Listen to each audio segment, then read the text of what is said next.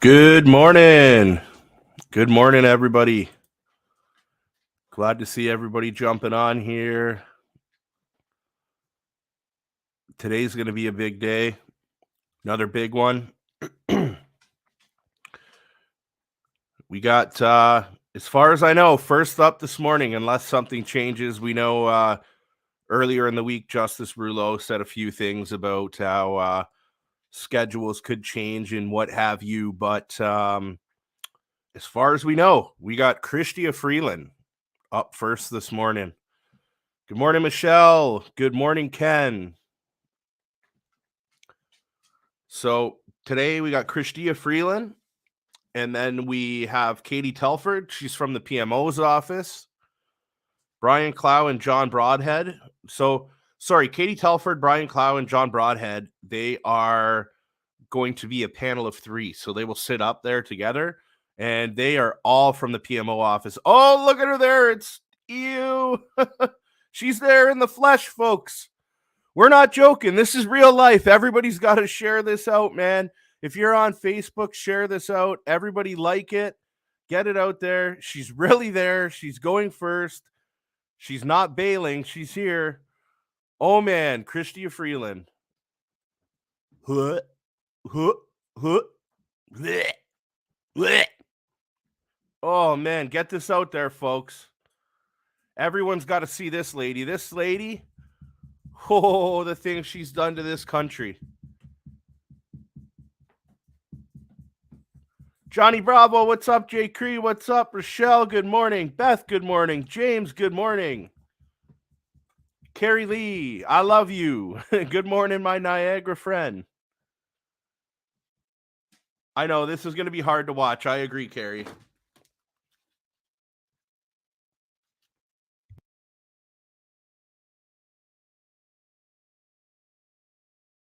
Let's just hope they can give it to her really good, because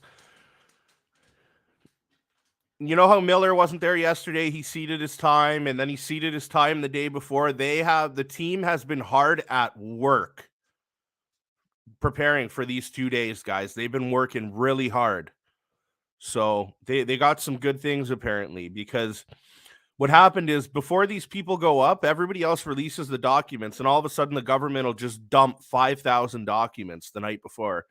And then these guys stay up till 3, 4 o'clock in the morning reading through them all. That's how crooked they are.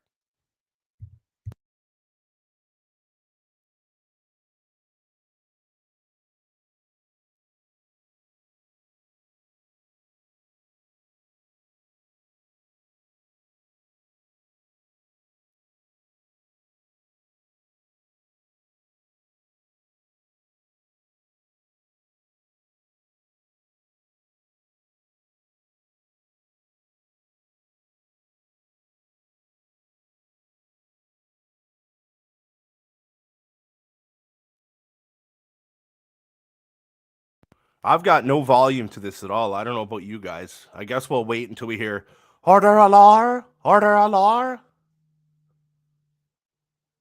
Might have to refresh it if not. Hi, Tamara.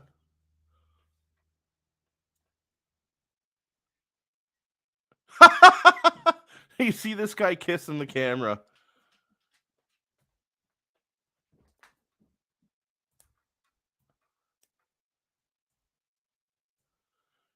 Turd Boy will be tomorrow. Unless, and I could see them doing this, unless they sneak him in today or something so nobody knew he was coming. But tomorrow is when he's set to go.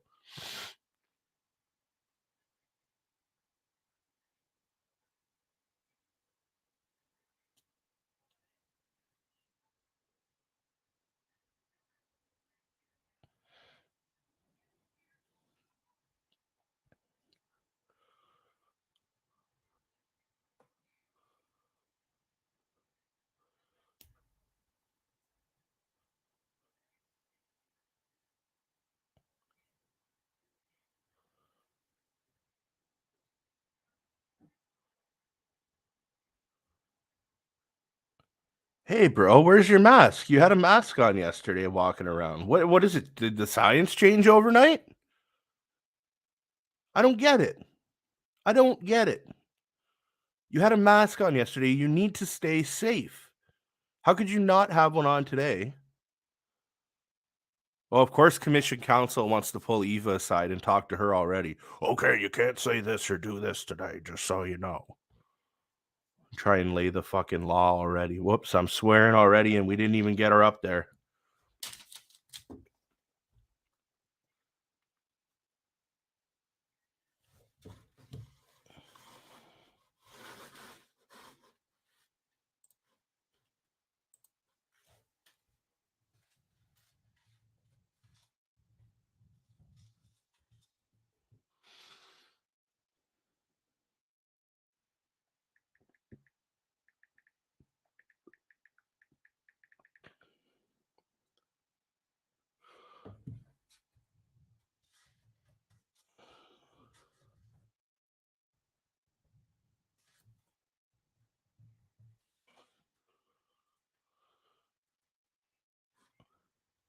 Oh, what an embarrassing title to call this lady. She's up there, folks. Once again, share this out there if you can, man. If there's a couple testimonies that we want all Canadians to see, this is it right here.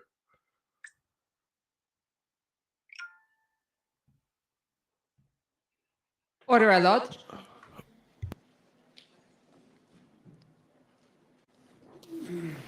The Public Order Emergency Commission is now in session. La commission sur l'état d'urgence est maintenant ouverte. I'm going to make a coffee, guys. I'll be right back. Je m'excuse pour le court délai. Sorry for the short delay, Merci de votre patience. and I thank you for your patience. Apologize for the short delay, but I think we're ready to go. Thank you, Mr. Commissioner Shantona Chaudhary, for the commission. Our witness this morning is Deputy Prime Minister and Minister of Finance, Chrystia Freeland. Good morning, Minister Freeland. Good morning, Ms. Chaudhary.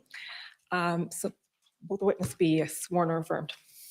Madam Deputy Prime Minister, will you swear on a religious document or do you wish to affirm? On a religious document, We have the Bible, the Quran, or the Torah available. I have my Bible. For the record, please state your full name and spell it out.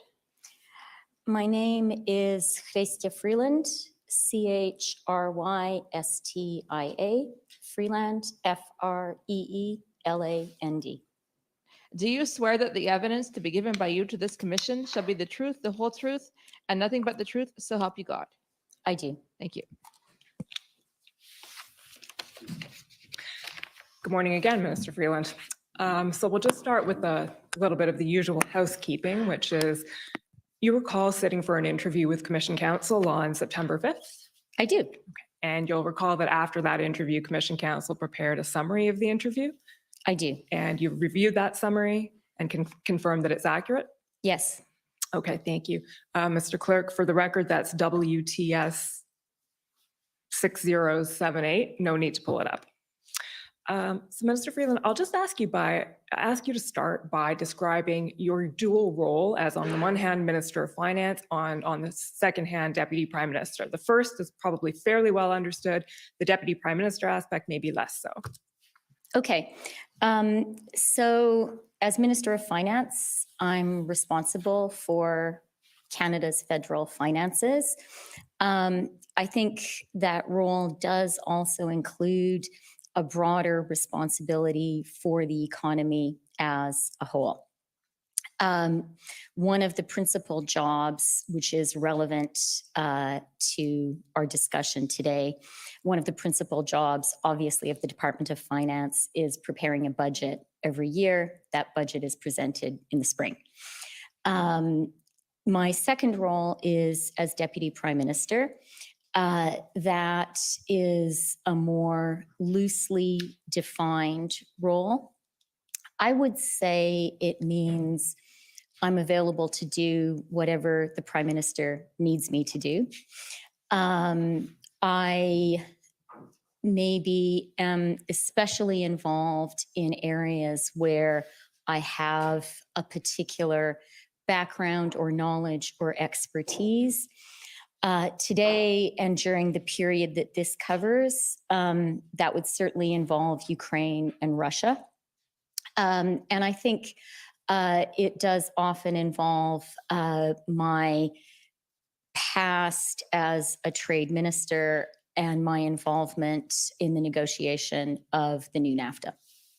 And then maybe the final thing worth mentioning is, largely, being the finance minister is a big and consuming role, particularly when a budget is being prepared.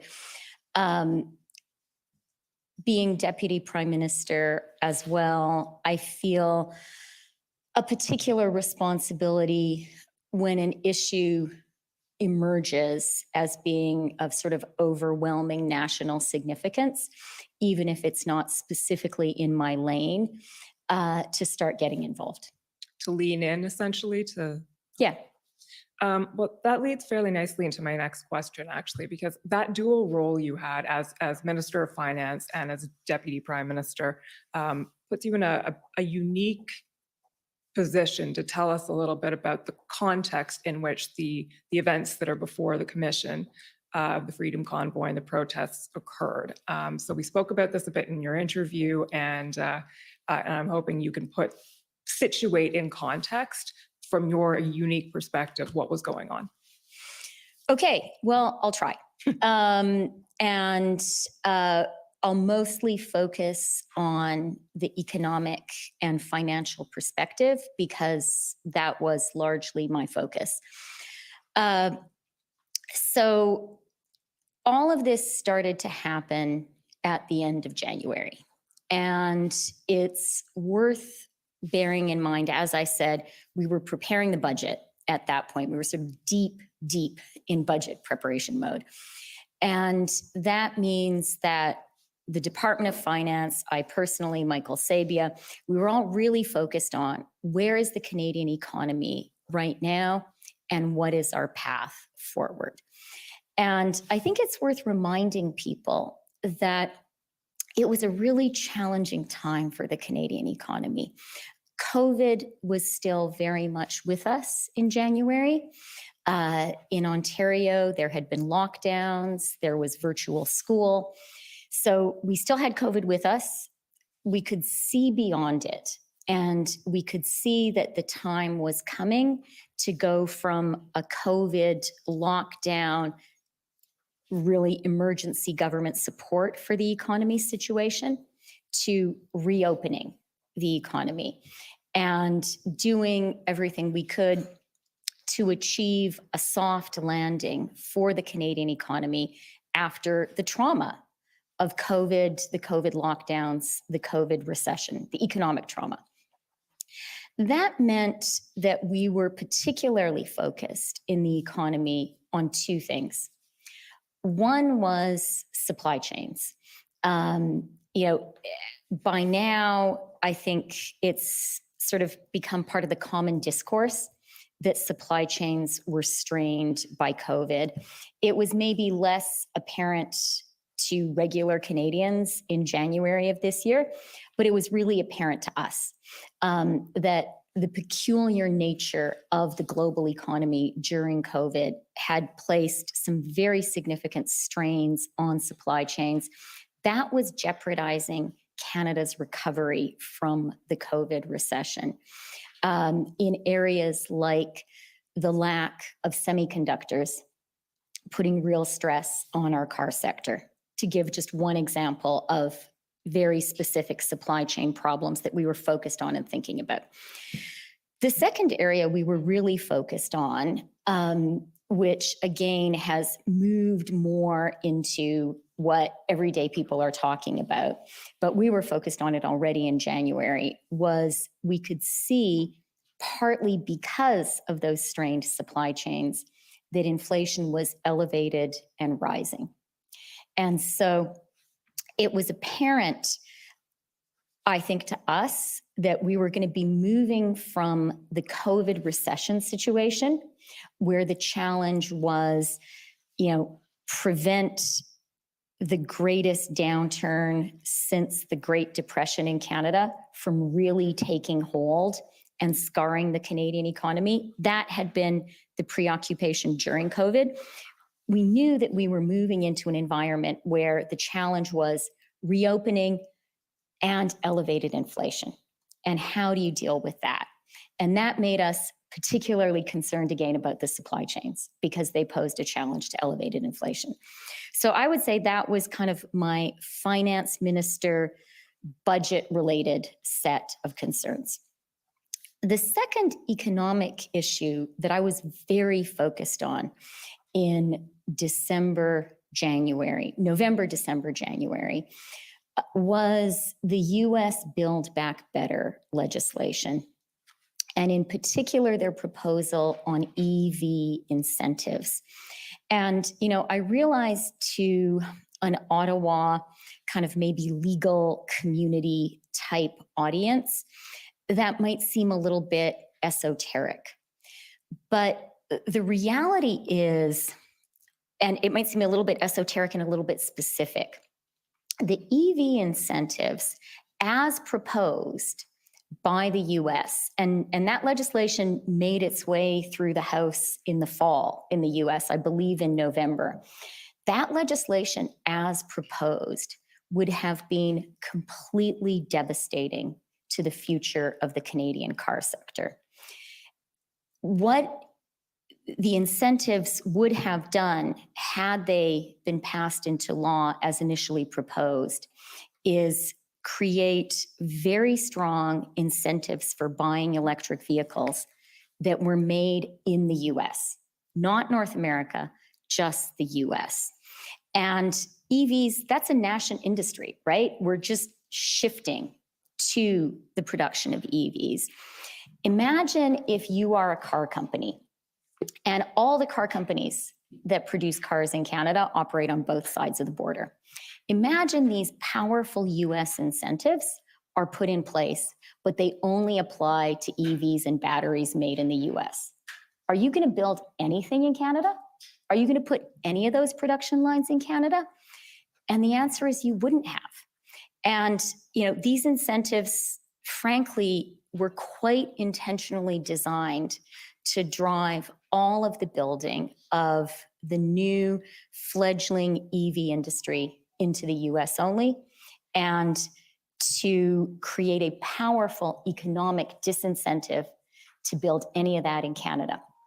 That would have been a disaster for us because EVs are the cars of the future.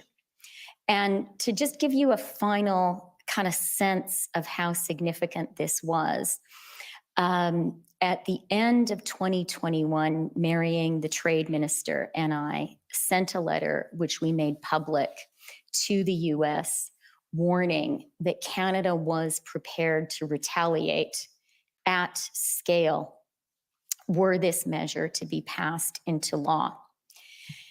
In December, in finance, we were looking at and putting the final touches on a retaliation list, because whenever there is trade retaliation, the first step is you publish the list of things you might retaliate against. We did that during the 232 challenge, shall we say, the 232 tariff challenge. The initial retaliation list that we were looking at was going to include up to $100 billion of US imports into Canada. So that's to give you a sense of the scale that we judged this challenge to be at. Now, we didn't want to do that. We really didn't want a trade war. That would have been terrible for Canada. And so we were also negotiating. And we were talking, all of us, the Prime Minister with President Biden, Mary Ng with the USTR. I was speaking about it with Janet Yellen at the Treasury. And really, the key person emerged as a guy called Brian Deese, who is in the White House. He is the president's economic advisor. And what we were trying to persuade Brian Deese of is the idea that, look, we understand that you want incentives for electric vehicles. We believe in that too. We also believe in the green transition. We understand that you want US workers to benefit from these incentives. But our car sector is very, very closely interconnected. A favorite line that you'll hear every single Canadian trade negotiator who ever has negotiated mention to the Americans on this is a single car part can cross the border 6 times on the way to becoming part of a car. So we say that all the time to the Americans. And so what I said to Brian is, our sectors are totally integrated. We're not asking for a free ride from the US. Why don't we match your incentives? And you guys have incentives. We'll have incentives too. And both of us have incentives for North American made EVs, thus creating a level playing field between Canada and the US. And frankly, a strong incentive for investment into Canada, because in that kind of an environment, Canadian made EVs would be uniquely able to be sold into the US market. So that was what we were talking about precisely at that time.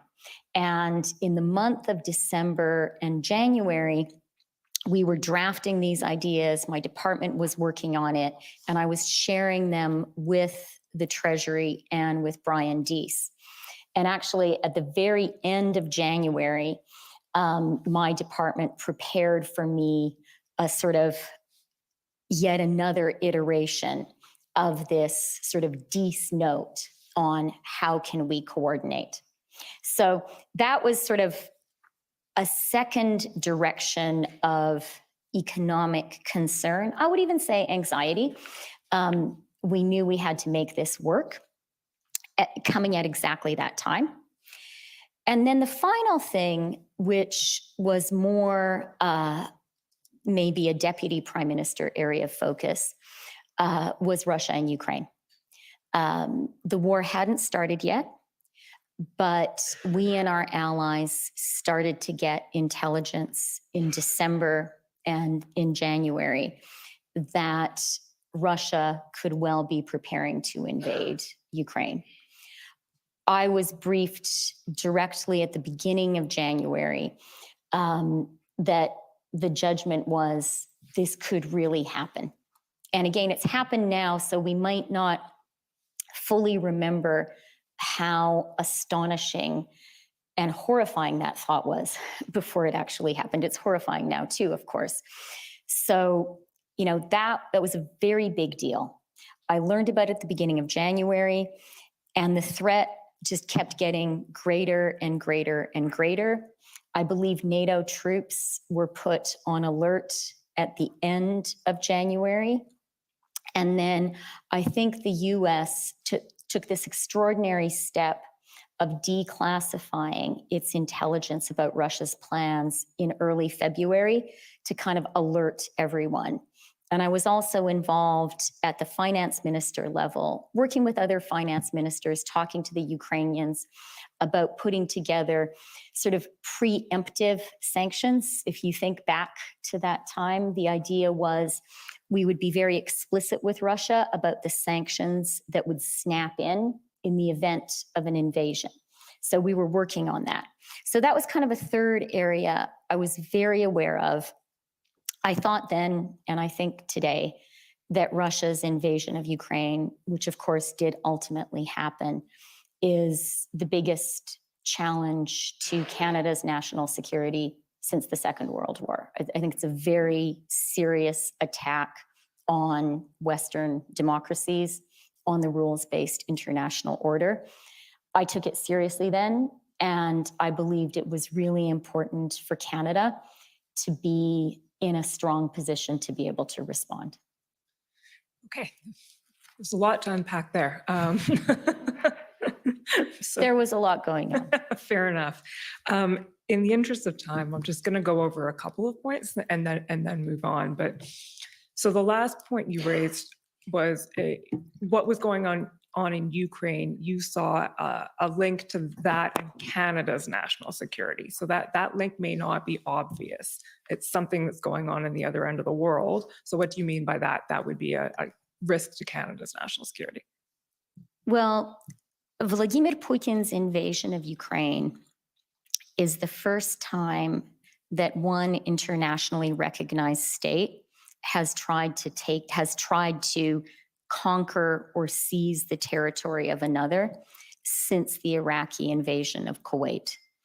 It's a very grave violation of what I think is one of the greatest accomplishments of the post-World War II international order, which was,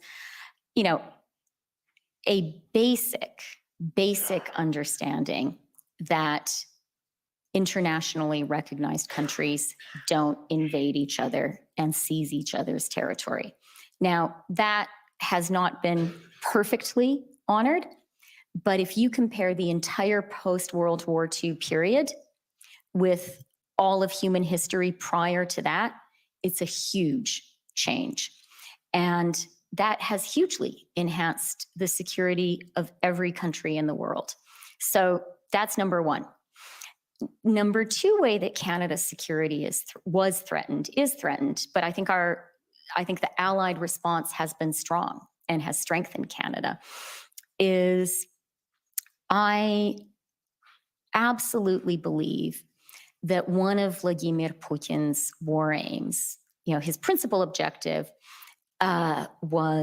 is to crush Ukraine, to take it over, to crush Ukrainians as a people, and to replace the democratically elected government, to make it a puppet satrapy. But he has another objective, which is to show that dictatorships work and democracies don't. There is a broader goal he has in mind, and that is, I believe, in his view, because he wants that demonstration effect. He wants to show Russians, you might not like that much how things work here, but we're better than those, weak, feeble, pathetic Western democracies. That's sort of the message he wants to communicate with what he perceives to be his own strength. And his success, were he to be successful, I absolutely believe would weaken Western democracies writ large, including our own. Okay. That's, I think, helpful context for if you'll agree with me, for what was in your mind essentially as the convoy arrived in late January. You've said that dovetailed basically with your negotiations on the electric vehicle incentives. That was helpful for what was going on in your mind. Commission's testimony. So we've been through a lot of the chronology of what happened in those early days, and I want to focus with you this morning on your specific involvement. And I think you've expressed to us in the interview, and you may agree or you may not, but you started to become very actively engaged in this file, in this matter, around February 6th, around the second SSE meeting. Does that ring a bell? That's the second weekend, right? Is that the Saturday or the Sunday? That would be the Sunday. Okay. Yes, that's true. And that's kind of consistent with how I was describing my role. So I would sort of say up until that point, I was pretty much heads down. We have the budget. Budget is sort of 90% of the focus. And then there's electric vehicles over here. Hope we can get a good outcome. Otherwise, it's going to be really bad. And, I've spoken with a lot of conviction a moment ago about the significance of the Russian invasion of Ukraine. But I want to remind us all, at the end of January, beginning of February, it hadn't happened yet. So that was just out there as a threat that I had in mind. So up until February 6th, 90% budget, EVs on one side, worried about Russia, Ukraine, hoping that we can put forward strong sanction ideas that will prevent it. But it was really budget. But then the second weekend of the occupation happened. And I started hearing, particularly from business leaders, that this was starting to be an area of concern. And so I did attend that committee meeting. And then as that week went on, I became more and more and more involved. Okay. And just to clarify, you wouldn't normally attend an SSE meeting. Is that right? No, But you not at have all. a standing invitation as Deputy Prime Minister? The finance minister has a stand, I think they call it an ad refio member. The finance minister can attend any cabinet committee meeting that she or he chooses to attend. So on February 6th, you sort of invited yourself. I think my colleagues also thought it would be good to have me there. Fair enough. Okay, so soon after that, on February 9th, your department produced an options memo. And Mr. Clerk, if we can just pull that up quickly, it's ssm.can 403764.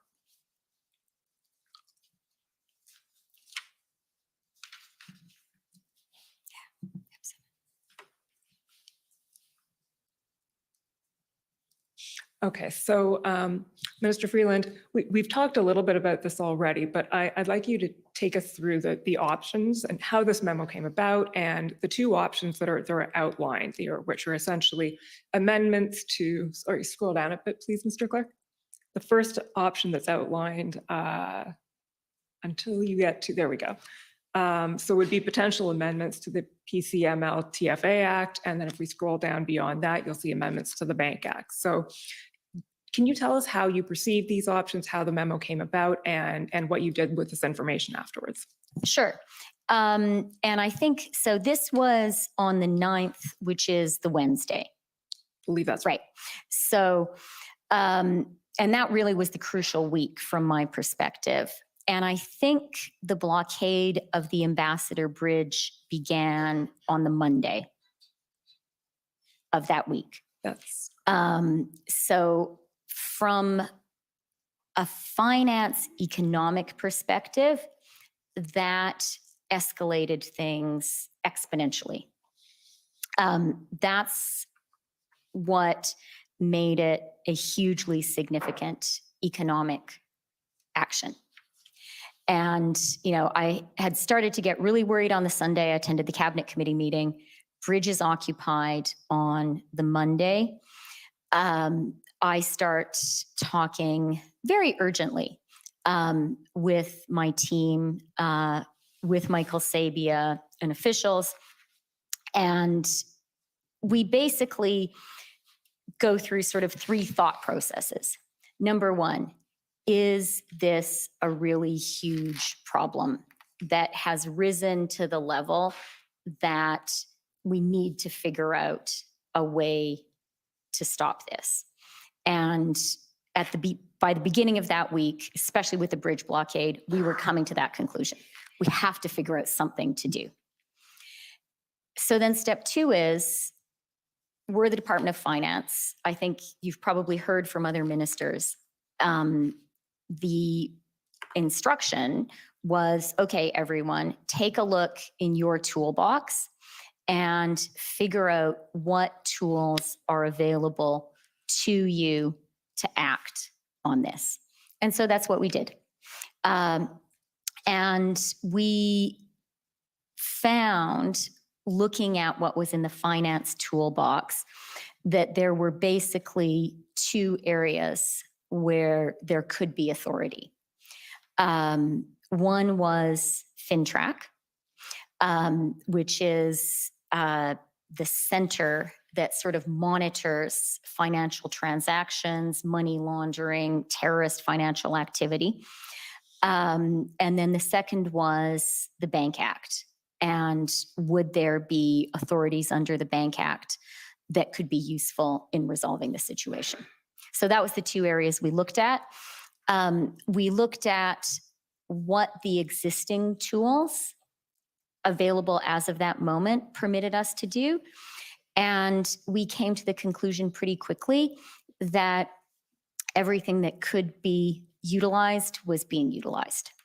So then we thought, well, is there a need to legislate?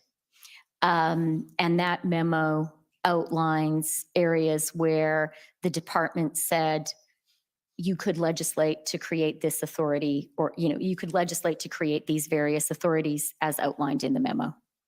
And did you consider those viable options then? We definitely looked at them. As you know, I would say, let me say a couple of things. So on the FinTrack front, what we concluded was, to put it in maybe kind of more regular terms, what we concluded, and this is something that finance officials had been thinking about for a while, is that basically the FinTrack monitoring authorities were appropriate for a 20th century economy, but not for a 21st century economy. That FinTrack, and I know you guys know this because you have been over this for hours and hours and hours, but maybe for people who are tuning in for the first time, FinTrack is not an enforcement agency. The job of FinTrack is to monitor what's going on, to both look into reports that it gets and to just kind of have situational awareness and let us know what's happening in terms of illicit financial flows in Canada. I think that's a summary I would offer you of FinTrack's job. What we were sort of reminded of in looking at this is FinTrack's sort of line of sight was very blinkered. They could look into what you might call the 20th century financial system, but they didn't have authority over the 21st century financial system. And by that specifically, I mean over crowdfunding and over payment platforms. So that was a lacuna. It was well known that it was a lacuna, but there hadn't been an urgency to act. And the memo identifies this is an authority that we think FinTrack should have, and you could legislate to create that authority. Subsequently, as we all became FinTrack experts very quickly, or thought we were becoming FinTrack experts very quickly, we understood that regulatory authority would be sufficient to grant FinTrack these additional powers. And as you know, that's what we ultimately did. So FinTrack, one area. And then second area, which is outlined in this note, is could the Bank Act be used to allow the banks to effectively freeze accounts? That's basically what the memo discusses, and it discusses what would be the different authorities which would allow that. And so those were the options that were developed there. Maybe the final point worth mentioning with regard to that memo is in terms of a legislative path, what we understood was it takes a long time. And look, it's a good thing that it takes a long time for legislation to be passed in Canada. Even when we're working really together and urgently and quickly. And an example, just this fall of Parliament coming together, understanding an urgent necessity and passing legislation was the bill that granted us the authority to double the GST credit, which we proposed as soon as we returned from the summer recess. It gained all party support and it speeded through.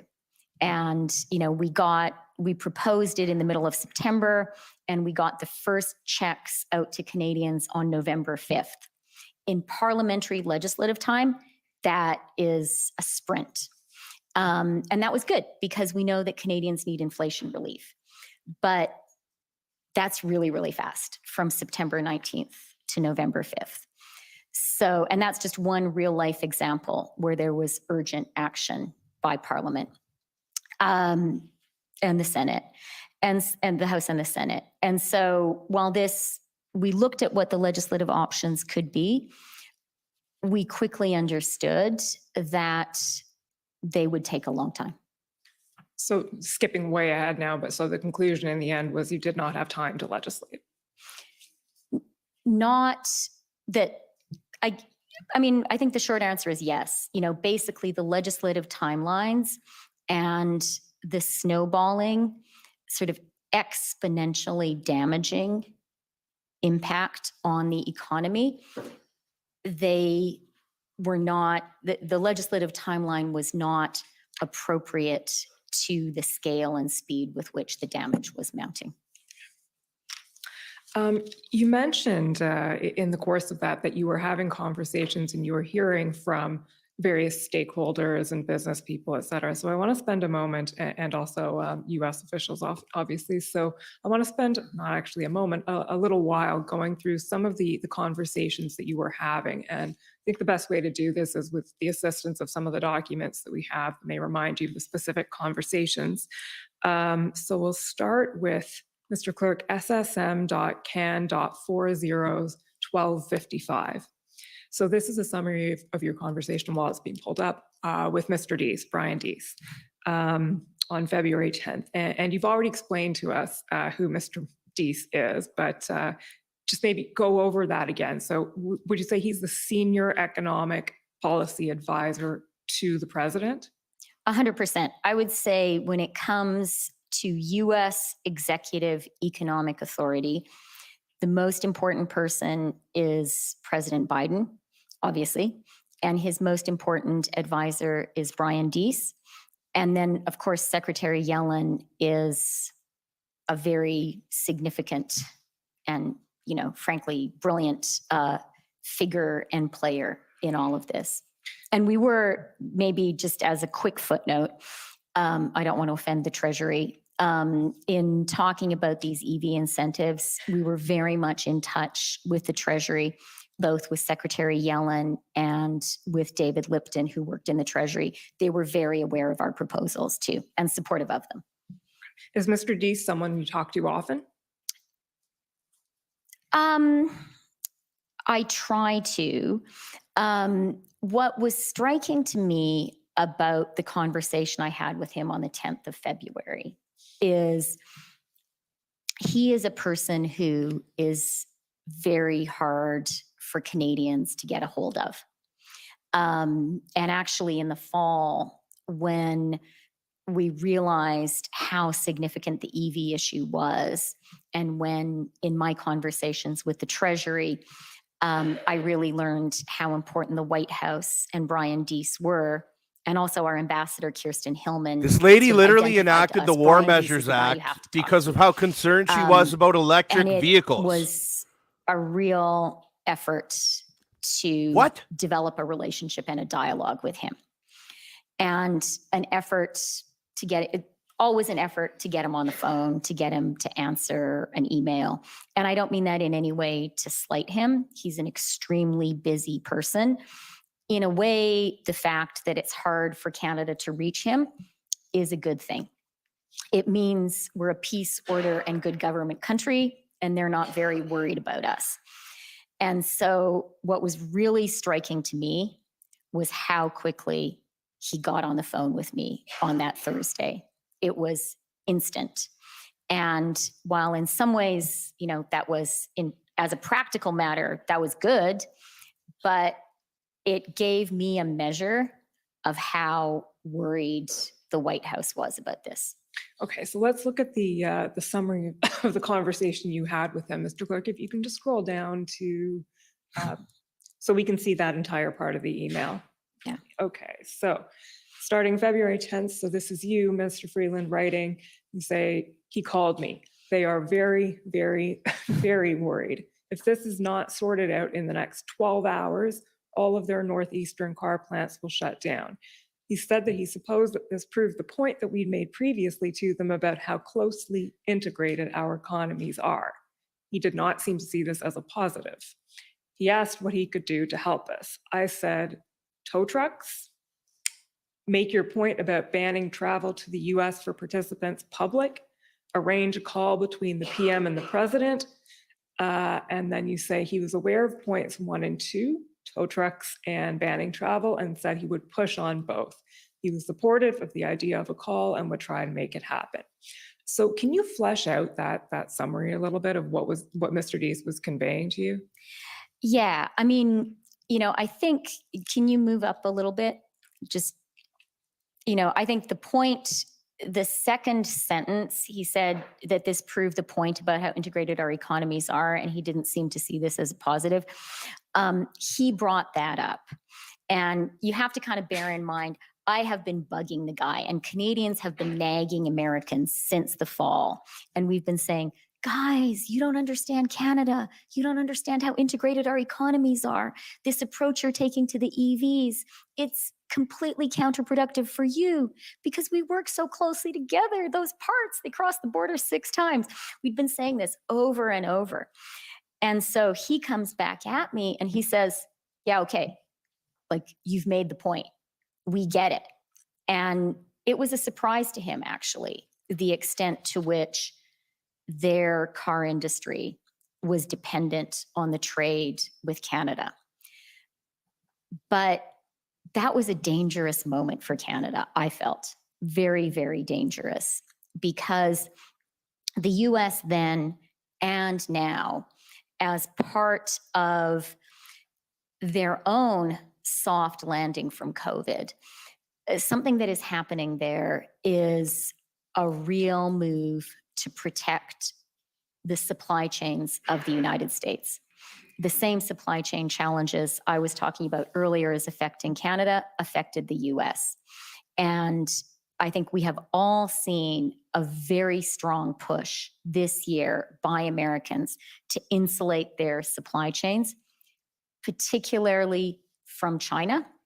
I'm very worried about the semiconductors, but more broadly, COVID brought alive to them the vulnerability of their supply chains. And this was so worrying to me because I could see, really for the first time ever, the Americans having this amber light flashing in Canada. And this amber light that said to them, you know what? The Canadian supply chain could be a vulnerability too. And that's a problem for us because there are plenty of Americans, both Democrats and Republicans, who would love any excuse to impose more protectionist measures on us. So that line to me, it jumped out at me. It made me really, really worried. And I really understood at that point that the danger wasn't just the danger of it wasn't just the immediate damage. It wasn't just the immediate harm. It wasn't, this plant loses 4 days of operation. The danger was, were we in the process as a country of doing long-term and possibly irreparable harm to our trading relationship with the United States? And it's also important to understand that our trading relationship with the United States, it's not just about Canada-US trade. It's about Canada's attractiveness as a destination for all foreign investments. Japanese car companies invest in Canada because of our trading relationship with the United States. So that one conversation was a seminal one for me. And it was a moment when I realized, as a country, somehow we had to find a way to bring this to an end. And Mr. Clerk, if you just scroll up a bit so we can see the next email there. You say one final thing. He'd like to talk to me again tomorrow and every day until this is sorted out. Did that end up happening? It didn't, because we sorted it out. So, that was a conversation on the Thursday night. You'll see from that conversation that I asked Brian to help organize a call between the Prime Minister and the President. And again, that's a very hard thing to set up. The President of the United States, the most important elected leader in the world, very, very busy guy. He also, by the way, was involved in this potential Russian invasion of Ukraine, very involved. And yet I asked for the call that Thursday. I can't remember exactly when my call with Brian happened, Thursday, sort of early evening, I think, late afternoon, early evening. The President and the Prime Minister spoke on the Friday. And then, as you know, we made an announcement on the Monday. Okay, just going to take you back for 1 second. Mr. Clerk, can you pull that one down and go He's to literally just talking SSM.can40s the entire time 4175. about Mr. economics. Freeland, this is a text exchange you had on the 11th with Brian Clow of PMO. Yeah, okay, and That's the following day then. That's the Friday. Yeah, That's the Friday. And scroll down a little bit, please, Mr. Clerk, until we see Windsor was supposed to be there. So you say Windsor was supposed to happen today. This can't go on. We need to show some federal leadership too. So does that go back to what you were just saying? At that point, you had decided something had to be done and quickly. yes. And also, you know, that point Windsor was supposed to be today. I think it's worth dwelling on for a moment because it speaks, you know, to our experience in the eye of the storm, which is that we continued to hear that action was going to be taken and things were going to come to an end. And it seemed that that wasn't happening. And at the same time, what seemed to be happening is we had this metastasizing of the illegal blockades and occupations. So there was sort of, you know, copycat action across the country, sort of a whack-a-mole. And that was also worrying. Okay, we'll go back to the stakeholders now, Mr. Clerk. Thank you. You can take that one down and pull up SSM.can40s 4138. So this is a text exchange with Mr. Flavio Volpe. Can you Yes. explain who Mr. Volpe is? Yeah, Flavio is the head of the car parts group. He is a real leader in the car sector. I got to know him well during the NAFTA negotiations, where we had sort of a real Team Canada approach, and autos were a very important issue. And so Flavio and his constituent companies and the trade negotiators and I worked really closely together on the specifics of the deal. And Flavio also, you know, significantly, I think, for this exchange, Flavio was very aware of the EV issue. And if I have seemed to you guys today to be kind of weirdly obsessed with EVs and US EV incentives, I would urge you to spend 5 minutes talking to Flavio, and you will understand how really kind of life or death for the car sector it is. So he was very, very steeped in all of these issues. Okay, so if we just look at the text exchange, he says to you on the 9th, this is the Ambassador Bridge debacle is embarrassing.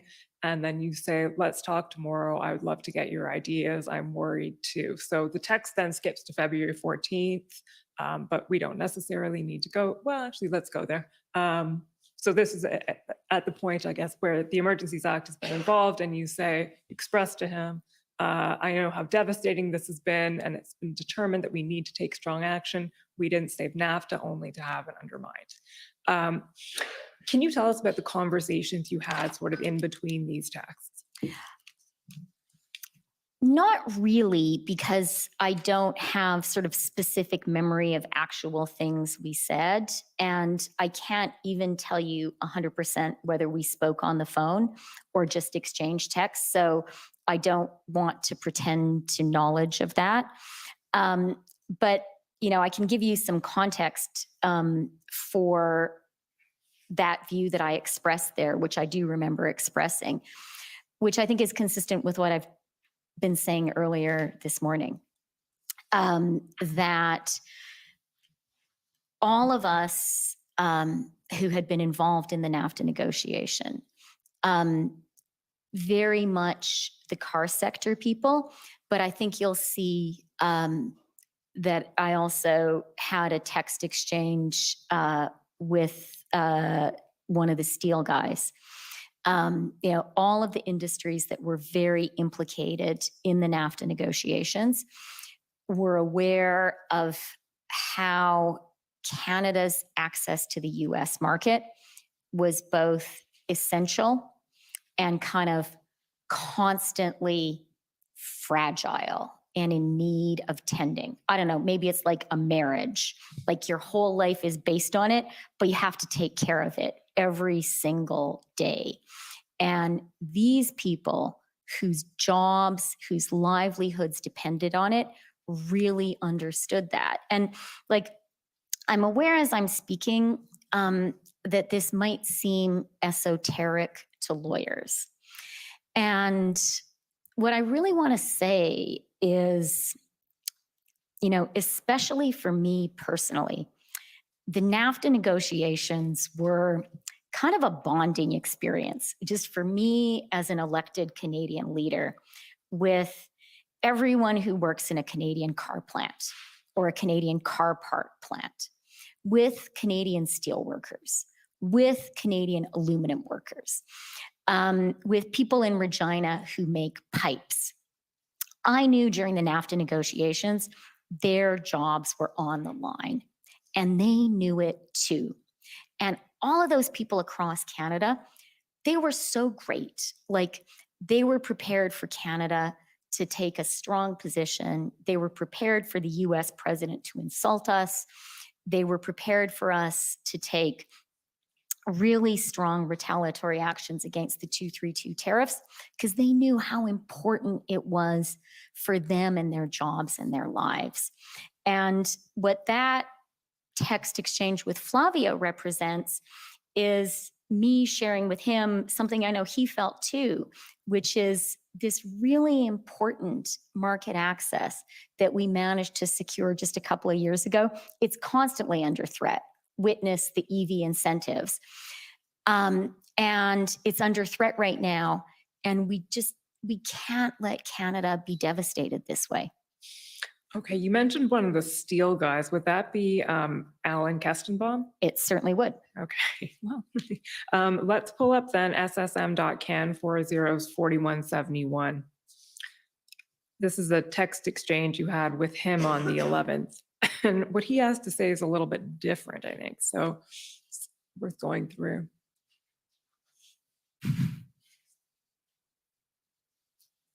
So he sends you this and he says, "Hi, Chrystia, I hope you're well. I know you have your hands full. I'm not saying anything you probably don't know, but this is really impacting us badly now, like many others. And I fear that even worse, the long-term consequences of shutting down auto plants because of lack of Canadian parts will only convince the auto companies onshore even more and relocate supplies." Okay, this is a bit annoying because it's in 3 separate documents. So, Mr. Clerk, can you take that one down and put up ssm.can 404349?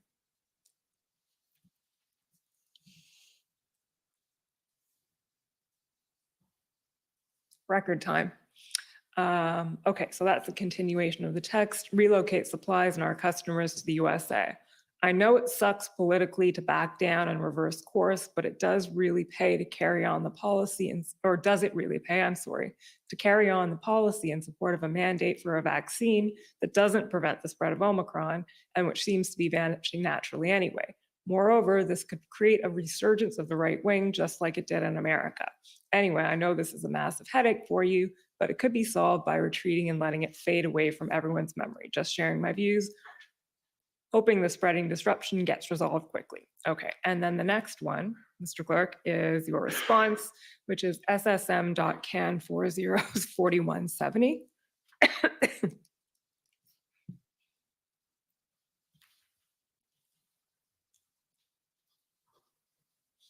And that response is, "Dear Alan, thank you for reaching out. I share your concerns. We are determined to bring this to an end quickly, and we will." So what Mr. Kestenbaum is expressing there is the same concern and a suggestion that the solution to it is to alter the public health measures. So what was your reaction to that? For me, the salient point was the first part of his message. And, I think what he says there, and he runs Stelco in Hamilton. He is American though, and US based. What he was saying at the beginning about onshoring and relocating to the US, that's what I was talking about earlier today. And I kind of highlight that for all of us here, just to kind of make clear to everyone that for people whose bread and butter, whose livelihoods were in the US trade exposed industries, their immediate conclusion, you didn't have to think about it, the immediate conclusion from the blockage of trade was the Americans are going to respond by cutting us out. And then in terms of Alan's proposal, I didn't debate it with him. I don't think that I think that the relevant information for me from him wasn't for him to tell me what the right solution was. The relevant information for me from him was for him pointing out to me that this was a really big problem and it had to get resolved. Okay. We're now going to skip to one of the very, very crucial days in all of this chronology, which is the 13th of February. She just smashed back some Androcombe. I understand that on that day you had a call with a number of Canadian bank CEOs. And I think, correct me if I'm wrong, but the chronology of that day in your world goes call with the bank, afternoon around 1 p.m., IRG meeting mid-afternoon, and then cabinet meeting at 8:30 at night. Does that sound right?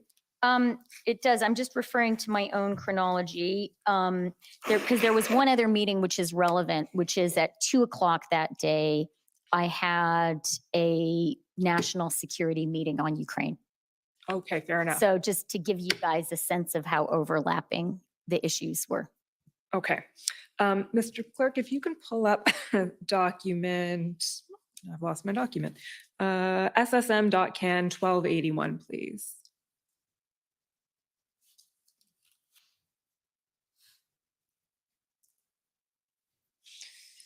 Okay, so we're on the 13th now, and this is an email from Meredith Tyler? Tyler Meredith. Tyler Meredith, I'm sorry. Can you tell us who Tyler Meredith is? He doesn't work in my office anymore, but I think his title was strategic policy advisor, a senior policy person. Okay. And he writes, and the timestamp of this email, it's that wonky Greenwich Mean Time thing. So that means around 11:30 in the morning, I believe. He writes, "Hi, Chrystia, everyone is confirmed for 1 p.m. A list of CEOs is at the bottom of this email. A couple of points of background for the call. The institutions are all aware we convened a call with the Canadian Bankers Association earlier this week just to check in on whether they had any advice for us in light of recent events. The message from industry, mostly speaking for, that probably means from their legal counsel at the time, was we've got this under control and generally feel comfortable with the current regime." Then he says, privately, certain banks have proactively said that it might be worthwhile looking at bringing in platforms under AML, that's anti-money laundering, proceeds of crime, limiting access to payment processors. And then the last bullet is we haven't given them any indication about what's under consideration. So in all of that, it's actually the first bullet that I want to focus on most, which was this message that what had been heard from industry prior to this was, we got this, it's under control, we're comfortable with what's happening. Is that something that you were aware of, that you heard before? So I mean, this was an extremely busy time that week. Tons and tons of stuff was happening. I had a lot of information flowing through my phone and my inbox. And I can't confirm one way or the other whether I read this specific note from Tyler. So I can't comment on this specific email. What I can say is that weekend, and you've seen sort of the disclosure of all of the things that, all of the messages that I sent and things I wrote down. What I can also say is that weekend, and I can't tell you the specific times, I had 2 one-on-one phone calls with bank CEOs, with the CEO of BMO and the CEO of TD, I believe at their request. That was unusual. I do, sort of as a matter of course, meet with the bank CEOs as a group every 6 months. And obviously they can and should have access to me, like they should be able to meet with me. But it usually takes a while for people's calendars to work, and for the meeting to be arranged. And it's highly unusual for them to want to talk to me on a weekend. So that was significant to me that they wanted to talk to me on the phone. I spoke to both of them. I am sure, pretty sure, well, 90% sure I spoke to both of them before this call at 1 p.m. on Sunday with all of the bank CEOs. And each of them expressed a high degree of concern about the damage being done to Canada and the Canadian economy, which was then reflected in the group call. Okay, so let's have a look at that group call now. Mr. Clerk, it's ssm.can 408766.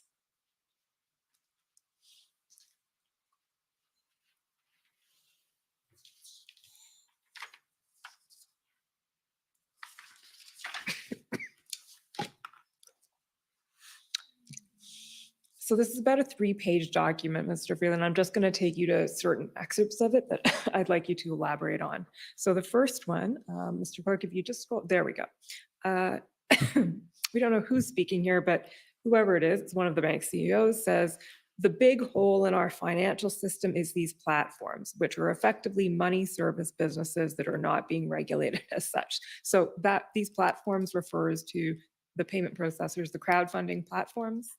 I believe so. I mean, I shouldn't put words in the mouth of another person, but I think one of the messages that I recall came through in this call, and that, you know, my memory was refreshed when I looked at these notes. One of the messages from the bank CEOs was kind of what finance had concluded independently earlier in the week, which is there's this whole space where financial transactions happen that no one has any line of sight to. And that is the crowdfunding platforms, or the crowdfunding platforms, the payment systems. And then I think someone also mentions crypto later on in this call. Yeah, I think they do. That's right. So we'll just scroll down a little bit there. I'm not sure we're going to get to crypto just yet, but we are going to get to your response here where you say, I'm very prepared to come out and speak about this. This is an attack on democracy. We need to educate Canadians about this. What do you mean by this is an attack on democracy here? So I was responding specifically to one of the CEOs whose bank had acted to freeze an account based on, this was prior to the invocation of the Emergencies Act. It was based, as that note shows, on what the bank's anti-money laundering systems detected. And based on that, the bank rightly acted. What was a concern for me, and this did shape how we acted, was the banks being blamed for taking this action. The banks being seen as choosing to do it, as having the agency. And it was particularly a concern. And you note the mention of Fox News. The thing you have to remember about Canadian banks is many of them are significant banks in the United States as well. They are big players there, and some of them trade under their Canadian names. And so they were in jeopardy not only in Canada, but also in the United States, if they were being seen to be taking a politicized position. I didn't think that was their responsibility. I thought it was the responsibility of the government to make judgments about this. Okay.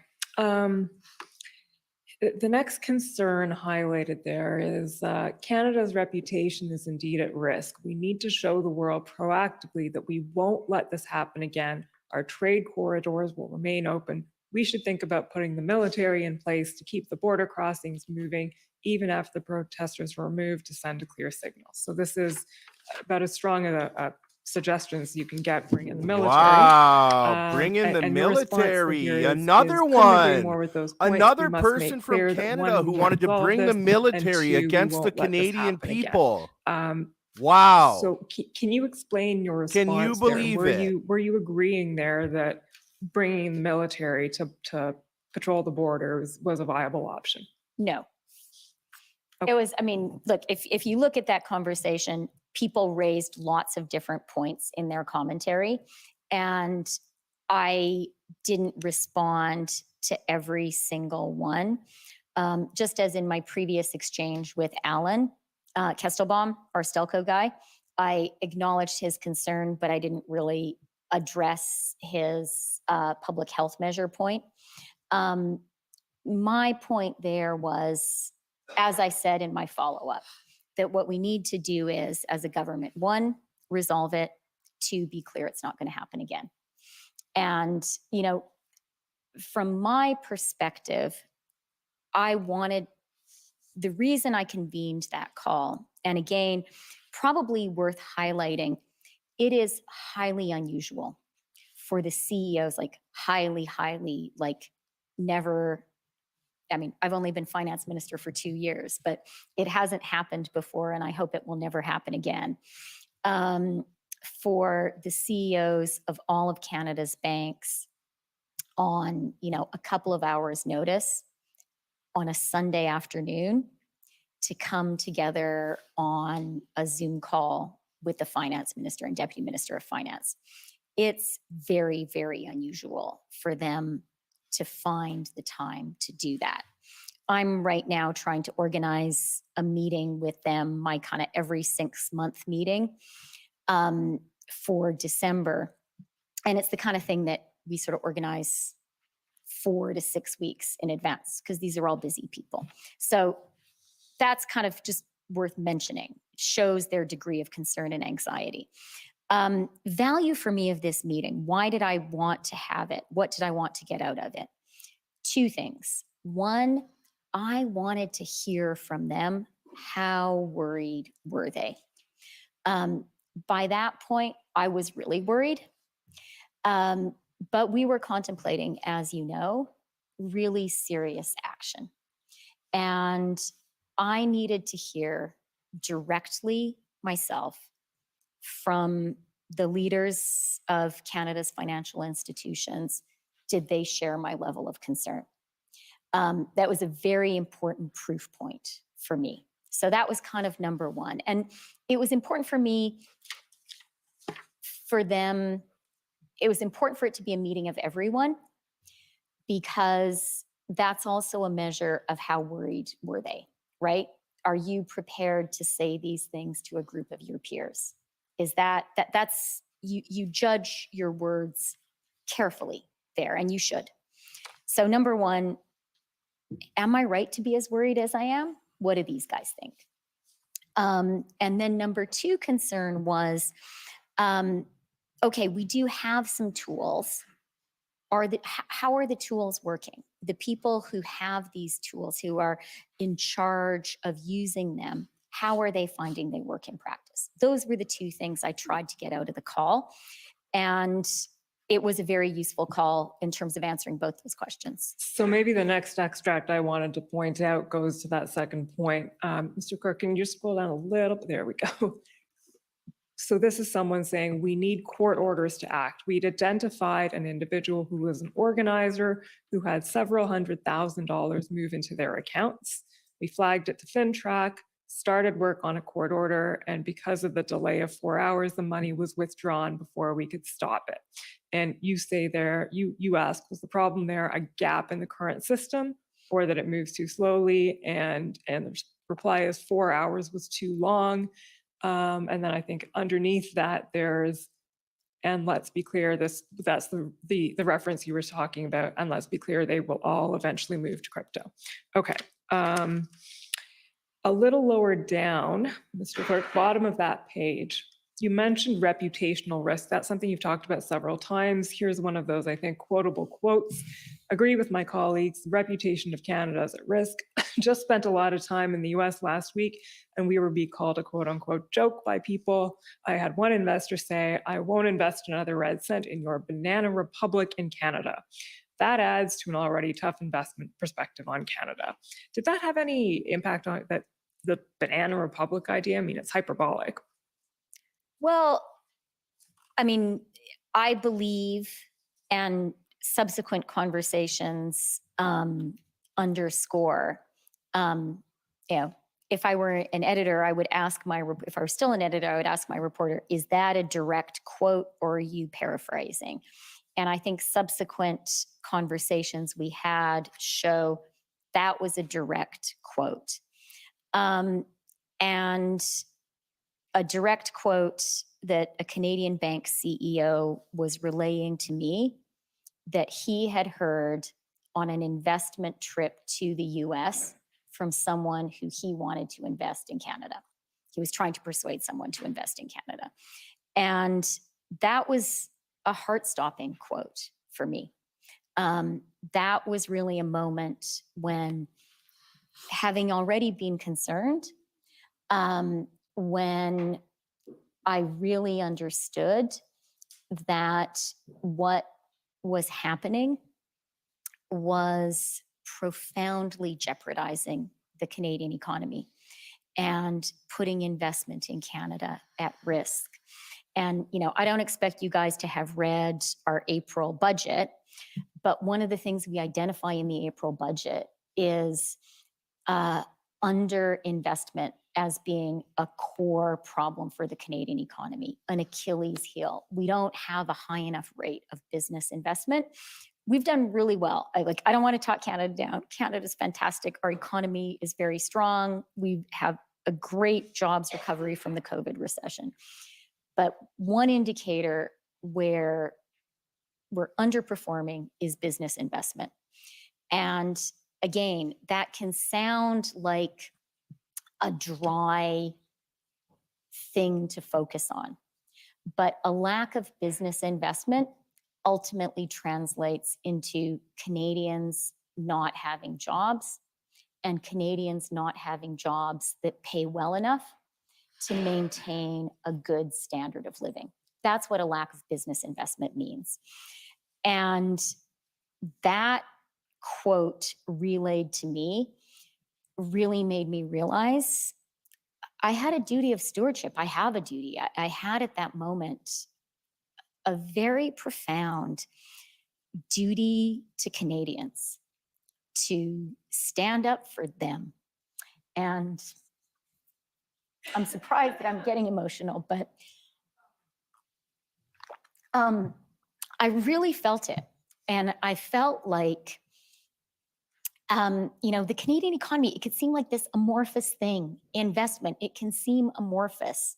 EV incentives, amorphous. But when I heard that, I realized I'm the finance minister.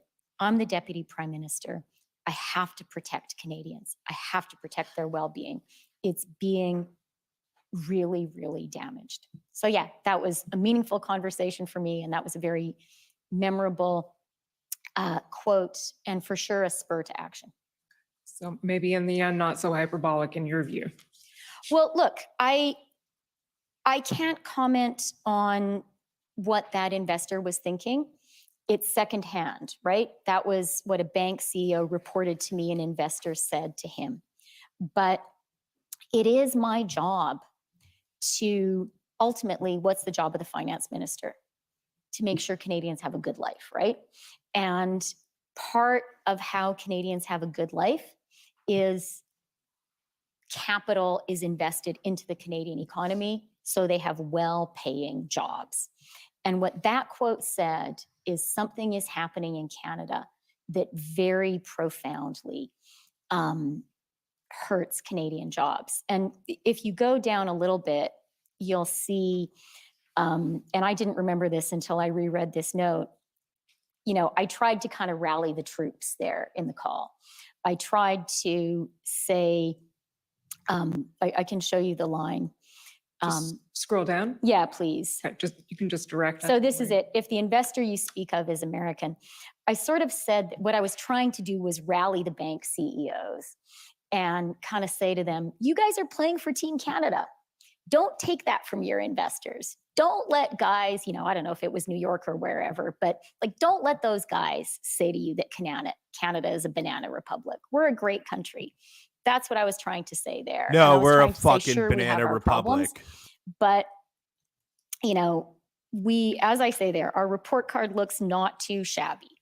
I wanted the CEOs to have a confidence in Canada and the Canadian economy so that they could relay that to investors. So, you know, I put up a good, I think anyway, my objective was to imbue them with confidence because the confidence they project is important for Canada.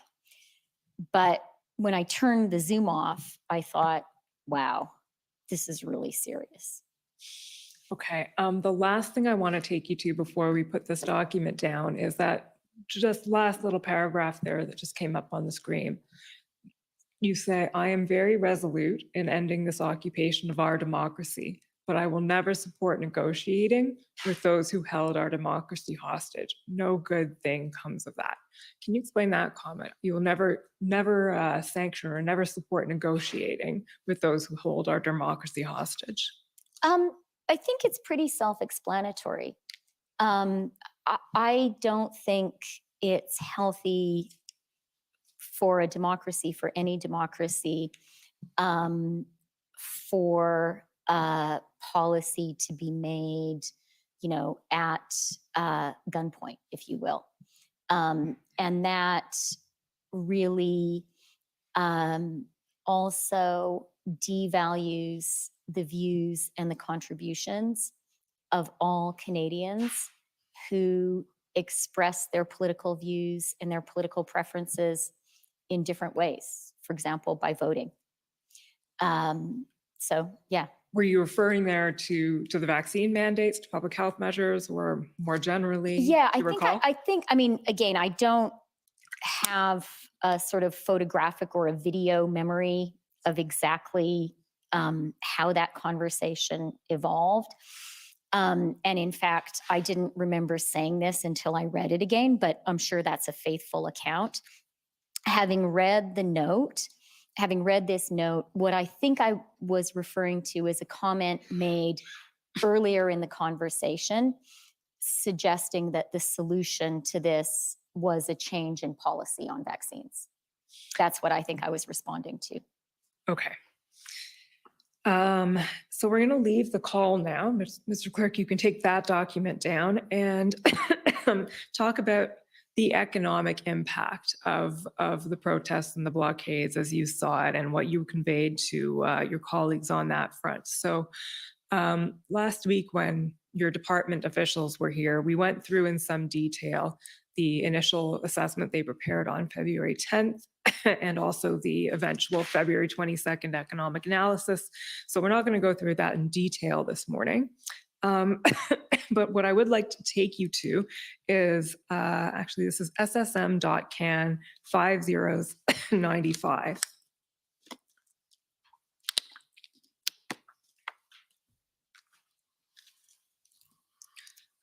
These are the minutes of the February 13th IRG. So we're still on the same day here, February 13th. And that was, I believe it was around, what's the time of the IRG again? The early evening around 4 o'clock? Okay. It says right there, 4 o'clock. Yeah. Thank you. I was looking at my paper, not at the screen. 4 o'clock. So in between, you had the bank call, then you had the Ukraine call that we learned about, and then 4 o'clock is the IRG. And if you scroll down to page 6, please, Mr. Clerk. Rotate there. So you're reporting to the IRG on the economic impact, and you say the minister highlighted ongoing economic losses of 0.1% to 0.2% of the GDP for every week the blockades continue. Now, we know at this point, that didn't come from an internal Department of Finance analysis. I believe you were referring to something that had been reported in a Bloomberg article. Is that right? A Bloomberg economic analysis. A Bloomberg Yes. economic analysis. And it was also fresh in my mind because in that bank CEO conversation, that number was also referred to by one of the CEOs. So I was aware of that Bloomberg economic analysis, and I was also aware that on the street, that was the number that Canadian business leaders and international investors were seeing and citing. So on the street, you mean on Bay Street? On Bay Street and probably on Wall Street too. Okay. Did you explain to your colleagues at the IRG the source of this number? I cannot recall whether I did or not, but so I can't remember. But, it was a very busy time. A lot of people were speaking. My objective was, in a succinct way, to convey to my colleagues who aren't responsible for the economy that this was a really serious economic impact. So I think that it was possible, say you're a cabinet minister, you don't have principally economic responsibilities.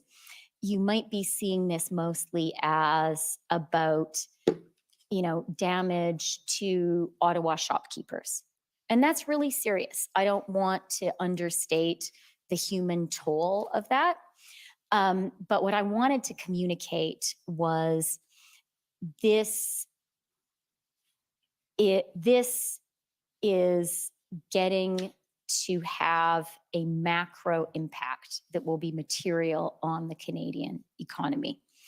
And the only other thing that I would say is, with hindsight, if anything, I feel that number, I feel that statement, if that's all I said there, I feel that statement understated the possible impact, because the real challenge was it was exponential.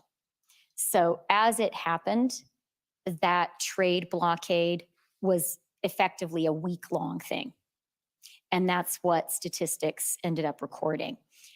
But had it gone on, then you would have seen not an arithmetic adding up the damage of week plus week plus week.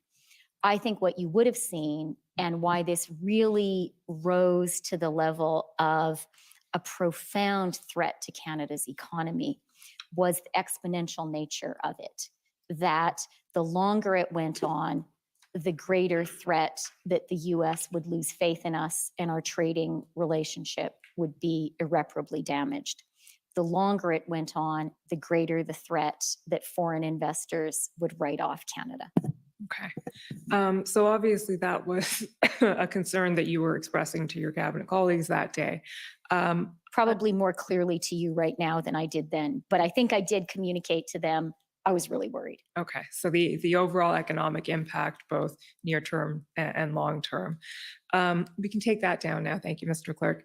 The next topic I want to address with you is another concern that was being expressed around this time, which is the issue of foreign funding and foreign influence and money flowing largely, I think, up from the U.S. To This should fund be the convoy. interesting So because there wasn't foreign funding. Mr. Clerk, This can has you all pull been up, put please, out now. SSM.can 1846. I think there was maybe like 2% or 1% of the funding was from different supporting countries who were being oppressed as well. So this isn't after the fact. That's so like not nothing. quite after the fact, but certainly after the invocation of the Emergencies Act discussion that you're having with your departmental officials. And if we scroll down a little bit, please, Mr. Clerk. Keep going. I'll let you know when to stop. Keep going up. There we go. So This is a question that you've posed to your officials. And the question is, and do we have any info on foreign donations? And the response that comes back is, we do not have any information on foreign donations that entered our Canadian financial systems. It is possible that FinTrack, CSIS, or the RCMP possess information on foreign donations, but that information is not shared with the Department of Finance. So is it fair to say that at the points at which foreign influence, foreign donations were being talked about, the government wasn't actually in possession of information to corroborate that? No, I wouldn't say that. What I would say is a couple of things. One of the things that this occupation and the blockades really brought to our attention was how little official insight we had to crowdfunding and payment platforms, how little we knew for sure about what was going on there. And we've talked about that, and we have since acted on a permanent basis to correct that.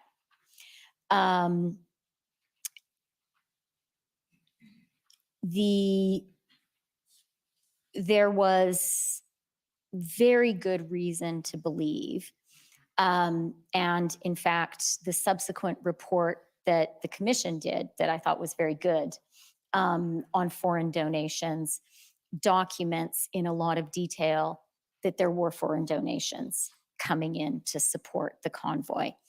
And so, that was happening. Our own systems were weak at officially picking that up and slow. And quite rightly, actually, there are a lot of checks and balances within the Canadian system about what finance specifically learns, right? Because law enforcement and finance operate in different silos, and certainly elected ministers and law enforcement have a lot of silos between them, and I think that's a good thing. So yeah, so that would be my understanding of the situation. So to summarize that, would it be fair to say you were operating with incomplete information at that? I would 100% say that. And the other thing I would say is, we were operating in the fog of war. And things were moving very quickly in real life on the ground. We had to operate based on the best possible information we could get at every single moment. And sometimes that meant using open source information. It didn't always mean relying on official government information and analysis that came through the finance channels. And I feel, not only comfortable doing that, but that's the right thing to do.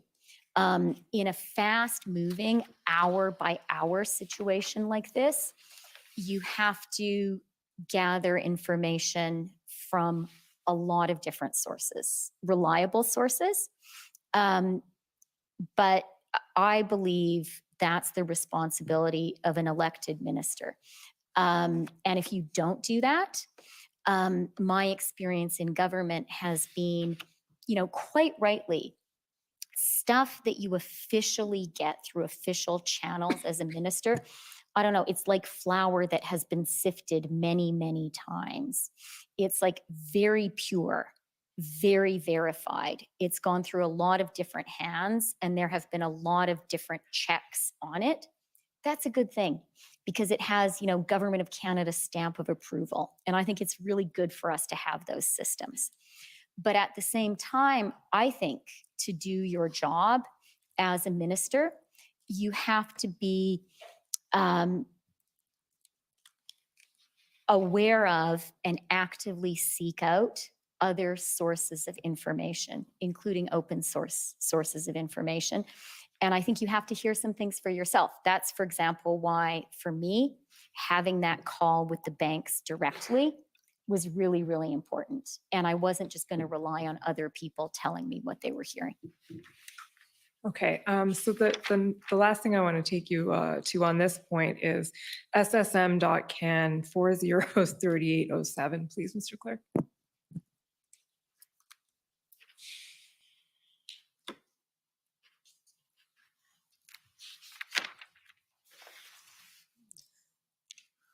So this is a draft, Minister Freeland, of the Section 58 explanation that was reported to Parliament. I'm sure you're familiar with that, as we all are in this room right now.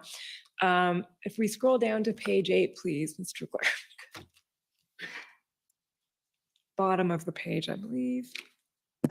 Okay, yeah, sorry, here we go. So under item number 6 there, Roman numeral.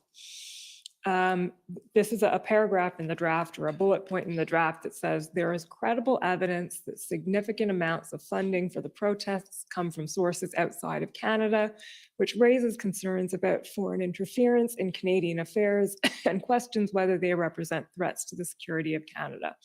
And the comment made on that underneath it is, anecdotal reports of donations from outside Canada to support the protesters were given credence when, on February 13th, hackers of the crowdfunding website GiveSendGo released hacked data, and it goes on to explain what happened there. But that bullet point paragraph there is credible evidence that significant amounts of funding come from sources outside Canada, was removed from the eventual Section 58 explanation. Were you aware of that? And I wasn't part of that whole process. okay. And do you have any comment on that at this point? I mean, that I wasn't part of that process and of the drafting of all of that. And finance was not, we weren't the people responsible for looking at that aspect of what was going on. And, you know, as my previous comments have kind of underscored, I think, my primary concern and anxiety around this was about the economic impact. And we've talked about that at some length, but that I felt my job was in the cabinet and as a teammate with my colleagues. You know, what were they relying on me as the Minister of Finance to do? They were relying on me to figure out and communicate to them how big is the economic problem. And then they were relying on me to figure out and communicate to them, look, finance guys, are you doing your job here? Are you awake? Are you using all the possible tools you have to stop the problem? That was my job number 2. And then job number 3 is, okay, if you think it's a really big problem, which we did, if you think you're using all the tools which currently exist, which we did, number 3, do you have any ideas? Is there anything in the finance toolbox that could be devised that would help? That was how I understood finance's job. Okay, so this would be more law enforcement / intelligence area. Okay. We can take that one down, then, Mr. Clerk, and move on to which sort of goes back to what you were just addressing, Minister Freeland.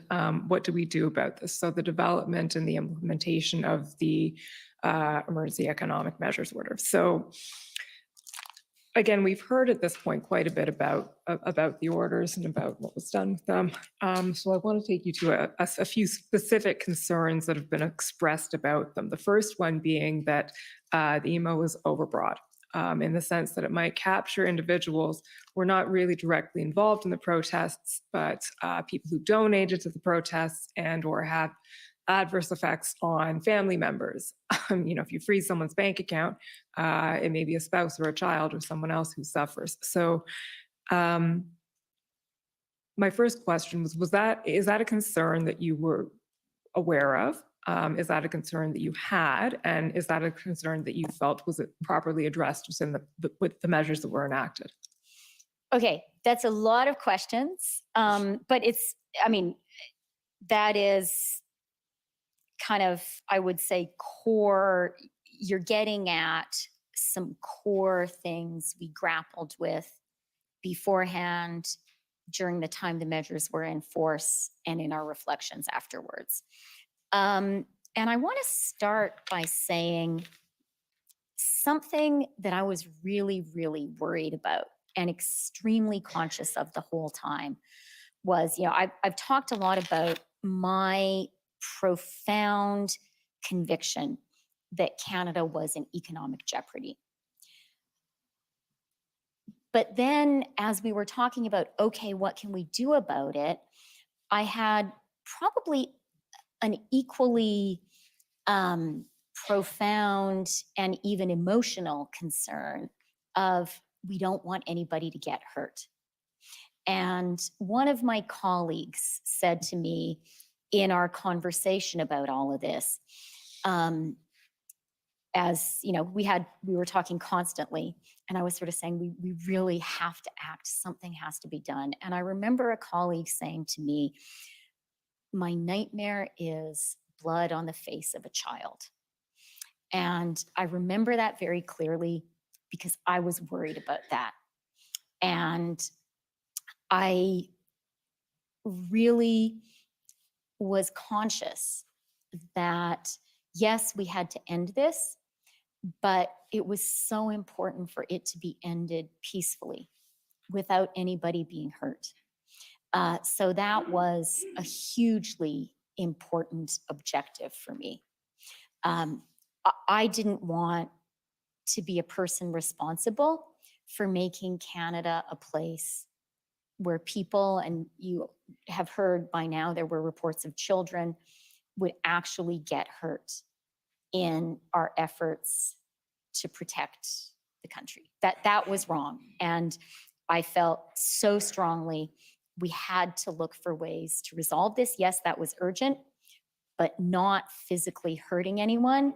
And look, especially not a child, but anyone, was a really key objective for me. So that was one key thing. And that was a consideration that very much shaped the development and use of the financial measures. From my perspective at the time, and also with hindsight, a virtue of these measures was no blood on the face of a child, no physical coercion required. And I thought that it was good that we came up with a way of creating some economic incentives for people to leave. So that was a very important consideration. And a second really important consideration in this question, right? I think you're asking exactly the right question. It's the balance, right? I've talked a lot now about why it was such a big problem, why I think we needed to act. Are your actions kind of appropriate and proportionate? And I would say the other thing in my mind there was we needed to always have in our minds, yes, a concern about the number of people who would be restricted by these measures, but that always needed to be balanced against an awareness of the number of people who would be protected by this action. So those were the things that I chiefly had in mind. And, I think at the end of the day, it was something like 280 accounts frozen. One of the reports I remember, when we were at like 240 or 241 accounts frozen, my numbers won't be exact, but I know you guys have all the numbers too. It was something like 57 people when we were at around 240. So I don't have the exact figure of how many actual people when we were at 280, but I think we have an idea of the ballpark. And so in my mind, I say, okay, that I regret that happened to those people. I really do. I would have preferred, it was a serious thing. I would have preferred not to have had to do this. But in my mind, I weigh that against what I really believe is the tens, hundreds of thousands of Canadian jobs and families that we protected. So that's kind of a high level thing. I can talk about donations and family members if you'd like me to. Sure. I mean, what I was going to ask you, and maybe this will lead into it, but would it be fair to say that if it's put to you, someone is at the protest in Ottawa and gets a call, you got to come home, they've frozen the account and I can't pay the grocery bill. In a sense, that is the measure doing exactly what it was designed to do, which is create an incentive for that person to have to go home and leave the protest. That is in effect exactly what the measure was trying to do, because the purpose of it was to avoid what you saw as a worse outcome, being an enforcement action that would have potentially violent aspects to it. I wouldn't quite go that far. So, had it been possible, if we lived in a universe where, it was possible that a jointly held family account, the family members could still have access to it, but the person doing the illegal activity didn't, that would be great. But that's not how these accounts really work. So the intention was not to create any incentives on people who were not personally choosing to engage in this illegal activity. I accept that may have happened to some people, but that wasn't the intention. The intention was really clear, and I think broadly it worked, was to create non-violent, non-physical incentives for people to stop doing this illegal activity, which was hurting Canadians very much. And what I would also say is, I would have loved it if we had made the announcement on February 14th that we are going to take this action unless you leave. Ideal outcome would have been if everyone had left that night, and if none of the measures had actually had to be used. There was no desire. There was no desire to be in any way punitive.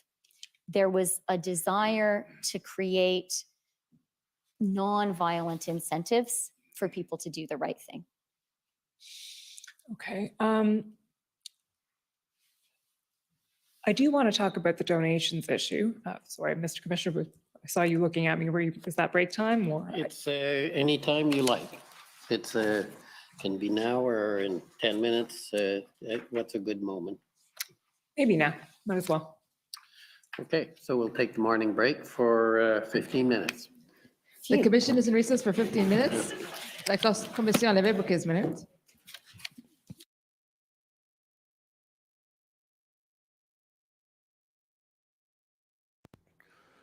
Oh man, is it ever hard to listen to her talk? She just goes on and on and on and on about she's showing us on full display exactly what these politicians have done for the past 2 years, guys, right? Distract, deflect, attention elsewhere. We are at the Public Order Emergency Commission, where we are looking at an inquiry, and you're showing us that you're not, everything's redacted, everything's all over the place. It's hard to watch, but it's also very telling, and people, can see firsthand what these people have done to us, and how they just completely don't give a shit at all. Like we just gave this lady just grandstanded. We're at what, 11:30 right now? 11:18. This lady just grandstanded about all of her political causes. For almost 2 hours, we've listened to this. Oh, blah, blah, blah, blah, blah. Russia's so bad, and Ukraine, and the invasion. Like, that's what you were worried about? Holy smokes. Okay, guys, hold on. Let me switch up screens here.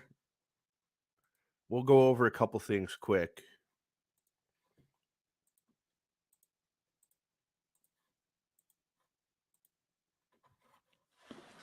All right, I had a couple things that I wanted to pull up here. Where are we at? Oh, I wanted to see this because I didn't hear about it.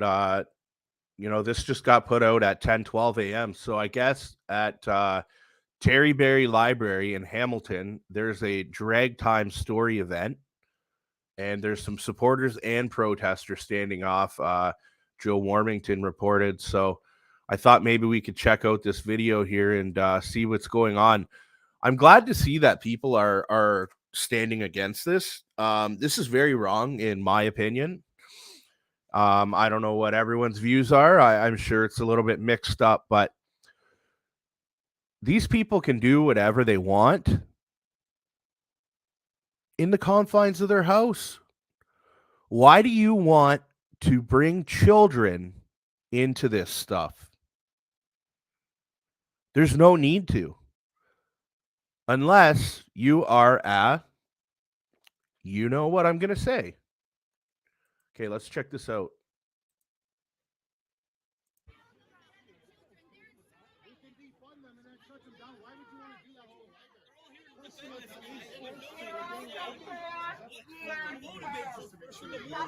Everybody just trying to remain civil. And if we as a society keep just turning our heads to it, that's about the children. We have a whole nation of children that are now confused and do not know whether they are boys or girls. They're wearing a mask. They're afraid of fresh air. Are you afraid of fresh air? I would be afraid too.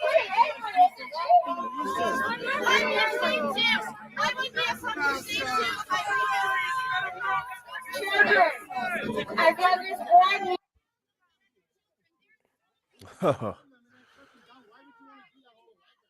I'll tell you one thing. This country is at a boiling point. The pot's about to boil over. And nobody wants to see that. And that's why they're looking towards this corrupt government to do something, to make a move. And the more they keep ignoring it and just taking off on planes, traveling all over the country, taking part in an agenda that's for the corporation, not for the people, it's just going to get worse and worse and worse. And people need to get out there and do what these people are. Clearly all of us are pretty tuned into what's going on today. But man, I would love to encourage people to get active in this. Like if this kind of stuff's going on a day that you're off, go there. And if you're not comfortable with confrontation, that's okay. Just stand there and have a coffee, because another body on the ground shows that you support humanity and you're standing against these terrible things that are happening. When will this resume, Paul? It's a 15-minute break. So I didn't catch the time and when we braked, sorry. But that's what that is. Okay, we'll shut this down and we'll move on.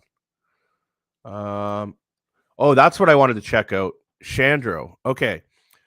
Anybody who knows who Tyler Shandro is, he's the premier, or was, sorry. Or sorry, you know what? I don't even know what his damn title is right now. Let's go check and see if it tells us. Oh, sorry. Minister of Justice and Attorney General. Okay. So that's right. The UCP, the MLA for Calgary. Okay. Shandro, a lot of people didn't like him because when we and I'm not a fan at all. When we were all in lockdowns, Rebel put out a good video. They found Shandro. I believe it was like up on top of a building where like people couldn't see, with all of his buddies, and they had a private table blocked off on a rooftop, and they were all drinking and partying and eating steaks and lobsters and living the high life. Well, all of us peasants were locked inside our houses and we weren't able to do these things. But the elite, they had no problem doing this. But the reason I'm bringing him up, because he did one thing that I support, but hopefully he's not just trying to pass off all the blame on Lucky. He put a thing up the other day. Where are we at? Here it is. This is a real quote from Marco Mendocino. I have confidence, and the government has confidence in Commissioner Lucky. Remember that quote. Remember that Commissioner Lucky is backed by the federal Liberals. So Shandro called for the public safety minister to fire Lucky. Alberta demands RCMP Commissioner Brenda Lucky be removed. Alberta Justice Minister Tyler Shandro says the commissioner has failed in her duties and should be removed from her post. To see Lucky when she was up there just squirming all over the place and wearing a mask up to here, hiding behind that, and just lying, like, these people need to be taken out of all of these positions and put in with human beings like a year ago. Okay, let's see what we got going on in the chat. If anyone has a question in the chat, let me know. Devin, I don't drink alcohol, 2 years sober, going on 3. Good for you. That's great. She's corrupt to the core. I agree. Prison, not removal. I couldn't agree anymore.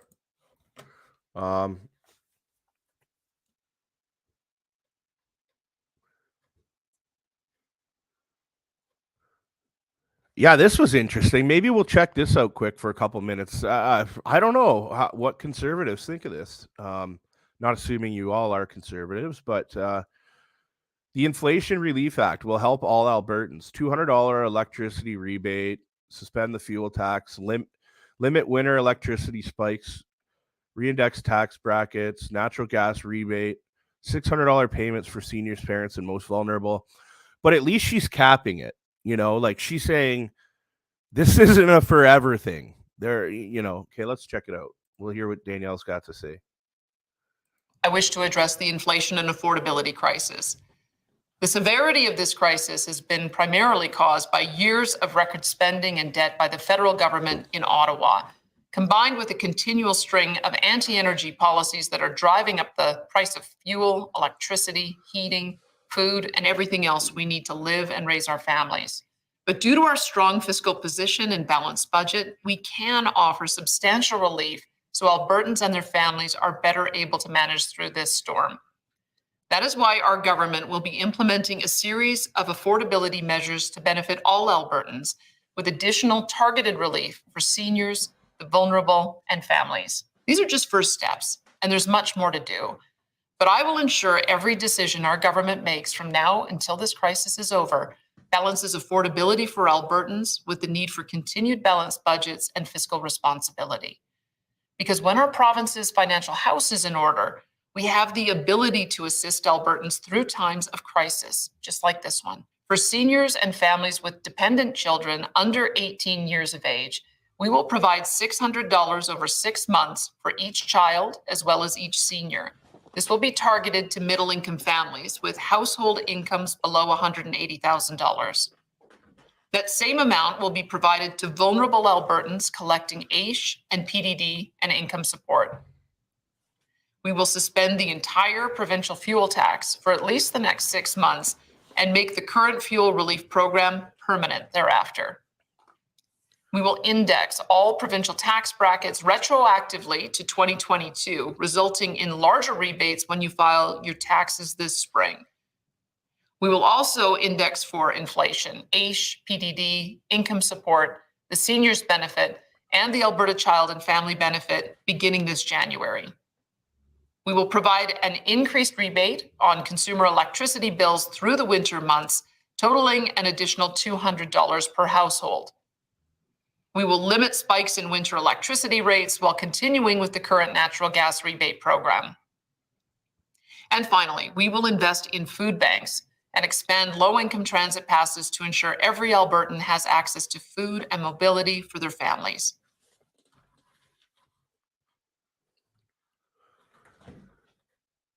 Okay. And I mean, the reason she's suggesting these measures is she's basically putting it out there like, you know, inflation's crazy right now and everything's crazy. Like what this government has done. They're absolutely drunk on power and they have crippled everybody.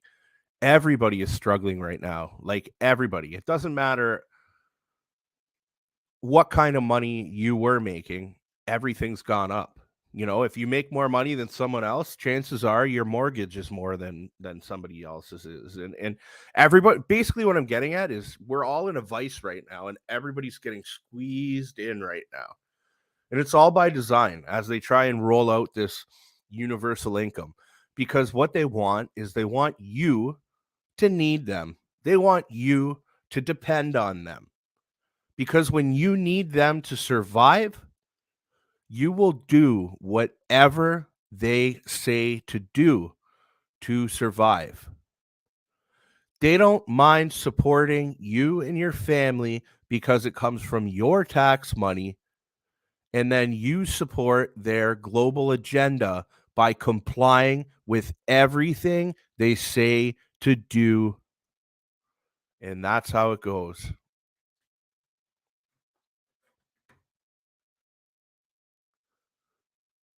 Sorry, sometimes you guys know I can really go off and get into it. And I'm going to be honest with you. When this commission's over, for people who miss that, for people who enjoy me when I go off and get right into it, I'm going to let you guys know that I'm going to be doing that again. I miss it because it's like a release for me. And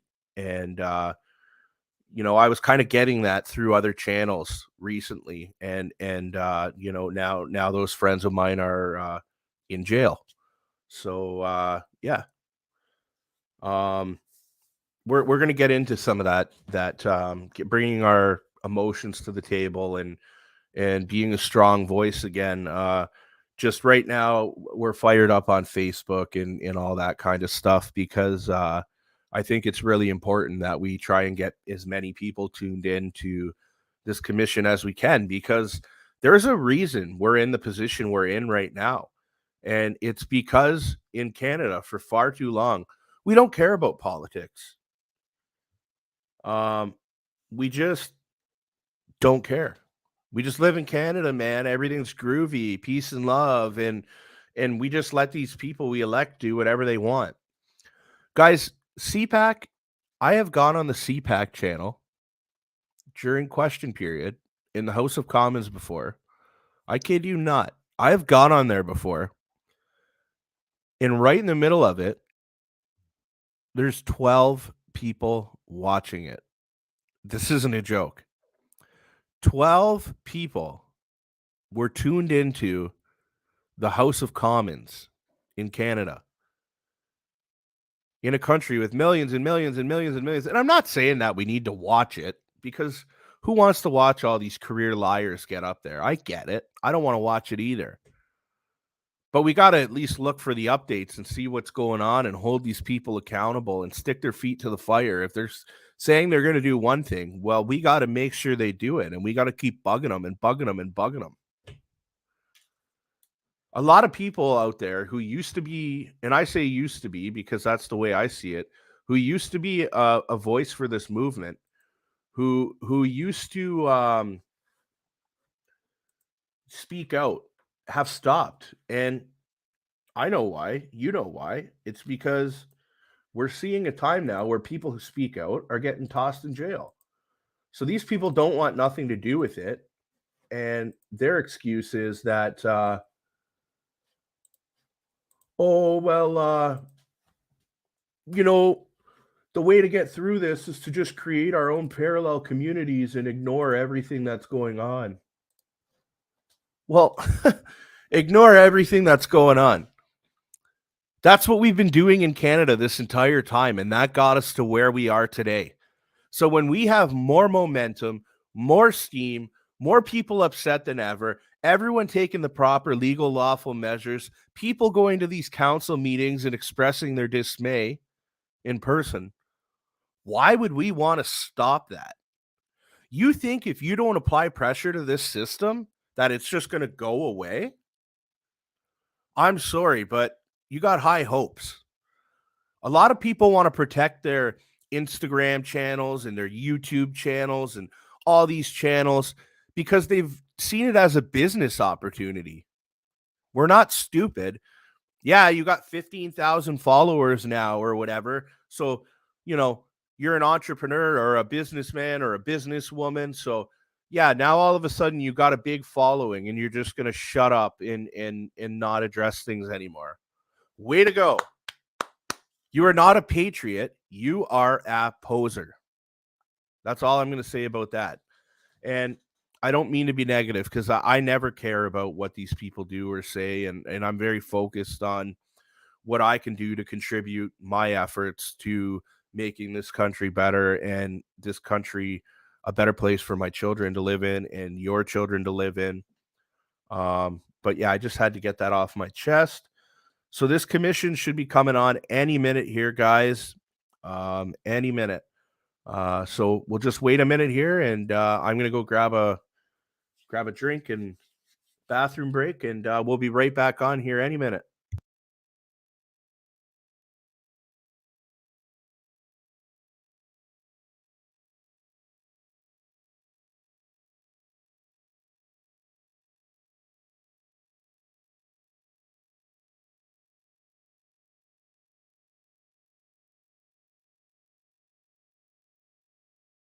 Hey, Barbara, just to answer your question, I watch every minute of Parliament every day. How can you tell how many people are watching? You can see the viewers if you watch it on YouTube. Order à l'ordre.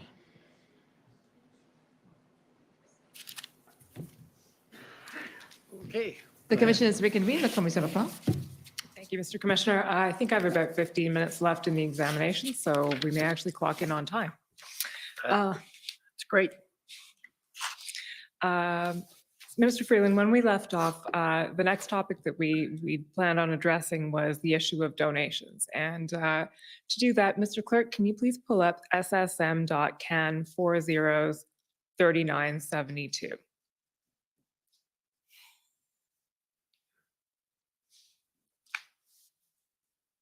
And to be clear, the issue that we're getting at here is whether donations are captured, small donors are captured by the measures that were enacted. And what we've heard in the evidence was that the position taken essentially by the RCMP was this is not who they were targeting. They were targeting influencers. They weren't targeting small donors. So this is a text exchange between, I believe, two of your staffers. Can you tell us who Alex Lawrence is there? Yes, he's my director of communications. Okay. So the comment made here, you can just scroll down a bit, Mr. Clerk, is Freeland highly skeptical of this, thinks that the banks will have frozen some smaller accounts and we just won't know. Is that an accurate depiction of your thinking around this at the time? Were you concerned that small donors when I say small donors, I'm talking about the amount of the donation, were being captured by these measures? What I remember being concerned about, and again, this isn't something that I wrote, it's something that Alex wrote, so I can't speak to his specific conveying of what I said to him and what I was concerned about. But once we put the measures in place, I knew this was an extraordinary action. The kind of thing that I hope only happens, once in a generation. And I knew that Canadians were very focused on what was happening and concerned about it.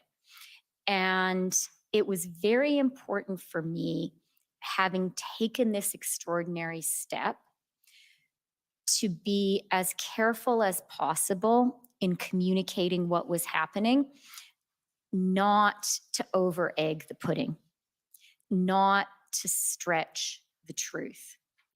And I didn't want to make a flat statement that no small donors have had their accounts frozen, although I very much hoped that was the case. I didn't want to make that categorical statement unless I knew for sure that was the case, because I really did understand that we were, in terra incognita, and it was really important for us to do everything we could to maintain public confidence of Canadians in their government, including the confidence of the Canadians who disagreed with us. Maybe most of all, the confidence of those Canadians. And so my skepticism was sort of about saying to my team, if I'm going to be in question period, if I'm going to be in a press conference, I only want to assert things that are absolutely true. And the position I didn't want to be in was to take this example of donations. I'm really glad that no small donors had their accounts frozen. That was a good outcome, and the one that I hoped would be the case. But I also knew that things were happening in real time. And what I didn't want to have happen was for me to go out to say categorically and reassuringly, don't worry, if you made a small donation, your account isn't going to be frozen. And then have someone show up and say, well, actually it was. Because had that been the case, and had I categorically asserted otherwise, then people who already had real doubts about our government would be feeling, wow, these guys are even lying to us. So that's where my skepticism came from. Okay, so would it be fair to say then that perhaps the intention was not to capture small donations in the measures, but they weren't crafted in order to be able to avoid that outcome specifically, and therefore you couldn't guarantee that had happened? Yes. Okay. The next issue I want to address briefly is, Mr. Clerk, can you pull up ssm.nsc.can 50404?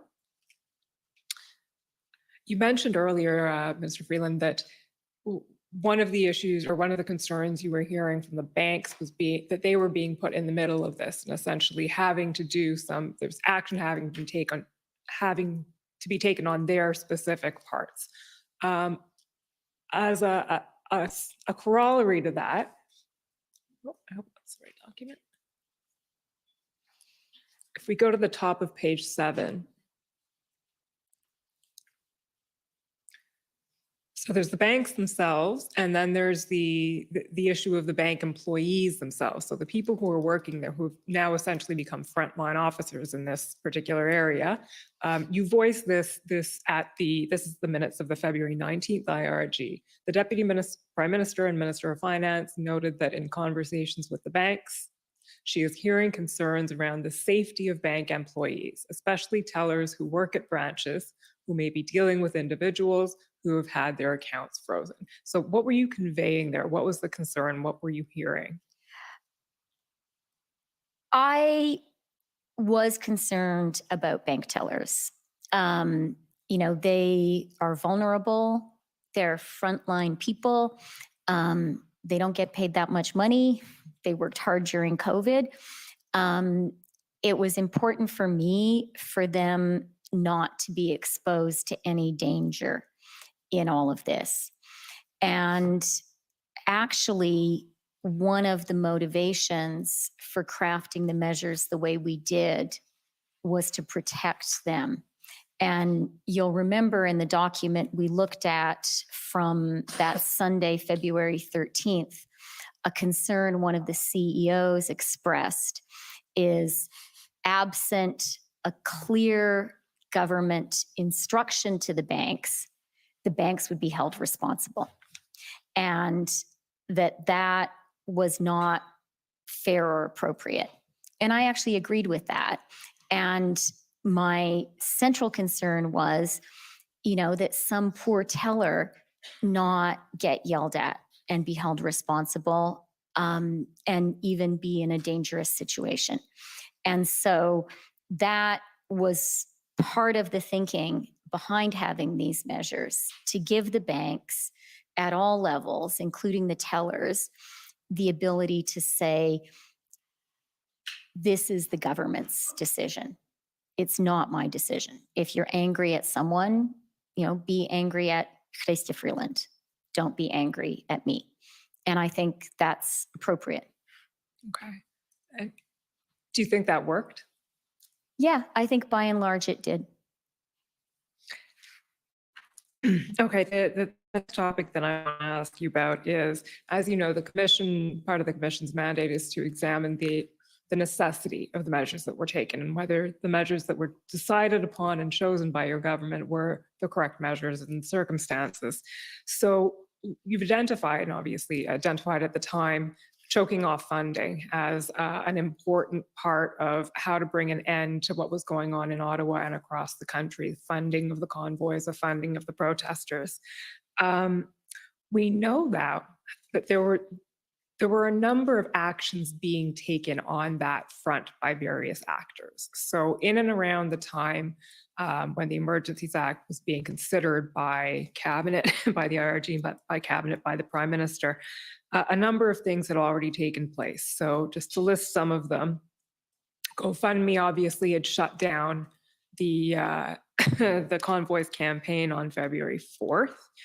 TD had, and by the way, all of these are listed in the crowdfunding overview report that you referenced earlier that I can take no credit for, but the TD had frozen accounts on February 10th, I believe, and the Attorney General of Ontario had obtained a restraint order, and the Mareva injunction process was in play and was eventually obtained on February 17th. So all this to say, there were various measures being taken by others designed to achieve a similar end, choking off the funding. And in light of that and knowledge of what was going on in that area, why did you conclude that it was still necessary for the government to do what it did with the economic measures?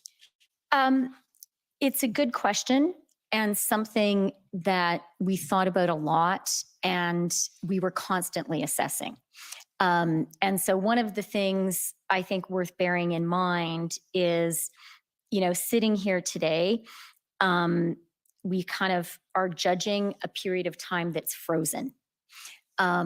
Whereas as we were making the decisions in real time as things were evolving. It's a real difference in perspective. And I've been struck by it myself as I have reviewed documents to get ready for today. In that real-time process, I can't emphasize too much the extent to which our preference, everyone's preference, would have been for the actions to stop the blockades and occupation without the Emergencies Act needing to be invoked. That was overwhelmingly what we would have preferred to do. It is a measure of last resort. We understood it to be a measure of last resort, and we would have preferred not to have needed to resort to it. So on the financial side of things, we were constantly looking and seeing, okay, are the tools that are currently in place good enough, effective enough? And that was one reason from my perspective that I convened that call of the bank CEOs on February 13th. And what you'll see in that call that we've gone over already is they were very clear that the measures were not enough. And there was one CEO there who talked about how very specifically. They had identified an account. They went to get the court order, but by the time they did, just 4 hours had passed and the money had moved. And that, it is certainly consistent with my understanding of the financial system as moving faster than the legal system can move.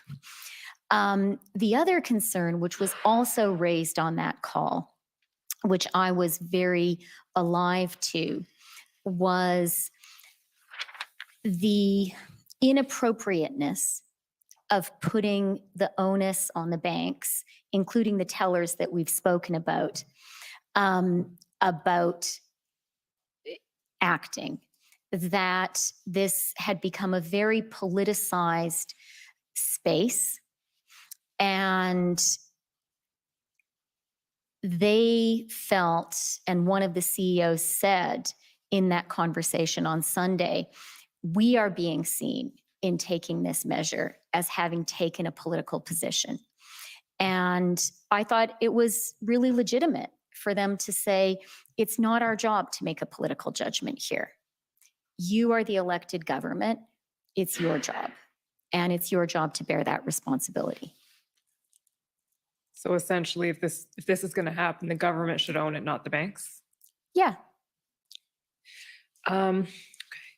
Also on the topic of necessity then, there were a variety of measures enacted, some of which were barely even used. So the insurance provisions, for instance, barely, not used at all, I believe.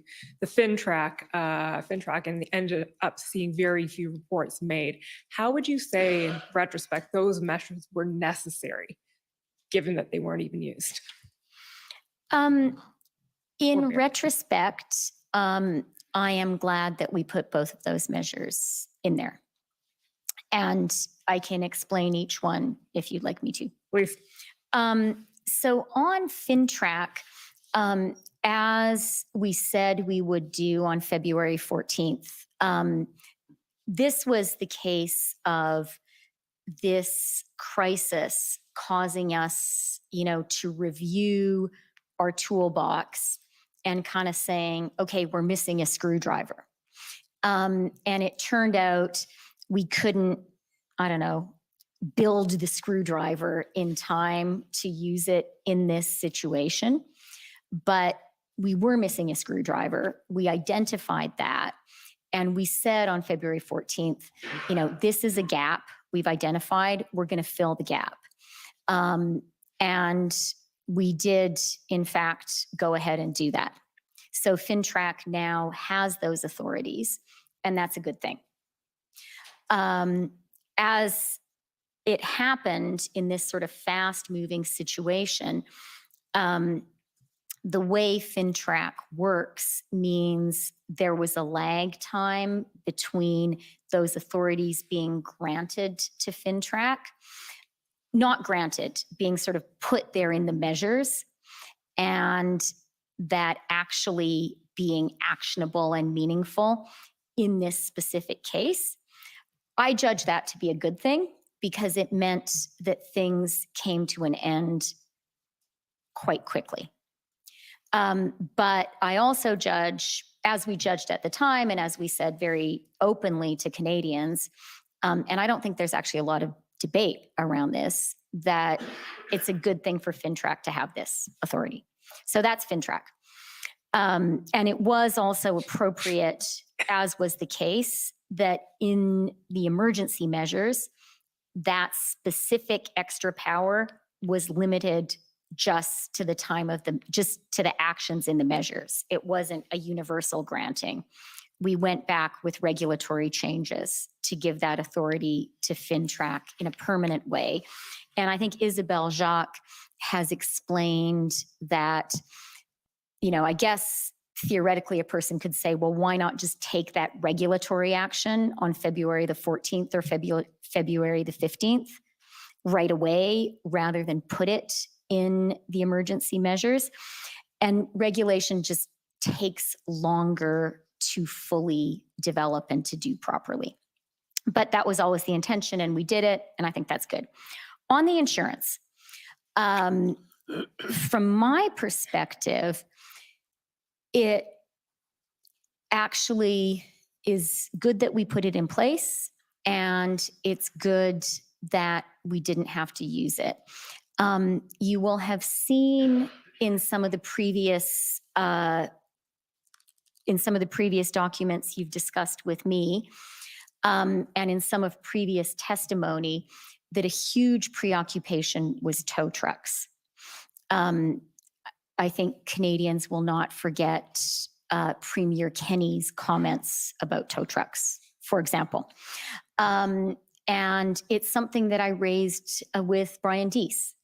It was like this serious thing, you know, for lack of a tow truck, the economy was wrecked, right? For lack of a nail, the kingdom was lost. It was that kind of a situation. It all came down to lack of tow trucks.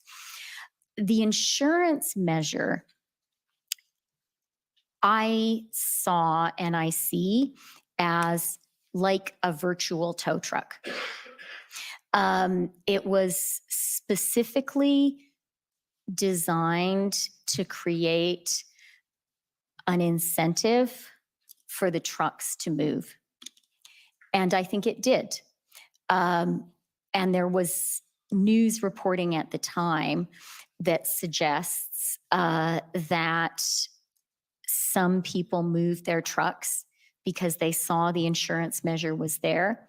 We were very public about it being there, and that created an incentive to leave. And that's what we wanted to have happen. I see the fact that it didn't ever have to be used as a feature, not a bug. Again, from my perspective, the less action we had to actually take, the less we had to actually use these measures, the better. If the measures had been effective purely upon being announced, creating a deterrent and an incentive for people to leave, and if that had happened in 24 or 48 hours and no accounts had been frozen, that would have been a wonderful outcome. I think you've coined a phrase there. We've been at this for 7 months, and virtual tow truck is not an expression we've yet heard. But getting back to the substance of what you were saying there, would it be fair to say, or the emergency it was revoked within about a week, the declaration of the emergency. Did it end faster than you expected it to?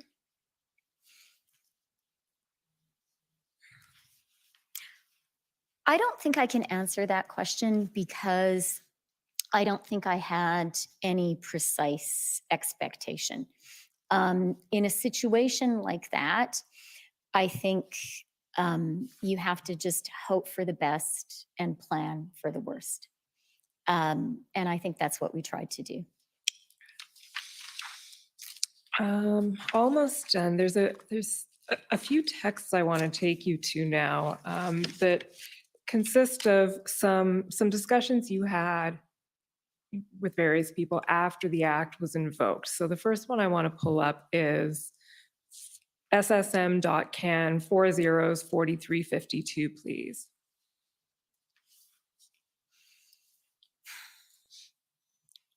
So this is a discussion you had with Perrin Beatty. Can you just explain for the Commission's benefit who Perrin Beatty is?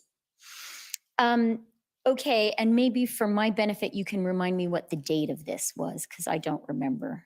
The 22nd of February. Okay, thanks. Maybe you said that and I didn't. No, sorry. So Perrin Beatty is the head of the Chamber of Commerce. He is a person with whom I have now worked closely for a long time during the NAFTA negotiations, also during the COVID recession when we were working on our economic response. He is someone who whose collaboration I really value. of course, because he represents the Chamber and Canadian small business, and that's an important constituency for the Department of Finance, obviously. But also because Perrin is a former Conservative cabinet minister, and in fact is the guy originally responsible for the Emergencies Act. But in his capacity as sort of a former Conservative cabinet minister, I do think that where possible, it's really good for a Liberal government to try to have good relationships, good working conversations with former Conservative ministers, to understand that point of view, to, you know, I fully understand that we're talking now about a very strong action we took, which was polarizing for the country, or which spoke to a time of polarization in the country. But Perrin specifically for me is an example of a person with whom I work hard to maintain a relationship, because I think where we can have consensus in Canada, where we can work across partisan lines, and we can't always do that, but where we can, I think that's good for the country. Okay, so let's see what Mr. Beattie wrote to you. So presumably you were texting him about the invocation of the act, and he writes, "Hi, Chrystia. Thanks for your note. While I'm still working my way through the implications, the financial aspects you announced seem to be the most significant additional measures that the government took under the act." And then he goes on and says, "I certainly hope that we'll see an early non-violent end to the blockades, although I am worried as I know you are. There are also lots of long-term issues we need to consider once this is over, including whether we need to take other measures that could obviate the need to use the extraordinary powers in the act in the future, and how to repair holes in our political system. I'm particularly concerned about the radicalization of people who would normally be law-abiding." Mr. Clerk, can you now pull up, again, it's in two separate documents, ssm.can 404351, please.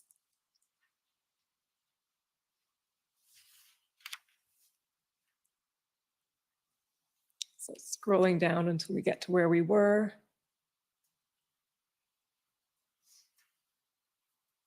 There we go.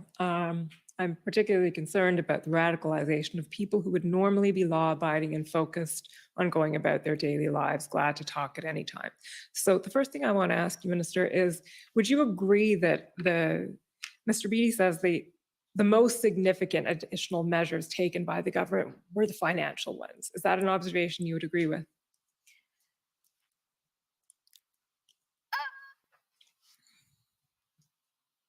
I think they were significant for sure, and effective. I'm not sure I would say they were the most significant, but I think for sure they were significant. Okay. And the other question I want to ask is, Mr. Beattie raises the issue or the possibility of considering other measures that could be taken to obviate the need for the Emergencies Act. Do you have any comment on that aspect of his? I think that's a question for Perrin. Okay, fair enough. And perhaps even a question for the commission as we head into policy week next week. Perrin actually, I mean, quite seriously, I think Perrin Beattie would be a very good person to talk to about this. Thank you. Okay. He's very thoughtful, and yeah. Which is why you were approaching him about this and at this time. Okay, so I think that's probably enough of Mr. Beattie's observations. The other person, do you recall a phone call or a conversation with Brian Mulroney, former Prime Minister Brian Mulroney, about this? I did not recall it at the time, and sort of it didn't immediately come to mind, but having reviewed my own notes, I do see that I spoke to him. Okay, so if I pull up the notes, will you recognize Yes. the conversation? Okay, so it's ssm.can 408764. You got that nervous twitch going on right now. Yeah, like you're talking to someone who used to be the prime minister, briefing people like that, right? And That's the notation, normal I in a believe, is at democracy, right? Page 37. There we go. So you'll have to forgive me if I butcher this in deciphering the handwriting, but Mulroney, you have conducted, I guess, yourself in such a way, and then flipping to the next page, there's not much else there, Emergencies Act, I brought it into law, so I am in favor of it. The thing in brackets protests are over, and then scrolling down, I'm glad I brought. Yeah, I'm glad I'm glad I brought in that legislation. So do you have any recollection of this conversation and why you would have approached Mr. Mulrooney about this? Being perfectly honest, my recollection of the conversation is really sparked and based on having the notes. There was a lot going on. That's why I take notes. I do think actually that the conversation was mostly or was a lot about Ukraine and Russia. And Prime Minister Mulrooney was the Canadian Prime Minister who recognized Ukraine and is very proud of that. And it's an issue that I talk with him about. And I have found him to be a really smart and wise advisor on it. So I do talk to him about that. And I do have a relationship with him dating back to the NAFTA negotiations, where he was a very good and helpful advisor to me and to the government. So the date of that conversation is February 25th. So Yeah. that would probably go back to your point about there were a lot of things going on at that time. Right. Russia invaded Ukraine on the 24th of February. And I think I can't, I've sworn on the Bible what I'm about to say. I can't swear 100%, but my recollection is that that conversation was actually chiefly about Ukraine and him giving me some advice, and specifically that he thought it was an important opportunity for Canada to play an important role in the world. And he wanted to encourage me and, through me, our government, not to underestimate the impact that Canada could have and the seriousness of this. So that brings me to the very last question I want to ask you, Minister, which is, this is something that's been touched on already in the inquiry. We haven't really spoken about it yet today, but if you look at the Section 58 explanation, and I'm not going to pull it up because it's nothing specific, but in reporting to Parliament about why the Act was invoked, much of that explanation focuses on economic security and the threats to, as we've talked about today, Canada's economy that we're in. And this has been now the discussion for about 2 hours today. What is the link, as you see it, between the threat to economic security and the threat to a threat to national security? Because that link is not necessarily obvious in looking at legislation. And I'd really like to hear, we would really like to hear your perspective on that question. Yeah, thank you for the question. And I say that really sincerely. I think that is a really important question. And a serious and challenging one. People could write books about it.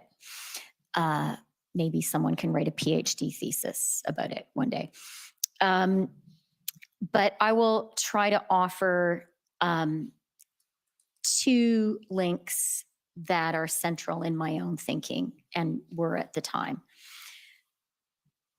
The first is, I really do believe our security as a country is built on our economic security. And if our economic security is threatened, all of our security is threatened. And I think that's true for us as a country, and it's true for individuals. It's true for the people who work in a Windsor car plant and who, in some dystopian counterfactual, let's imagine that we hadn't acted. Let's imagine that this had entirely spiraled out of control. Let's imagine that immediate trade in the car sector had been imperiled and that the Americans just sort of said, you know what, we just can't do this building of cars together with you guys. You're too unreliable. So, the people who would have lost their jobs there, the people in a steel mill in Hamilton who would lose their job as that relationship fell apart. The people in an aluminum smelter in Quebec. For each of those people, having this all fall apart and the country's economy be profoundly undermined, that would undermine their security, and it would undermine our security as a country. And if that seems too abstract, I think you're seeing it today in the geopolitical space, where we're actually seeing economic tools being weaponized in actual wars. I spoke yesterday with the Prime Minister of Ukraine because we're issuing sovereignty bonds. It's a good thing that Canada is doing. It's good. But I spoke Shut with him up! yesterday, and he was talking to me in the darkness because most of Ukraine's power and water had been taken out by Russian missiles. Now, I'm not saying that we're talking about missiles with Canada, but I'm saying that a tool being used to undermine Ukraine is directly going at its economy. And we're seeing something similar happening in Europe, where energy supply to Europe, entirely an economic measure, is being used to undermine Europe's security. So I do think that an attack on or an undermining of a country's economy, that can fundamentally undermine that country's national security. There's a second aspect which I was really worried about, which is maybe less kind of highfalutin and philosophical and more human and specific. And what I was worried about was, you know, it can sound very abstract to say economic security can undermine national security, to say geoeconomics is a tool in geopolitics. But actually, that's not that complicated. And I think that while these illegal blockades and occupation were going on, I think actual ordinary Canadians who do not debate these concepts in their ordinary lives were feeling their own security to be undermined, and were getting really angry. And one thing that I was worried about, I've mentioned that I was worried about in the ending of these blockades and occupation. I really didn't want anyone who was part of the blockade and occupation to be hurt. Another thing that was very much in my mind was the possibility of violent conflict between people doing the blockading and occupying and other Canadians who were very angry about it. I felt that Canada was sort of a powder keg, and that you could have a violent physical confrontation at any point. I didn't visit Windsor at the time, but I heard a lot of people saying, you know, this could really get out of hand. And the people of Windsor, they really understand how important that trade over the Ambassador Bridge is.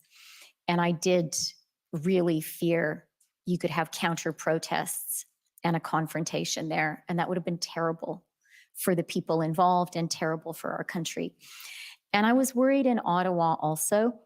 And this is now just very sort of personal eyewitness experience, but I don't normally have RCMP security.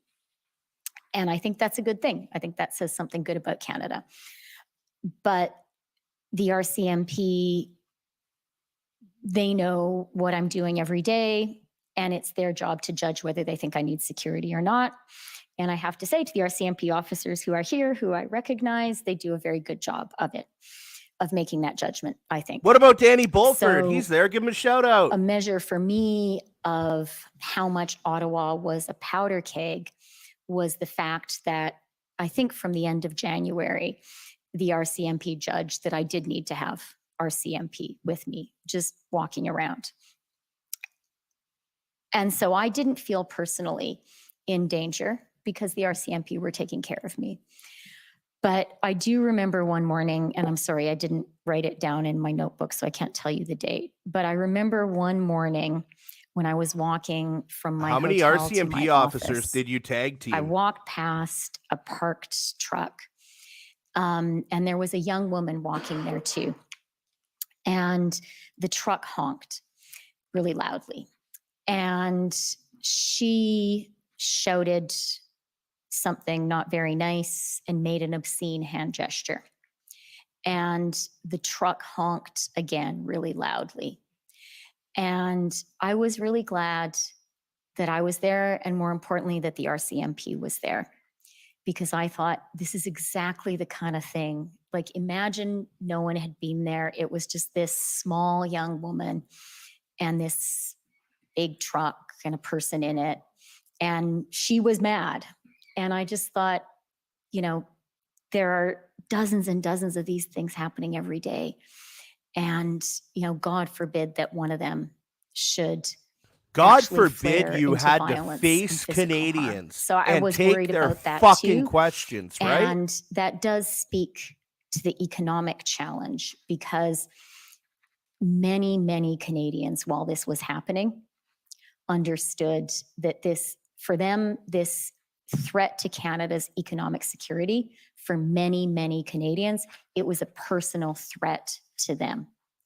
And they felt that their government was not protecting them. And they were right. We weren't for a while. And it was a real danger, I think, that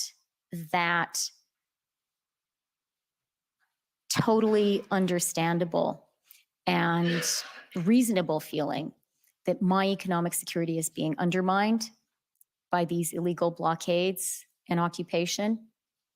My government isn't taking care of me. Maybe I have to take care of myself. And that would have been terrible had that happened. That's why we have a government. Thank you, Commissioner. Those are my questions. Oh, thank Okay, God. thank you. So we're now, we'll move to the cross-examination portion. First, I'd like to call on the convoy organizers for first to go ahead, please.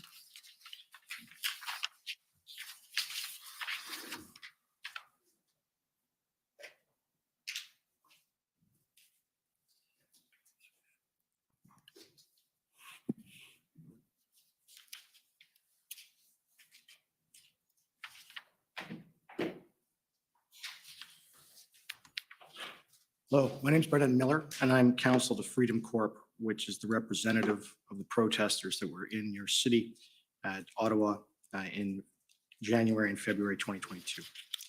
So, ma'am, I understand the mandate regarding truckers that led to the protest. It came into effect on January 15th, 2022. Is that correct? I don't recall the exact date, but I'm prepared to believe you are citing Thank it you. correctly. And during the pandemic, from March 20 through January 15th, 2022, there was no such regulation, right? Again, don't recall the exact dates myself, but I do know we didn't have the mandate and then it came into Right. force. And just so the folks at home understand, a regulation is a different type of law. It's passed by the executive branch alone, not by all of Parliament, right? Like the Emergencies Act. There is absolutely a distinction between things a government can do by regulation and things it can Right. only do by Right. legislation. And so would you agree with me that given that during the throes of the pandemic, from March 2020 through to January 15th, 2022, and we had no regulation, you didn't need one? No, I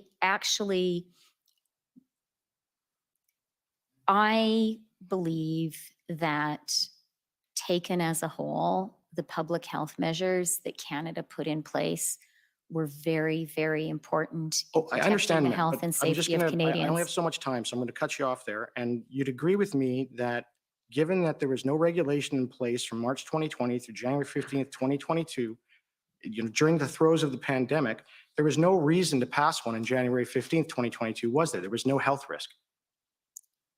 No, I'm afraid I don't agree. In January, we had an Omicron wave. We were still fighting COVID, and there was a real value in encouraging as many Canadians as Okay, possible to get But, vaccinated. but so the purpose was to encourage Canadians to get vaccinated, to compel them to get vaccinated. Is that fair? That's right. All right. So that was the purpose of the regulation. That was the true purpose. It wasn't to keep Oh, people that safe, was it big. to That get was them big. vaccinated. That was real big, baby. Let's go, I Miller. believed then, and I believe He now, got her. that creating strong incentives for Canadians to be vaccinated protected the health of Okay. vaccinated Canadians and protected the health of So- our country overall. Okay. So from March 2020 to January 15th, 2022, did you fail to protect Canadians by not having that regulation? Let me start with one aspect of that timeline, which is obviously when COVID first hit us, vaccines didn't exist. And then even when vaccines arrived, it took time for them to be distributed. So of course, vaccine mandates couldn't be put in place before vaccines existed or were made available. So, and of course, the government, you ended up creating a vaccine compensation fund in December of 2020. Do you remember that? Yes, I do. Right. And you're aware that Quebec had a vaccine compensation fund and it was the only province that actually had one prior to that? I am prepared to accept that that's the case. I can't recall specifically. And can you agree with me that the United States has a federal vaccine compensation fund? it always Again, has for a I'm long time. prepared to accept Okay. that that's the case. So from 1867, when Canada was founded, up until December of 2020, Canada had no federal vaccine compensation fund. Can you agree with that? Again, I'm not an expert in the history of vaccine compensation funds in Right. Canada. But you can agree the first compensation fund in Canada for vaccines came about only because of the COVID vaccines, correct? Again, I'm really not an expert in vaccine compensation funds. If the direction of the question is to suggest that the COVID vaccines are more dangerous in some way than previous vaccines we've used in Canada, I'll say one, I'm not a health expert, I understand. but I believe very much in really the advice, the effectiveness, the thoroughness of Health Canada. They're Okay. very good at judging I the agree. safety of vaccines. Just a And I second. will say, I agree. have been vaccinated 4 times. My children have I been understand, vaccinated. ma'am. I don't need to know that, but But I it does don't- speak, it does speak to my confidence in the vaccines. I If I've understand. had I my don't- children vaccinated, it speaks to my Ma'am, belief that they're safe. please stop talking out the clock and let me ask my questions, okay? So, Well, it's a bit of a trade-off. You make a statement and you say, do you agree? And she qualifies the answer. That's appropriate. okay. So, ma'am, if that's the case, then did Health Canada advise you to enact this regulation? The mandate, Yeah. again, I'm not the health minister and I'm not going to speak to specific moments that we had advice. But Okay. what I will say is we were very careful and thoughtful throughout COVID in the public health measures that we Okay. put in place and acted based on advice of PHAC. Right. And so that mandate was only in place until June of 2022, right? Again, I can't recall the specific dates, Okay. but I'm prepared to accept So what you're saying. we're going to move on into just another area. I take it you know who Tamara Leach is, right? I don't know her personally, but I have read about her. Yeah. And you know who Chris Barber is? Again, I don't know him personally, but I've read about him. Yeah. And you know who Tom Marazzo is, right? Can you say the third name? Tom Marazzo, the gentleman over there? I can't say that I know as much about him or I've heard as much about him. And what about Danny Bulford? You know who he is, correct? What was that final last name? Danny Bulford, he used to be with the security team for the RCMP with the Prime Minister. I'm afraid I'm not Okay. so familiar with that final name. So, Tamara Leach and Chris Barber I've heard of, yes. and when you were making your decision with respect to invoking the Emergencies Act, you'd already heard about Tamara Leach and Chris Barber. I had heard of their names, yes. Yeah, and there's some discussions about them in some of the records. There was issues, you knew who they were. I had read their names in the media. Yeah, and you knew about that before you invoked the Emergencies Act. Again, I can't say 100% not having reviewed what I read, but my recollection is they were reasonably prominent. And so I think it's reasonable to think that I would have read their names. And of course, you know Tamara Leach, she's a Canadian. Again, I haven't familiarized myself with her Okay, biography and before coming here. She's from Alberta. Do you know that? Where you're from? I really haven't studied about Okay. her before coming here. I want to be careful that I say things I know for sure are true. I am certainly Canadian and I'm born in Peace River, Alberta. Okay. Is Tamara Leach a terrorist? In terms of designating who is a terrorist and who isn't, that is not my job as Minister of Finance or Deputy Prime Minister. Okay. We have authorities whose job is to do that. Right. And so it's not your authority to designate Tamara Leach, Chris Barber, Tom Marazzo, or Danny Boldford terrorists. That's somebody else has to do that. Yes, we have intelligence services, we have enforcement agencies whose job is to determine who is a terrorist. And Okay, that's so entirely appropriate. It's, Can I bring up? can I say document- one thing about Yeah, that? just a second. If I can bring up document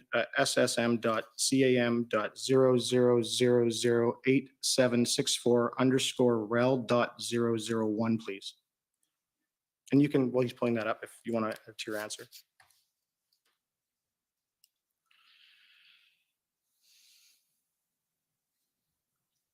Okay, if we can scroll down to page, I believe this is a note with Dave. What page? 12, page 12, please. And this is a note that I understand you wrote with Dave from CSIS. That's 11. And this is a meeting with Dave from CSIS. And if you scroll down, keep going. Okay. And there you say that you need to designate the group as terrorists. So, but it's not your job, but you wanted to designate them as terrorists, right? So that handwritten note in my notebook, I can assure you that was not a meeting with the director of CSIS, with That's, whom I didn't have a meeting. it says, it's, okay, it's with David Vignon from CSIS. It doesn't say that. It says it's with a gentleman called Dave. Which Dave? That meeting, that is not an account of Which a Dave? meeting with Dave Vigneault because I Which- didn't which Dave have are you- a which meeting Dave is in with those the notes, CSIS ma'am? director. Which Dave is in those notes? What's Dave's last name? I need to see my whole notebook that you're referring to, but I can tell you It for only says certain. Dave. I can tell you for certain that I did not have a meeting during this time with the CSIS director. Okay, so I can exclude that 100%. I'm just gonna, this isn't a document, I don't need to bring it up, but you stayed in the House, Mr. Speaker. The members opposite has just used the bad apple excuse. She has excused the desecration of the Sorry. national. Yes? Something that the Deputy Prime Minister said in the House. Yeah. There's an objection there for parliamentary privilege. This is a parliamentary commission. There is no parliamentary privilege. It does exist. Parliamentary oh, privilege does absolutely, but- exist. It does exist, but because this is a report to Parliament pursuant to the case I gave you earlier, McIver, it doesn't apply. You can actually ask all of it because we're carrying out a parliamentary function and there's no liability here. It's just a report to Parliament and the Federal Court of Appeal has agreed. I'm not aware of that. I and- gave you the McIver case quite a while ago when we talked about the objections. And I think, yeah, it's there. Well, it has to be the document that he's referring to so that we know what he's talking about, so we can understand the parliamentary. This is privilege issue. just a statement from the Deputy Prime Minister in the House. And Mr. Speaker, the members opposite this is what it says, use just the bad apples excuse. She has excused the Yeah, declaration. I think we're going to have to sort this out because I don't think at this stage, and I apologize, I'm not as familiar with you as you are about that case, and clearly the Crown is not either, the government. So I think we're going to have to find that. So I'd like you to hold that Okay, I'll come back to question. it. But you do recall, ma'am, that you had expressed concerns publicly with respect to desecration to national monuments. Is that fair? I'm going to Ottawa? need advice from my counsel on whether things I said in Parliament I should be speaking about. Okay, I'm so not here, I'll an just, I'll expert move either, on. It's so. okay. So one of the things that happened during the protest in Ottawa dealt with the national monument, the Terry Fox statue. Do you remember reading about that? I do, yes, I do remember the Terry Fox statue. I remember discussing it with my children. Yeah, They were and- very upset. Yeah, and there was, in that Terry Fox statue, they put a hat on Terry Fox's head and then put a flag in his arm. And then there was a mandate freedom sign on it. I don't remember specifically Okay. how the Terry Fox statue was Yeah. implicated in this, but I do remember Okay. reading about it. And I remember it specifically because my children were aware of it and Okay. were upset. Right. And so I went online and I just looked at how many times someone's done that to that statue, and it seems to be hundreds. So I'm just going to put this one to you. If someone puts an LGBTQ flag on the Terry Fox statute and flowers in the statute, is that a desecration? I am not going to go into, I really don't think it's my job or helpful for Canadians for me to go into a discussion of what is okay and not okay. But to you've do said with it the was a Terry Fox desecration statue. when you've called it a desecration in public. That was what you're referring to based on what was put on the statute. So is it fair to say that it's only a desecration to you if you don't agree with the message? Again, you've made a couple of leaps beyond anything that I've said. That's okay. It's the public record. With respects to, you had said you had concerns for violent actions and interactions with respect to protesters. And I take it that was nationally? You had concerns nationally? Or was it just Ottawa? I described in my testimony a moment ago 2 specific areas where I had concern. I was worried about the potential for conflict between angry people in Ottawa and the occupation. Can I finish the answer? Because I have something to add. And as I said in my earlier testimony, and I believe the mayor of Windsor shared this concern, I was concerned about the possibility of that kind of a conflict in Windsor.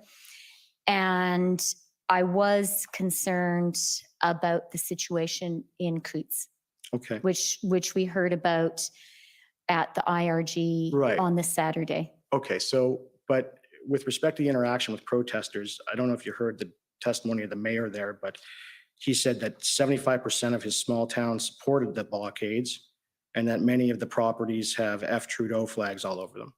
So you wouldn't have concern with that specific protest, would you? My reference to Coutts just now was very specific. At the IRG on Saturday, the 12th of February, the RCMP commissioner raised with us the possibility that there were weapons there. And Right. that was a source of great concern. Right, and so you can agree that police investigate weapons offenses all over the country every day. Again, I'm not a police expert, but that seems like a reasonable common sense observation. So simply because the police know a weapon is somewhere, you can agree with me, it's not a national emergency.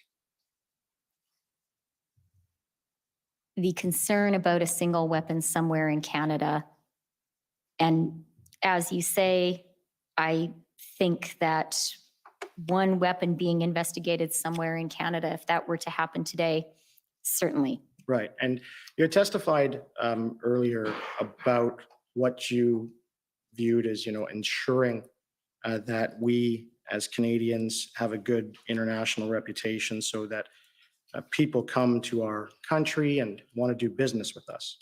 Is that fair?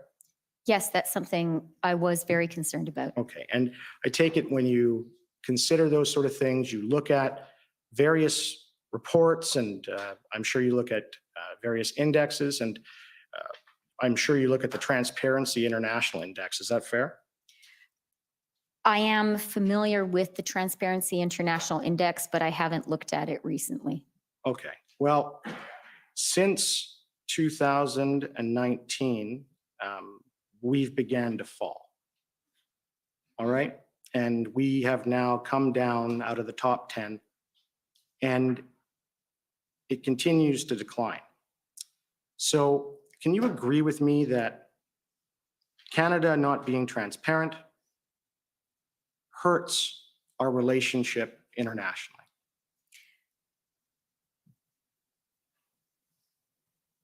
I have to say that I disagree with the premise of the question. I think Canada is a very transparent democracy.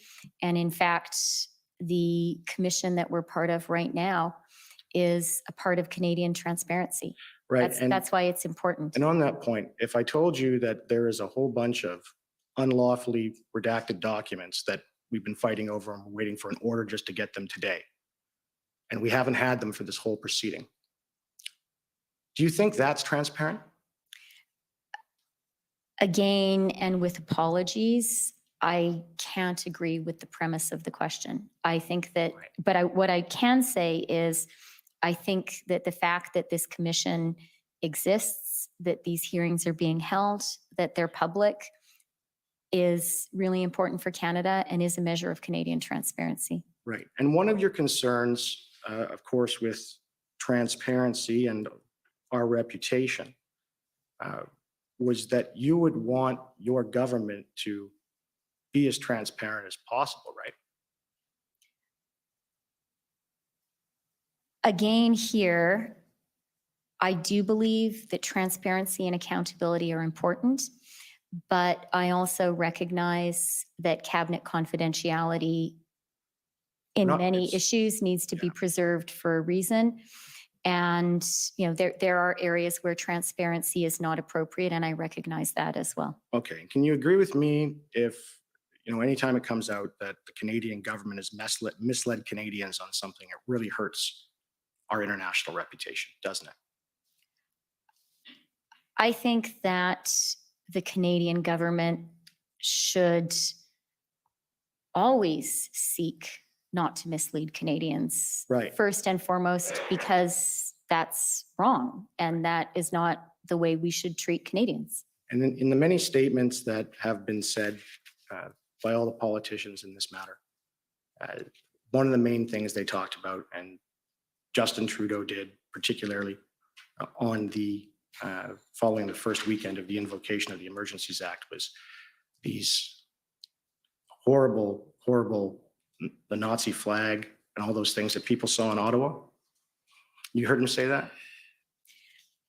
Again, I have to say, prior to coming here, I have not specifically reviewed specific statements of the Prime Minister. If you want to point to a specific one, maybe we could discuss it.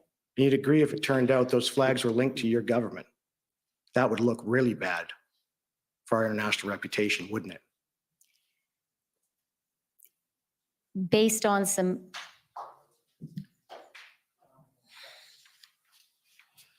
Okay, next, if I could call on the CCLA, please.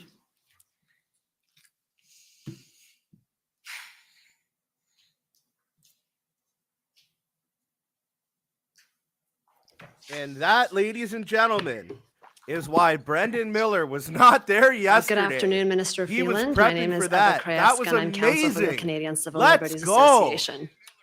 That just Minister exposed the Freeland, I'd like to whole start off fucking government. with going back to your testimony in chief with respect to the Ambassador Bridge. If I understand your testimony correctly, you stated that the blockage of the Ambassador Bridge escalated matters in your mind significantly. That's fair. So first of all, good afternoon, Ms. Krajewska. Nice, well, maybe I shouldn't say nice. Maybe you can tell me that later. Yeah, but good afternoon, and I will try to answer your questions. And I think when you say testimony, you're referring to the Your 2 exchange hours with Ms. this morning. Chowdhury. So try to be precise, yes, as finance minister, in my judgment around the economic impact of the illegal blockades and occupation, certainly the blockade of the Ambassador Bridge was a very significant escalation. Right. And precisely the words you just used now, it was at least at that point, if not earlier, that to your mind, the blockades and the demonstrations became illegal. No, I don't think I want to be so precise about that. What I am very clear about is the blockade of the bridge made this a real economic crisis for Canada. And that was a moment when, as finance minister, I really had to figure out a way to stop the harm to Canada from getting worse and from really snowballing and irreparably damaging our country. And you said because it had potentially exponential harm to the Canadian economy. Yes, I mean, I wasn't taking notes of what I said, but I believe that. Yes. And that's when you started looking at the Bank Act and the PCLMFTA as potential, using the measures under that legislation to stop those demonstrations. Again, here, let me be sort of very precise about my state of mind. From my perspective, we had a number of different, but certainly inspired by one another, occupations and blockades across the country. There was the occupation of Ottawa, and I can't tell you the chronology of them. I'm sure you're familiar with them. But so there's the occupation of Ottawa, there was Coutts, there was Emerson. In terms of economic impact, the Ambassador Bridge was the most significant. There was also, I believe, Sarnia, Niagara, and Surrey. So from my perspective, what was happening was this kind of metastasizing whack-a-mole copycat events around the country. And some of them had a greater specific economic impact than others. The Ambassador Bridge sort of stepped up the impact, but it was not the case, in my view, that this was just the Ambassador Bridge. Okay. And that was not the purpose of my question, that Okay. It was only about the Ambassador Bridge. I understand your evidence that the blockades generally had a significant economic impact on Canada that you were concerned about. That's fair. Again, can I say yes and offer an explanation? I'm not trying to make this controversial or to trap you. Well, no, I'm just trying to establish this to move on to my next point. Okay, well, I would just say you are a lawyer, so a person does have to be careful. Yeah. But and I say that with the greatest respect for all the lawyers who are here. But look at this the little point girl that I just fucking want trying to to be play clear all nice. about, So I and I respect do all of think you here. I'm a fucking that, tyrant who just got caught. there has been, in some of the public thinking about this, a lack of clarity. Is, from my perspective, one way that you could look at the economic harm was what happens every day arithmetically and just add it up.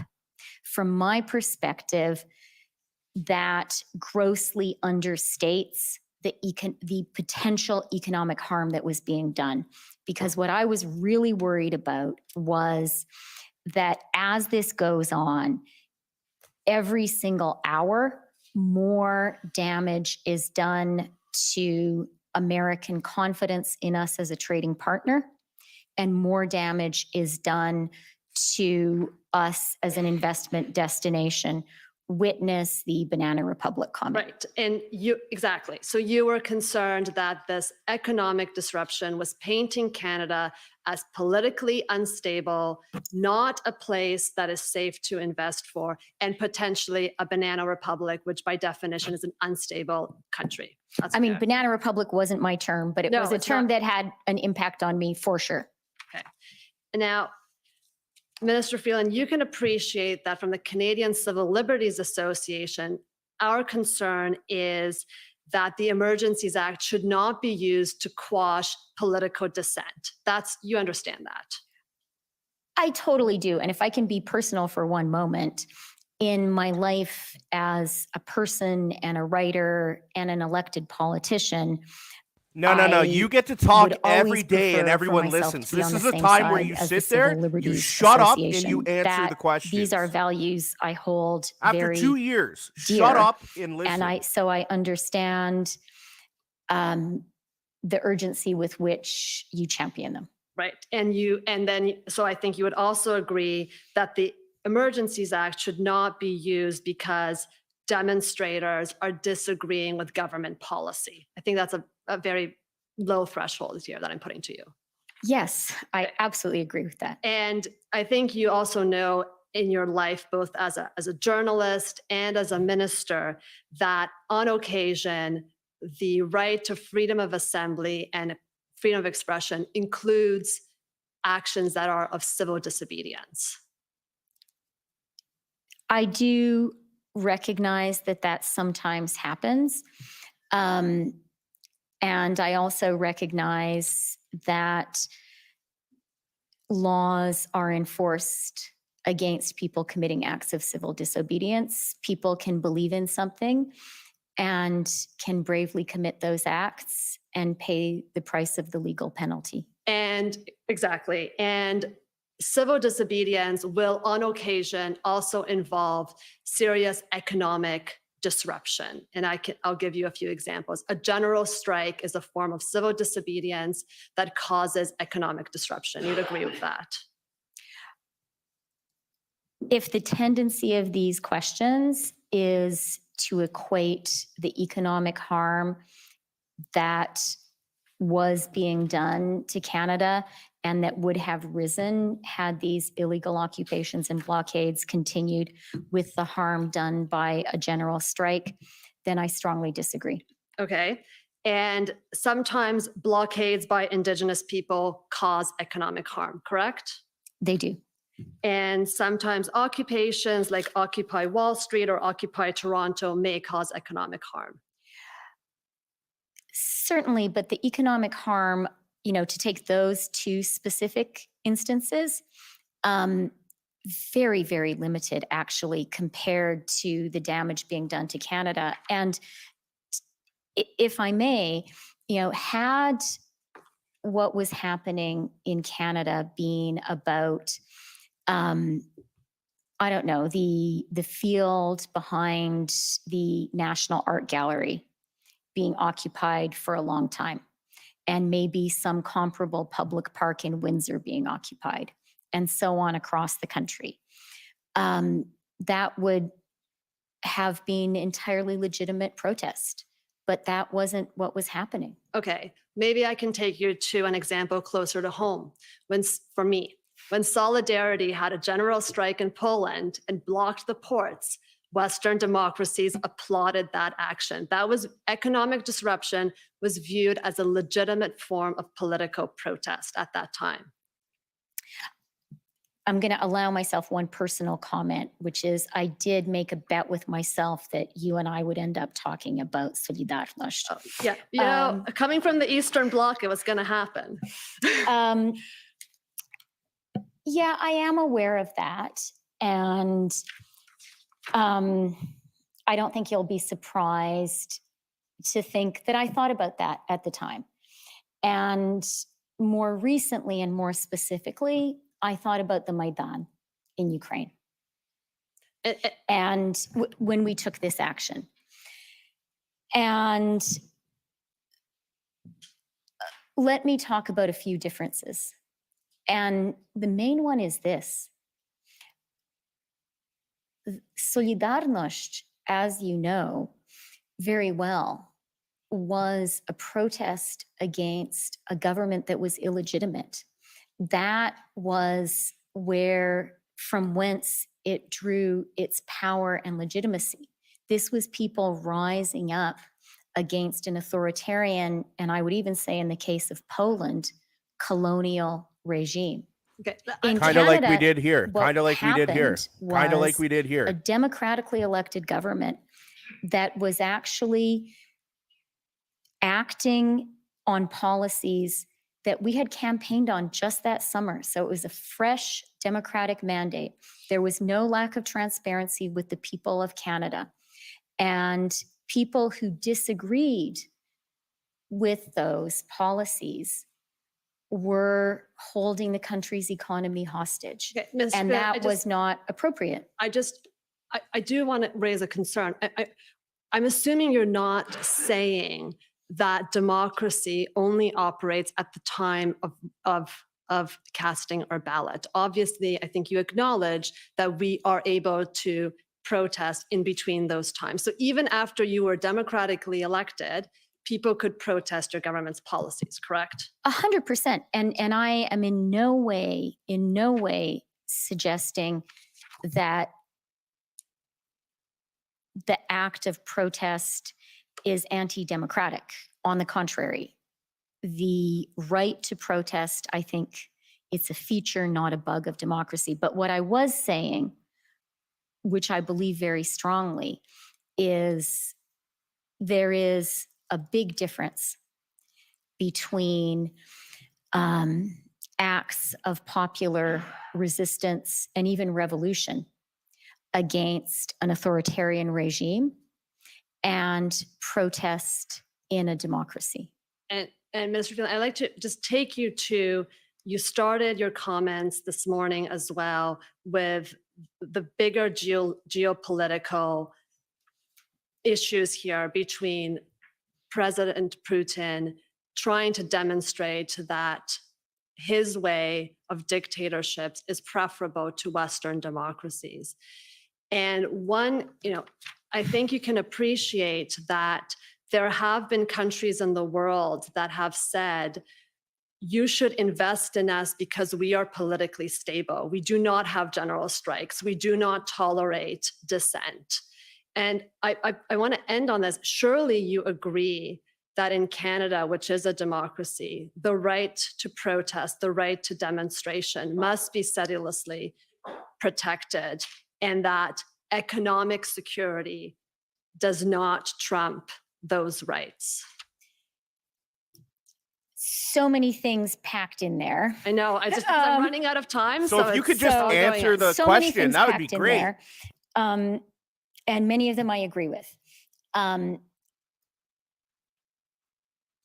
have reported on a lot of authoritarian regimes that spoke about their stability as something that should be attractive to investors. And clearly, I strongly disagree with that argument. My concern when it came to the economic security of Canada was about our ability not to not have political debate. Political debate is a sign of a healthy society. The fact we're having this commission, that's a healthy democracy. The fact that in question period we yell at each other, I really don't like it, but it's a sign of a healthy democracy. What was undermining of Canada's economic security sufficiently dangerously that I believe we needed to act, and it was the right thing to do, was that our trade was being stopped and was being seriously blocked. And I was very worried that that was handing arguments to US protectionists who were already on the move, and that had that relationship been seriously damaged, that would really hurt Canada. And Minister Freeland, my last point, you mentioned at some point that it would have been one thing for the protesters to stand with a placard at the War Museum and protest. You mentioned that today in testimony with me. I didn't say War Museum and I didn't say placard. Sorry. But the basic idea, I think we're in the same I'm sorry, zone. I'm thinking of a different Ottawa monument.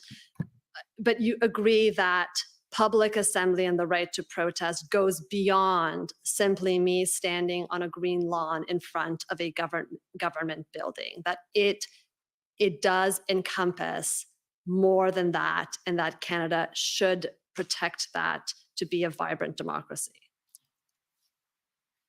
I, am not going to right now try to define with you specifically, what is, give examples of protests.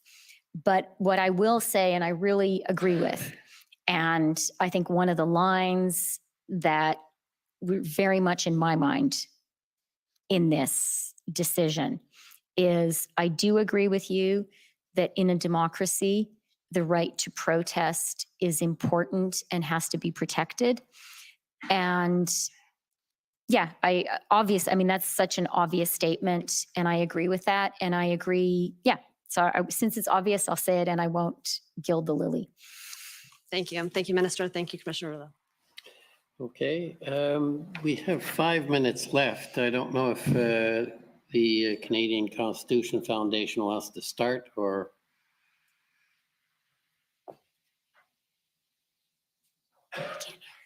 Lunch, but I'm in your hands. I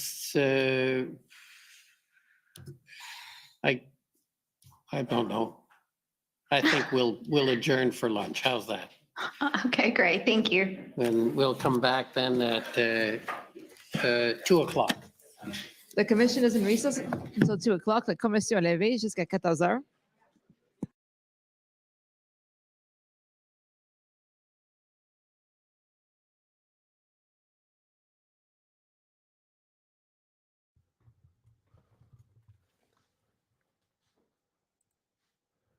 Wow. How's everyone feeling now? Those last few days, they were pretty dry and they were pretty hard. And I was starting to feel defeated. I was starting to feel upset. I was bothered by all this. And, Brendan Miller, he just rocked it. He just did so good. And yesterday, I'm an open book. I'm not going to lie. I was talking to some contacts that are friends and stuff with the team, and I'm like, why did we cede our time? What is going on here? And now I get it. They were very busy. And people got to realize that every time Brendan Miller gets something on the record, that can't be ignored. You know what I mean? When he says something, that's why that day he got in trouble and got kicked out. He said what he did, because now that he said that live and everyone's seen it and everyone heard it, it's on the record. They can't ignore that now. So he just stuck it to her really good. Let's have a little hold on here. Let's have a little review of that. We're gonna go.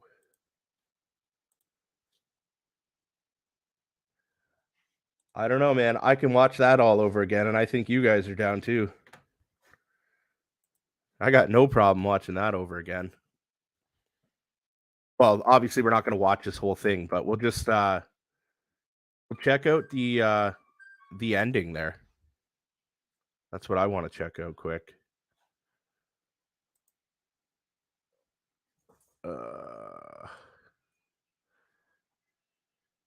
You'd agree with me that time, so I'm going to cut you off there, and you'd agree with me that given that there was no regulation in place from March 2020 through January 15th, 2022, during the throes of the pandemic, there was no reason to pass one on January 15th, 2022, was there? There was no health risk. Oh, is that a bite? No, I'm afraid I don't agree. In January, we had an Omicron wave. We Did a were fish still just fighting bite? COVID, and there was a real value in encouraging as many Canadians as Okay, possible to get but- vaccinated. But so the Oh. purpose was to encourage Canadians to get vaccinated, to compel them to get vaccinated. Is Oh. that fair? That's right. Got All it. right, so Snagged that it. was the purpose of Reel the it in. regulation. That was the true purpose. It wasn't time, so I'm going to cut you off there. And you'd agree with me that given that there was no Oh man, let's do it one more time. One more time. time, so I'm going to cut you off there. And you'd agree with me that given that there was no regulation in place from March 2020 through January 15th, 2022, during the throes of the pandemic, there was no reason to pass one on January 15th, 2022, was there? There was no health risk. No, I'm afraid I don't agree. In January, we had an Omicron wave. We were still fighting COVID, and there was a real value in encouraging as many Canadians as Okay, possible to get but- vaccinated. But so the purpose was to encourage Canadians to get vaccinated, to compel them to get vaccinated. Is that fair? That's right. All right. So that was Wow. the purpose of the regulation. So guys, by her just saying that, she just admitted that the purpose of these mandates was to coerce Canadians into getting the jab. Do you understand that development? That means this wasn't for health reasons. This wasn't for whatever reason she's saying. These mandates were put in place to basically make your life impossible to live without getting the jab. That's what these people did to you. On the record, on the transcript, for all of Canada to see. That just happened.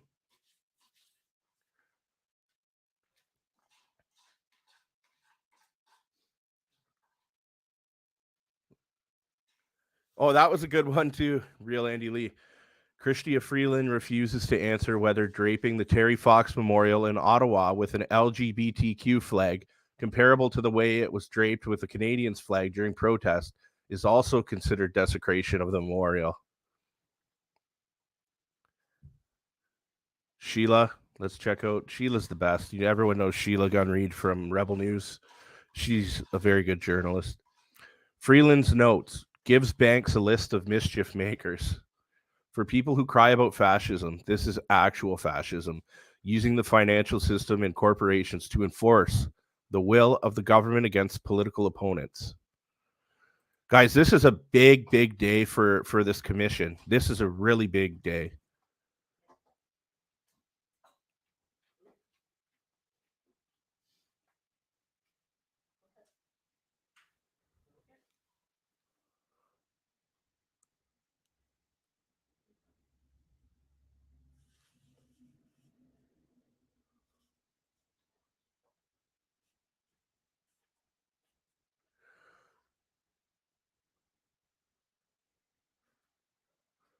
Deputy Prime Minister Freeland said, "I will never support negotiating with those who hold our democracy hostage." I like this one. I'm going to retweet that, what Ferry says here. If this is what they aren't censoring, imagine what they are. So that was the other thing that Brendan Miller just put to them, that, what do you call it? He just put that, shit, where was I going at here? Oh yeah, that okay, so there's what do you call that? There's cabinet confidence, right? So there's certain things that the cabinet is allowed to black out like this, or we know this whole thing would have been blown out by now. But what he's found in these documents that have been submitted is that there's people who are just like liberal staffers and what have you, and their statements are redacted, and it's unlawful and it's illegal, and they're not allowed to do that. And he put that to her on the stand too. That came up. So yeah, pretty incredible. But you know what, guys? I got to eat some lunch and do a few things because this takes a lot of time. So I got an idea. Let's do this. I'm going to bring you over to my friend Ro at the War Campaign because Ro has given me permission to do this anytime. And we'll just zone into his live for now until we're back from break. Document, which is a very important one, right? Money is always important because follow the money, of course. So we go to protester fundraising, this overview report. Hit this. All right. Fundraising in support of protesters. And we just scroll down. Let me just download this first over here. Give me a second here. It'll be easier to read. Okay, this is the protester funding. What did you think of her behavior, though, Ben? I mean, watching it as an American, you guys got people like this over there? Yeah, there's a technique called the filibuster. Okay. And it's where you just talk and talk and talk about nothing to use up all the court's time. And I think she was doing that, just going on about the Ukraine, Flavio. I mean, come on. Go right to the bottom of this document and you can see here, and this is really what it is. A lot of the arguments and the rest come down to this issue. And there have been arguments that people have been arguing, and you can see that online. There's people who are running, for example, the Adopt a Trucker.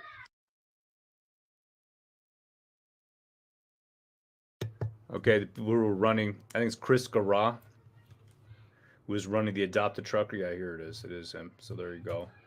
Adopt a Trucker, Give, Send, Go donations from Garra's Stripe account. Okay, so just to kind of give this to you, what is a Stripe account? The Stripe account, when you give to Give, Send, Go, or you give to GoFundMe, everything gets funneled to the actual payment processor, regardless of GoFundMe or Give, Send, Go. It goes to a Stripe account. Stripe is the payment processor that underlies Give, Send, Go, and GoFundMe.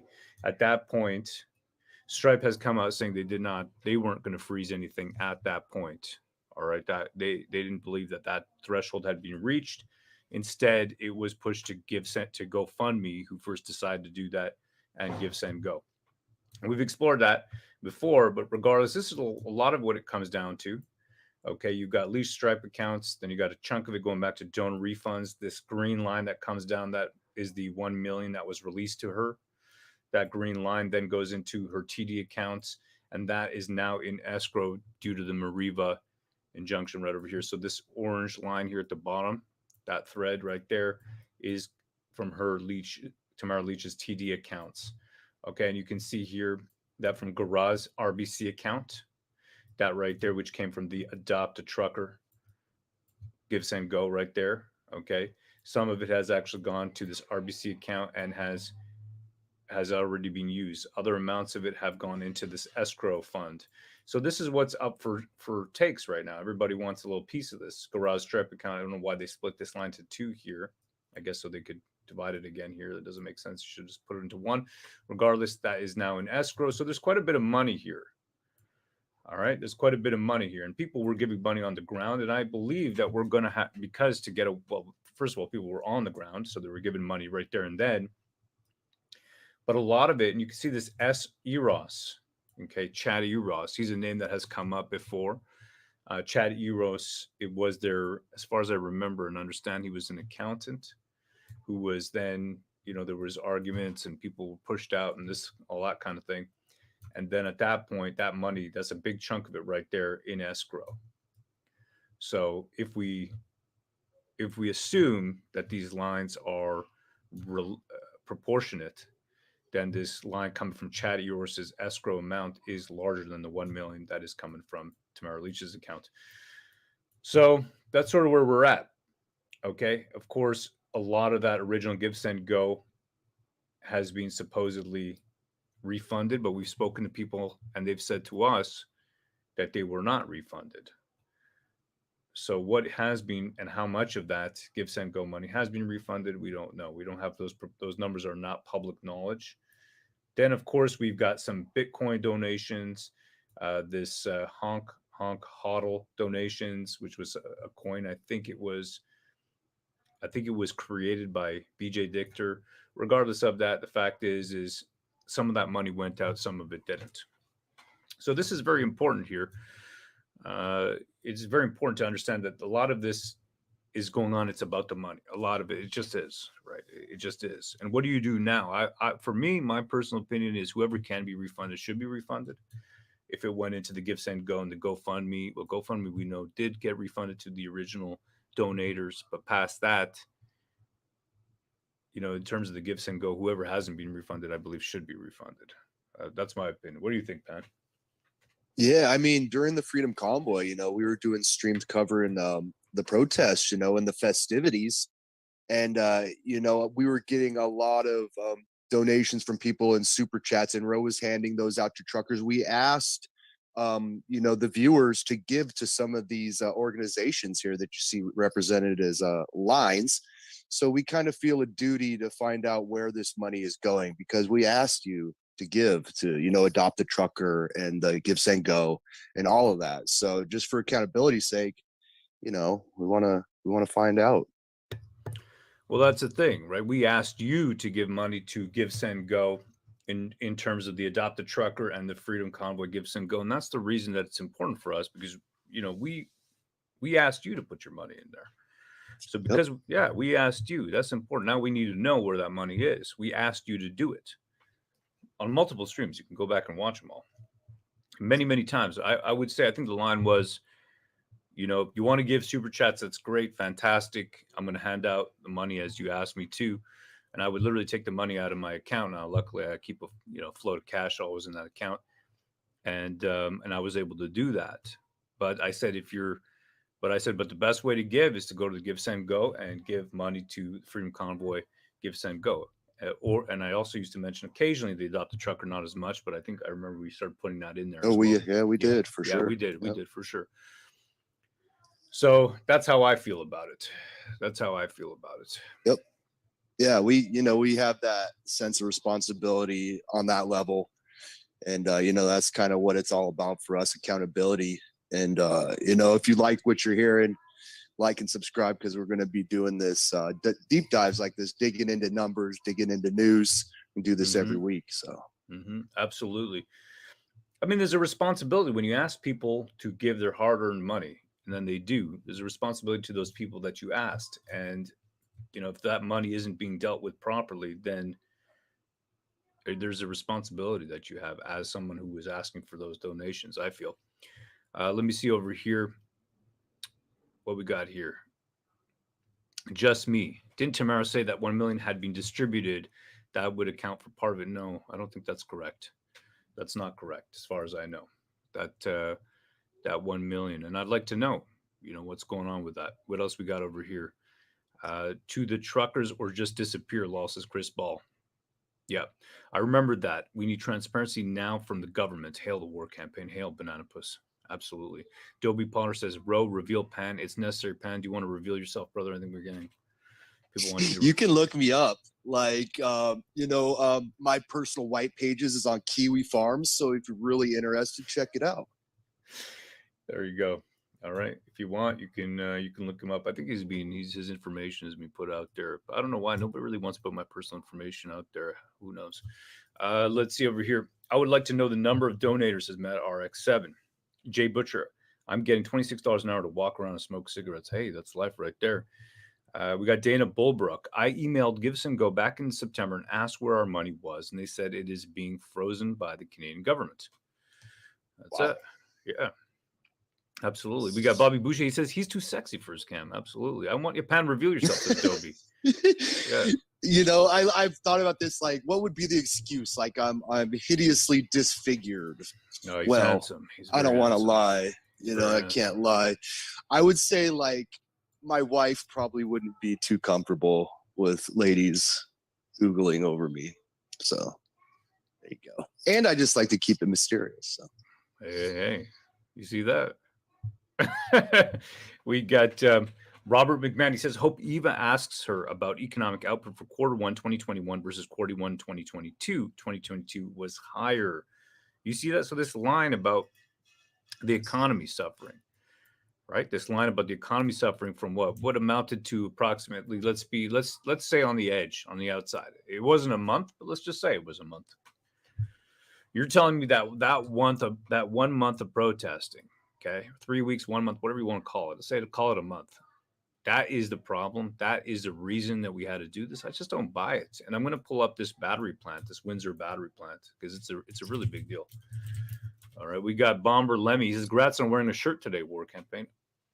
I wear a shirt every day. I don't know what you're talking about. Are you? You were bare chested for a few minutes a day Was or I? two ago. Was I? Really? Yeah. Oh yeah, you were letting it all hang out, brother. I don't think that was me. I remember it differently. Yeah. You know, you don't have to answer the questions, as we found. Exactly. So this the is POEC. Right. You got it. So this was a secret battery plant that was being built. Okay. This is it right here. It is massive. The modernization of the automotive industry continues in the auto capital of Canada. LG Energy and automakers Stellantis, parent company of Chrysler, are partnering to build the country's first electric vehicle battery plant, a $5 billion investment. This is the largest automotive manufacturing investment in the history of our province, and I'm sure it's probably the history of our country as well. It includes hundreds of millions of federal and provincial dollars, but neither government will say exactly how much it invested. Ontario's auto industry has lost thousands of jobs in recent years. Stellantis' minivan plant in Windsor. Okay, there you go. And by the way, I think these guys should bring back the Grand Caravan. I don't know why they canceled that. That's my favorite car, the Grand Caravan. As someone with many children, I really like the. Why is Ford the only one with a mask? Pretty much the only guy with a mask here. What's going on? Ready by Safety first. 2025, just as the local. These guys, man, the jokes, I swear. Albertans are paying for all of it, says Karen Tagliaferri. That's it. Yeah. The inquiry has only exposed more of what's going on. I'm working on some things. I got a tiger by the tail. The British North America Act 1867 says in darkness. So there you go. We got more people investigating, figuring things out. Nice. Yeah. And that's the thing. I think like a lot of people are like, you know, the system is, you know, it's corrupt. You know, there's no hope. You know, this is a sham. This is a farce. We're wasting our time. We're wasting money. Well, yeah, a lot of that's true. But I think, you know, these people are exposing themselves. They're showing you how corrupt it is. And I think once we dig into this, we'll really be able to start calling out specific things about the way the system works and call attention to these details that basically make it a tyrannical system. So that's what we want to do. Yep. I agree, brother. I agree. Hold on a second here. I'm just going to put this video up. This is a clip that is done by a fellow in the Telegram room. He's already put this together. This is Eli. All right, let's take a look over here.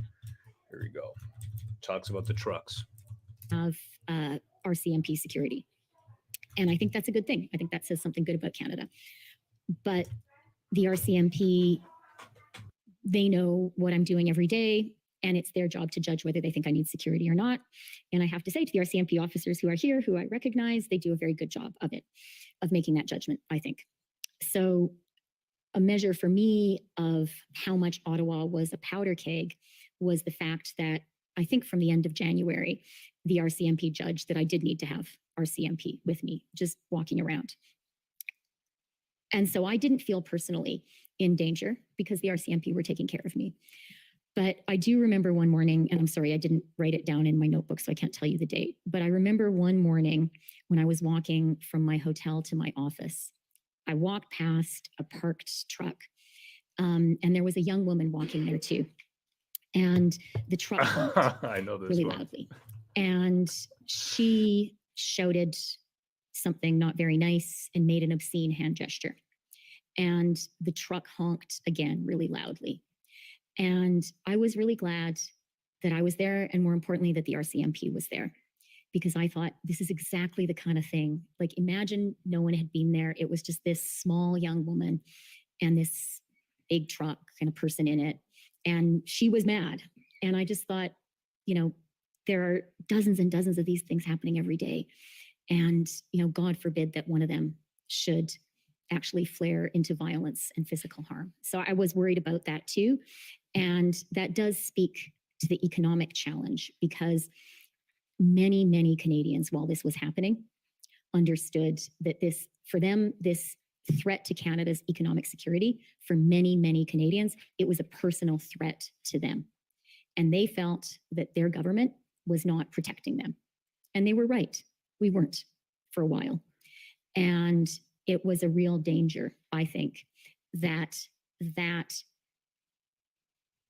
totally understandable and reasonable feeling that my economic security is being undermined by these illegal blockades and occupation.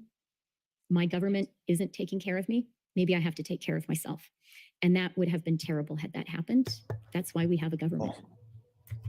I mean, she started talking about economics here. I don't understand how any of this follows.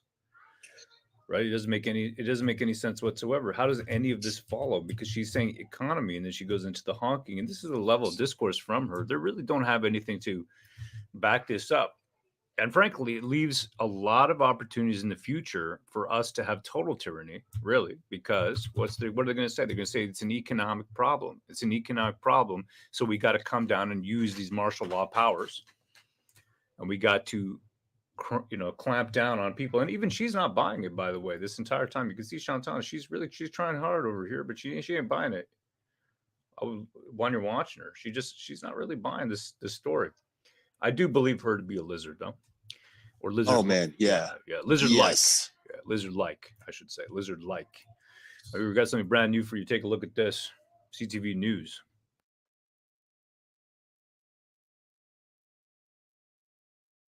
If you'd be so kind, brother. Oh, Freedom Convoy 2.0 being planned for February 2023. Wow. It's brand new. Is this the Operation Bear Hug, or I think this is, or is this something different? I'm not sure what's going on. We got about an hour. It's been about an hour that this is out. An hour, 20 minutes this came out. So there it is. It is coming out, and it is. So is it CTV just like they're like, oh my God, the convoy's coming back, you guys, watch out. Here we go. Let's take a look and see. All right. This is published 11:43 a.m. So that is an hour and 40 minutes ago. Okay. So yeah, it is James Bowder, the founder of Canada Unity, post on Facebook, calling for a freedom convoy from February 17th to 21st.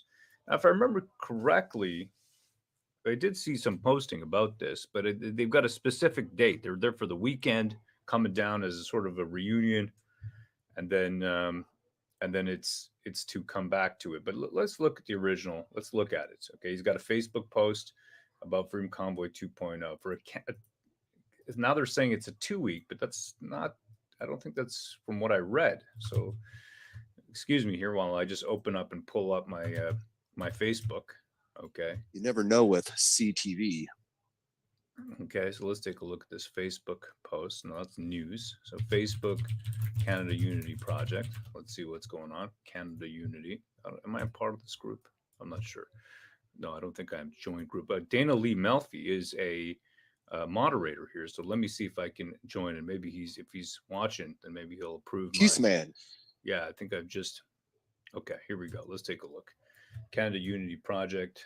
I'm logged in as a war campaign account. Let's see if we can scroll down and see official November 16th, James Bowder. All right, here it is. Okay, so let me see if I can. There it is. I don't know if you can read that. Oh, there we go. All right, perfect. So November 16th at 8:05, today's the 24th, so 8 days ago, he pulls this out. All right, here we go. He posts this. He goes, we got 2 convoys coming from Western Canada, convoy launching out of BC, arriving on Friday the 17th. East convoy launching and arriving on the 17th. South convoy arriving on the 17th. So everything's set to arrive on February 17th. Let's go to time and date calendar. 2022, my favorite site for this kind of calendar stuff because it's really nice and easy to read. February, this is going to be for 2023. Okay, so the 17th indeed is a Friday, and 21st is a Tuesday. So let's take a look now. Friday the 17th, plan to hold nationwide operation #Bear Hug Canada. See the Bear Hug thing, unfortunately, right? And people will say this about us. War campaigns, a scary name. We come from comic books. We'll talk about that in a minute. Crash the system. A lot of people giving up. Instead of giving up, we say crash the system rather than give up. but bear hugs, they can sound. How does it make you feel when I say to you, Penn, that I want to give you a bear hug and I want to. Me, like personally, I like it. You know, bears are warm and fuzzy, and you get a big bear hug. Big nice squeeze. It's to some people it might be threatening. They'll be like, "It's gonna a bear hug, man. I'm so small." So yeah, I don't know. I mean, I kind of I don't find it threatening. Okay, but I can see leftists who are afraid of everything. They're saying, well, they want to put a grip on all of Ottawa and just squeeze the life out of us with their honking. Got a message here from Clyde, and I do appreciate it. Thank you, brother. Thank you for sending that super chat. He says, pan face reveal when I have Rowan Pan on my podcast for a long chat. Looking forward to it. It's been a while, brother. We're streaming nonstop. But yeah, once this is over, I'd love to. It'd be a great time. And he says, Pan's face reveal when we do that. What do you think, Pan? You up for that? I don't know. I mean, I'll have to talk it over with my wife. There you go. I'll put it in her. He's too handsome. He's too handsome. What can you do? The guy's too handsome. We got T-Bass. He says, are you going with Derek Smith and ... to Ottawa? I live in Ottawa, so I don't have to go far. I literally just come out of my house and I'm inside of a convoy. That's all I got to do. Let's see what else we got. Okay. All right. So unity-focused events in every major city while the National Convoy for Freedom takes place. The main theme is to openly share our stories and talk about discrimination, reconciliation. We're done fighting. It's time to start putting more focus on putting unity into our communities. That's a beautiful message. It really is. All right. So we got February 17th to Monday, February 20th, which is the weekend. Speakers, bouncy castles. That sounds like a good time, to be honest. Date from the 21st, the convoy will end back in BC. So they've already got their departure dates. Date, departing from Ottawa on Tuesday, February 21st. So leaving on the Tuesday, the convoy will end back up in BC. That is the guys coming from BC, the fellows, I should say, ladies and gentlemen. So they're not saying they're staying here. It's not about staying. It's about a weekend event. That's from their own mouth right here. I mean, that's James. So according to this, CTV is dead wrong. Well, let me double check here. Let's see what CTV said. So again, it's on the screen. You can see that. It says right over here, date departing from Ottawa on Tuesday, probably because the Monday they're going to relax, that night. And they're like, all right, we're going to, so is it a long weekend? I don't know. And then the Tuesday they're out. That's it, finished. It's a good long weekend. Well, KZ Gypsy Mute says, sounds spectacular, Ro. Yeah, it sounds like a good time to me. That sounds like a nice weekend. I'll bring the kids. We'll have a lot of fun. That kind of thing. All right. Going down to the CTV article, which came out, Freedom Convoy 2.0 being planned for February 23. Michael Woods, 11:43 a.m., which is an hour and 40 minutes ago. And he says here, he's talking about the same sort of thing from calling for a Freedom Convoy February 17th to 21. So he does have those dates correctly there.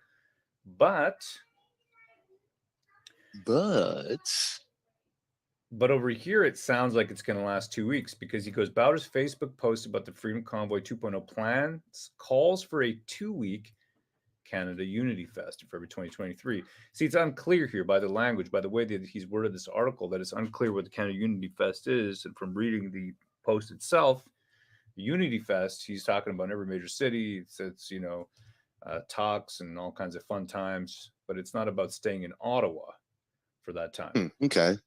Yeah, a little vague. Let me see. Is there any other information here? This is all just background information. No. Yeah, there you go. So that's a little vague.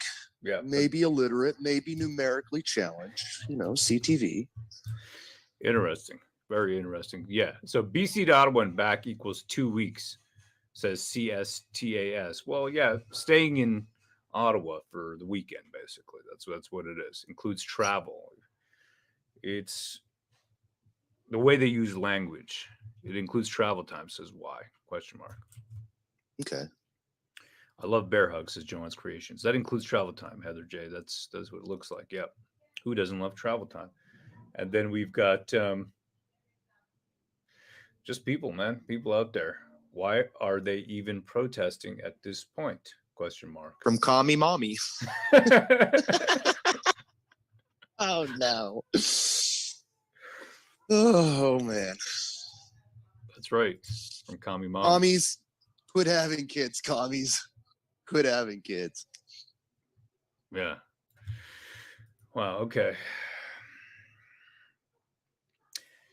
Yeah, it's man, society is polarizing, and Freeland brought that up when she was talking. She was talking about the polarization of society. But what I would say there, and I'll take a picture from our book, okay, crashwc.com. This is an imagining of the future in 2039, based on current events. Grand realignments created the dystopic world of 2039, and now we crash the system. If we scroll down on this page, you see a page from this comic that's in the works right now. In 2039, you can see all the language being used. You remember that movie, They Live? You remember that movie, Penn? Oh They yeah, Live. Roddy Yeah. Piper, and you Right? put on the special glasses, and you can see the lizard people or the aliens or the non-humans. Yeah, that's a classic. Absolutely, yeah. And so this is, you're basically living in that world, but imagine you can see all the signs. They don't have to hide anything. Silence is violence. Stop Asian hate. Black Lives Matter. You got all these different symbols all over the place. I think the guy did a really good job, man. Pretty good over here. Coexist, our artist. LGBTQ plus, QIA, Supreme, L. I don't know. There's all kinds of words. I can't keep up. The grand realignment took the rights of generations to come. So what happens here? We got 5 major villains, and we are imagining a future based on current events. 5 major villains. All right. Desmond wakes up in 2039. He is a God-fearing motorcyclist, lives in Ohio. World's totally transformed in 2039. He has an accident and he wakes up. I love this image. This is a pretty good one. It's not Justin Trudeau. We can't get sued. So don't worry. I know you're worried about us, but we can't get sued because this is Dustin Russo. It's Dustin Russo. I think it looks more like the remember the guy there who imitates Trudeau? You know what I'm talking about? What's his name? I think I've seen him. Yeah. Yeah, he does a great job, but I think it looks more like him. They got biomechanical implants because their plans have come to completion. Dustin Russo, the crime minister. That's right. I like this. I like the people here in the corner. Check that out there. They're like, what? What? A little bit of Canadian history memorialized in this rendering. I like it, right? I like it. Yeah, he's a clone. That's right. He's a clone. Okay. So you got 5 major villains. We got Hans Klausenstein, Phil Jakes. That's right, Phil Jakes. Zach Buffenberger, the CEO of Fact Book. Alan Bodner, the CEO of Miser, and more. I think I got a brand new page, actually. These guys are drawing it right now. They're coming out. So 2039, what happens? Well, Western nations under assault. You know what I find amazing here? Okay, like just as a little bit of an aside, what I find amazing is how these people are so hell-bent. And when I say these people, I'm thinking like Chrystia Freeland, Trudeau, right? We're in a post-national state right now. We're in a post-national state. That's what they want us to believe. And yet at the same time, Chrystia Freeland is such an avowed nationalist that she changed her name from Christine to Chrystia to better represent her own nation, that she's a nationalist of Ukraine. So how does that make sense? I don't get it. Can you really come to Canada and then not only be a Canadian citizen and not only be a minister of finance, but also the deputy prime minister of Canada?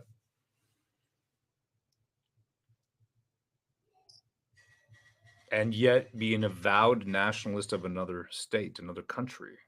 How does that make any sense whatsoever? I think it goes contrary completely to any statement of loyalty. And we say it here: honor, accountability, integrity, loyalty, old virtues that we want to see, make a comeback today because they've been lost. They've been completely lost. Where's the loyalty to your nation? The nation that you live in, the nation here in this case specifically that you are a deputy prime minister of.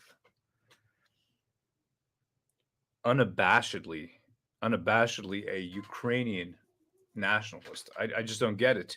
And then And I think this is a possible path, and I think we're going to go around it. We're going to get around it. We are. In this world, these nations, these great nations have been decimated after the grand realignment, global economic society in this case, taken over. And Desmond wakes up to a brave new world, and he's got to decide what he's going to do, right? And at the end of the book, he's got to make a decision. He's ready to jump off a building. He wants to go. He wants to go because he can't live there anymore. He can't live there anymore. You got misinformation drones that fly around, and they find you for speaking out of turn. Of course, the super wealthy are transhumanists.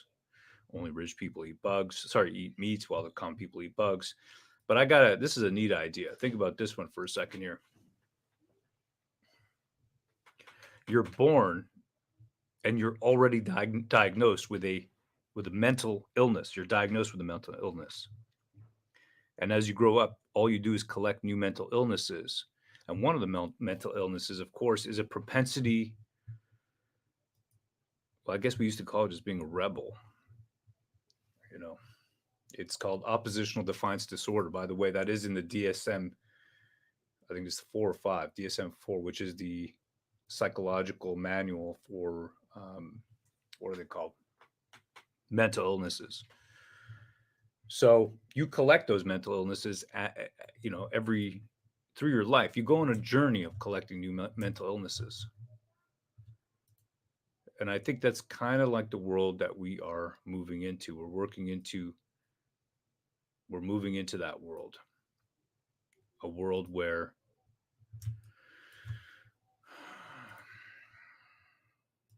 you know what I mean, Pan? These days, everybody's got something, right? You're diagnosed with something. Well, where mental illness is becoming commonplace for, people maybe that are sitting on the boards of schools, let's say.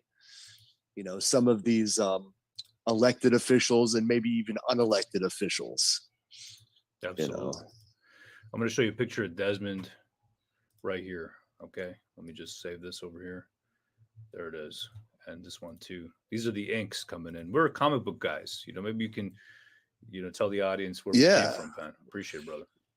Well, yeah, you might have noticed the name War Campaign. It sounds a little wild, a little crazy. Like, what are these guys? Are they revolutionaries? What's going on here? No. We did a comedy and parody show in independent comic books where we'd interview a lot of creators that were creating comic books and promote comics. And we also did a little bit of culture warring against the editors at Marvel and DC Comics who were basically ruining the characters we grew up with. They turned Superman gay and all this type of stuff, just ruining the culture. So that's kind of where we were at. And then the Freedom Convoy happened.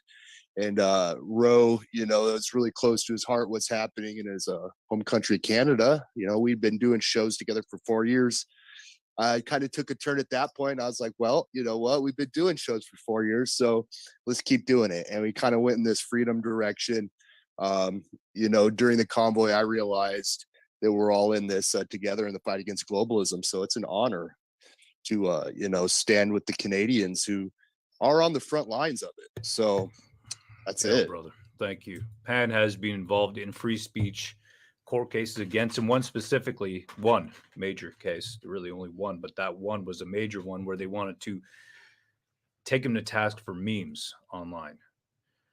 And, that's where we came from, a world where you can't speak freely. If you say, hey, BLM, I don't believe in this and this and that, and you talk about, the diversity of human experience, let's say, while relaying your view on biology being fixed in space and time, then you are an enemy of the state. You are not up and up with the newspeak. Then, hey, you're a problem. Desmond wakes up over here.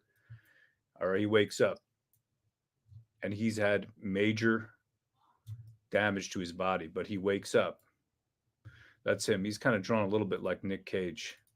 I'll show you. Nice. Yeah. Here he is, right? For those of you that don't know, Ro is a huge Nicolas Cage fan. He loves Nicolas Cage. Yeah, he's a massive I'm a massive Nick Cage fan. I love Nick Cage. So we got him right over here. Desmond, he's on a motorcycle 2039. Drones after him. He gets stopped. He realizes, you know what? I don't even own this motorcycle. His sister got him a motorcycle after he woke up in 2039. And he doesn't even own the motorcycle.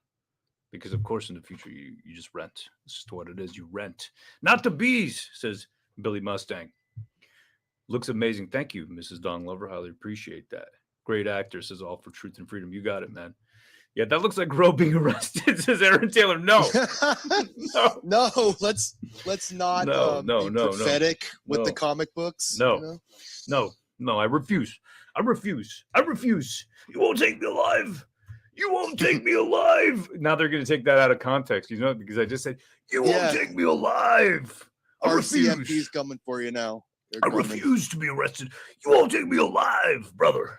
You won't take me alive. They're saddling up the horses right now, coming to your doorstep. I'm going to take that line, though, from David Lametti. It's just banter. It's just banter, man. It's just banter. It's just the bants, bro. It's just the bants, bro. Tanks for the memories. All right, so this is the future right over here, man. This is it. He wakes up, and I'm telling you what I wanted to do here, right? And the writer, Gat Hans, our brother who founded the war campaign with us, and he really did. He captured it. It's because you got to make a choice. You wake up in this world. What's your choice going to be? You want to give up? Do you want to give up? Tell me. Sometimes you want to give up. Everybody wants to give up. And you can ask Pan right over here.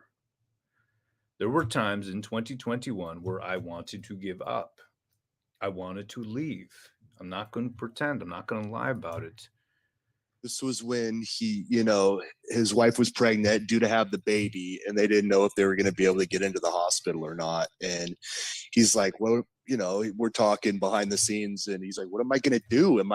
Do I need to come to the States and have an anchor baby? I mean, these things are running through his head, And I said it honestly. I said, I am ready to be a Mexican, Pan.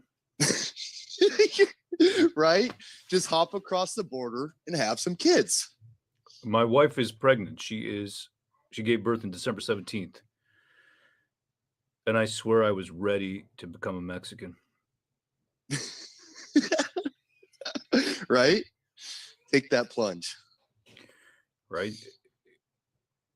I was ready. I'm telling you, natural birth out in a clean river with a doula. Absolutely no spam, man. So we actually got midwives, amazing midwives.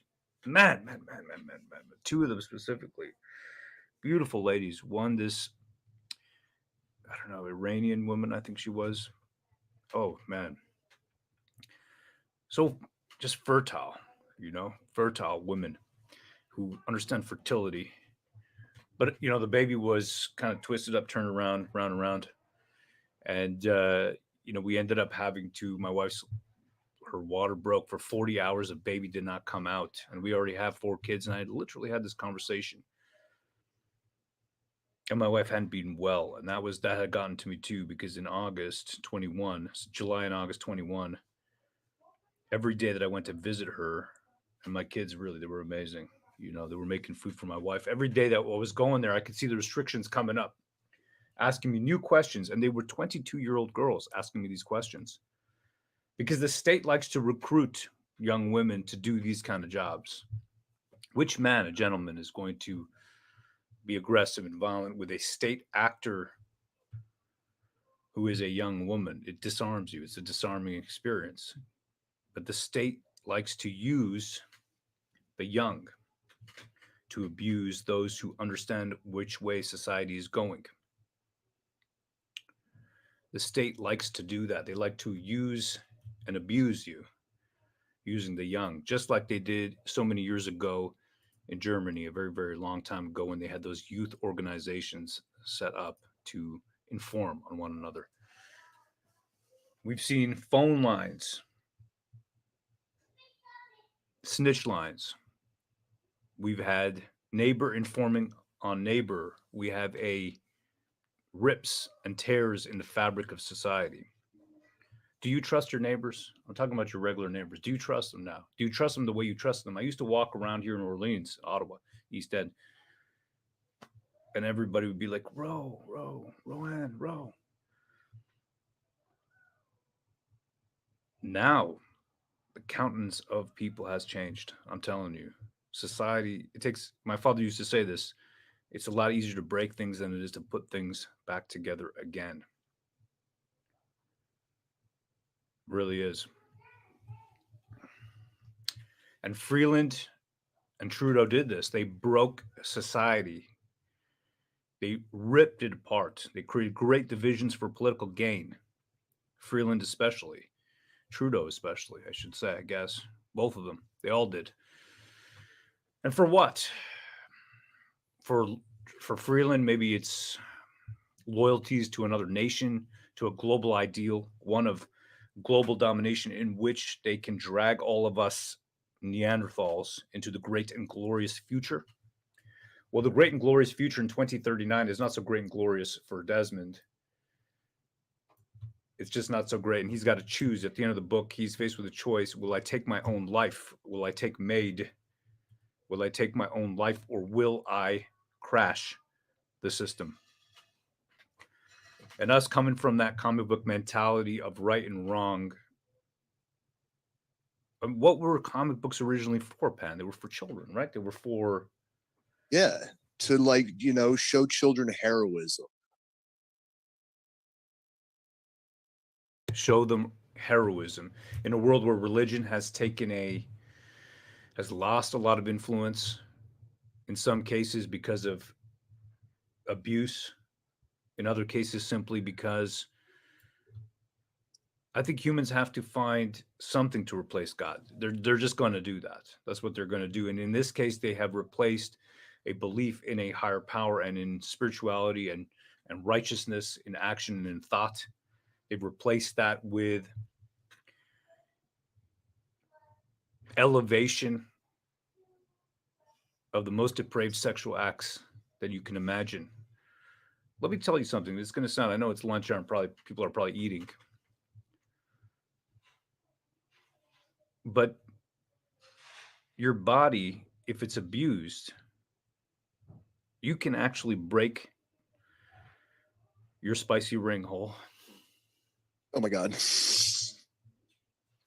You don't want that. You can break that ring of fire. You can break that ring of fire if you abuse it.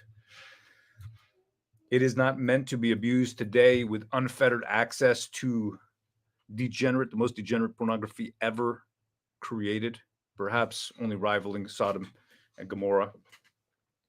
Young children are able to see and witness acts. I mean, growing up for me, it was Sports Illustrated or maybe the Sears catalog. No, it was Zeller's Flyers. I remember Zeller's Flyers. Now, what do we have instead? We have this insane obsession with the most depraved sexual acts. And don't get me wrong, I love sensuality, femininity. I really do. But I'm totally unwilling to see the tree of liberty, which can be, at least to me, it's a tree of life as well. It is what fills my veins up with a belief, with a love of living, to have my own liberty.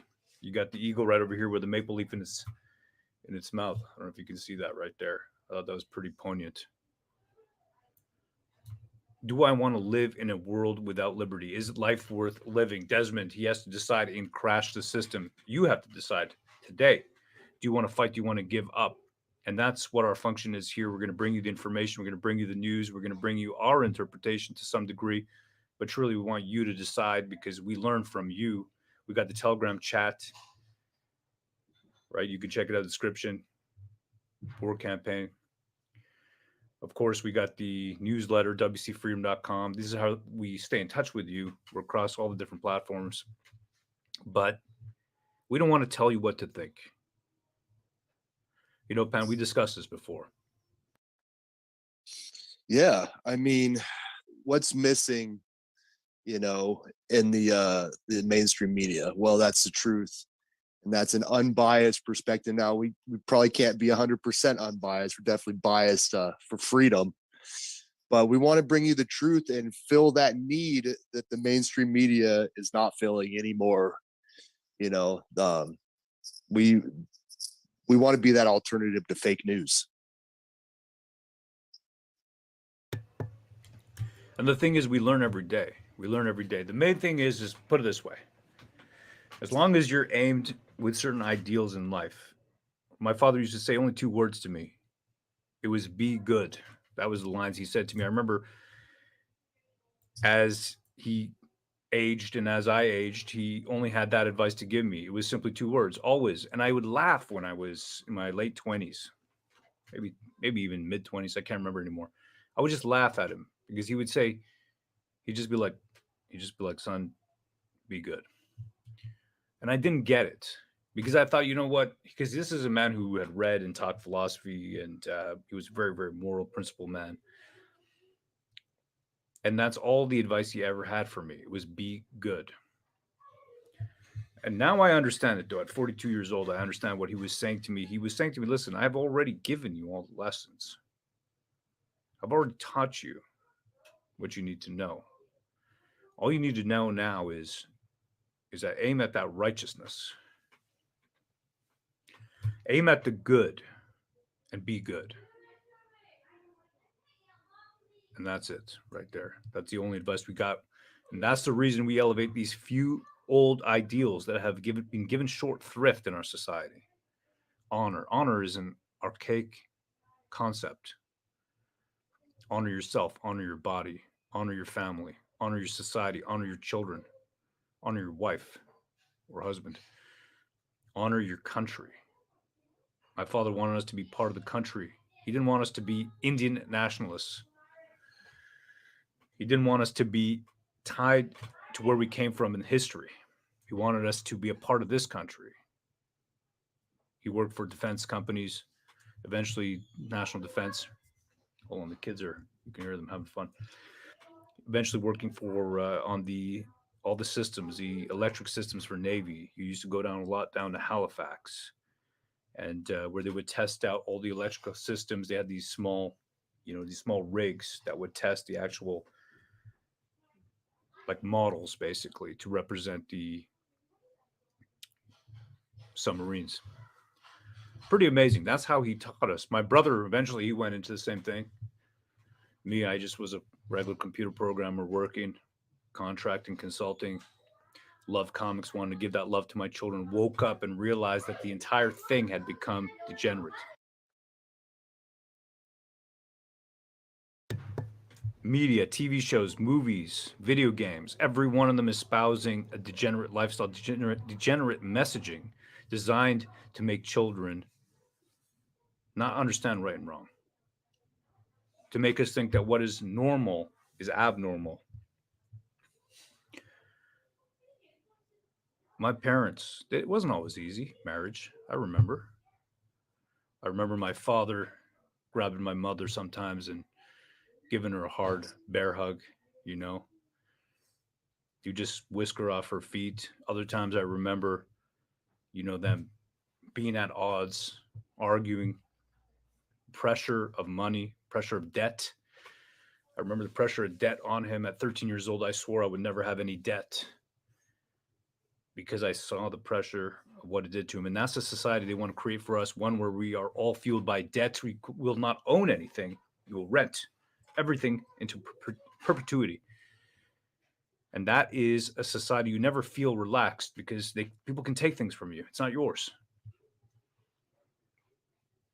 They want you to believe that there's always someone else better around the corner so that you're always looking. You can't just have your wife and be happy. You can't just take care of your kids and be happy. And don't get me wrong, I love the contact, the conversation, and what would it be called?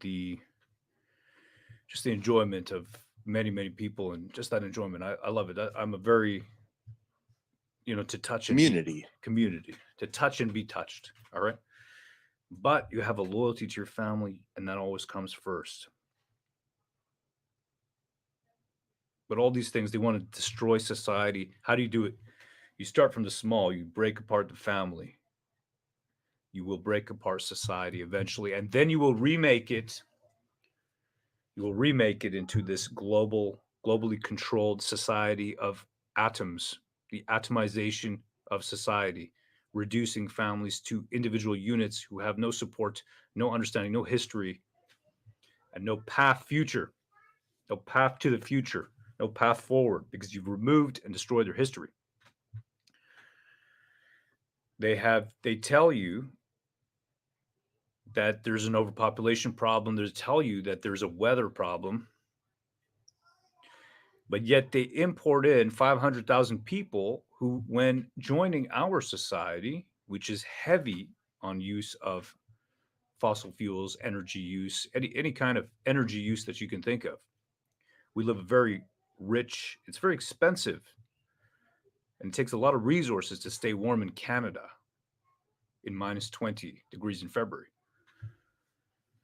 But we're going to import 500,000 people who come from countries where they can live with much less energy use, to countries that are designed and by their very nature, I would say not designed, but by their very nature require a ton of energy use.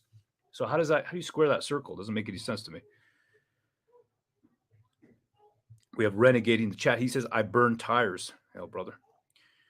Identity politics has always been and will always be an attack on society, says Von Saltinator. Absolutely it is. You have to let go of the past. What if I held, right? And remember, my mother's family had orchards by the border of Afghanistan, okay, because we had undivided India. Undivided India was a totally different place. All that was gone. Am I going to hold in my heart hate for the British? I was born in England. Dan Marshall over here, very educated man from Britain, as well as Johnny Boy. What are you going to do? You're going to hold that hate in your heart, or are you going to build your country, and are you going to build a future together? And my father taught us that's what we're going to do. And you see right over here, 2039, the beacons of liberty, the countries that have beacons of liberty, that are the beacons of liberty for people all around the world, have been decimated, leaving only globalism left. And we say, nay, brother. We're not going to give in. We're not going to give up. We're going to crash the system. And that's not a threat, CSIS. That's not a threat, RCMP. You know what I mean, Pat? That's just... No, it's a comic book, and it's just a mentality. I mean, you know, we're not going to give up. We like to win. You know, I don't know. I mean, our name's War Campaign, but we're just some fun time boys. We want to have a good time. But look, it got a little serious. So, you know, we're going to step it up a little bit and give you some serious news, but we're also going to continue to have a good time. It is serious. It is serious. I want to show you a video here before these guys start. I think we just got enough time. This is a video of Pan. What happened to Pan? All right, watch this. You're going to understand. Oh, yeah. Yeah, this is the short version of the story. Check this out. Yeah, here it is. Hold on a second. This is going to be Mertz Kalama campaign. All right, here we go.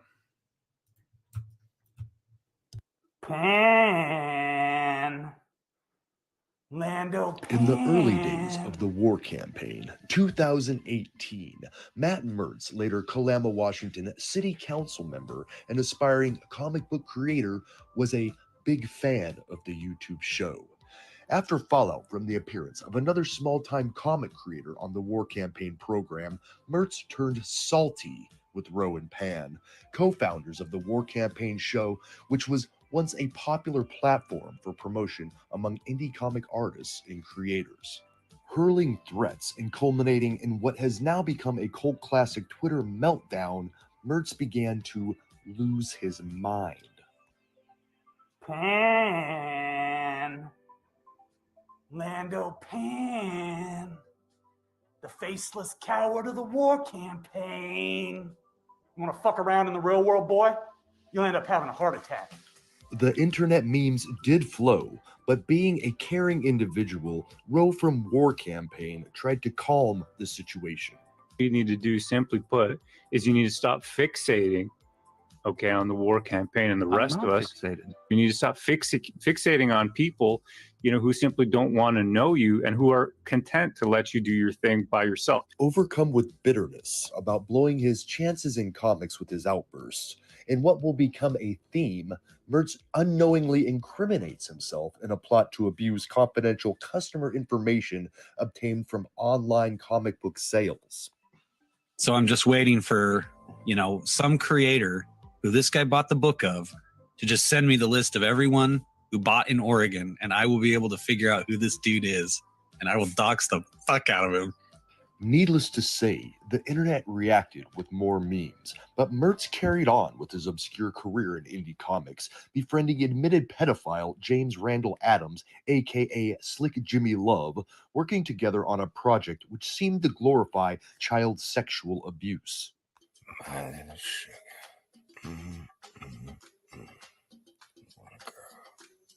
Using a law deemed unconstitutional by a U.S. district judge in 2019, meme Karen Mertz convinced the Cowlitz County, Washington district attorney to take the case.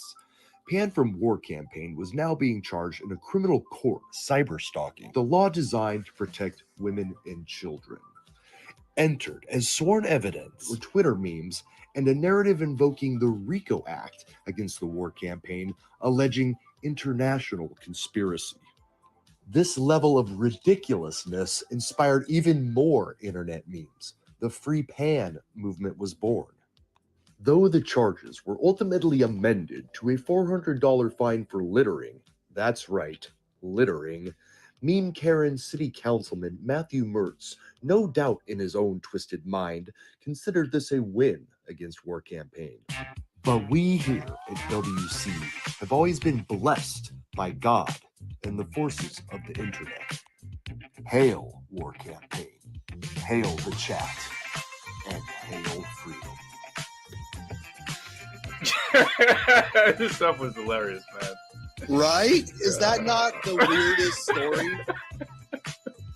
And what's crazy about it is this guy is now being brought up on his own unrelated felony charges for essentially breaking into people's emails, allegedly. So, yeah, what a screw up that guy is. Hail the chat. Hail, brother. Yeah, so we're not too, let's put it this way. We've seen some of this stuff before. Pan went through this court case like a real man. Went through the entire court case. They wanted him to divulge information for everybody in the war campaign. It was quite amazing, actually. He was part of the story. Was this guy was trying to build a case that we were collaborating with other more influential, bigger YouTubers and former pro comics people to basically, quote, corner the market. And he wanted to get the federal government involved and make it a RICO case. This is outlined in his sworn statement. And, it got crazy. Like it showed in the video, there were lots of memes. Oh, yeah. But we've seen it all. In the war campaign, all our brothers, they were with me the whole time. So a big thank you to you guys. Hail, brother. That's why we got the L for loyalty right there at the end of hail. That's what it is right there. Loyalty. You got to have integrity.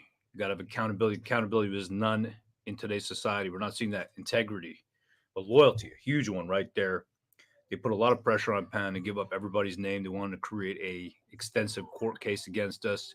Basically, what I see now, looking back on it, as a precursor to C11. That's really what it was. You're a trailblazer, man. You got done for memes, 2-3 years ago. This is amazing.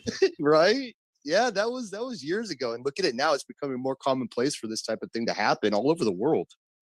So, yeah, man. That's right. There you go. We got John Doe. He says, you guys should get in touch with Razorfist. Good combo. Oh, wow, right on it. Yeah, that would be interesting. Okay. Yeah. I haven't watched too much of his stuff, but I've heard the name. We got Eternal Life C16. Absolutely. That's nuts, says Truth. Yeah, it's a crazy world. It's a crazy world. And they're trying to criminalize more and more. And yet the government will get up there, right? And say, hey, those are just bants. That's just banter. Right? It's just bants, bro. Tanks for the memories. Exactly. Language thought policing, says Troglodyte. Fighting freedom is a war, says Eric Peters. Fighting for freedom. I think it's a spiritual war that we're involved in. Yeah. Big time. Yeah. Yeah. If we're going to claim any type of warfare, it's spiritual warfare. Absolutely. It's funny though, hey, coming from comic books and the rest, and now here, but it's like the world has become a weird comic book, a weird caricature of good and Right. evil. Yeah. Fact is often stranger than fiction. I mean, you see it. You're like, wow, is this a comic book? No, that was yesterday. Yeah, right. That was yesterday. It's just a comic book. Yes, a spiritual war, says Christy Hand. A war of attrition, says Head on East Music. It is a war of attrition because you want to give up. You want to give in. We try to tackle that topic, that idea in Crash the System, because I don't want my children, right, to feel, I mean, that's a huge thing. I got roots here. My sister's here. Her husband and her son, Merlin, right? My bunch of our kids over here, 5 kids, my mother. I got roots here. Loyalty is to Canada. You got to know your loyalty. You have to know it. Where do your loyalties lie? You got to ask yourself that question. And then what are you going to do for freedom? How far are you going to go? Are you going to allow yourself to be degraded, diminished, destroyed by a continuous psychological operation to reduce your mental strength? They're trying to sap it away from you. They tried to do that to Penn. It took 2 years to resolve that court case. 2 years. The process is the punishment. 2 years. And of course, at the end, he got a littering fine. They slapped him down with a littering fine. That's not a criminal charge. They gave him a fine for littering memes on the internet, effectively. Yep. Explain that one to me.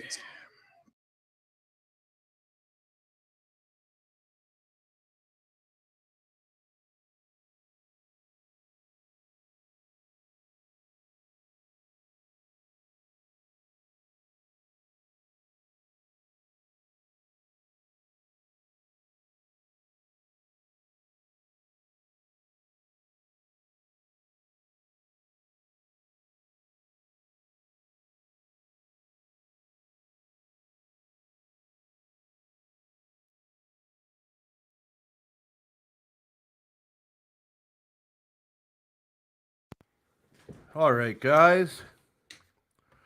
I'm back here now. Thanks to the War Campaign for letting us tune in over that break there. That's Ro and Pan. If you don't know them, Pan's from the States. He kind of does the commentary over Ro, and Ro is from Ottawa, and he was on the ground in Ottawa, and his channel took right off. He's got over 50,000 followers, guys, and good for him. I'm happy for him, and I'm happy that we can watch stuff from people like that rather than The commission is reconvened. La commission reprend. these big corporations. Let's support people Okay, like that. Once again, I apologize for the slight delay. Issues have come up that I'm having to deal with, so I apologize. Now, I think we can go to the next, which is the Canadian Constitution Foundation, and you're online. Go ahead. Yeah, great. Thank you very much. So good afternoon, Minister. My name is Janani Shanmuganathan, and I am counsel for the Canadian Constitution Foundation. And today in your evidence, you talked about the economic and financial consequences of the protests. You talked about the reputational damage to Canada as an investment destination. And at the end of Commission Counsel's examination, she asked you to explain how you understood this, economic harm was linked to national security. Do you recall that? Yes, I do. All right. And your answer to that was you believe our security as a country is built on economic security. And if our economic security is threatened, all of our security is threatened. And now I'm not asking you to elaborate on this. I just want you to confirm that this was your evidence. Obviously, I don't have word by word recall of what I said, but that's what I believe. And sounds like you're reading the transcript. So, all right.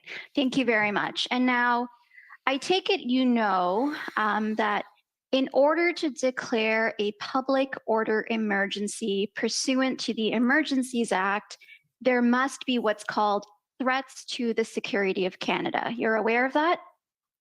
Yes, I am. And the Emergency Act says that threats to the security of Canada has the meaning assigned by Section 2 of the CSIS Act. You're aware of that? Yes, I am. All right, so I just want to take you to Section 2 of the CSIS Act, and this is COM, either 5 zeros or 6 zeros 935. It should be 5 zeros.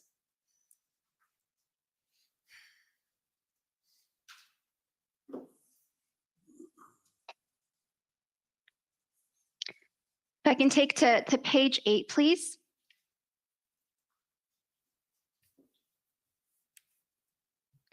Perfect. If you can just pause there.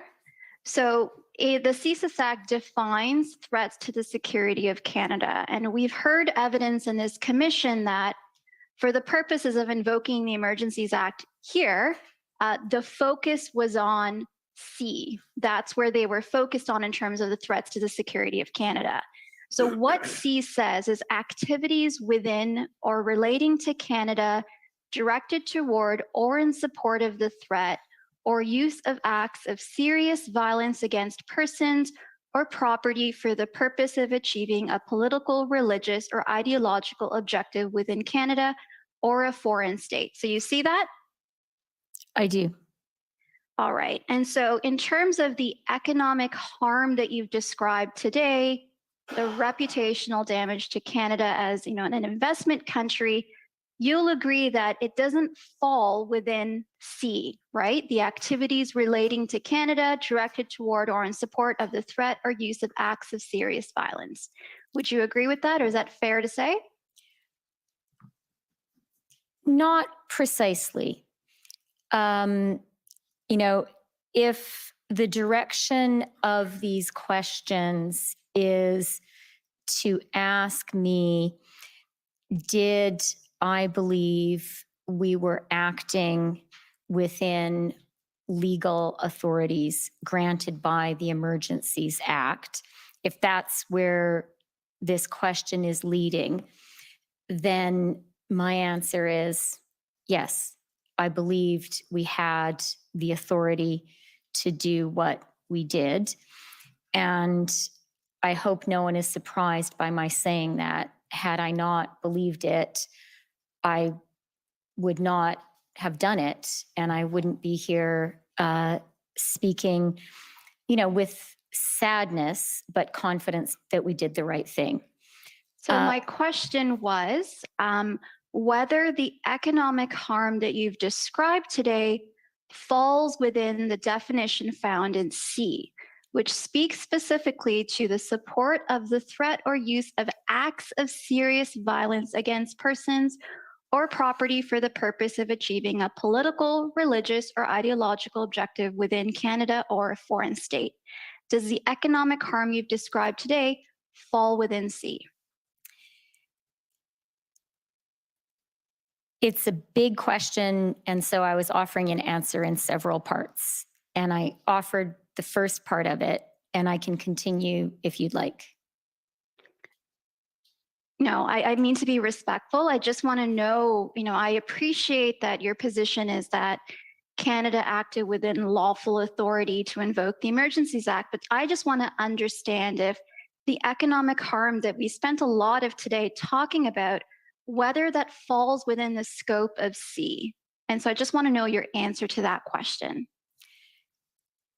And I also really do want to be respectful and answer this really important question. But it's a big question, so I'm going to have to take it in stages. And I offered the first stage. I can carry on if you'd like. Sure. So that was my first stage. Second stage is in terms of, one of the things that this commission is, I think, quite rightly investigating, was the government acting within its authorities? for me, as finance minister, an important factor in the judgment I came to, which is that we were, was the expert advice that we received. I'm not a lawyer. I rely on the judgment of officials who advised us and on expert legal advice. And I say that even as I am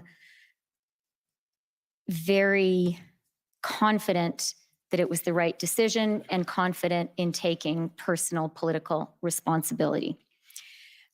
I can also speak to what I saw and experienced and believed that falls within the scope of the serious violence against persons or property point. But I do want to be clear that I'm not speaking here as someone with an expert legal opinion, but I'm speaking as a minister who made a political judgment and as someone who was also in Ottawa.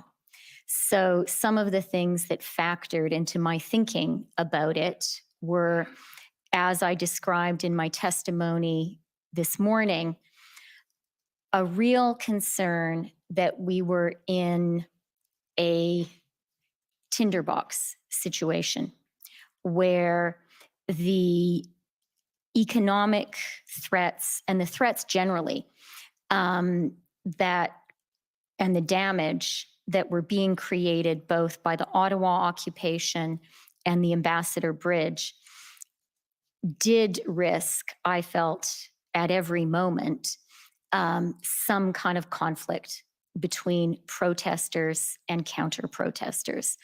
I saw that and experienced it myself, just being a person who was in Ottawa. I felt it was a tinder keg that could be sparked at any moment and was therefore very dangerous. And although I didn't see it myself, I heard accounts of Windsor of a situation there, which I found to be very credible. I was also influenced, can I say one more thing? Sure. Which speaks to this. I was also influenced by our IRG meeting on, I think it was the Saturday, the 12th, where we heard from the RCMP commissioner about concerns that there were serious weapons in Coutts. And that really raised the stakes in terms of my degree of concern about what could be happening there, but also what could be happening in this sort of whack-a-mole copycat situation across the country. Okay, so my question was about how you understood the economic harms to fall within subsection or C, the definition of threats to security of Canada in C. And as I understand your explanation is it falls within it because there's a risk that the economic harm that's being created by the protests could somehow manifest into actual threats of violence. Is that your understanding of how it falls within C? I'm going to object to the question as phrased. That's a legal question. I'm just trying to find out she's offered an explanation. She was going to say yes to it until he did that. Economic harm falls within C, and she linked it directly to the threats or use of acts. And I'm just trying to understand what that link is. I mean, my counsel may have something to say, but I don't think that's a fair characterization of what I said just now or of what I said this morning. What I think is fair is, first of all, that I relied on expert legal judgment to make a very important and weighty legal decision. What I also said is, as a person who was here in Ottawa, I did see a real danger of violence. And then finally, what I described in my testimony this morning was the way in which the economic security of our country, I really believe, is a part of our national security. But that was a much broader conversation we were having about a broad set of issues, which I certainly think are important for us to think about and consider. And I don't want to mischaracterize your evidence, just so that we're all clear. Do you see a link between the economic harm that you say was caused by the protests to Canada with what's contained in C in terms of the threats or use of acts of serious violence against persons? And again, there,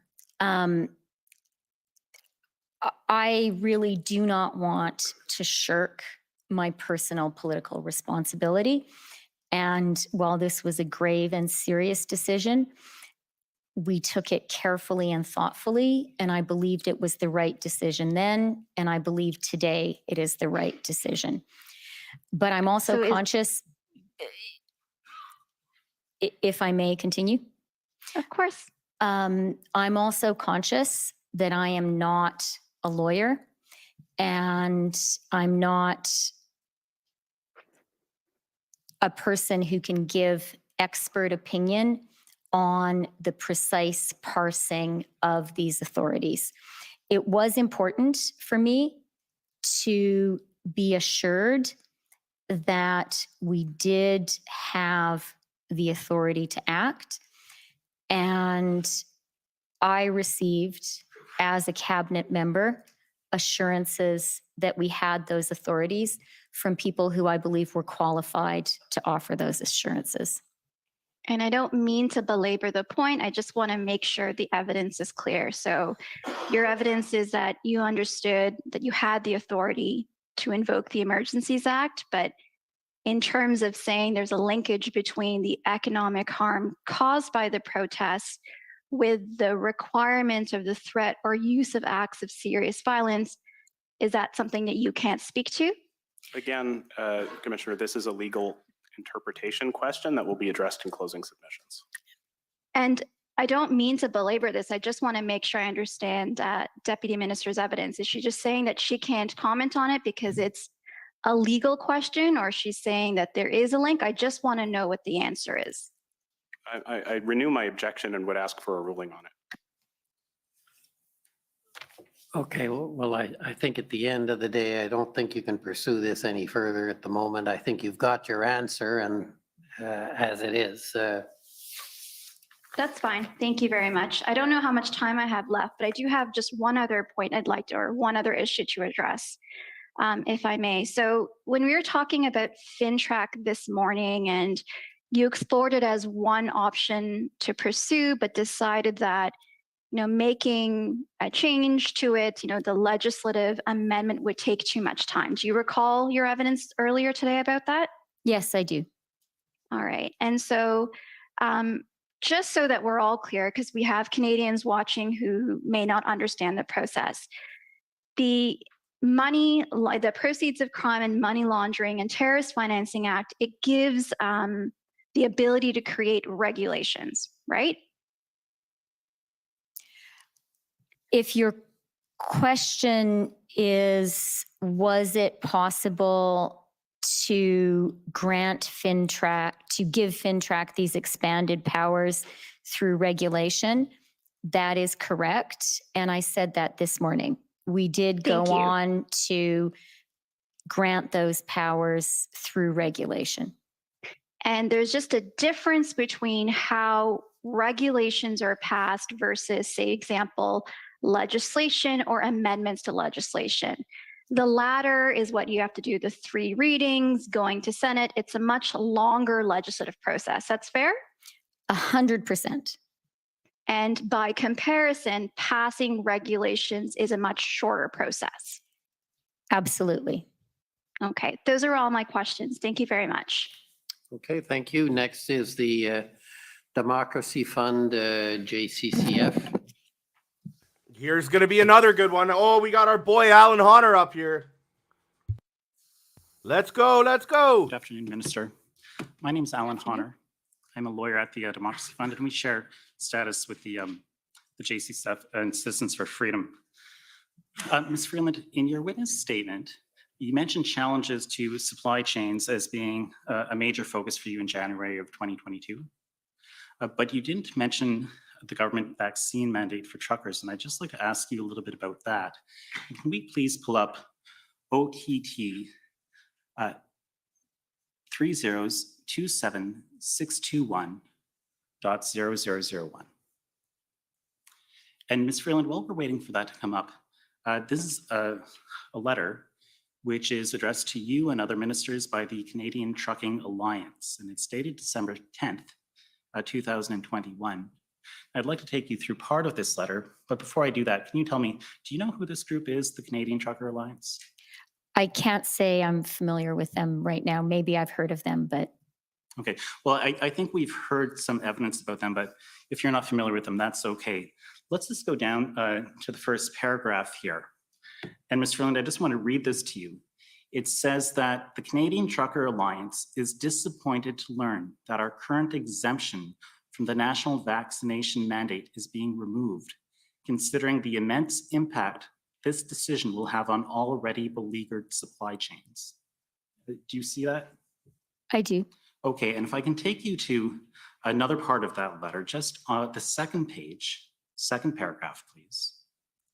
Here we see CTA estimates that combined, the proposed vaccine mandate for cross-border truck drivers and the federal sector mandate announced by the Minister of Labour would remove between 15,000 and 30,000 Canadian drivers from the interprovincial and international supply chains. The expected loss of transportation service capacity will trigger significant ripple effects throughout the entire economy. And Ms. Freeland, I just want to ask you, this is something you knew about when the exemption for truckers was removed in February. You knew that this might have some effect on the supply chain. Is that fair? I knew that some people asserted that it might. Okay, thank you. And I'm going to suggest, this is not the first time this group wrote to you. If we can scroll down to page 5, please. We have another letter, just to the top of page 5. Sorry, it might be page 4. Just go up, please. Okay, so here we have a letter. It is a little bit down, please. I'm sorry. Can we just go to the top? So December the 8th, 2021. And if we can scroll down to the second paragraph, it says here, when the mandate was originally announced, CTA expected that upwards of 20% of the 120,000 Canadian truck drivers crossing the US-Canada border would have likely remained unvaccinated by January 2022. Of the 40,000 US-based truck drivers crossing the border, CTA estimated that upwards of 40% of these drivers would not be prepared to meet the vaccine mandate requirement. Do you see that? I do. Okay, and just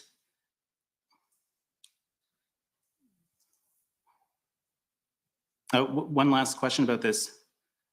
You would agree that the reduction of truck drivers crossing the border when there are already supply chain issues could have an effect on the economy?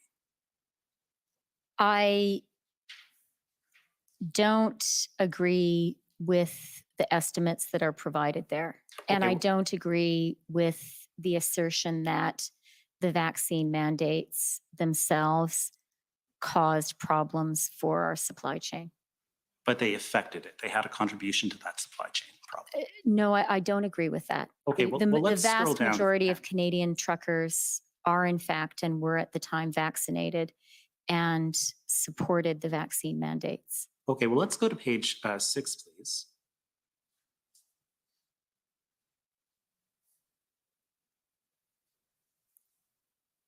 Okay, in the first paragraph that we see there, the CTA is giving stats that truckers move about 70% of the $648 billion Canada-US trade. Does that sound about right to you?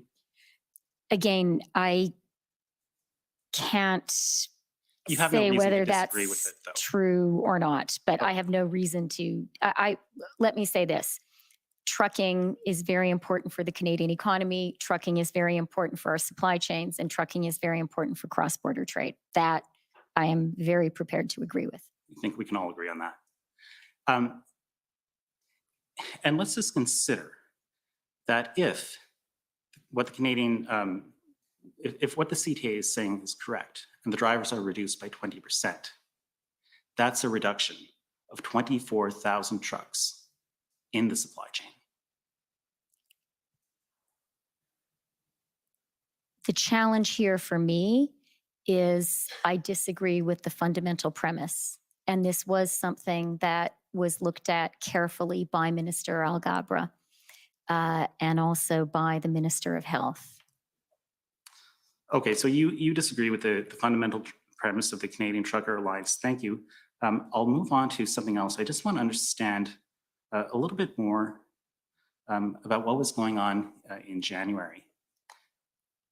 And you gave some evidence today, and I think you told us that it was a very intense month for you. That would be fair? Yes, that would be fair. Okay, and let me make sure that I understand it. So on the one hand, you were preparing a budget.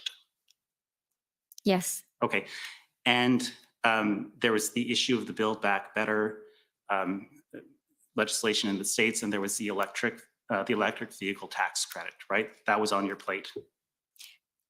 Not solely on mine, but it was something I was working on. Right.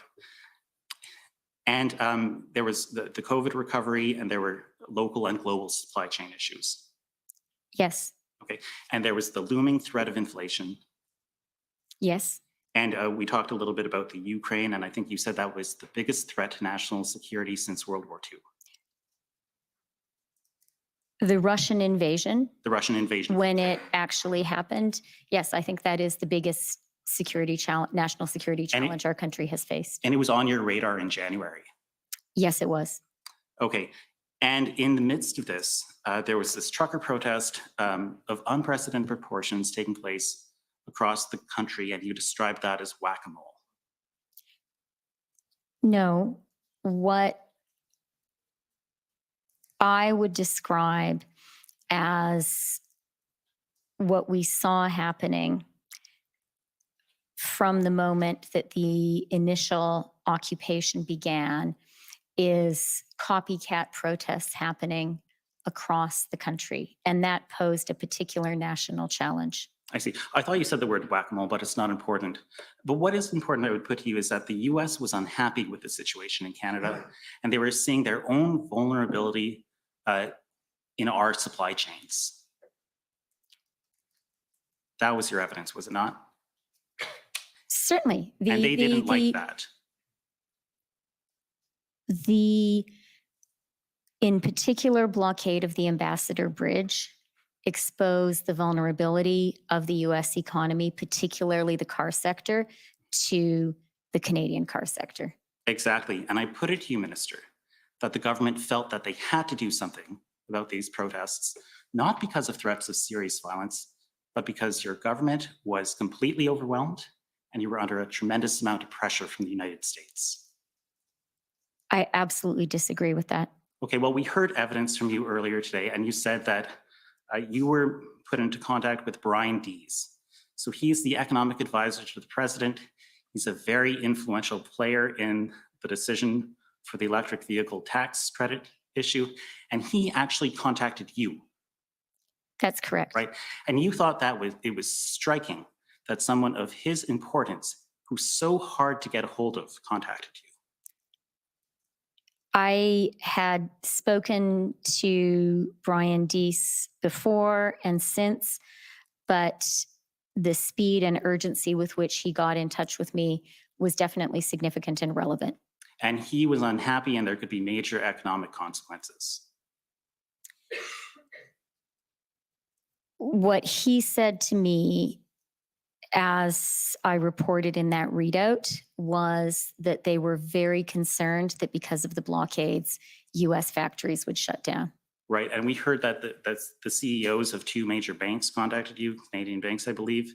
And we also heard that President Biden, who's probably the world's most powerful person, or near that, had a telephone call with the Prime Minister. Yes, both of those things are true. And that telephone call, it happened on a Friday, and by the Monday, the Emergencies Act was invoked. That's true. Okay, and so I put it to you, Minister, that the federal government had to show the USA that they were in control, and that explains why the Emergencies Act was invoked, despite the fact that, for example, the Ambassador Bridge was cleared and open to traffic. No, I wouldn't agree with that characterization. Okay, well, I would put it to you that the pressure the government was under explains why the Emergencies Act was invoked, despite the fact that a deal had been struck with the protesters in Ottawa to reduce the footprint of the protest in that city. Again, I would disagree with that. Well, let's see if you would agree with this. I'd put it to you that there was no meaningful consultation with the provinces, not even advance notice of what the First Minister's meeting was about. And that's because the government didn't have time for it. They just had to make a decision about the Emergencies Act because of the tremendous pressure that they were under. Again, I disagree with a great deal of that characterization. One last question for you then, Ms. Freeland. I put it to you that given the overwhelming situation that the government was facing explains why they were willing to use extraordinary powers against their own people, despite the fact that no police agency or intelligence agency told them that there were threats to the security of Canada. Again, I disagree with many of the premises in that question, and I would be happy to elaborate, but it seems that we're out of time. Seems so. Thank you very much for your answers. Thank you, Mr. Commissioner. Okay, thank you. Next, I'd like to call on the Government of Alberta. The commissioner didn't like that. You can just see Justice Rouleau's corrupt face. Thank you very much and good afternoon. Pissed right Mr. off. Freeland, I have just 2 questions for you this afternoon. This should be good too. As has been discussed today, oh, sorry, I apologize for the transcript. My name is Mandy England and I'm one of the lawyers for the Government of Alberta. As has been discussed today, you had consultations with the CEOs of several banks on February the 13th about potential economic measures. And you said in your testimony today how important it was for you to hear from the leaders of the financial institutions what their views were on the situation with the blockades. And as you're also aware, the consultation with the First Ministers of the provinces and territories was held on the morning of February 14th. And that was after the cabinet meetings and the IRG meetings had been held. Now, consulting with the CEOs of financial institutions for their views on the situation is not required by the Emergencies Act before the government can invoke the Act for a public order emergency. But consulting with the provinces and territories for their input is required. As Deputy Prime Minister, don't you think that the input of the First Ministers of the provinces and territories on the potential invocation of the Emergencies Act and the proposed measures would have been relevant information to have before you at the IRG meetings and the cabinet meetings where the invocation of the Emergencies Act was discussed and debated?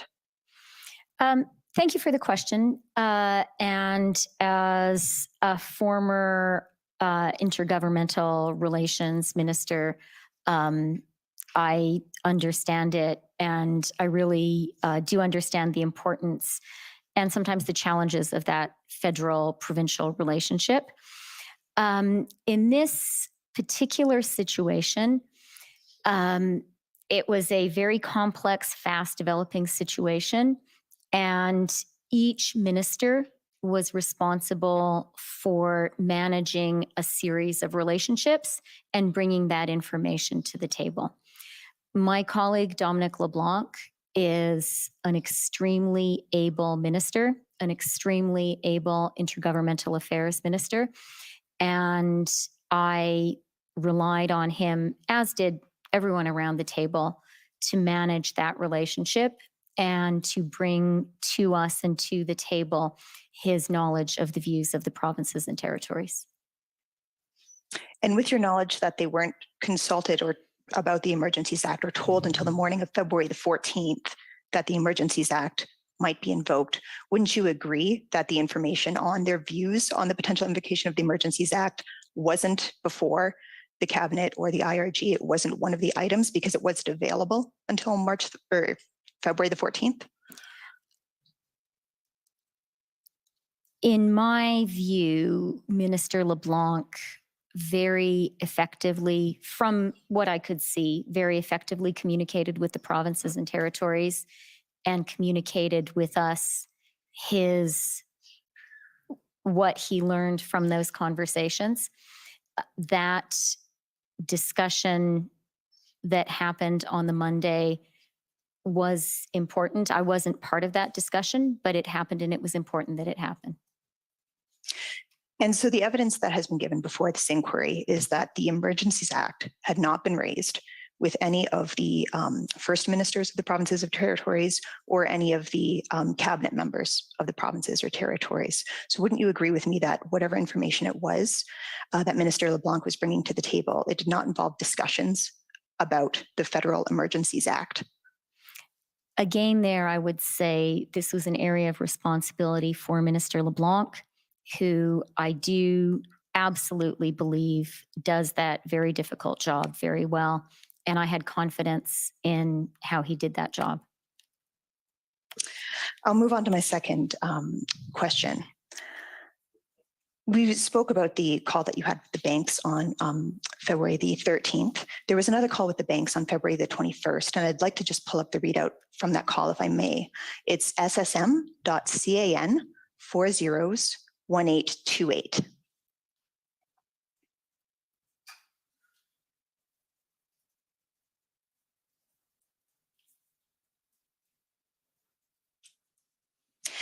And the section that I'd like to draw your attention to is close to the top. It's the portion that reads from DPM, which I take to be indicating that this is what you said on the call as Deputy Prime Minister would be DPM. Is that correct? I think so. Okay, thank you. And then there's a paragraph that begins first, and then the next little paragraph says, the RCMP has told us they have heard from protesters as they were leaving the blockades that they did so because their families said their accounts were frozen, so get the hell out of there. This is a much better and peaceful way to end things. Now, freezing someone's bank account without due process engages their personal rights, and it also engages the personal rights of the families that shared many of those bank accounts, individuals who weren't even at the protest. You've stated here in this document that your view was that this is better and more peaceful, presumably than using the existing legal authorities, which multiple branches of law enforcement have testified at this inquiry were adequate to bring a peaceful end to the protests. And indeed, they did so using those authorities. So do you still hold that view today, that freezing the accounts was a better solution than law enforcement carrying out its legal authorities in the responsible manner that they do? The view that I do hold, as we discussed earlier today, is one of my very grave concerns about bringing these illegal blockades and this illegal occupation to an end was the danger that there would be violence and that there would be violence directed towards the protesters. I was particularly concerned because of reports that children were present. And that was one of the reasons that I felt the financial tools that were put in place by the Emergencies Act were a better option.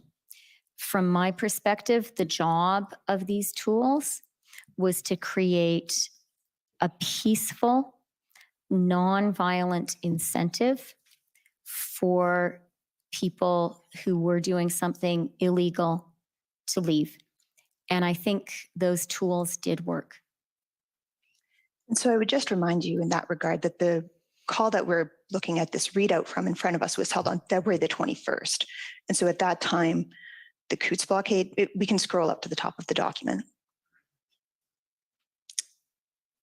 We have Monday, February the 21st, and you say, it's hard to believe it was only a week ago. We were on a call last Sunday, which was February the 13th, talking about this. So this is a call that was held on February the 21st, after the enforcement actions had been taken out at Coutts, which were done before the Emergencies Act was invoked, after the Ambassador Bridge was cleared, which was before the Emergencies Act was invoked, and while the enforcement efforts in Ottawa were well underway, and you would have had the knowledge at that time that there was peaceful resolution by law enforcement at both of those border blockades, and that there was no violence against children, and it was a peaceful resolution by law enforcement in Ottawa. And so with respect to those comments about the fear of the prospect of violence, I don't know that on the timeline of February 21st, are you saying you still had them then and you would still have those today? No, not at all. And so you expressed this view after No, you were of the knowledge that there's. May I explain? Absolutely. I didn't realize you were talking. I apologize. No problem. It can be hard on the video calls. So on February 21st, when I made those comments, it was looking back on the events of the week that had passed. And I certainly believed then, and I believe today, that the financial tools we put in place aided in the peaceful resolution of all of those occupations and blockades. The reports that we heard, the reports that were in the media, the reports from law enforcement were that many people did leave as a result of the incentives created by those tools. And then the final thing that I think is important to emphasize is we said on February 14th, we are putting these tools in place, so please leave now, so that these tools never need to be used. So any person who had their account frozen had due warning that they were engaged in illegal activity and that they should stop doing that activity. And the other thing that I would point to that I think did work well is the accounts were very quickly unfrozen after the illegal activity ceased. And with respect to the due warning, there were, as you acknowledged in your earlier testimony, accounts of families, individuals who weren't present at the protests that were also frozen. Would your view be the same with respect to those individuals? Again, that was never the intent, that to in any way affect family members. Certainly the consequence, the reality of people having joint bank accounts made that impossible to entirely avoid. But I would say that the family members whose presence at the protest, at the illegal occupation and blockades, caused the accounts to be frozen, had a very easy, readily available remedy with a lot of notice. They could have left before the freezing began, and as soon as people did leave, the accounts were unfrozen. Thank you, Minister. Those are my questions today. Okay, thank you. Next, I'd like to call on the City of Ottawa, please. The city has ceded its time to the Government of Canada. Alyssa Tompkins for the record. Okay, thank you. Counsel for former Chief Slowly, please. Rebecca Jones for Chief Slowly, and we also have no questions for the Deputy Prime Minister and have ceded our time to the Government of Canada. Thank you. Okay. Next is City of Windsor.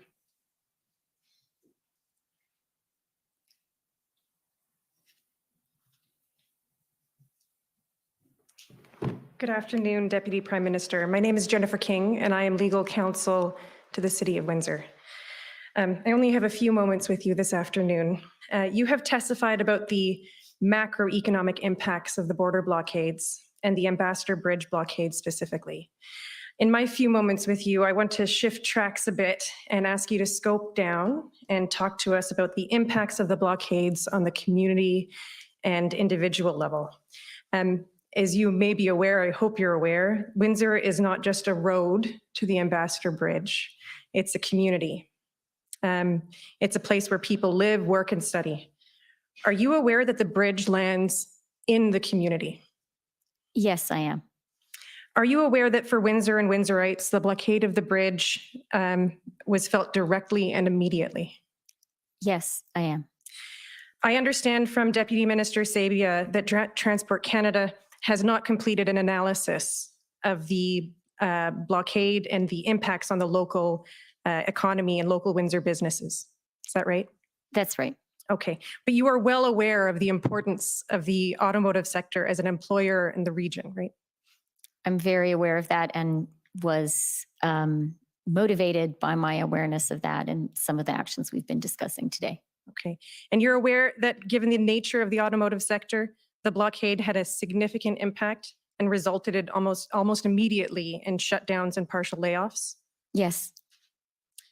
Can you tell us generally how impacts on the Canadian economy at this kind of macro level that you've been talking about trickles down and impacts local communities and residents, particularly communities like Windsor that are reliant on these types of automotive industries? I think you've been doing a very good job of telling us that.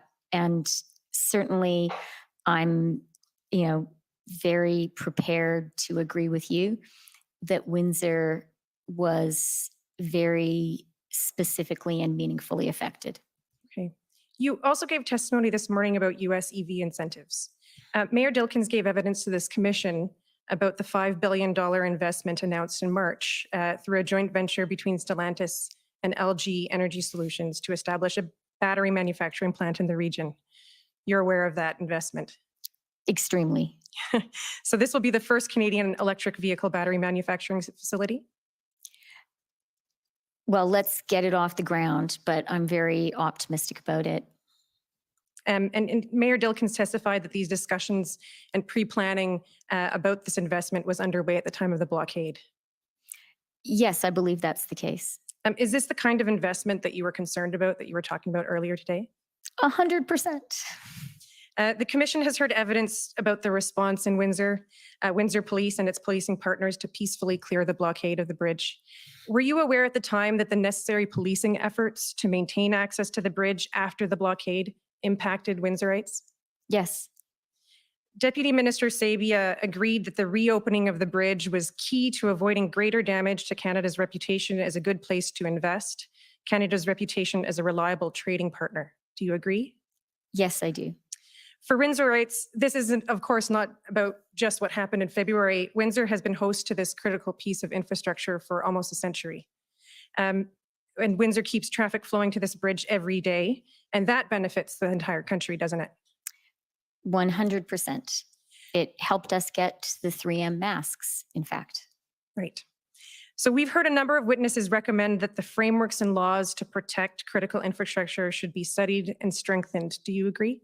I do. Would you also agree that Windsor is not only a stakeholder in debriefing the lessons learned and in developing these frameworks, but also an important partner?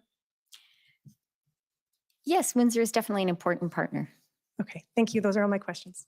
Okay, thank you. Thank you. Next is the Windsor Police Service. Hi there, Heather Patterson for the Windsor Police Service. We have no questions for Minister Freeland and have ceded our time to the Government of Saskatchewan. I guess then we go to the Government of Saskatchewan. Good afternoon. My name is Mike Morris and I'm counsel for the Government of Saskatchewan. This guy's pretty good Minister, too, guys. spoiler alert, I hope to get you to agree with me as much as my colleague did just a couple of minutes ago. I guess we'll see where we get to.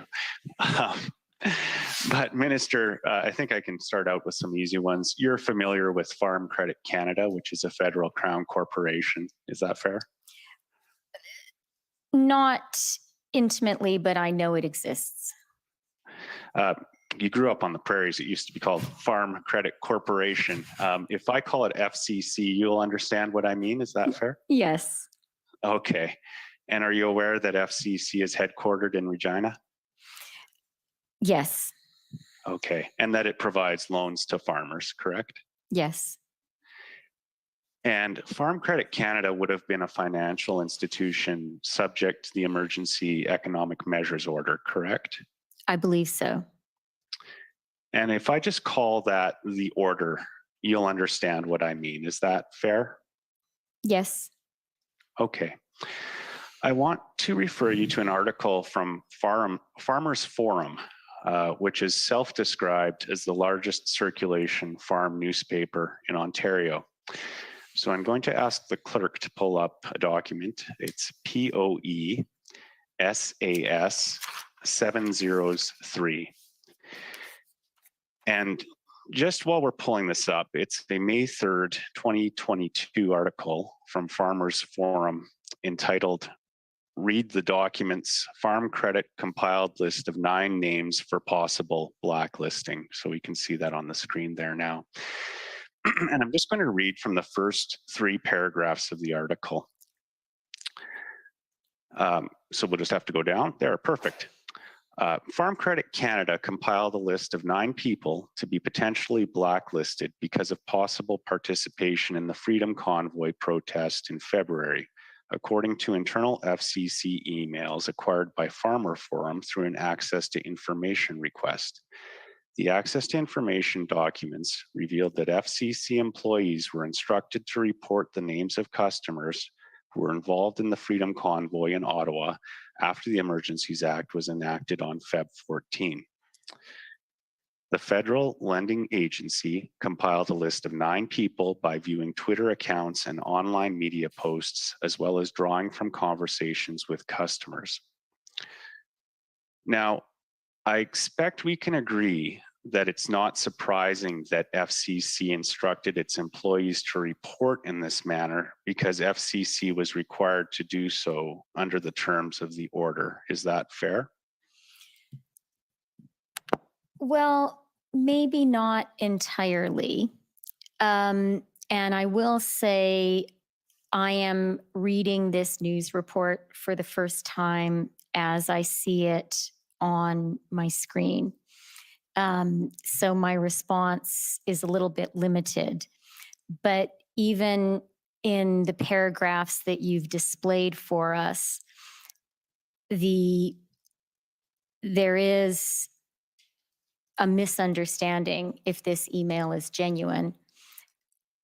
And I'm just saying because I haven't seen it, right? And we can look at reporting the is emails. No. Reporting is a hard thing to do. I used to be a reporter, but the email that is reported on here saying if the federal government directs us to, that is a misunderstanding of how the order worked. We were always very conscious that it wasn't the job of the federal government or the Ministry of Finance to name specific names or to even know which names were involved. The way the order worked was that was to be a communication between law enforcement and the financial institutions. And I know it's not my job to ask you to agree with me, but I hope you will agree with me that that was appropriate, that elected ministers shouldn't be involved in naming specific names. So that was a misunderstanding. I think we should look at the documents referred to from that Access to Information request. So I'm going to ask the clerk to bring up POE SAS 704. And these are the documents which were obtained by Farmers Forum and that are referred to in this article. And I'm just going to ask that we go to the 3rd page of this PDF, please. There, perfect. So we can see this is an email with a subject line, "How the Emergencies Act Affects FCC." And it's to operations field staff dated February 23rd, 2022. So I'd just like us to scroll down to the 3rd paragraph, please. Stop there. The 3rd paragraph begins, "If you become aware of potential customer involvement in blockades, occupations, and other supportive activity related to the Freedom Convoy, you must submit a tip to the Customer Diligence Center, brackets CDC." So this is the morning of February 23rd, and we know that the order was no longer in place later that day because, of course, the emergency declaration was revoked on February 23rd later that day. Is that fair, Minister? Yes, exactly. Oh, okay. I'd just like us to scroll down to page 5 of the PDF now, please. And this should be an email dated February 25th. Yes, there it is.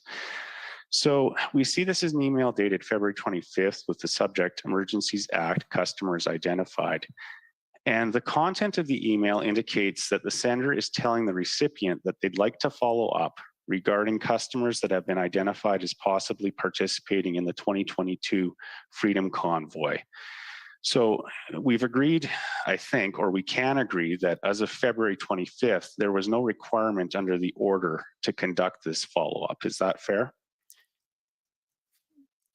So let me say a couple of things. First of all, I'm seeing this email now for the first time. And as far as I know, it had nothing to do with me. Understood. Second of all, it's certainly the case that the order was ceased to apply after February 23rd. And maybe the third thing for people who are listening that it's worth pointing out is all the accounts were unfrozen around that time. Okay, I just want to continue on to the next page of the PDF, which is page 6. And I appreciate you're seeing this for the first time, Minister, and I understand that's difficult. But this appears to be a spreadsheet entitled 2022 Freedom Convoy Tips, has a column for tip, for date, for customer name, and preliminary findings. And I'd just like us to slowly scroll to the very end of all of these PDFs, looking at the dates as we can, as it goes by. Yeah, you can keep scrolling. That's a good pace. So we've seen February 23rd, keep scrolling. Now we see February 24th, and keep scrolling. I think there's one more page. We'll get to the end here. Oh, another page, more February 24th. Keep going, yeah. So the last one is number 9. Okay, go up a little bit. And this would appear to indicate that the last tip in the spreadsheet was received February 25th. There's a description, I gather, of the preliminary investigation at this point.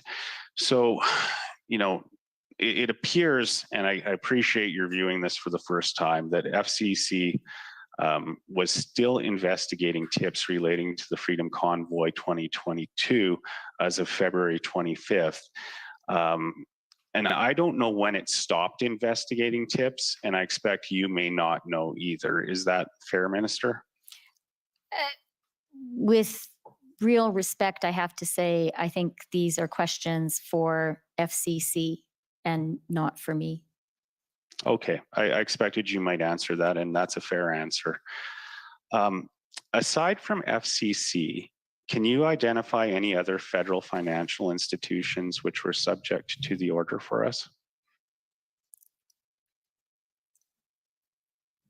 The order applied to all financial institutions across the country. Okay. No, that's fair. It was a privilege to speak with you, Minister. Thank you very much for answering my questions. Okay, thank you. So we now turn to the Government of Canada, please. I like that lawyer from Saskatchewan too, eh? He's got that smug look like, yeah, I'll play it all nice and professional. It was a privilege to talk to you, and he's really saying in his head, you dirty rotten. Deputy Prime Minister, as you know, my name is Stephen Aylward. I'm one of the lawyers for the Government of Canada. My friend for the Government of Saskatchewan just now took you to a news article that referred to the blacklisting of account holders or of borrowers under a federal program.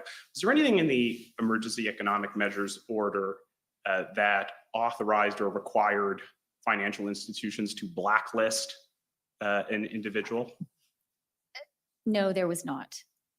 Was there anything that prescribed any lasting impacts beyond the expiry of the designation of a person as a designated, determination that a person was a designated person, or the expiry of the Emergencies Act? There absolutely was not.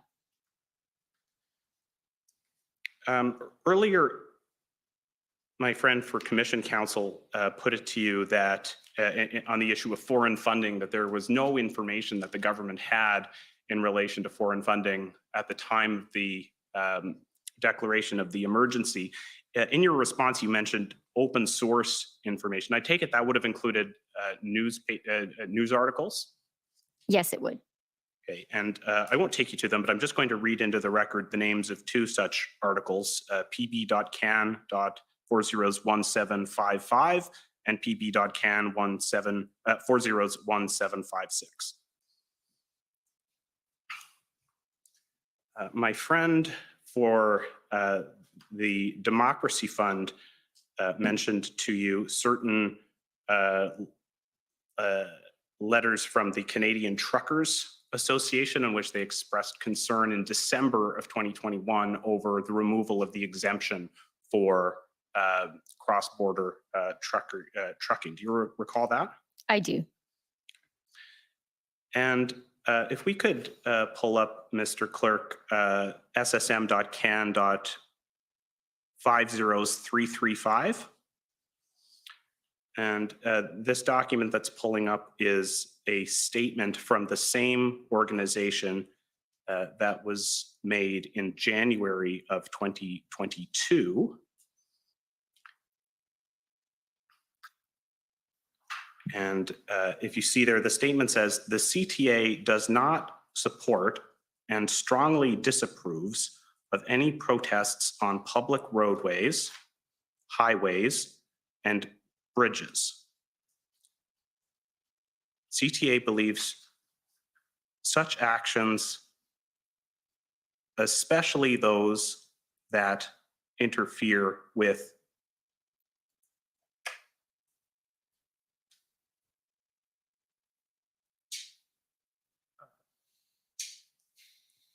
public safety, are not how disagreements with governments should be expressed. Were you aware of that being the position of the Canadian Truckers Association at the time? Yes, I was. And indeed, if we could go to ssm.can.50987, this is a letter dated February 10th, 2022, again from the Canadian Truckers Association.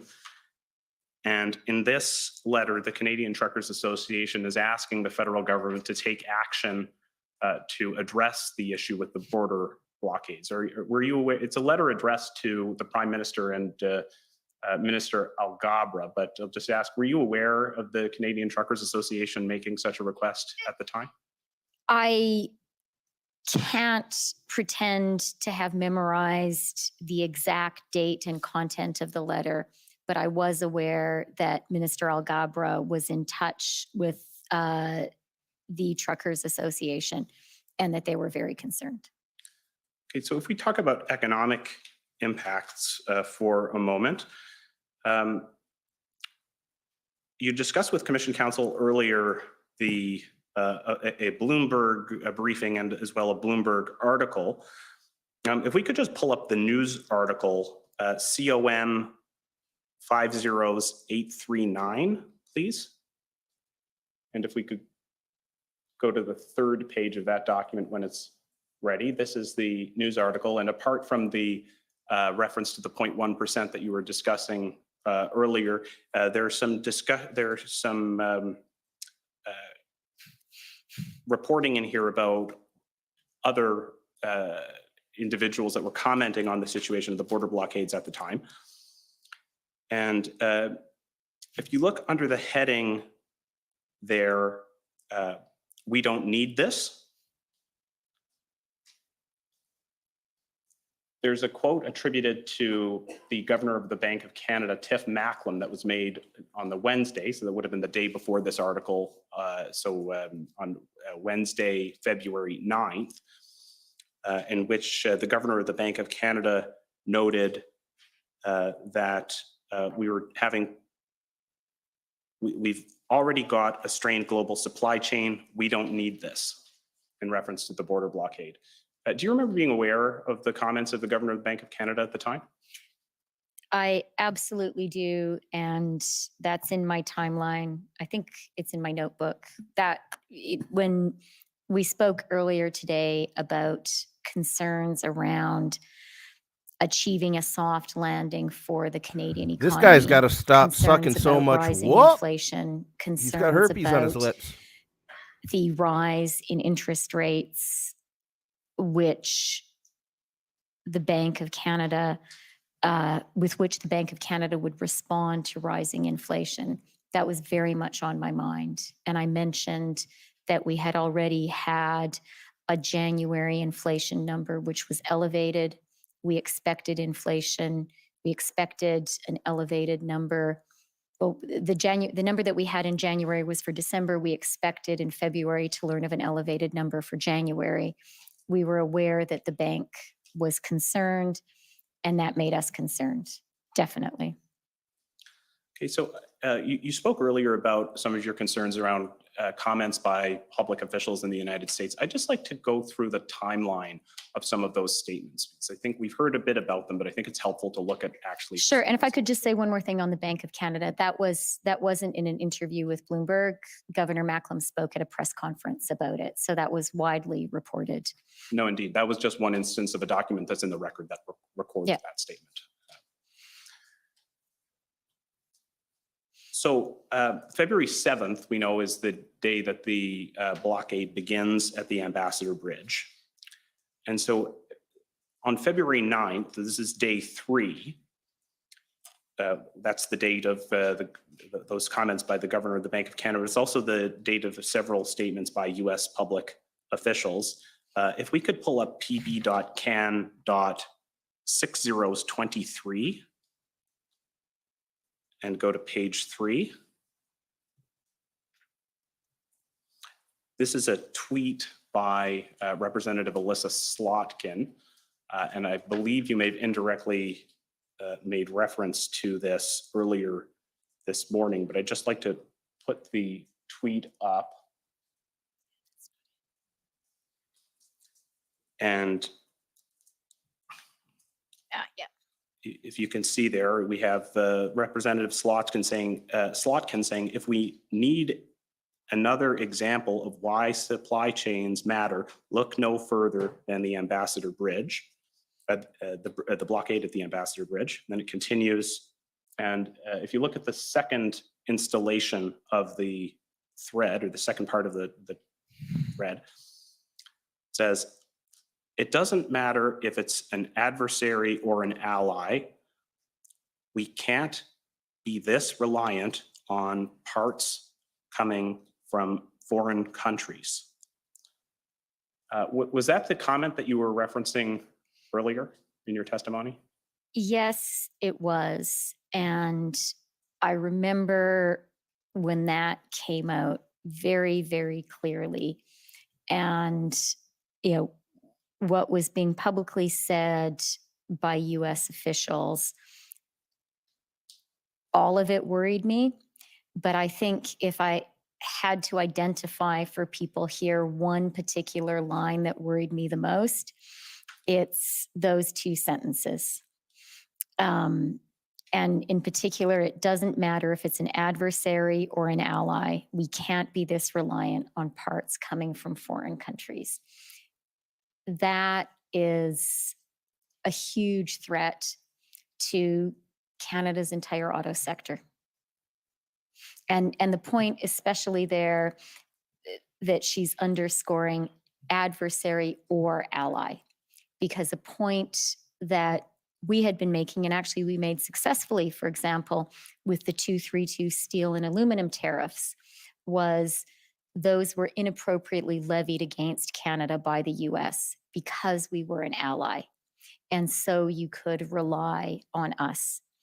And that point there is saying, you know what?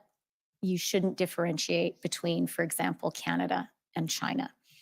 The United States is equally at risk if it has an economic dependency.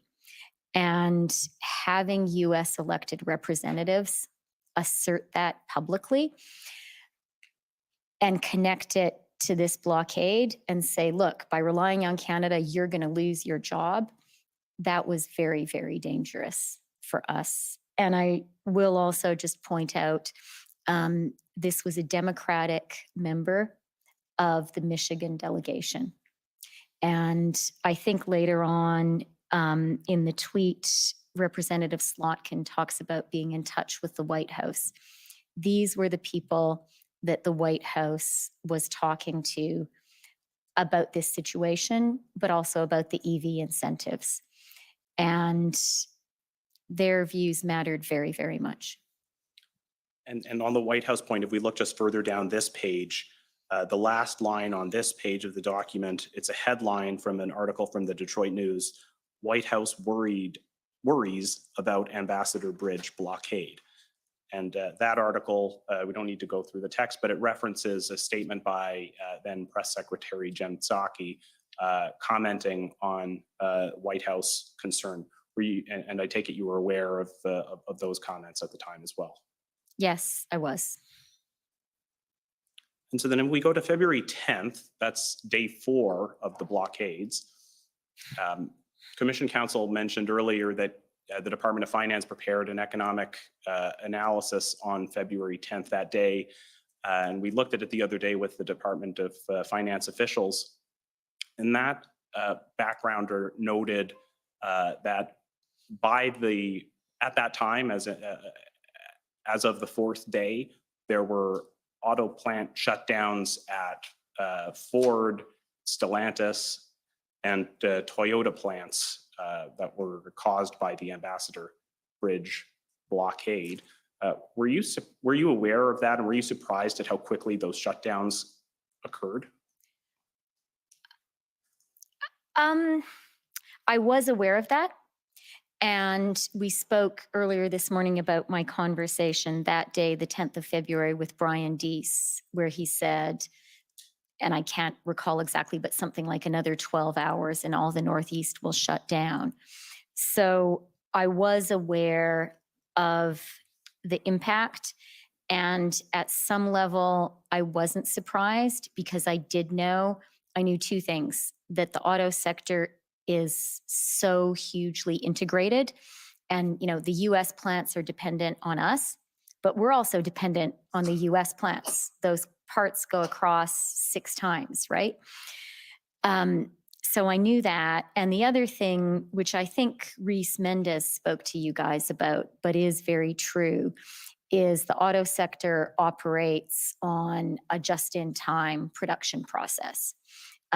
They don't like to hold big stores of parts because that's expensive. And so the industry requires very reliable and very speedy supply chains. And if there's a break in them, yes, it stops production. So I knew that intellectually. I would say, though, at a kind of emotional level, it still, was breathtaking how quickly it had happened, how quickly the effect mounted, how swift the political impact was. And I think that was the case also for the White House. And that was reflected in my Brian Deese conversation, where he sort of said, yeah, you've been telling us about the integration, but now I really see it. And so you spoke to Brian Deese, and part of that was setting up a call with the president, between the president and the prime minister, which then took place the following day. What was your reaction when you heard that that call had taken place the next day after you'd begun the process to set it up? So I was glad that the conversation happened because I knew it was important and valuable for the prime minister to have a chance to explain the situation, to discuss the situation directly with the president. So that was good. But, and I had asked Brian for that call to happen. But at another level, I was quite concerned by how quickly the call was set up, because the speed of response spoke to me about the degree of concern. We've heard earlier in this proceeding about a statement that was released by Governor Whitmer on February 10th.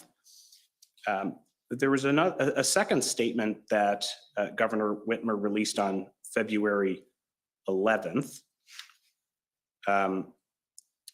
And if we could just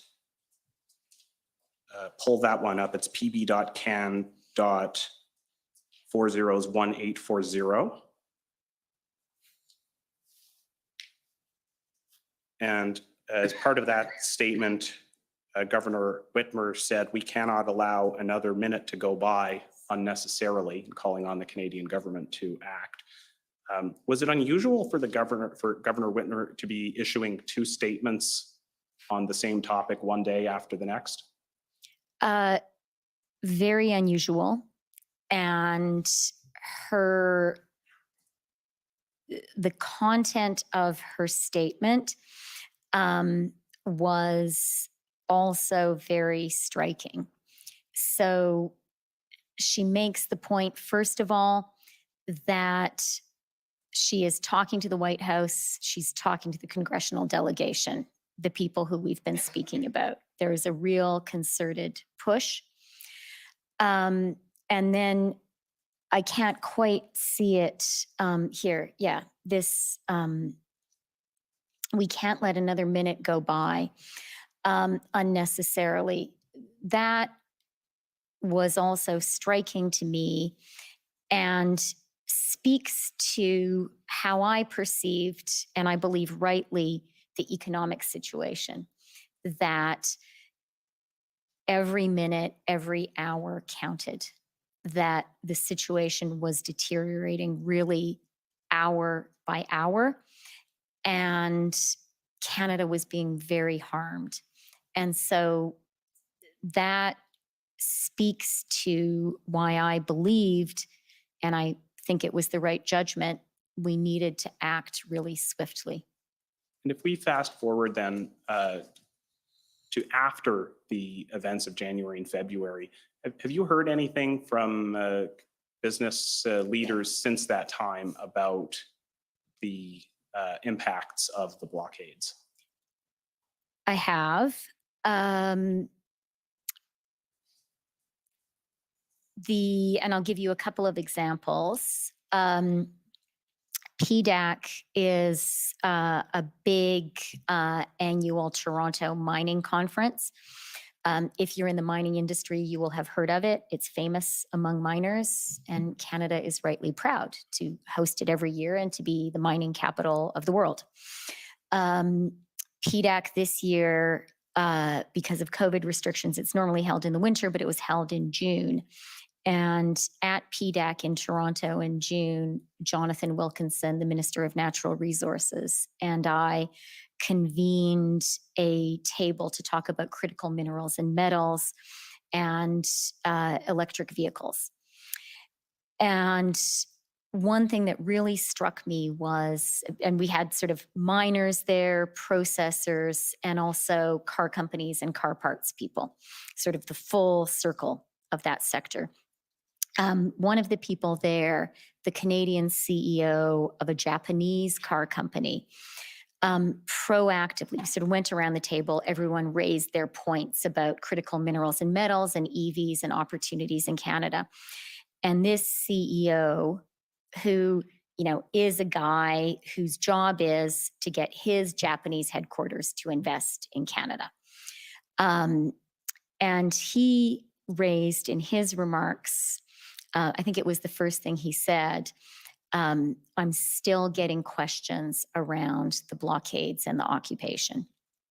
And I need to be able to say to my headquarters in Japan that this is not going to happen again in Canada, that they can be confident that that access to the US market is not going to be impeded. So that was very striking to me, that still in June, even after our action, which worked, there were still those lingering concerns. And it made me glad that we had acted when we did and not later. And then just in October, I was in Windsor, which we've heard so much about earlier today, is speaking about the economy, actually at a big car parts event. And one of the car industry journalists asked me a question, and I'm, you know, it's on the public record exactly what he said, but I'm just recalling broadly. His question was basically, Can you offer assurances that something like the convoy and the blockade won't happen again? It continues to be a major concern in the car industry here. And again, I was surprised that someone in October was still asking the question. And it was further evidence to me of how serious the threat had been. And, you know, while taking very seriously the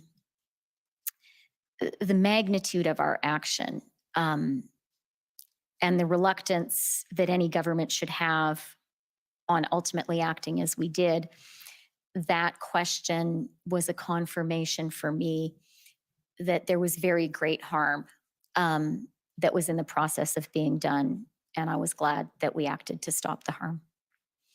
Thank you. Shifting gears, if we talk about the economic measures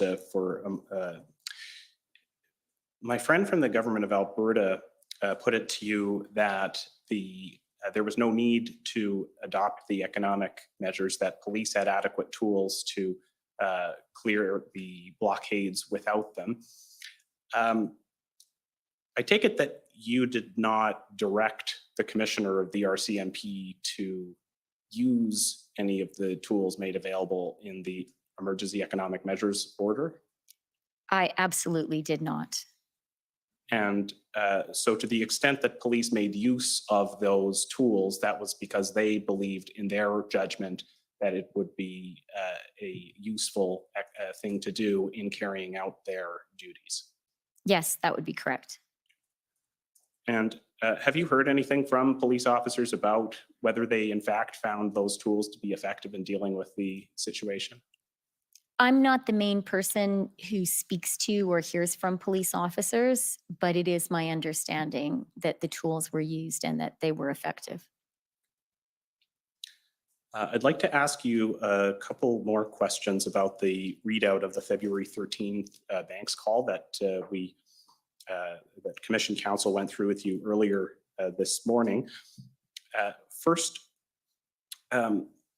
Commission Council took you to the email setting up that call from Tyler Meredith, in which he alluded to previous communications with the Canadian Bankers Association, in which he relayed that the message from the industry, mainly speaking for their legal counsels, is that we have this under control and we're generally feeling comfortable with the current regime. Do you remember that exchange?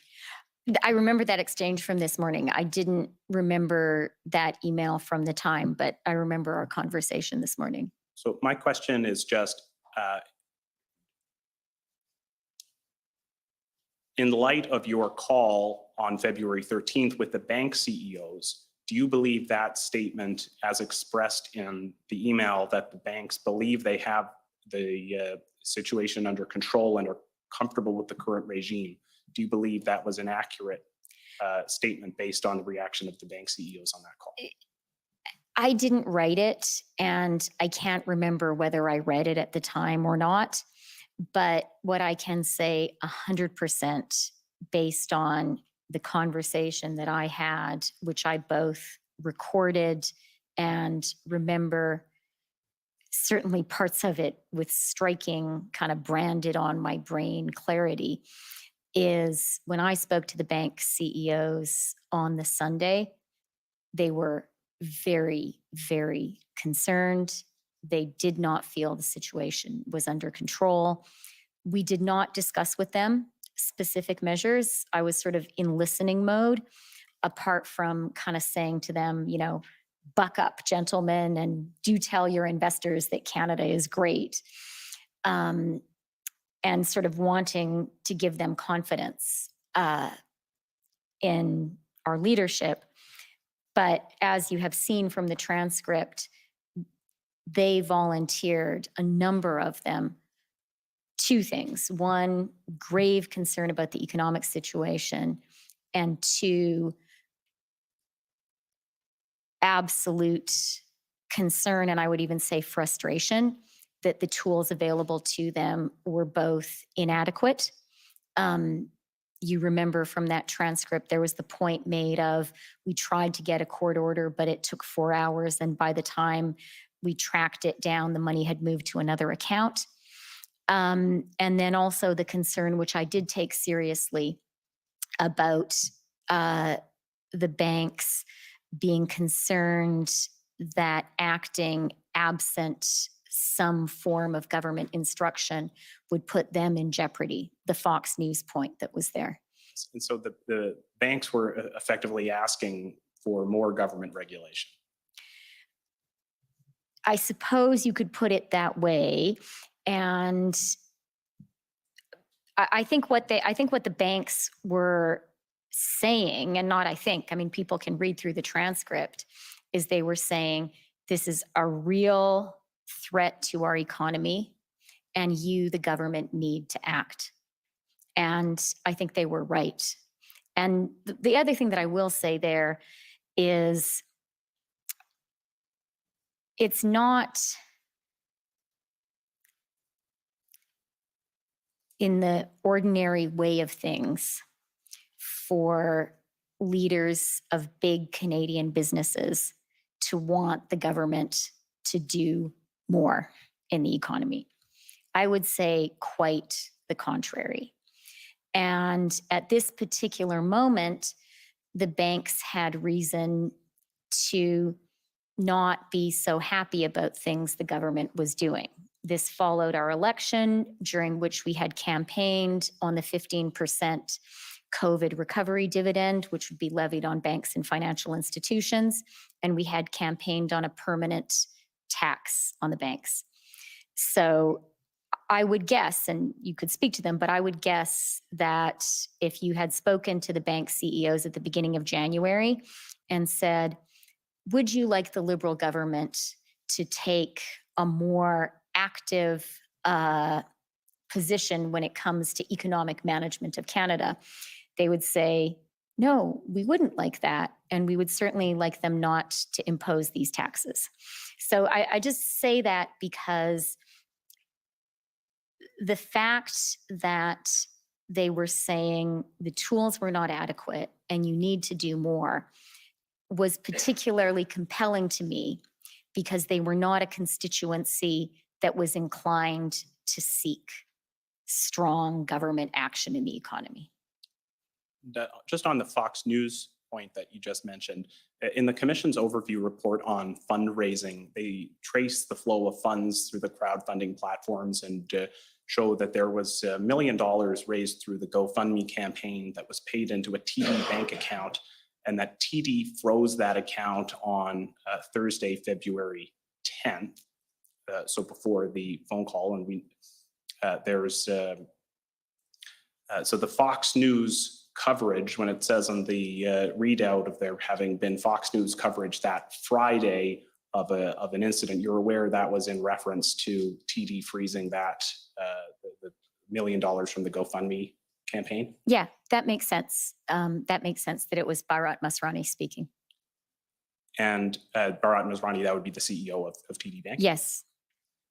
And so the concern was putting on any individual bank the potential for backlash of public opinion of taking that step. Yes, that was the concern. As we have also discussed already today, a concern about tellers being in jeopardy. And the Fox News reference there is especially significant because many Canadian banks have significant operations in the United States.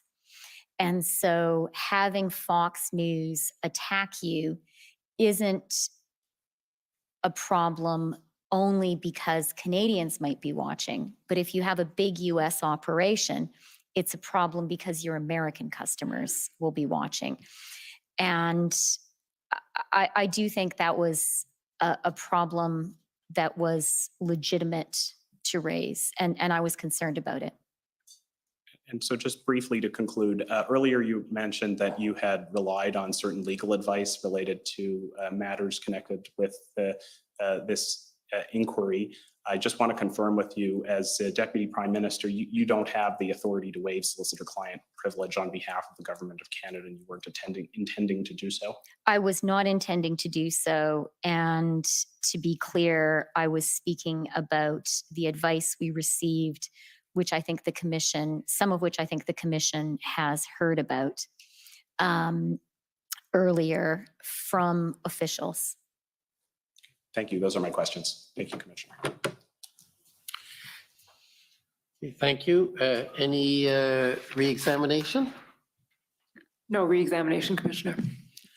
Okay, well, thank you very much for attending and for your testimony. We know you probably have other things to do, but I appreciate your coming here and taking the Commission's work seriously. I guess I should say thank you very much. And I will say to you, Commissioner, and all the lawyers doing this work, I do think it's really important work. And it's important for Canadians to be able to see and hear you asking the government and other people questions about this very important and serious decision. Okay, thank you. We'll take a short break to prepare for our next panel, and should only be 5 minutes or so, but I'll, if it takes longer, they'll let me know. Thank you.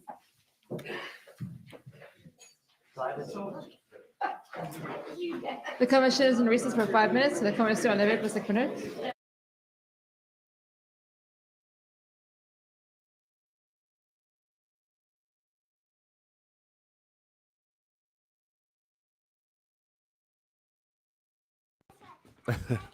That's going to be impossible. Well, guys, the kids just got home from school, so if you hear a little noise in the background, my apologies. But anyways, you know what? How incredible is it that the Commissioner, Justice Rouleau, didn't even have a question for the Deputy Prime Minister of Canada after the Emergency Measures Act was invoked? It didn't meet the Canadian Security Intelligence Services standard. He doesn't even have one question for Deputy Freeland. Incredible.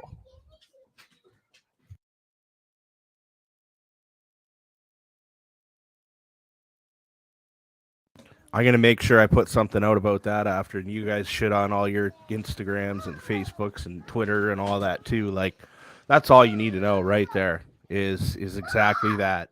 Oliver, no thank you. Don't speak to your mother like that.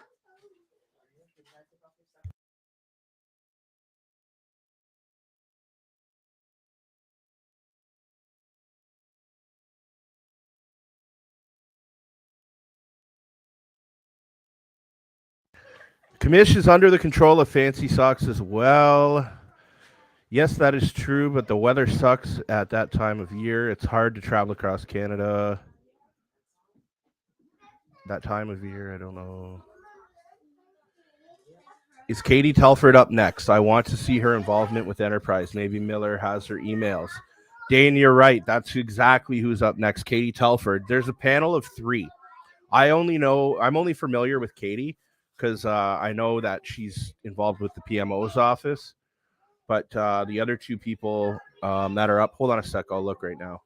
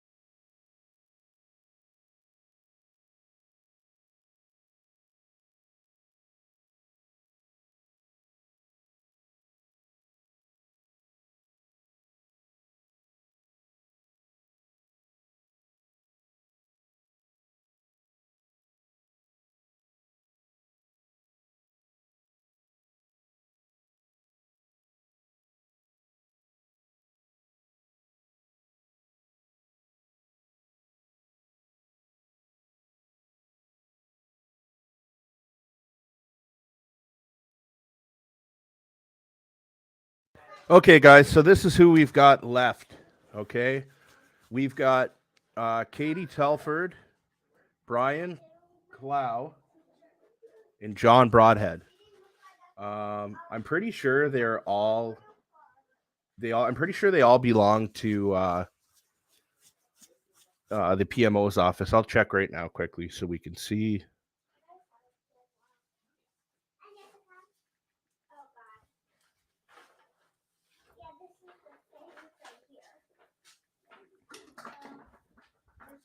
So Brian Clow is the Deputy Chief of Staff, Office of the Prime Minister.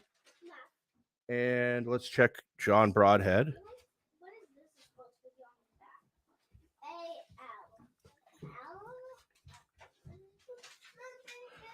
John Broadhead is the Director of Policy, Office of the Prime Minister.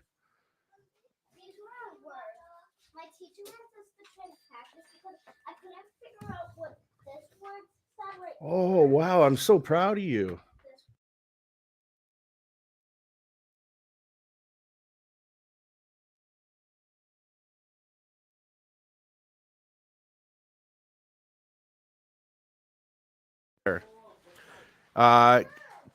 Katie Telfer is the Chief of Staff to Prime Minister of Canada. Political strategist, Chief of Staff. Yeah, so basically these three people are the three main staff to Trudeau. So yeah, this should be good. You're right. News Now Canada Independent Media. I agree. This should be good. Okay, guys, I'm gonna jump off here because, like I said, all the kids just got home and they want to see me. But this is gonna start in like 1 minute, so I'll be back with you shortly.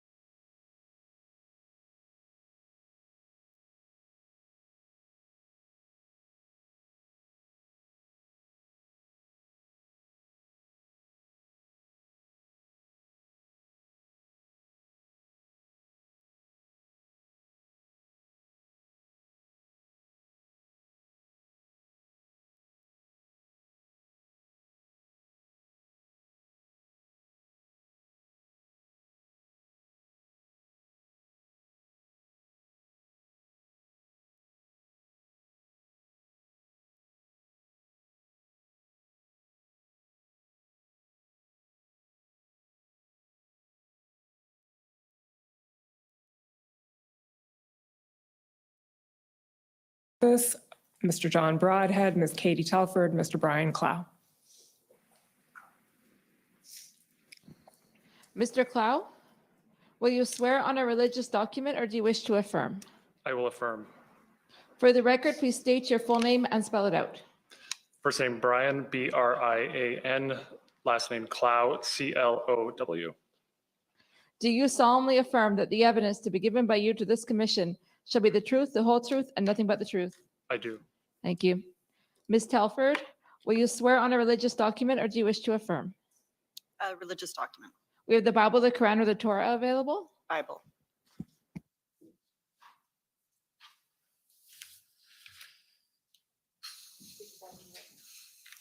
Stand. Sit, stand.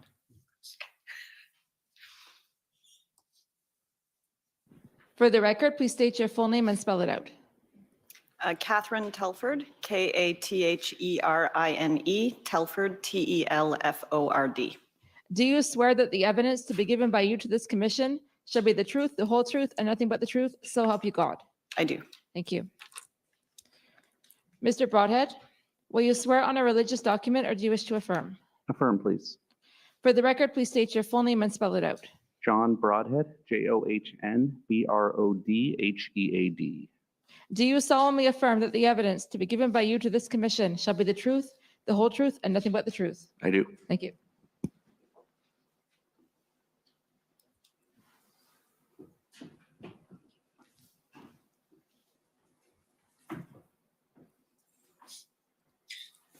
Good afternoon.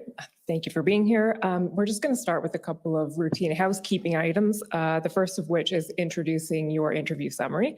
So you'll recall having sat for an interview with Commission Counsel on October 11th of this year. And following that interview, Commission Counsel prepared a summary of the interview. Have you all three reviewed that summary? Yes. Sorry, just for the record. I know it's a bit difficult with the three of you, but someone answer yes, please. Yes. Okay, and also present at that interview was your colleague, Mr. Jeremy Broadhurst. Yes. And can you confirm that Mr. Broadhurst as well has reviewed the summary of the interview Yes. and that it is accurate according to all four of you? Yes. Perfect. So, Mr. Clerk, for the record, that's WTS 6083. No need to call it up. And then the second small order of business is the PMO institutional report. So the Prime Minister's Office prepared an institutional report for these proceedings. That the doc ID number of that is DOJIR 6014. And I'd just like you to confirm again that that report was prepared by PCO and that you have reviewed it and that it is accurate to the best of your knowledge and belief. Yes. Okay, so the first thing I'll say is this is one of the examinations that we're doing as a panel. There are three of you, and some of my questions will be directed at one of you specifically because it's something that's within your personal knowledge or a document or a communication that you were involved in. And some of them I will throw out more generally and the person best placed can answer. And you can also feel free if it's appropriate and you have knowledge to add to someone else's answer, you're free to do that. So the first question I think I'll address to Ms. Telford, which is just, can you explain the mandate and the structure at a very sort of general level of the Prime Minister's Office? What does the Prime Minister's Office do? The Prime Minister's Office, we serve at the pleasure of the Prime Minister, which is different than our public service colleagues in the sense that job security is a little different. We work between elections as well, and many of us, though not all of us, do take leaves during election campaigns to work on election campaigns. But in between elections and working in government, our role is to facilitate information to the Prime Minister, to facilitate his ability to make the best decisions he can to advance the agenda that he was elected on by the Canadians. So that includes everything from very operational work. So we have teams of tour advance people, as we call them. We have regional desks who coordinate with stakeholders, including different levels of government in different parts of the country.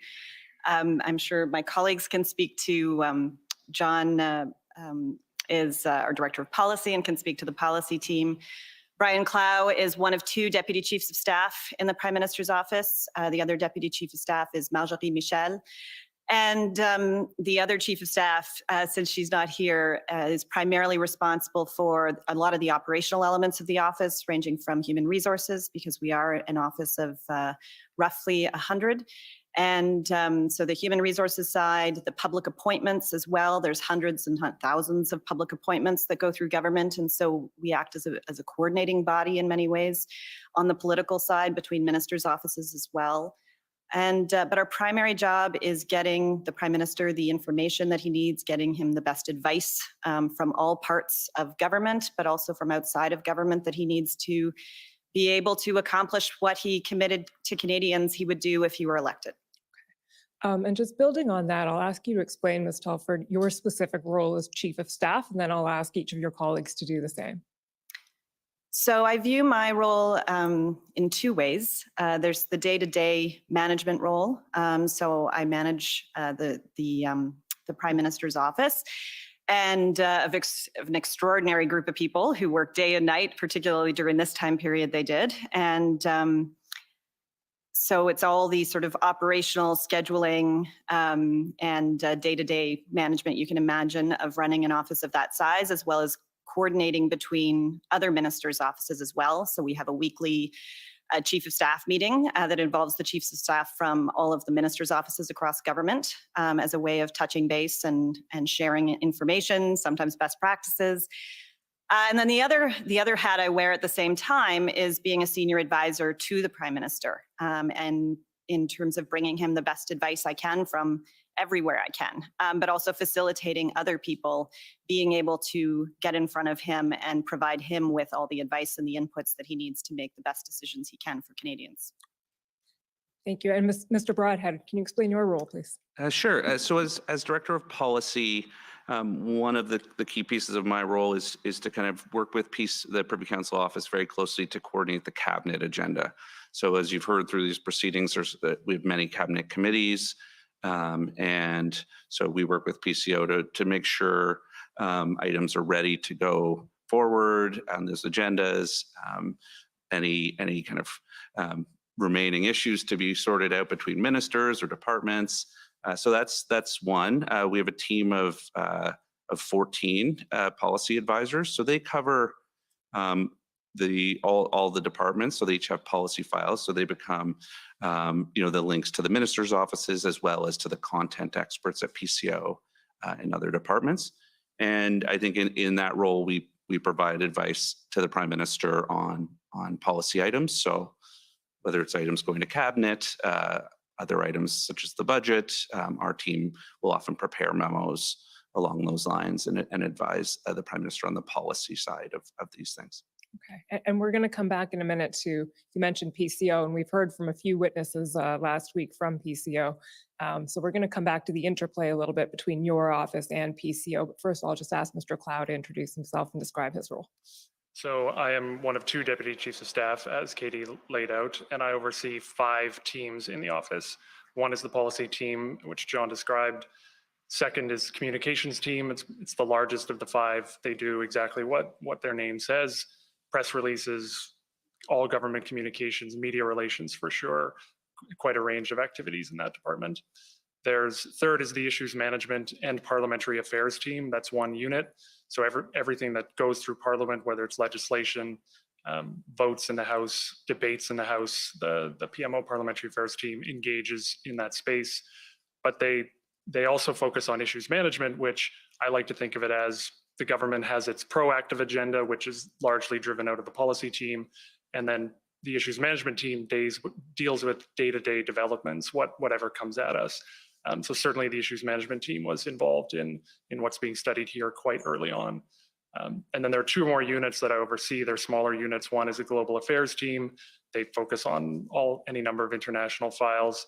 And finally, there's a unit that was created a couple of years ago to deal with the response to the COVID-19 pandemic.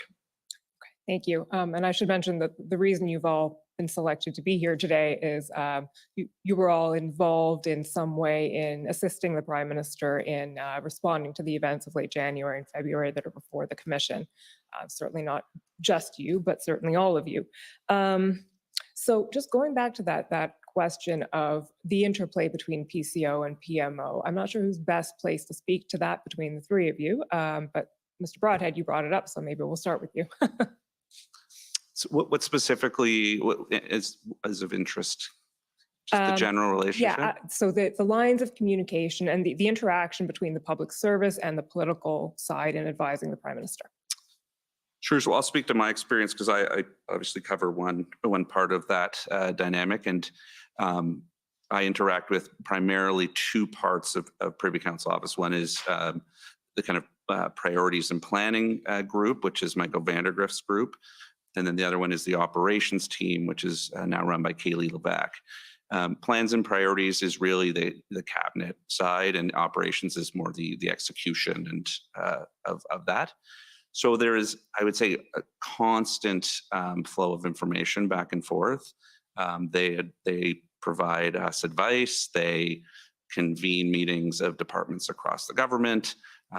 They really kind of hold the institutional knowledge on many of these files, and so we kind of work very closely together to ensure we're aligned on the policy agenda, that things are rolling out. They also have great experience in terms of execution of policy. So are things getting done? Are things happening that we brought into play? Are they still going? Is it still moving? So it's a very constant and a very important relationship for us. Ms. Telford, do you have anything to add to that in terms of the lines of communication and in providing advice to the Prime Minister? I would just add that, and I'm sure you heard this from the clerk, who I have primarily the most contact with, is with the clerk and the National Security and Intelligence Advisor, and to only a slightly lesser degree, the deputy clerk. And they're also the ones who have the most contact with the Prime Minister. And so the clerk meets with the Prime Minister on a very regular basis, often meets with the Prime Minister and Deputy Prime Minister together, and I will attend the majority of those meetings as well. And then she and I will talk regularly in between those meetings as well, in terms of planning out, what needs to get covered and what's going on, and prioritizing who else we might need in those meetings. And so, as John said, it's a very regular flow of information back and forth, and that's true for the entire Prime Minister's office. Everybody has counterparts of one kind or another on the public service side, and the flow of information is significant, though we do have clearly different roles in terms of what our responsibilities are to the Prime Minister, and of course, as I said earlier, how we're employed.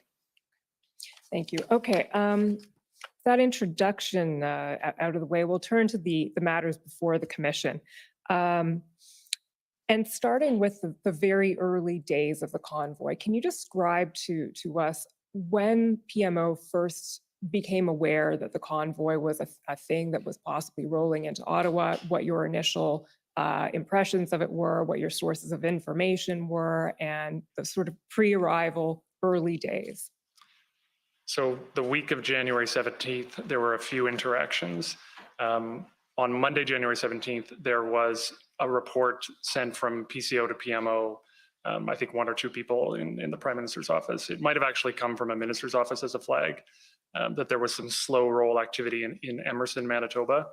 At that point, though, that information was not shared beyond that. It was just one of any number of issues. As the week went on, though, we started to hear more and see more reports of the convoy protest. On Thursday, January 20th, there was an email that came from PCO to a number of people in PMO that laid out, it was an update on the convoy protest. I think it was focused on, it named three places specifically: Coutts, North Portal, Saskatchewan, and Ottawa. And the update also included a press release from the Canadian Trucking Alliance, which condemned the convoy activity, specifically proposed unlawful activity, which even at that point, what was coming out of a number of the speakers was proposed unlawful activity and road blockages specifically. So it was that week, January 17th, when we started to hear about this. That weekend, I'd say 22nd, 23rd, by then it was on everybody's radar. The week of the 24th is when the Prime Minister started to get updated daily on it.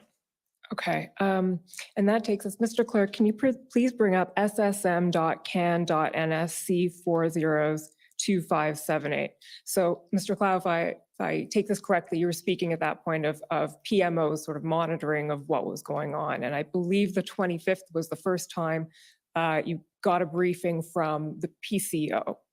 So in addition to, I'll look at this email. So there was email traffic and there would have been phone calls the week of the 17th between PCO and PMO.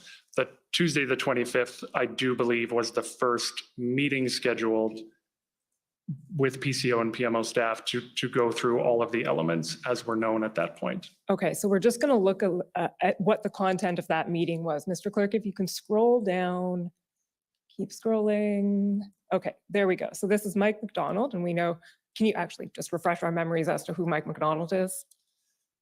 So he works in PCO and he's part of the national security team. That's right, Intelligence Secretariat. Okay, so Mike McDonald is explaining and briefing essentially on what the state of knowledge there is at the time. So he says, latest lay of the land, security, coordination, national security apparatus, what do we know?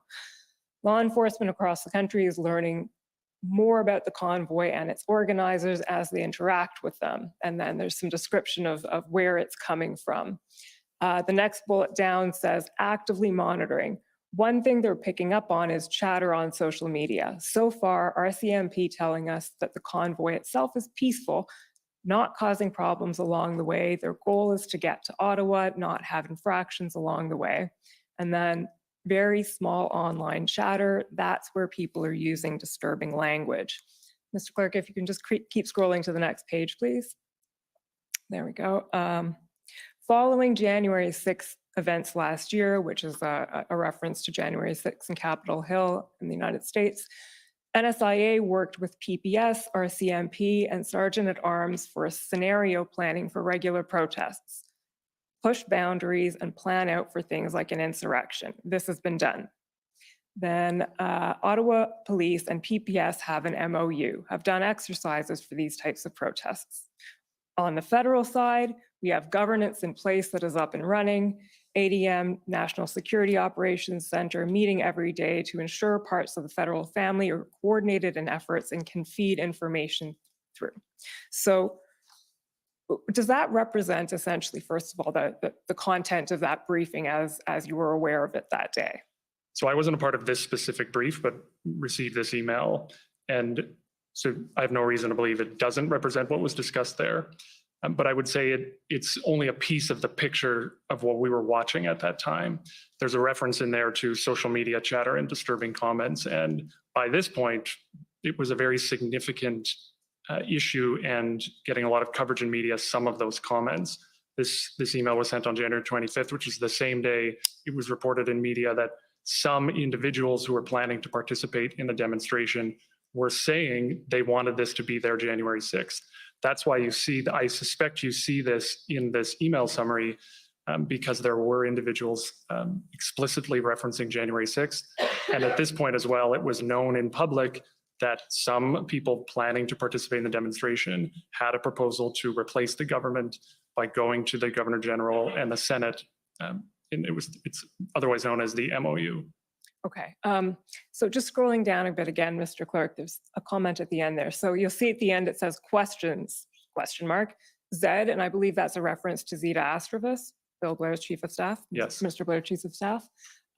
So she says, curious to know how feed into political level. From our perspective, feel assured having worked in the space of all work being done, but ministers feeling uneasy and keen on details. I'm wondering if you can help us understand what is meant there by sense of unease at the political level. I think there at that point, there was a lot of conversation going on about what we were seeing and what we thought this was going to be. And there were a number of updates coming through, like the one you see here, but we were also seeing a lot in open source and through the media, which was very concerning. Already mentioned the reference to January 6th. So that's what I think this speaks to. Okay, so is it fair to say then in Mike McDonald's email that we just read through, the message coming through is essentially, well, we've planned for this. We did some planning after January 6th and things are sort of under control and the machine is operating as it should. But then Ms. Astrovas raises a concern saying the ministers are actually pretty worried about this. So is it fair to say that there was some unease at the ministerial or the political level that maybe isn't reflected in the briefing? Yes. Okay.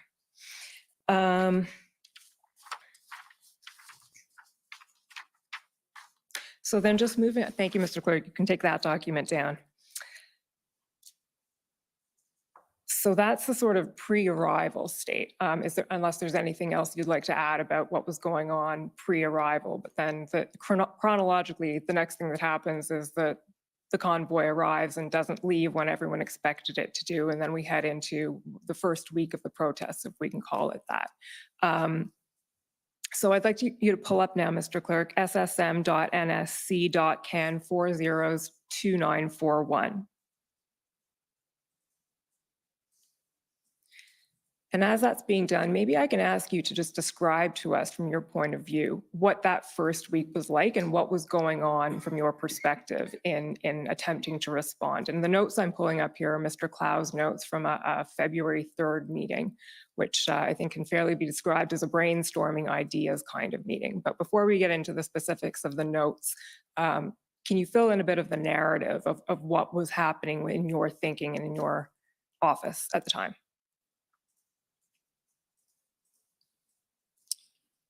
So we watched the convoy arrive, not only in Ottawa, but there was activity in Coutts, very serious activity that first weekend. Emerson, we're starting to see some blockages there. It was down to one lane, it would open up again, then some trucks would move, but there was activity in Emerson. So this was already a national issue in the first week. And we continued to see very concerning statements from some demonstrators, including from demonstrators and organizers that they were not going to leave until the government changed its policy. But in that first weekend, law enforcement was responsible, local law enforcement, I should say. And by the end of the weekend, it was clear they weren't leaving. So I would say concern had increased at the end of the weekend. So we in the Prime Minister's office, with PCO, with ministers' offices, with caucus, with others, we were hearing a lot of concern and we were discussing internally and getting updates and sharing information with each other as best we could. Before this meeting on the 3rd, which was well into the second week, there had been a briefing of the Prime Minister by the National Security Advisor and the clerk. So there were discussions happening. What happened on February 3rd and what these notes reflect is this was a Thursday, the second weekend was approaching, and law enforcement had not been able to contain the various protests. And in fact, in my view, they were getting worse. So we assembled and basically covered the waterfront. What's going on? Who's talking to who? What can we be doing more of? What are different provinces and municipalities asking? Are different provinces and municipalities asking questions that if they aren't asking for support, if they aren't, can we have a conversation with them to see if they should be asking for support? So in these notes, you'll see us cover quite a few different ideas. Thank you. And you'll appreciate we have an hour and a half. So I know I'm skipping through weeks and chronology very quickly, but it's necessary. And thank you for filling that in. Here we go, February 3rd. There's just a few points that I want to pick out here. So the first notation says JB, that's John Broadhead, Mr. Broadhead. That was Jeremy Broadhurst. Oh, that's Jeremy Broadhurst. Okay, this may get confusing. Sorry. Jeremy Broadhurst. Looks like OPS won't move. Weeks, not days. Weird reinforcements problem or something reinforcements problem. Weekend reinforcements problem. That makes more sense. Behind scenes, too deferential, need bad cop. You've got to use tools you have. Whether to change public message is different. And then KT, that's Ms. Telford? Yes. I can't read the first part. The second part says, what, if anything, can we do? What are options? So that's introducing this as a sort of a brainstorming of ideas. And then we'll see a variety of ideas expressed here. Mr. Clerk, can you just scroll down? We see, sorry, just above there, any way we can get Bergen's help. That's a reference to Candace Bergen. I believe she had just become leader that day. Okay. And then we have Ms. Astrova saying Blair doesn't want to call slowly, but he's open to calling Watson. And then RFA is a reference to a request for assistance, and we're going to come back to these in a moment, but Ontario could only ask if they've exhausted resources. Scrolling down again, please, Mr. Clerk, until you get to the bottom of the page. So here we have an intervention. Many of the ideas that are expressed here we've already heard about, so I'm skipping through them quickly, but at the bottom of the page here, this is a Yasser, I believe. So that was separate from the meeting we just covered. That was a phone call from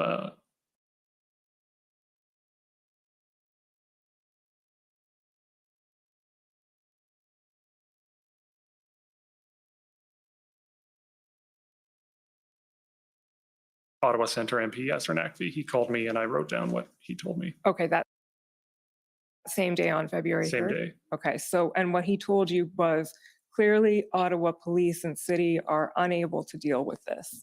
Reinforcements coming this weekend. It's going to really embolden these folks, my constituents, near breaking point.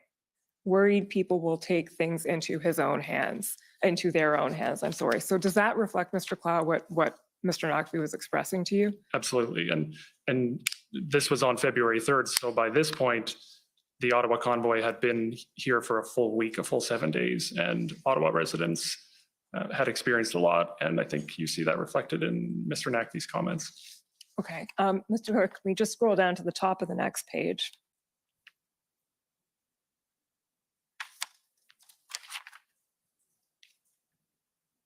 Yeah, there we go. So I think this is a continuation of the phone call with Mr. Naqvi. What I heard from Slowly, plea for help. It's a plea for something political. Do you recall that reference, Mr. Clow? I believe that was a reference to either the day before or earlier that week. Chief Slowly said there was no policing solution. That's correct. It was the day before. And what I'm wondering is what was the reaction within PMO to that statement? Here we have Mr. Naqvi's, I think, interpretation of it, which is it's a plea for something. And then he says it's a plea for something political. Does that reflect, or was there any thinking among the three of you or among your office, within your office, about what Chief Slowly may have been expressing there? It definitely added to the concern of what we were seeing. And to hear Ottawa Police say that this was not a policing solution was very concerning. And it told us that this was not going to end anytime soon. I think we can leave those notes for now. Thank you, Mr. Clerk. The next ones we'll pull up. Well, it's actually the same notes. Sorry, Mr. Clerk.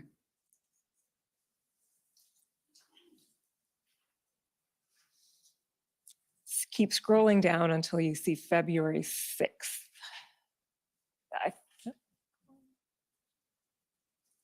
Yeah, there we go. So says PM February 6th, 6 to 8 p.m. So I assume this is a meeting that was with the Prime Minister, attended by, as it says here, the clerk, the NSIA, and then John, Janice, Jody, Sam. That would be John Broadhead, Mr. Broadhead. Janice is the clerk, Janice Charette, Jody Thomas, the NSIA. Sam, who's Sam? Sam Cleel is the Director of Issues Management. Okay. And there were probably a few other people on that call, not many more. I'm confident Katie was on that call. Okay, so if we just scroll down then until we see OPS trying to reduce violence or taking some steps. And then below that, Coots persists, but traffic is moving.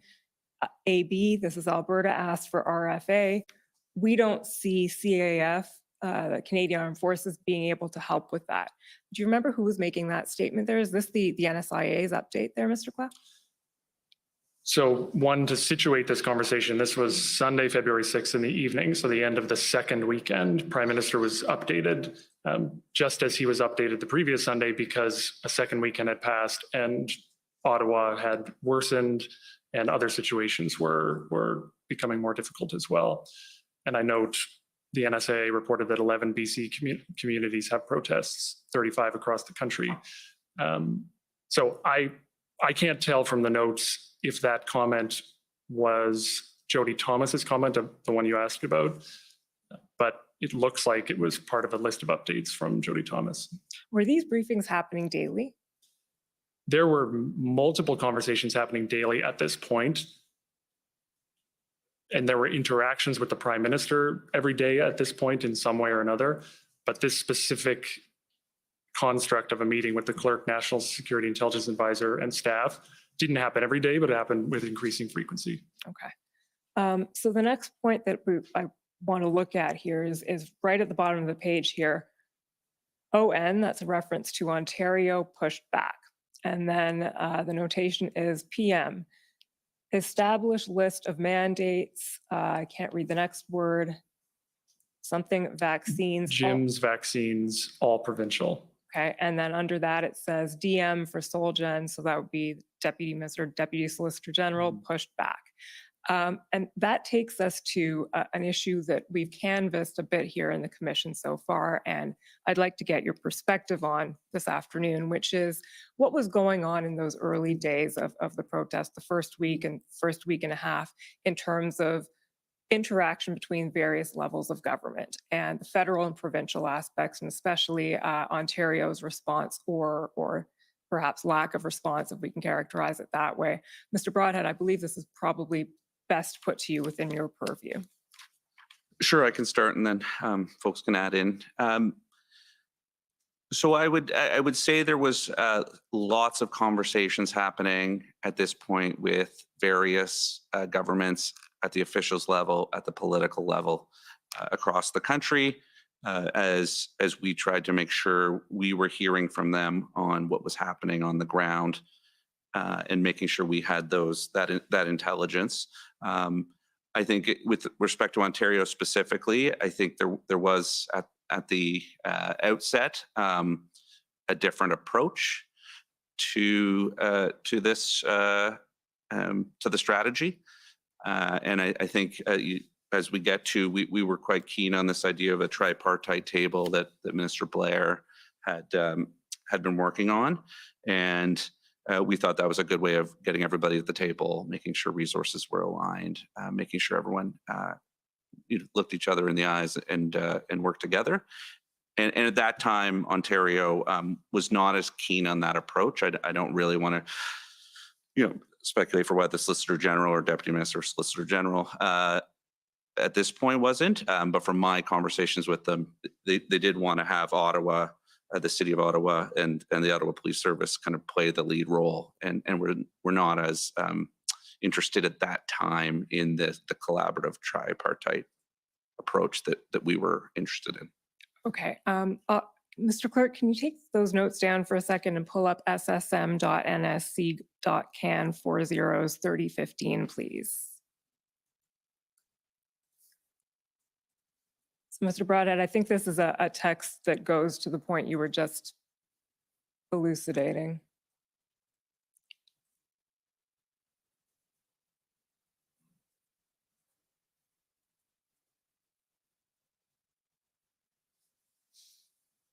So we don't have a confirmed date for this one, but it must be some. It's February 8th. Thank you. And this is a text between you and Ms. Astravas, a text exchange.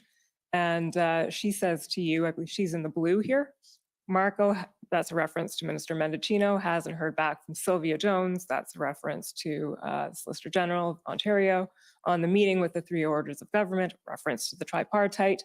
And you say, yeah, because they don't want to be a part of it. And she says, oh, I know. And you say, so anything I should do, we should just go ahead without them. And then it goes on. So can you contextualize that for us a little bit? Yeah, as they were getting kind of pushed back and or just not support from their counterparts, the Solicitor General in particular, they had asked me to connect with my contact in the Premier's office and to just check and see if was this something that the Ontario government or this minister, just to kind of ascertain some of those kind of contextual details. So I did. I chatted with Jamie Wallace, and it was clear that they were they had a different approach and strategy, and the tripartite table was not a priority for them at that time. Sorry, who is Jamie Wallace for the record? Sorry, Jamie Wallace is the Chief of Staff to Premier Ford. Okay, so you had a conversation with Mr. Wallace, Chief of Staff to Premier Ford, and the message coming back to you was? This was not a strategy they wanted to pursue at this time. Was there any reason given for that? It was, I think, my recollection of that conversation was it was really they wanted Ottawa to be the main driver of this and did not want a kind of multi-governmental approach to this at that time. That was the impression I got from that phone call. Okay. Were you having interactions during this time with counterparts in other provinces as well? Yeah, so previous to being a director of policy, which I started in January, I was senior advisor with a focus on intergovernmental affairs. And so through that, I got to work closely with a number of the provinces. The three I was having most contact with, one was British Columbia because they were chair of the Council of the Federation at the time. So that was an ongoing active discussion generally. And I want to be clear, not just about this. For example, Mr. Wallace and I were working on childcare very actively at this time as well, and other issues were very would come up. So and then other provinces as well. But the other part of our PMO, which is important in this, is the regional desks, who don't report to me. They're part of the operations team, but they have geographical areas of responsibility. So they're often in touch with provinces and cities, and we have kind of information sharing between us. So I'm in touch with them a lot. They let me know when things are happening. I do as well. So I know that in those times there was a lot of informal contact, as well as obviously from ministers and officials. Okay, and we may come back to some of those interactions, but we'll stick to Ontario for now. Mr. Clerk, can you pull up ssm.nsc.can 402935?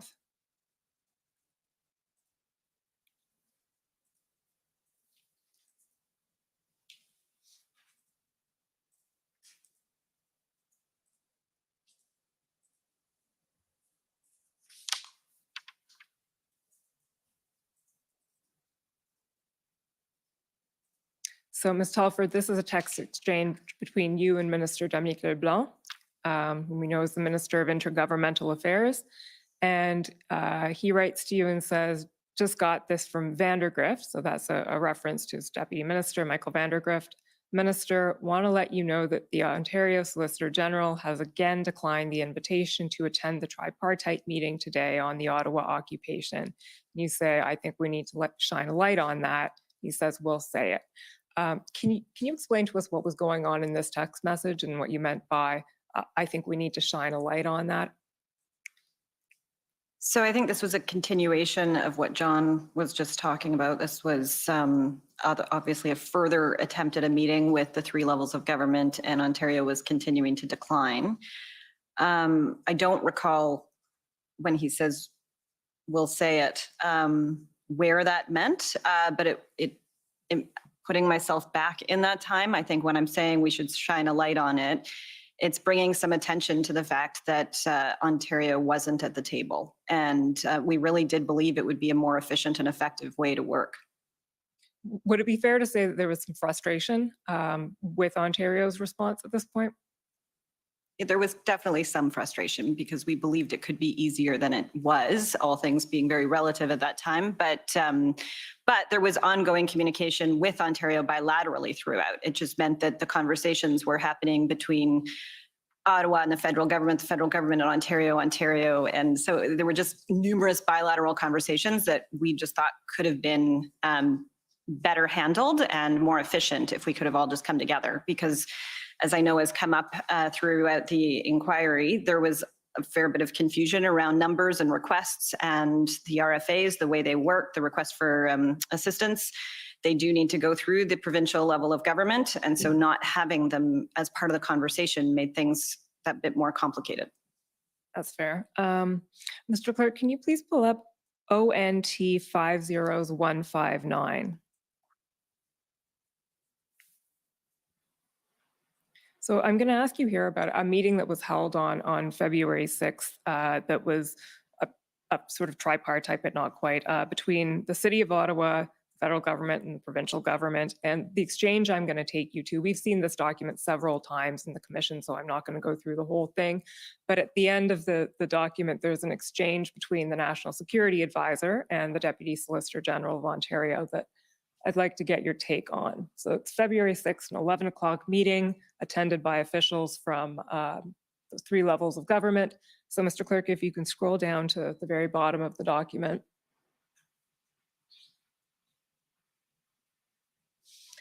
You'll see it says there, Jody Thomas, National Security Advisor, noted that it was a positive meeting and regrets to end on this following point. Would the province be looking to the federal government if this protest was happening outside the City of Ottawa, e.g. happening in other places like Kingston? And the response from Mr. Di Tommaso was, this is a protest and encampment moving against the federal mandate on trucks. They came to Ottawa from across the country for that purpose. Now, Mr. Di Tommaso testified at the commission approximately 2 weeks ago, and he expressed that in his view, he interpreted Ms. Thomas's comment as, and I'll quote the words here, the federal government wanting to wash its hands of the entire matter.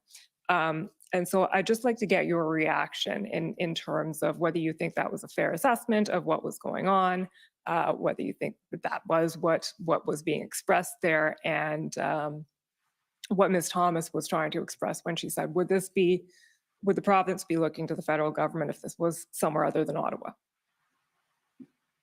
I might start, like, I'm not putting too much weight into this. I think as I read it, and I wasn't there, but this strikes me as frustration and a bit of a back and forth and that frustration happening, and both sides kind of articulating some of that frustration. I think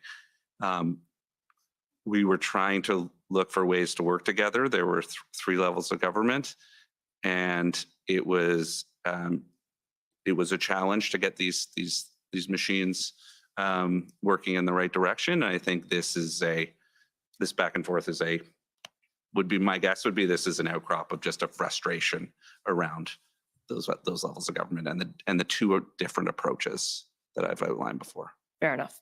And you can appreciate that one of the issues that the commission is looking into is the interaction between governments, and which is not always an easy thing, but how it all played out here.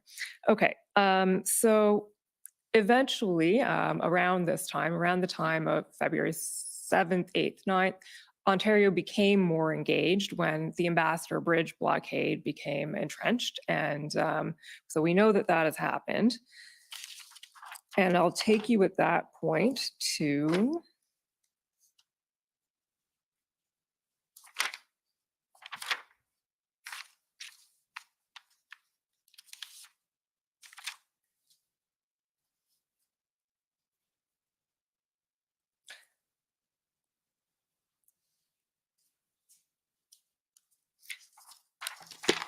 the witness summary. I'm sorry, Mr. Clerk. It's WTS 6014, page 11.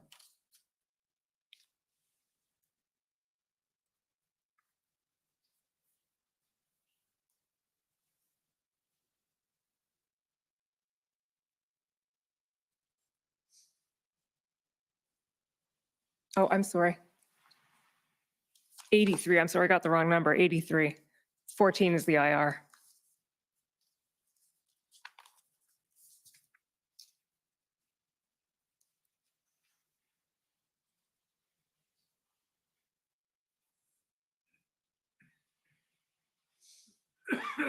So if we scroll down to page 11, please, Mr. Clerk. Keep scrolling. Oh, keep scrolling. Okay, scroll up a bit, please. What I'm looking for is the panel was asked what in their view. Could be that I have the wrong page number.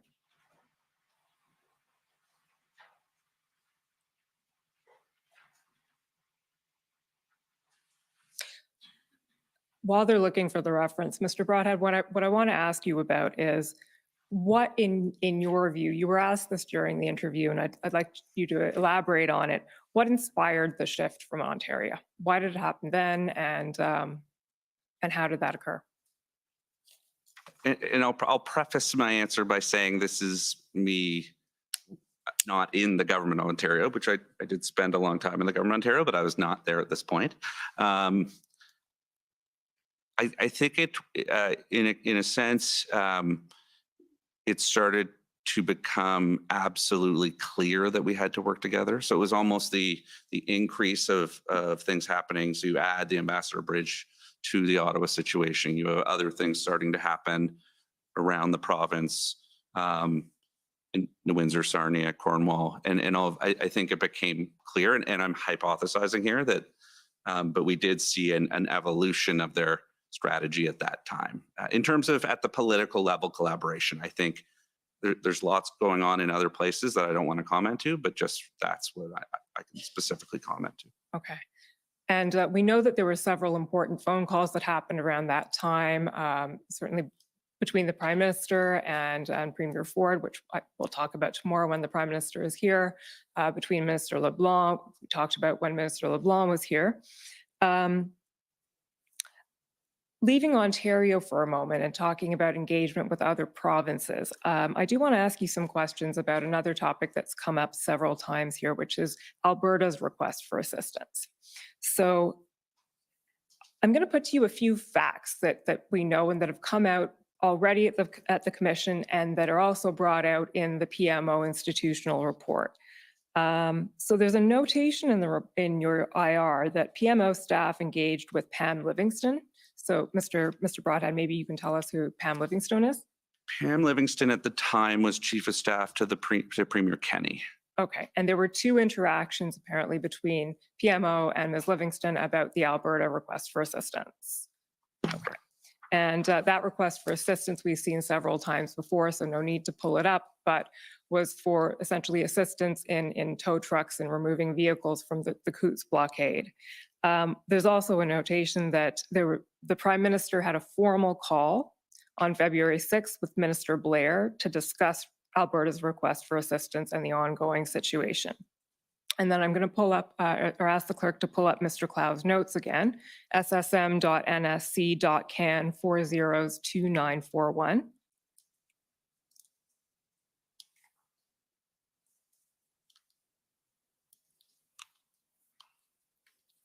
So this is the notation I said we'd come back to. This is the meeting that you're having with the Prime Minister on February 6th. And the notation, there it is, thank you. Coutts persists, but traffic is moving. Alberta asked for RFA. We don't see CAF being able to help with that. So at that point, it's apparently been concluded or decided in some form that the Canadian Armed Forces is unable to assist. Is that correct, Mr. Clow? So the RFA came in the day before that, and it immediately spurred a number of conversations with different offices. Ministers were consulted, and the Prime Minister was consulted on a few different occasions about this. And yes, there was a general sense that CAF should be a last resort, but also in this specific case, I think you've heard from other witnesses as well, but at the time, the discussion was that this was not an appropriate or even useful response to what the problem was. And what I mean by that were these trucks actually going to be able to do the job? That was all part of the discussion that ensued after the request came in on the 5th. What I'm really wondering about all of these exchanges, and there was a further meeting apparently on the 9th where, again, this time it was Ms. Telford, Ms. Charette, the Prime Minister, and Ministers LeBlanc, Mendicino, and Blair all discussing the RFA during one of the meetings that was held. Why was this RFA treated quite differently than most are? This was elevated to the level of the PMO and the Prime Minister, which most requests for assistance are not. Can you explain or elaborate on that? And you might want to add to this, but we are usually made aware of requests for assistance. wherever they're going in government. And in this case, we were obviously following everything to do with the blockades and the occupation very, very closely. And in this case, because the feedback from departments was coming that there wasn't a way to help, and what we were trying to do was support anybody who needed assistance on the ground. And so if Alberta was asking for help, we wanted to be able to support them. So it just led to a lot of conversations. It kind of comes to the role that our office often plays of coordination and facilitation, because we then started reaching out and asking questions of other departments saying, does anyone else have the equipment that they might be looking for? It may not be appropriate for CAF and they may not have the equipment, but is there that equipment somewhere else that could be found? So I think, as is in the interview summary, we even went so far as to say, does Parks Canada have this kind of thing? Because the goal was to be able to assist if we could. Maybe if I can just add, I think that, we also looked at, can we reimburse if they find them privately?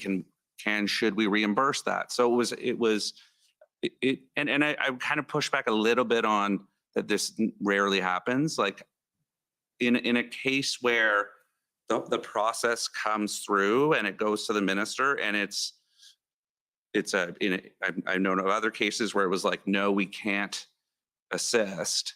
The minister's office will often flag it to us, and we'll ask questions about, well, have we explored this? And I can remember other instances where that was the case, where we just pushed more to find other solutions that in the kind of narrow band of the RFA process, they may not have thought of.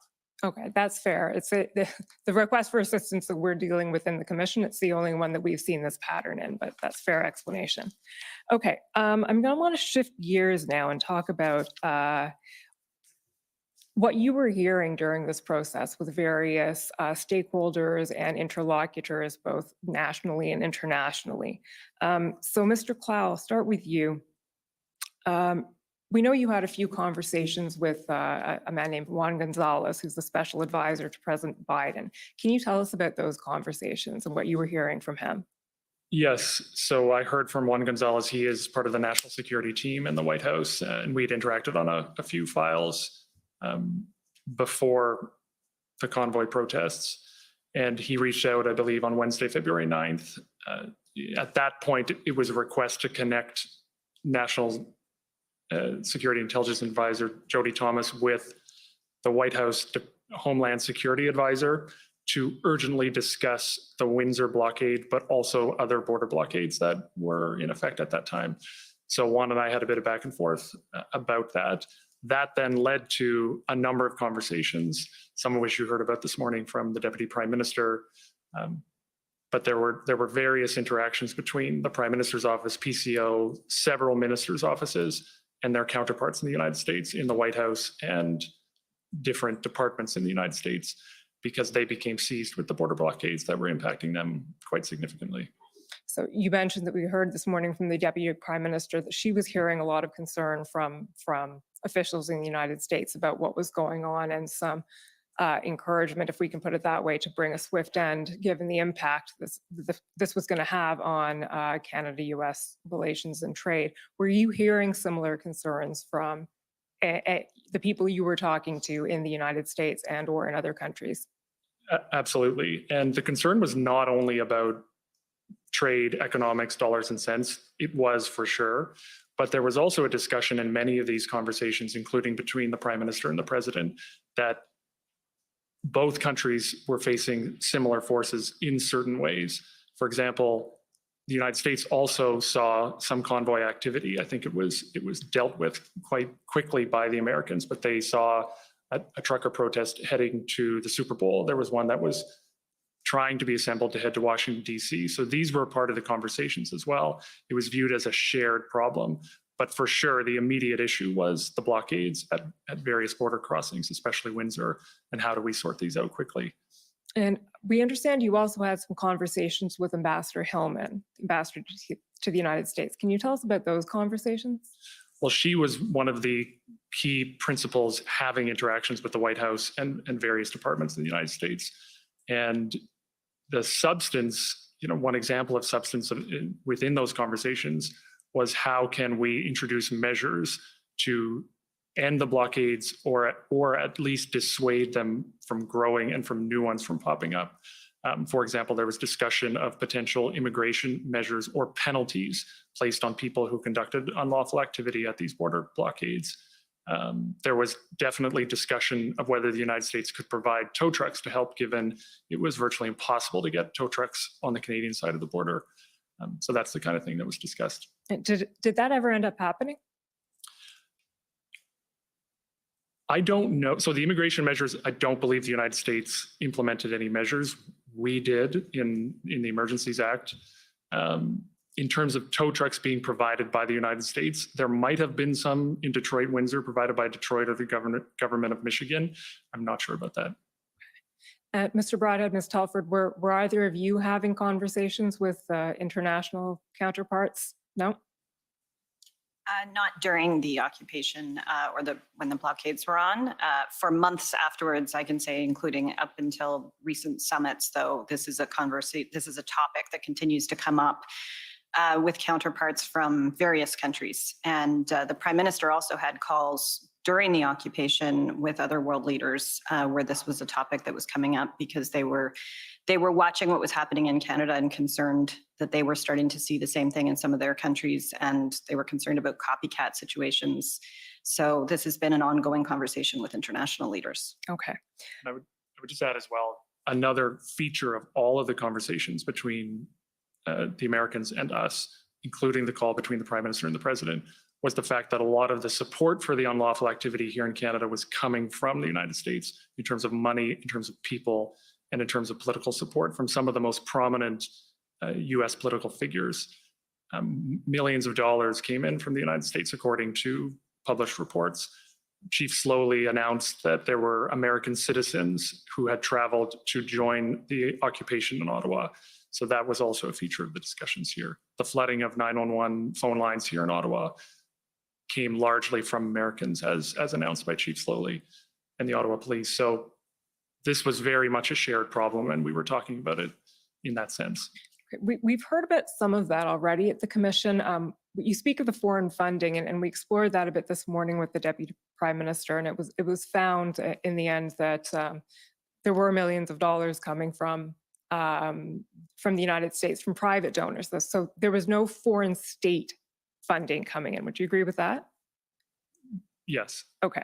And we've also established that there was little information available to the government at the time of the convoy of how much money was coming in from the United States. That wasn't really information that was available to the government at the time. Would you agree with that? It definitely became more apparent as time passed, and I totally agree with you. It is cloudy and unclear, and it's concerning that that it happened. But one example I would give, I mean, we felt quite strongly at the time that it was happening. And proof of that, I would say, is when GoFundMe paused the account, you saw some of the most prominent American political figures attack GoFundMe. And they didn't do that for no reason. They did it because it was clear to them, and it was clear to us that a lot of the funding was coming from Americans. Okay. So you've taken me to what I actually wanted to ask you about, which is one thing we haven't heard much about so far is political commentary coming from the United States. So you'd mentioned prominent political figures who are weighing in on all of this. Can you tell us about some of that, some of what you were hearing or observing on that front? The issue there were a number of examples from senators, from governors, from the former president. And the issue there is not that individuals and politicians aren't allowed to comment on politics and policies in other countries. It happens all the time. But the concern for us was it was direct encouragement for unlawful activity that was hugely damaging to the country, including the border blockades. So that's why I raise it here, and that's why the president and the prime minister spoke about it. It was the support for unlawful activity. Okay. Mr. Clerk, can you please pull up Mr. Clow's notes again? So that's ssm.nsc.can 402941. Remarkably effective note taker.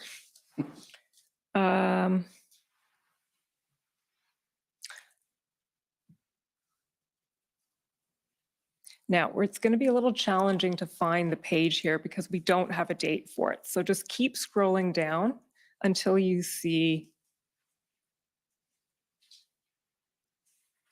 talked about the Emergencies Act. So scroll down again, please. Scroll down.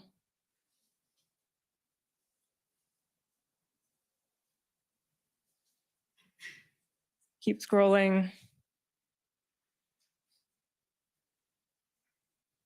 Keep scrolling.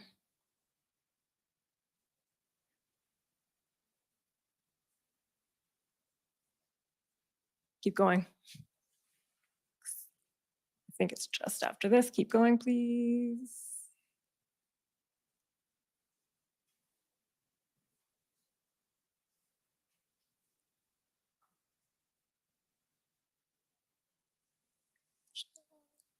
There's a lot of blackout in this, so it's a little challenging.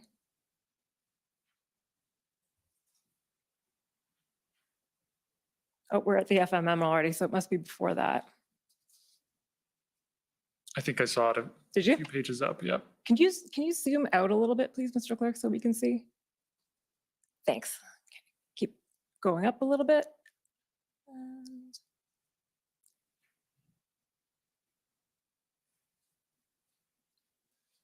So a little bit further up. A little bit further. So I think you see. yeah, there we go. Okay. So first question, we don't have a date on this because it's sort of, there's some blackout before that, but do you remember the date of this, Mr. Claw? I believe it was February 9th. Okay. So it's a meeting on February 9th and This is various things happening over the course of the day. Why don't you I wouldn't tell call us this what- one meeting. why don't you tell us what was happening? So February 9th was, there were a few conversations going on. I don't specifically remember what meetings at what times, but I did write down, and it was reported to us that Minister Blair had spoken to the clerk about the Emergencies Act. And that was in the lead up, I think, just one day before the incident response group meeting where the Emergencies Act was discussed in some detail, in addition to other things. So this was just a report to us that that conversation had happened between the minister and the clerk. Okay, so around February 9th, we're getting to the point, as we know, where the federal government felt a need to perhaps intervene in the situation and bring this to a close in some way. So as you say, Blair spoke to the clerk and talked about the Emergencies Act on the options. Can you just read your handwriting there? Didn't commit on the options. Emergency could be peace if that sounds like we have authority. And then a reference to Nathalie Trouin, the deputy clerk, and Fort So Justice. I see this as discussions are happening about how we can help, what more we can be doing. And the Emergencies Act could be a piece of that. Okay. And we know that the following day, the Prime Minister convened the first incident response group meeting. Yes. So I'd like you to tell us a bit about that meeting, the decision to convene the IRG and what that meant in the Prime Minister's eyes, in your eyes, and what an IRG really is.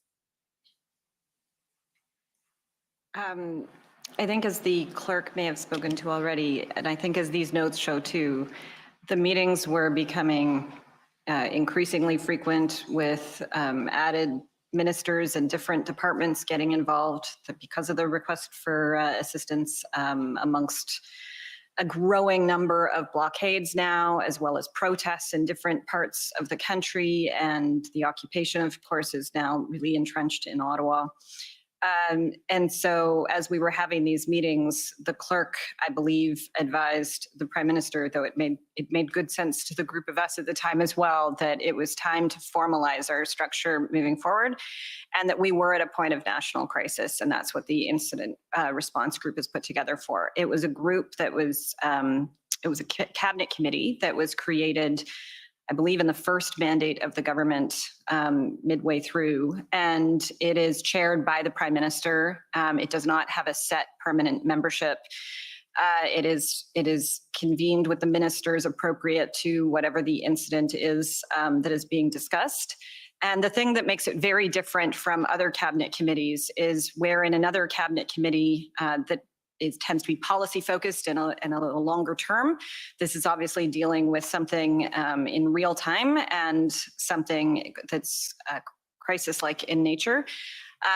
But the structural difference too is that officials lead in many ways the conversations within the IRG meetings space, and they are right at the table. So whereas at a cabinet committee meeting, the ministers would be sitting around the cabinet table and the officials might be sitting to the side, they may very well be making presentations, and then the ministers would be discussing those presentations, or they might speak up to make clarification when their ministers call on them for that clarification. At an IRG meeting, the principal presenters are officials. And so whether it's the NSIA, whether it's the commissioner of the RCMP, whether it was the head of CSIS, depending on the incident in past, it might be the CAF and the chief of defense staff. And then the ministers are called on by the prime minister to add anything that they might see as not having been covered, to add any thoughts they have on the basis of the information that's been presented. But they are all sitting around the same table, which makes it quite a different meeting than really any other. And what's the purpose of that? Why is an IRG structured like that with direct input from officials? I think for a number of reasons, it's their expertise and getting it in real time to the prime minister and to the ministers, and things are moving very quickly.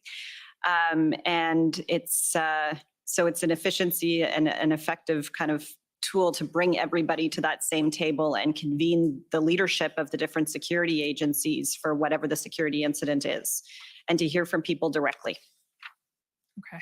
So essentially you remove the sort of the layering up, and instead the prime minister has direct access to all of the inputs that he may want or need. As do all of the other ministers, because they then get to hear directly from the heads of the different agencies or law enforcement heads. Okay, fair enough. So we've been through the content of many of the IRGs. One theme I want to pick up with you is something that was eventually brought to the IRG on February 12th, but has been a discussion at the commission throughout, which was the idea of whether the prime minister or anyone from the federal government should engage with the protesters and attempt to bring this to a close through either some sort of negotiation, some engagement, some speaking. So the first thing I'll bring up on that point is, Mr. Clerk, it's pb.can.401184.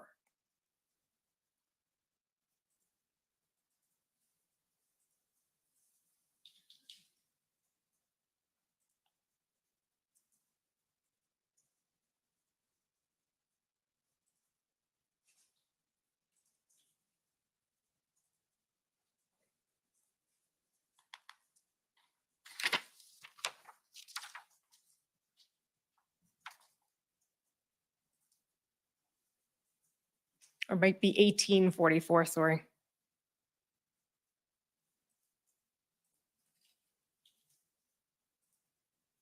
Ms. Telford, this is a text exchange on February 6th between you and Minister Menachino. So it's early days, but as I said, this theme of interaction, negotiation is something that came up. Okay, can we scroll down, please, Mr. Clerk?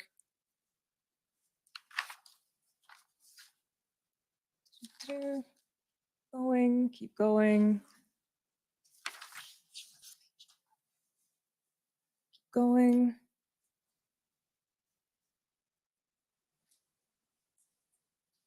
Page 8, please. Okay, here we go.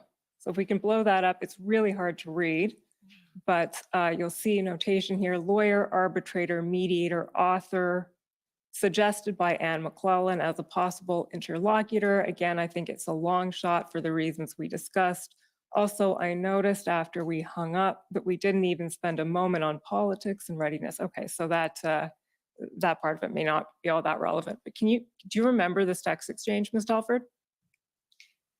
Now that I see it. Okay, and do you remember the idea of discussing a possible interlocutor at that point and what was going on? Can you fill that in for us, please? Look, I think over the course of, right from the beginning of the occupation, when it became an occupation, there were numerous people who were trying to suggest anything they could to try to find a way to assist. And I think that's what Anne was doing here. I've received, and I believe it's part of the documents as well that you've received. I received suggestions from numerous other people as well. MPs were raising names with us. There were suggested names of MPs from other parties who were coming forward, wondering if they could help. There was a lot of people that were trying to find a way to figure out if an engagement could work. And no one was able to take it past that first thought. And so no one could figure out who they should talk to. There was no clear leadership on the other side. There was no clear understanding of what they would even be talking about. The police were already, as we were being informed through the incident response groups, they were already engaging at a certain level. And so it wasn't clear what this engagement strategy would be, let alone if it could have any effect. And, you know, I think there's a difference too between engagement and negotiation. And the Prime Minister and the Cabinet, the government, wasn't prepared to negotiate public health measures that were rooted in science. I also am not sure, and I think a lot of people weren't sure at the time that really that's what this was all about. And so figuring out what the topic of the conversation could be, let alone who it could be with, that could have any effect on changing the circumstances, when no one could answer that question, really these conversations didn't move past the initial suggestion of, I wonder if. Okay, so at this point, this is part of the conversation. We're still in sort of early days of the protest, and I think what you're taking us to now is what's come to be known as the engagement proposal, and we've heard some evidence on that. And Mr. Clerk, you can take that one down, please, and pull up following ssm.nsc.can 402958. So, Ms. Telford, I think what you've just been referencing has been canvassed before the commission a bit, and it's Mr. Deputy Minister Stewart's engagement proposal that he prepared with the assistance of Marcel Boden from the OPP PLT. And this is now the evening of February 11th. It's a text that Minister Mendicino sent to you saying, hey there, we got some very last minute and thin paper tonight on an engagement strategy. From my deputy minister, apparently socialized it with several people, including the Ontario government, not me. And we'll just scroll down and see the rest of the text, please.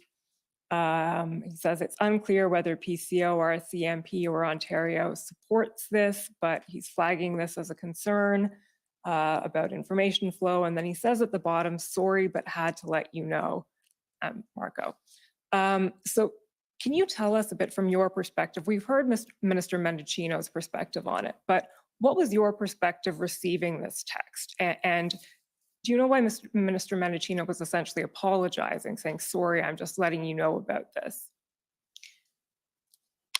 When the IRGs began convening, just the day before, I believe, one of the things that was stressed at the first IRG, or in and around the IRG really, was just the need for appropriate information flow and for regular and constant information flow. And so I believe that's what he's saying sorry for there, is he's letting me know that there's this information that is now floating around that has already gone to some people and it had not kind of followed the usual channels. And I think he was sorry that it was the hour that it was, that we were all trying to grapple with what to do here. But I had also just received the paper previously from the clerk, I think about an hour before, by the looks of this. And so I wouldn't read too much into the sorry, and we were much more focused on the draft and ultimately what was decided later that night, after I talked with the clerk, and I then called the Prime Minister, and the Prime Minister agreed to put it on, with the suggestion that was coming from the clerk, he agreed to put it on the agenda for the IRG the next day for discussion. Okay. And we've seen that it ended up on the agenda. And I think you just started to tell us a little bit, but maybe you can finish that answer, why ultimately it was decided not to pursue that engagement strategy. In some ways, it's what I already touched on, which is this was one more proposal that was not yet at the place that one could act on. There were too many unanswered questions. There was no clarity in terms of who the discussion would be with on either side of the discussion, and what the discussion would be about and what it might result in. And so, while everyone, including the Prime Minister, was encouraging everyone to put every option on the table, and it's why this was put on the agenda ultimately, there wasn't anything further to pursue on this at that time. Okay. Thank you, Mr. Clerk. You can take that one down.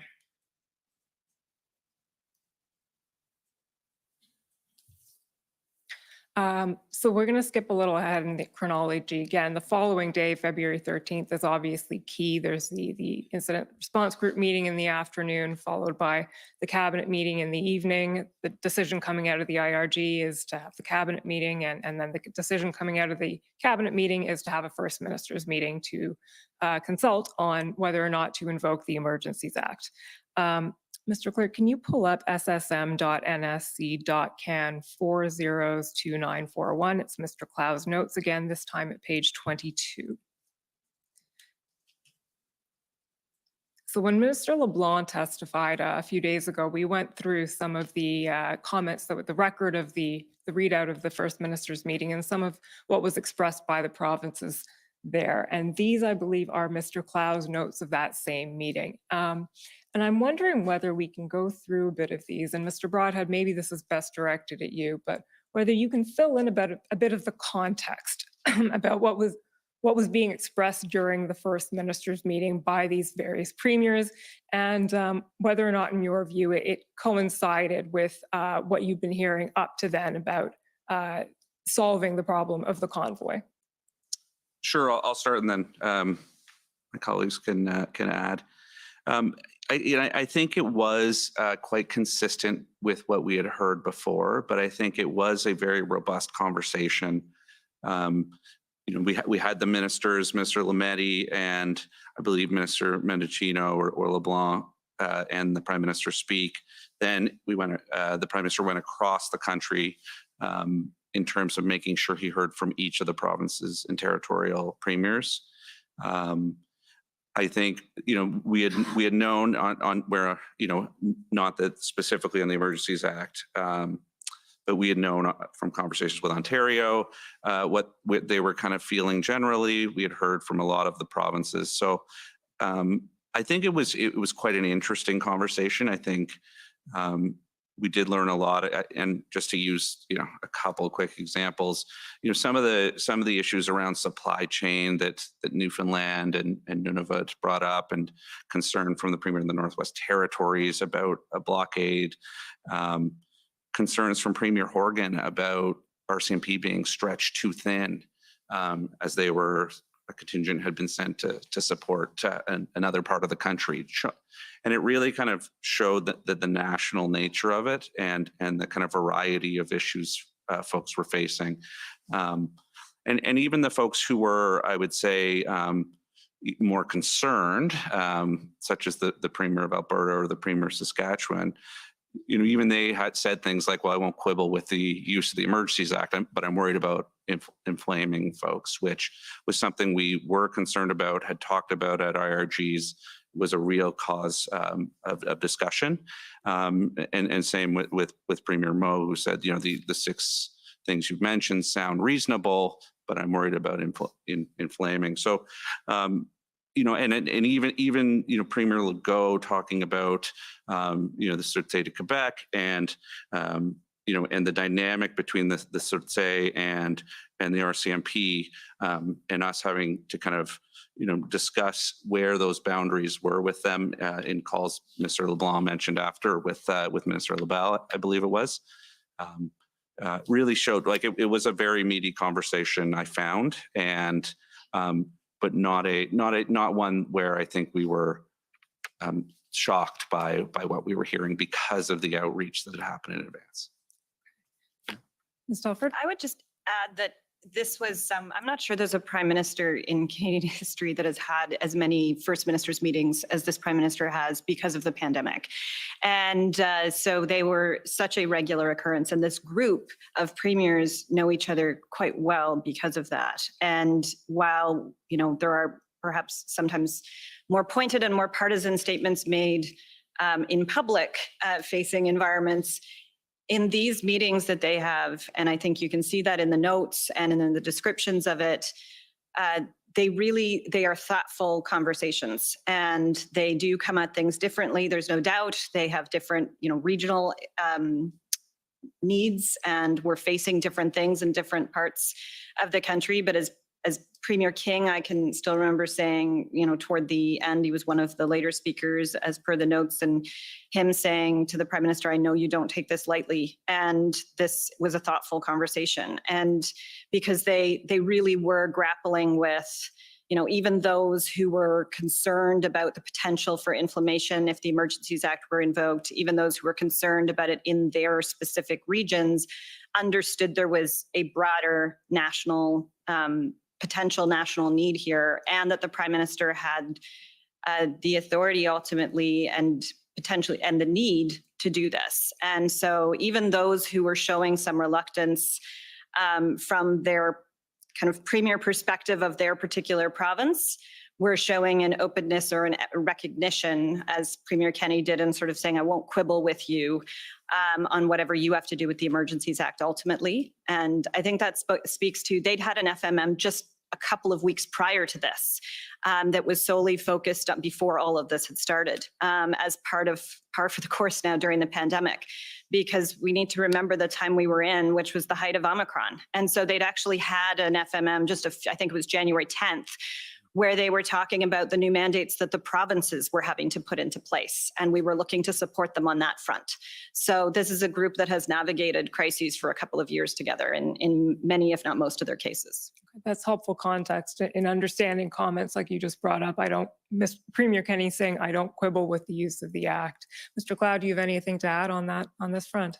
I think it's been well covered. I would just emphasize, I know it's been addressed here and elsewhere in the past couple of weeks, but Premier Kenney's comment on this phone call that there was a potentially violent, hardcore group of individuals at the center of the Coutts blockade who were ready to die for a cause. We had heard that through other reports and from our own officials, but it was a recognition. That's just one example of the very serious potential for violence that was posed by many of these demonstrations. Thank you, Mr. Clerk. You can take that one down. So we know that what happened after the First Minister's meeting, which lasted about an hour, there was then, I believe, a call with opposition leaders, and then at some point that afternoon, the Prime Minister received a decision note from the clerk, and fairly shortly thereafter took the decision to invoke the Emergencies Act. One thing I wanted to ask from your perspective was any consideration given in any of this to holding a debate before Parliament, not to decide, of course, but to engage in a debate over whether the Emergencies Act should be invoked? So there was an emergency debate about the convoy and the demonstrations about a week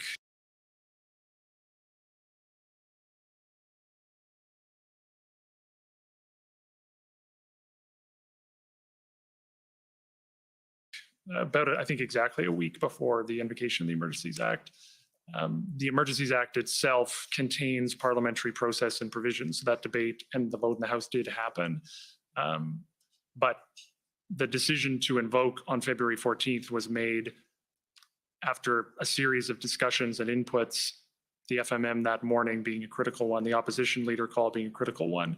The view was time was up and it needed to be enacted right away. And recognizing that the parliamentary process is built into the act and was to come in the days ahead, we thought that that was robust.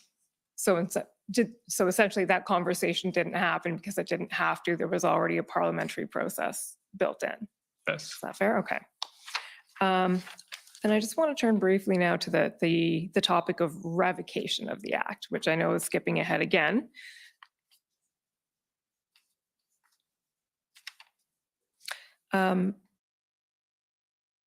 And right at the bottom there, you say Parliament's job is to confirm or revoke, doesn't impact changes, I believe. After revocation, what happens to frozen accounts? So that's a topic we've explored a bit with finance. At what point do we withdraw based on what inputs? So is it fair to say at this point, this is a discussion of almost first principles? We don't really know what the criteria are to revoke. We need to figure out what those criteria are. Is that an accurate reflection? It's hard to say for sure what that specific note refers to, but there was progress by that point, the February 19th. We were far from out of it. There were still a lot of situations. There were still many threats. And if I remember correctly, Ottawa there may have been the beginning of action, but it wasn't done. So definitely at the IRGs and on staff calls and in other conversations, we were beginning to ask ourselves, okay, how long is this needed? And it was always understood and it was made clear by the Prime Minister, this should only be in place as long as it's needed. So we were constantly asking ourselves that very question, what do we need to assess and what will feed into the decision to revoke?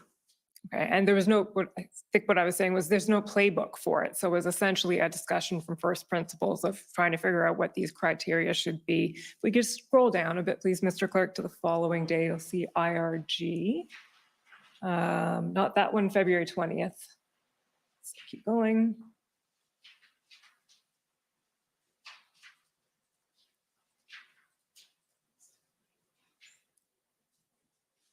So the first notation there says IRG February 20th, RCMP/officials public brief on how long emergency act is needed. Now we're going to take this down and bring up a different document, Mr. Clerk, which is ssm.can.nsc402910. This isn't something that's recorded in your notes, Mr. Clow. What I'm going to bring up is Commissioner Lucky's key messages from that date. So it's an RCMP document, and I'm going to take you through it and ask you whether your recollection is that that was expressed during the IRG.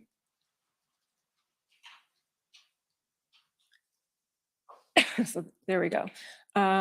So the key messages are, as I said yesterday, the situation across the country remains concerning, volatile, and unpredictable.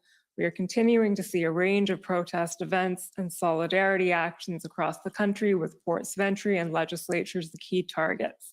I want to underscore two key bottom lines off the top.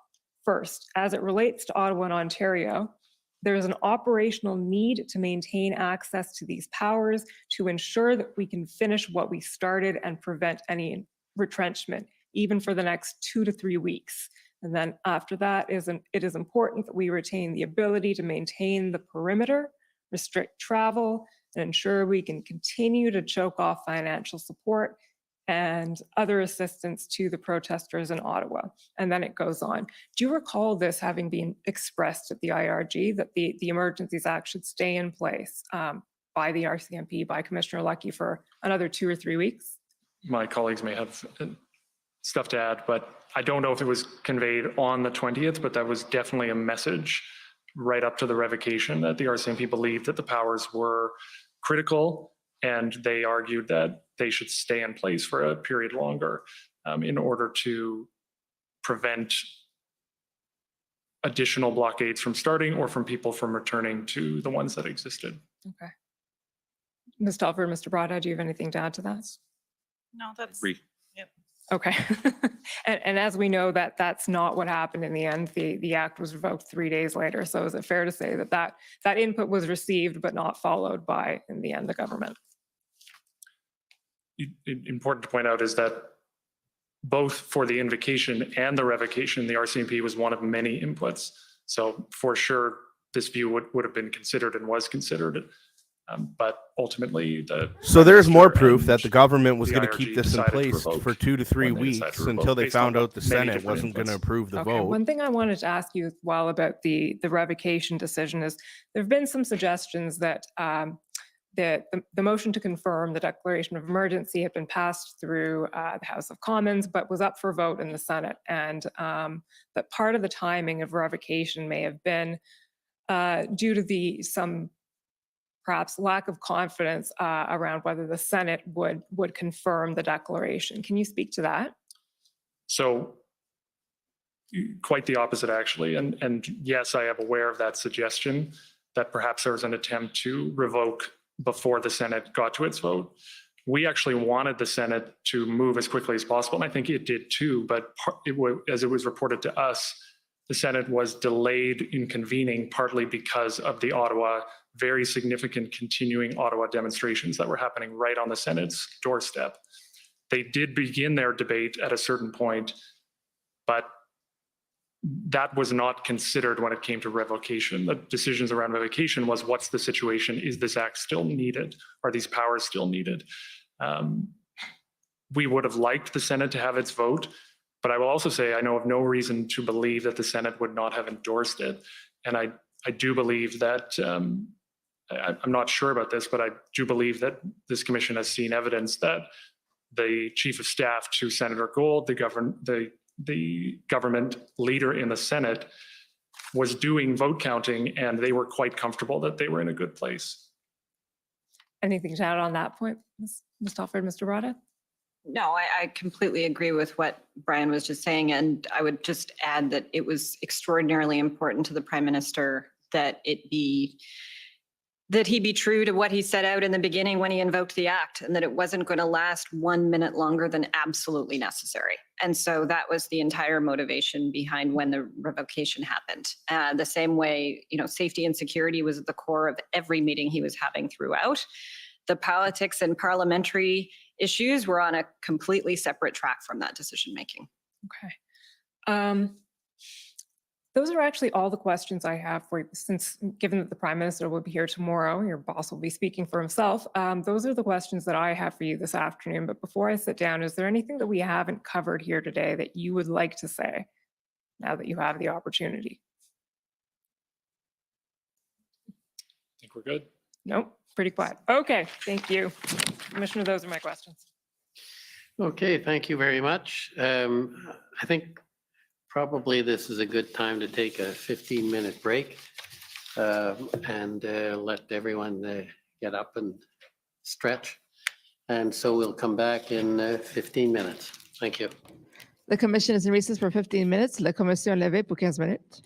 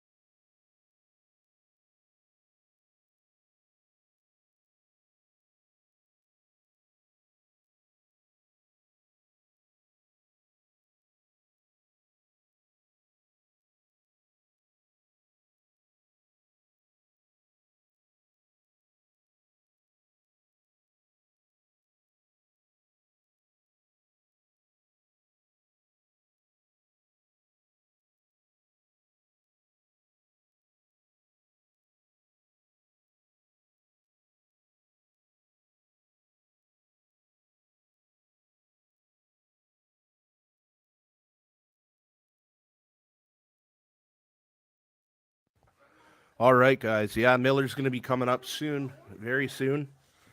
I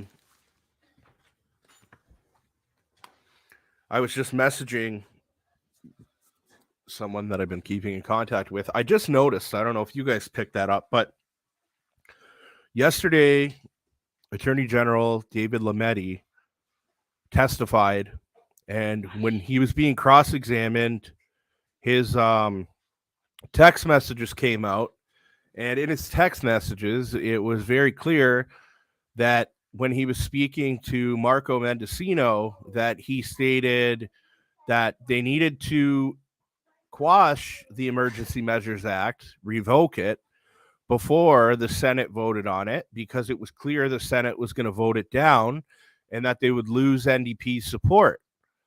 Now, we just heard Trudeau's staffer, John Broadhead, Clow, just said that he has no reason to believe that the Senate wasn't going to endorse them invoking the act.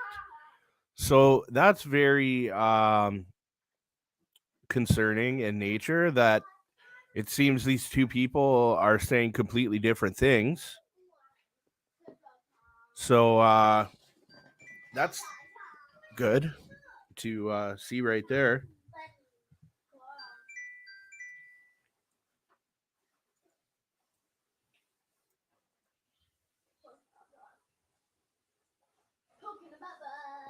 They are falling apart. Webcam acting like he has important meeting at discussing.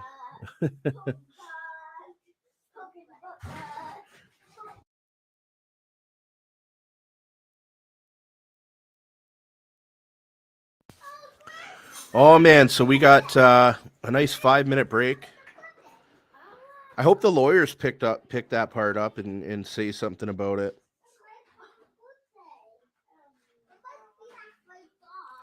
That was interesting. This is getting good. I hope there's a way that Miller has tickets to all of this stuff, like receipts, and can call them out on the spot. Man, there's like a whole army full of liars here. They got no issue lying.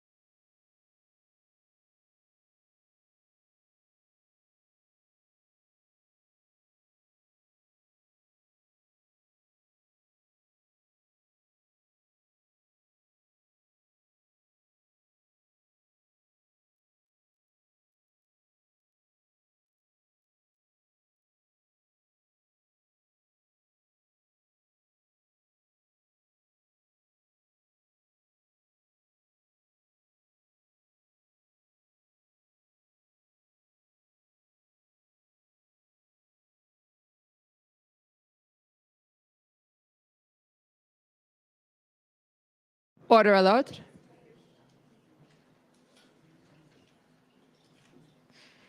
The commission is reconvened. La commission reprend. Okay.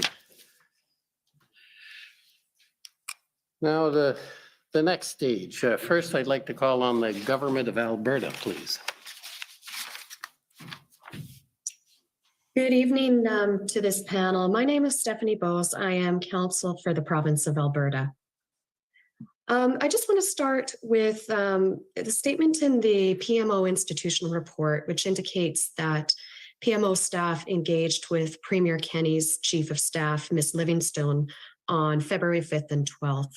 I just want to confirm that during that time, the PMO did not discuss the possible use of the Emergencies Act during those engagements. Is that correct? That it was not me having those conversations, but that is my understanding, yes. Okay, thank you. And with respect to the First Minister's meeting, Mr. Broadhead, you were asked about your understanding of the various positions of premiers at that meeting. I'd like the clerk to pull up ssm.nsc.can 50625. And these are some expanded notes prepared and produced by the Government of Canada describing that meeting. Once we have them up, I'll ask the clerk to please scroll down to page 3. Okay, so we can see here that there's some further notes about the comments of Premier Kenney at this meeting, and I'll just walk through some of these right now. He starts by describing the situation in Coots and how it went from 1,000 trucks on a rolling protest to 900 going home with 100 staying behind, and then down to a group of 40, which he described as a core group. Then you'll see him describe the arrests at the border and indicate, we believe the situation has been secured. And further down there, have procured on market for equipment and have drivers in place, unless an unexpected surprise should open Coots border crossing today. A little farther down again, would be problematic to declare emergency today to take momentum of arrest last night. Declaration risks further radicalizing thousands of sympathizers in Alberta. Know you have a lot of serious issues to balance off, including in Ottawa, but I am suggesting this could create a net negative for Alberta. If we need to seize or compel people, we are prepared to use our own Emergencies Act. So you would agree that it's fair to say that the Premier's position at this First Minister's meeting was that invoking the Federal Emergencies Act was neither wanted nor needed in Alberta, correct? Yeah, I would say he was definitely clear that he did not believe it was needed in Alberta at that time. Okay, thank you.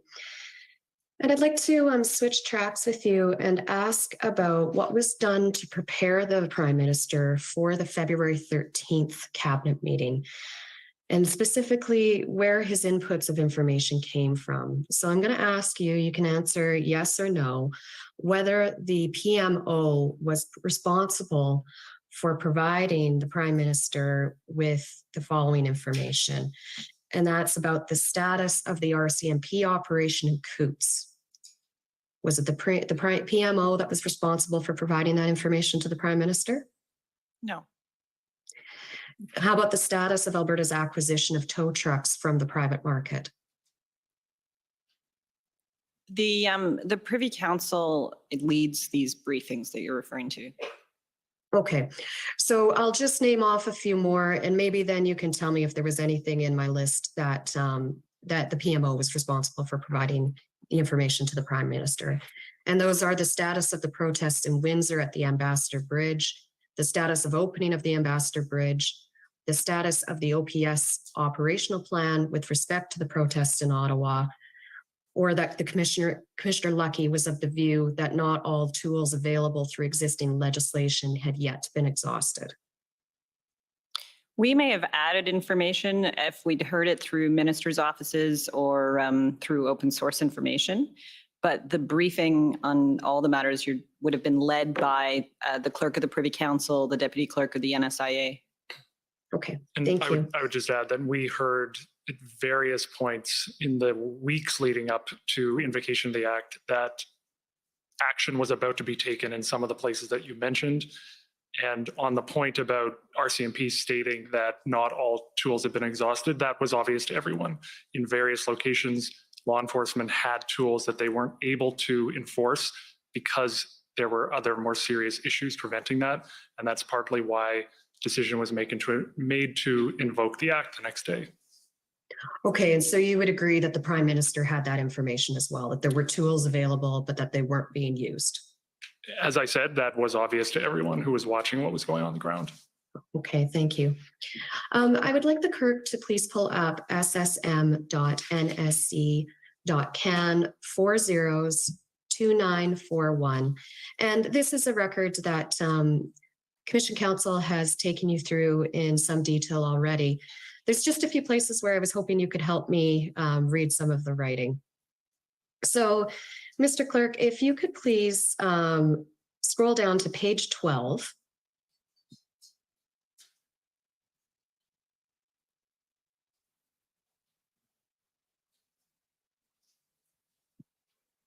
Actually, this is not something that I need clarification on the writing on, but something I do have a question on. Let me just make sure I'm in the right place here. So if you see on the right-hand side, there's a note beside Brenda, and I'm assuming this is Commissioner Lucky, is that correct? Yes.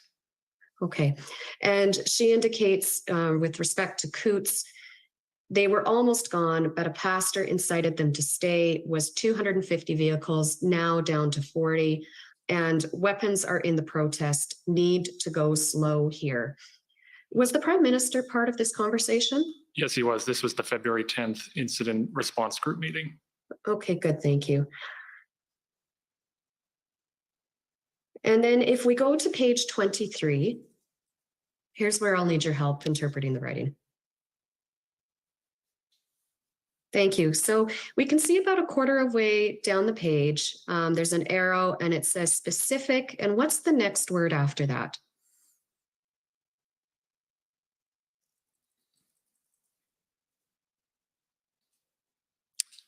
To be honest, I can't read it either. The quality of the photocopy is not strong. Okay, so specific something, draft list, using the money as and then what's that next word there? As a hook for the national stuff. So this was a reference to we knew and we heard on the FMM call that some premiers and some people felt that the act should not be applied nationally. And this comment referred to needing to underscore in the communications that part of the reason the act needed to apply nationally was so that it would apply to financial transactions across the country, given many of the demonstrators were from across the country. And I think you just said that this was about needing to refer in the communications. What communications are you talking about? So this was February 14th, 12:30 p.m. after the FMM, as preparations were underway for a potential prime ministerial announcement later that afternoon. Prime Minister took the decision to invoke the act later that afternoon, and he went out and announced it. Okay. Now I'd like to talk a little bit about that announcement. If we can go to ssm.can 402665.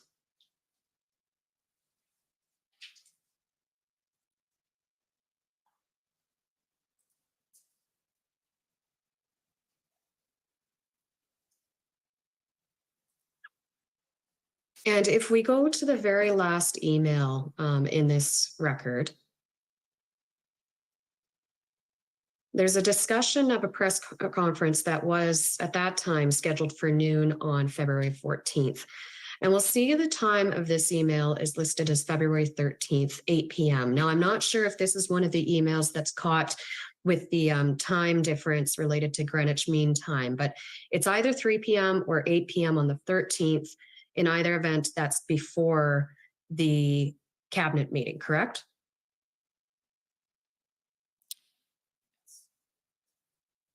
I can't confirm the timing of the email, but okay. It could be. Okay. And it indicates that there was going to be a press conference the next day with the Prime Minister, the Deputy Prime Minister, Minister Blair, Minister Mendicino, and Minister Lametti. There's a bit more discussion in other emails, including that Minister Lemity is there just to answer questions, and that only the Prime Minister and the Deputy Prime Minister will provide comments. Is this because that was the press conference that was intended to announce the invocation of the Emergencies Act? So what I would say is, at this point, there were numerous statements being made by the Prime Minister and other ministers to media, sometimes in the form of a press conference. My recollection was this was planning for a statement of some sort. And yes, given the Emergencies Act was under consideration, it was a scenario at that time that they could be making announcements about the Emergencies Act the next day, but the decision had not been taken at that point. So you'll see that it says, as you know, the presser is to provide an update on the federal government response to the blockades as well as the Ukraine. And I'll take it from your answer that there was some anticipation that maybe it might be about the Emergencies Act, but what other announcement was going to be made about the blockades the next day? There could have been any number of measures taken, and that was the examination going on exactly at that time. What tools could exist? Is it going to be enough? Decision was Emergencies Act had the tools required, and that's why that decision was taken the next day. And I understand that part of the DMO's role is to prepare speeches for the Prime Minister. Is that correct? The DPMO, no, the Prime Minister's office and PCO prepare speeches for the Prime Minister. Sorry, I thought in the institutional report that there was mention of drafting speeches by the Prime Minister's. Oh, I'm sorry, by the Prime Minister's office. Yes, absolutely. Okay. I'm sorry, I misspoke there. Did the Prime Minister's office? Just to let you know, I think you're over your time, so you're going to have to wrap up pretty soon. Okay, I'll just finish this area. Did the Deputy Prime Minister's office draft a speech for the Prime Minister for the press conference on February 14th? I'm not aware. You're not aware. Okay. Thank you. Those are all my questions tonight. Okay, thank you. Next, call on the convoy organizers, please.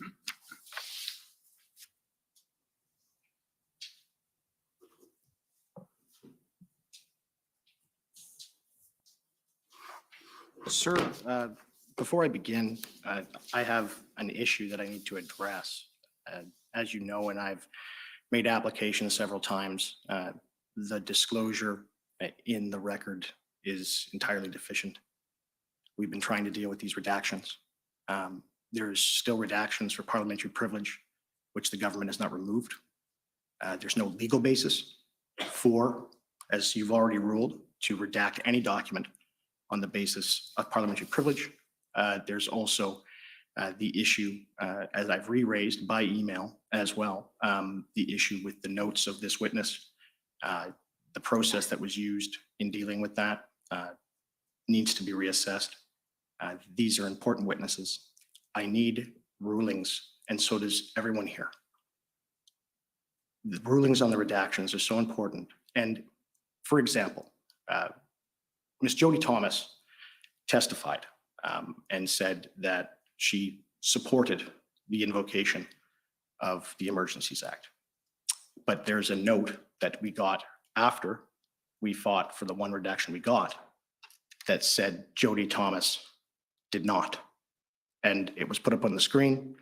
It was notes taken. It had one Section 39 redaction on it. So if that's a cabinet document, we can assume cabinet knew about it. And it states that Section 2, no violence, and they were trying to come up with a way how to make this work anyway. That would have been very helpful to have when she was on the stand under oath. This is happening constantly. There is thousands of documents that the DOJ is dumping. If you can, I'm not looking for a speech. I understand there have been issues about redactions. I believe that one is one I ordered disclosed, and I believe you questioned somebody about it as recently as yesterday or the day before.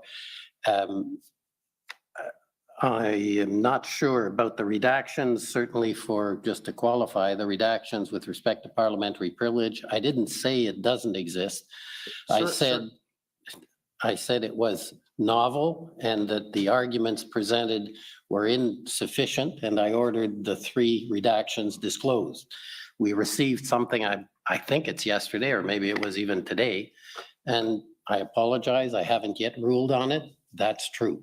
But I do my very best to make decisions. I try my very best to make them intelligent and thoughtful, and that sometimes is not done immediately. So that's sort of how I can respond to those points. So, sir, I can make it very easy, and we've written your counsel for a set of them. So the law is such that where a redaction is sought on the basis of irrelevance, it is not the onus of the person seeking to have it redacted on the basis for irrelevance. It's the onus on the person seeking for it to be redacted. And the purpose for that is that all of the documents given to us are subject to the implied undertaking rule. So they don't become public until a ruling on their relevance is made. Okay, well, I'm not in a position to rule on that. I suspect that's the request you made either yesterday or today. I don't know which, and I'm sorry, I'm not in a position to rule on it right now. Sir, but. So what Sir, I'd like you is if you could proceed with your examination, or that would Yeah. be, I think, ideal at this stage, and I'll do my best to deal with the motion, the redaction issues as soon as possible. Okay, but I just want to put on the record that throughout this entire proceeding, all counsel here, and we're on national television, this is supposed to be completely transparent. This is the purpose of this. I'm doing my very best. It's not your fault. Well, It's just the fault that nobody's ordering DOJ to actually produce what they're obliged to do. Well, that's something you can deal with in another forum. I'm doing the best I can here. I think we've gotten a lot of disclosure. There are issues, and we're dealing with those issues that are raised as they are raised. We dealt with the ones you raised, I believe, at the end of last week, made some orders, confirmed some of the redactions, and we'll deal with your most current application. But could you just not order that the redactions for parliamentary privilege, because I can tell you, I've studied that area in and out. And the reason no one could provide you an authority for the purpose of a redaction on the basis of parliamentary privilege is it doesn't exist. And parliamentary privilege is, of course, an ancient doctrine. And if you would just order the production of the records without those redactions, it would remove a whole bunch of them. Then, if you would order the production of all relevant records with respect where irrelevant is claimed, those records are then subject to the implied undertaking rule. And there's no national security issue with those. If they were, Section 38 would be claimed. There's no cabinet confidence, so Section 39 is not claimed. And that has been the law it's time immemorial. How can you contest if something's relevant if you don't know what it says? And my problem is that this witness is now on the stand. One of the documents is key in my submission. It is the notes of Ms. Jackson, which is the office assistant to this witness. There are redactions therein on the basis of irrelevance, and there are redactions therein also, I believe, on one of the other grounds. And I've sent a written motion, if you will, email to your counsel. We've been asking for these things and asking for proper production throughout this proceeding. All counsel are in agreement that we don't have proper production, sir. Okay, well, I'm not sure you can speak for all counsel, and I'm sure they can speak for themselves as to whether or not you've been asking for this a long time. I'm not aware that you asked about those redactions. So, but maybe I don't have the records. But so, sir, anyways, we're going to have to stop this. Yeah. And despite your belief that the law is always very clear, my experience of 20 years is that's why judges are around. So if you could proceed, Yes. Otherwise, we're not going to get anywhere. So if I could bring up the notes of Ms. Jackson, which are at,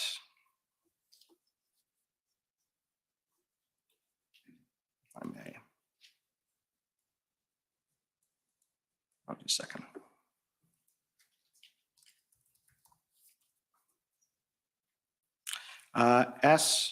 SSM.can.7719.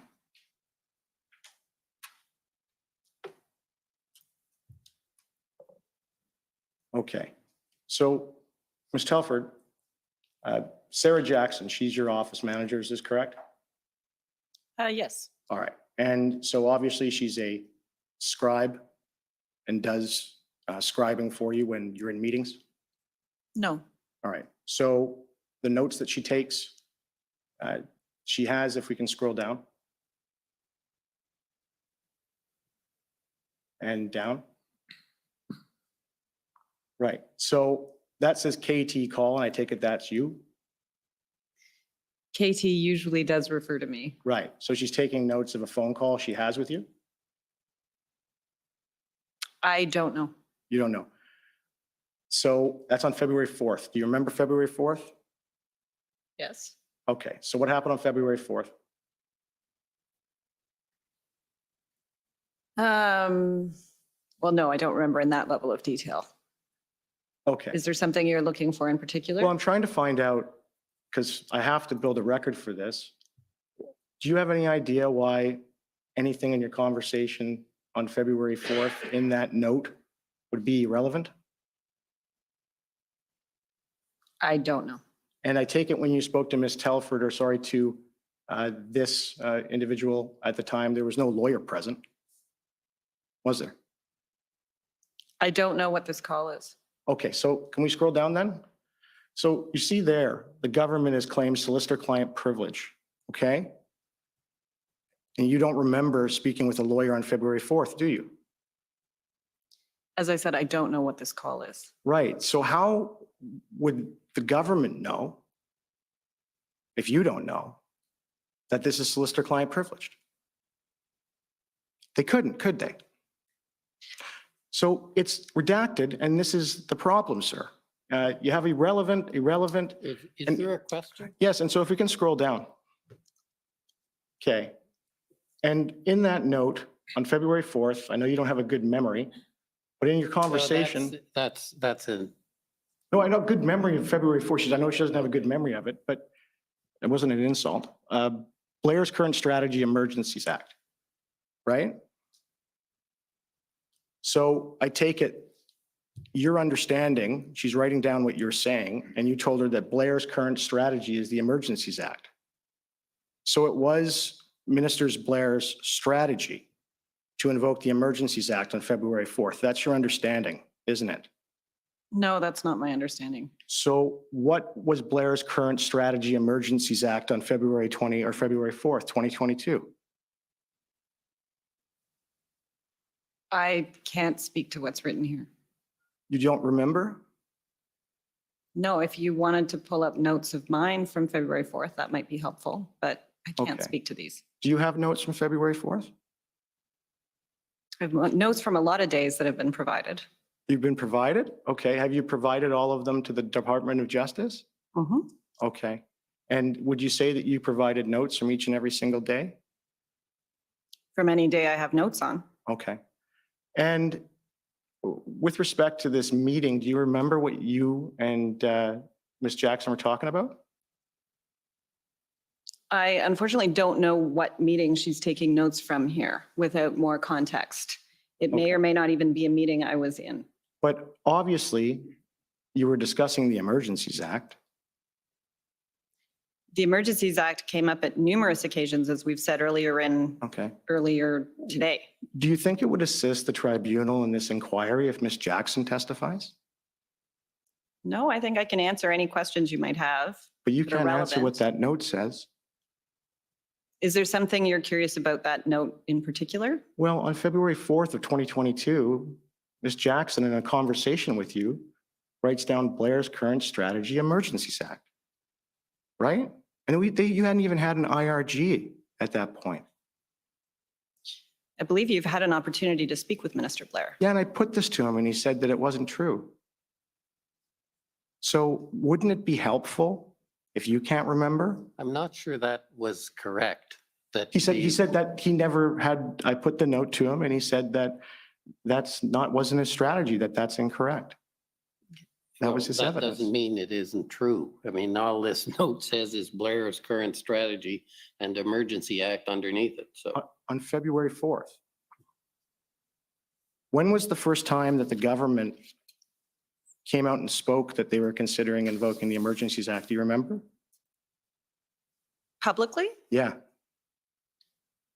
I mean, there were questions from the media where ministers were speaking about the Emergencies Act long before it was invoked. Yeah. And Minister Blair, I discussed this with him on February 13th. For the first time, he went on a show and he talked about that it was under consideration from the outset. But then when he testified here, he said it wasn't.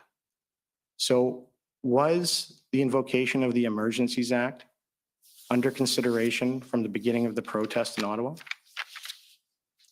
The Emergencies Act was something that was discussed at the beginning of the pandemic, and it was a public conversation at that time, as well as a private conversation. There were calls for the Prime Minister. If we can put the document back up, please.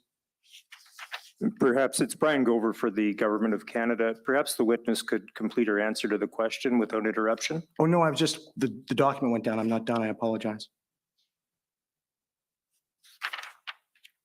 So thank you. So, and I understand that there was a consideration of a public welfare emergency, right? That's very different than a public order emergency. You know that. There doesn't have to be a Section 2 security threat, right?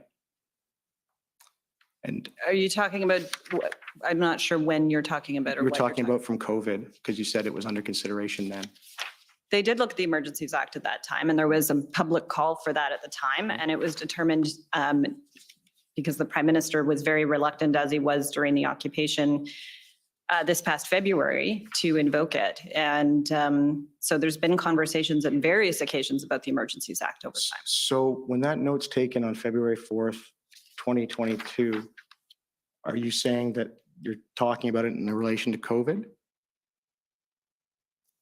I genuinely don't know what this note is, as I've already said to you a few times. Okay. So if I can scroll up or down, or up, please, or down, but we'll go down. Down's fine. Okay. So that says flag to KT February 10th. And it's written in there that this is irrelevant. What does that mean? Why is it irrelevant? Do you know? So I don't know specifically, but don't know either. I could surmise that flag to Katie means it's probably a bit of a to-do list of things she wanted to flag to me Okay. that were obviously deemed irrelevant to what we are talking about today. Okay. And could we scroll down again? And this one, where it says staff blockade, right? And then it has Section 39 invoked. Do you know what that means? I don't know why they invoked it there. Right. And so I take it when you were having this phone call, there was no one else present on the phone other than you and Ms. Jackson, was there? I don't believe that this is a phone call any longer. Well, if we scroll back up, this is the second page. It's the Yes, way it it's said ordered. flag Oh, to Katie at the top. flag Katie. Okay. And so on February 10th, do you remember if Ms. Jackson was in a meeting with cabinet? She is not normally in meetings with cabinet. So how could Section 39 is a cabinet confidence? So how can, so this is the problem. Those are my questions. Thank you. If we could now call on the Ottawa Police Service, please. Let's go, guys. Miller, can you see what he just did there? He's showing you how corrupt the fucking government is with his time. Instead of defending, you know, Tamara and Tom and all that stuff, this guy is a Canadian fucking Good evening. superhero. My name is David Michikowski. I'm a lawyer for Ottawa Police Service. Ms. Telford, my questions, at least initially, will be directed to you. I understand that the PMO relies on the RCMP. Generally? What do you mean? Well, I guess the PMO relies on the RCMP to protect the Prime Minister and others. Yes, And you trust the RCMP? we do. The RCMP has kept the Prime Minister and his family safe, They have. and the RCMP takes security very seriously. They do. And one of the documents, I won't take you to it, but I believe the commission took you to it. One of the documents that you were taken to reference the Intersect group. You're familiar with the Intersect group? Can you remind me? Sure. It was described in that document as a group that gets stood up and is composed of the OPS, the RCMP, PPS, OPP. You're familiar with that? Yes. And all of them are involved in decisions and discussions about these types of protest events and security concerns, correct? That sounds right. And in fact, in that chain of emails that you were taken to, there's reference, and it was on January 25th, Ms. Powers indicates that the key will be tomorrow's Intersect meeting and how law enforcement will pre-mobilize. So you're obviously aware that the RCMP, whom you have a lot of confidence in, is monitoring the protest as it's approaching Ottawa, correct? Yes. And on January 27th, and I won't pull it up, but I'll give the reference for the record. It's PB.can401844. There's a series of text messages, I believe, between Minister Mendocino and yourself, and you indicate that the RCMP, or he indicates to you that the RCMP on January 27th says that the current estimate is about 2,700 trucks, but the numbers could fluctuate. Do you recall that? That sounds right. And there's another document from the PMO, I believe it's from Ms. Power. She's the issues advisor. She's one of several issues advisor, but she holds the file for public safety. And so there's an email from her on January 28th. Again, the reference number is ssm.can.nsc402795. And she gives some more data as to what the status is. One of the things that she references in that report on the latest numbers is Project Hendon. And we've heard a lot about Project Hendon. Was that something that you were familiar with as well?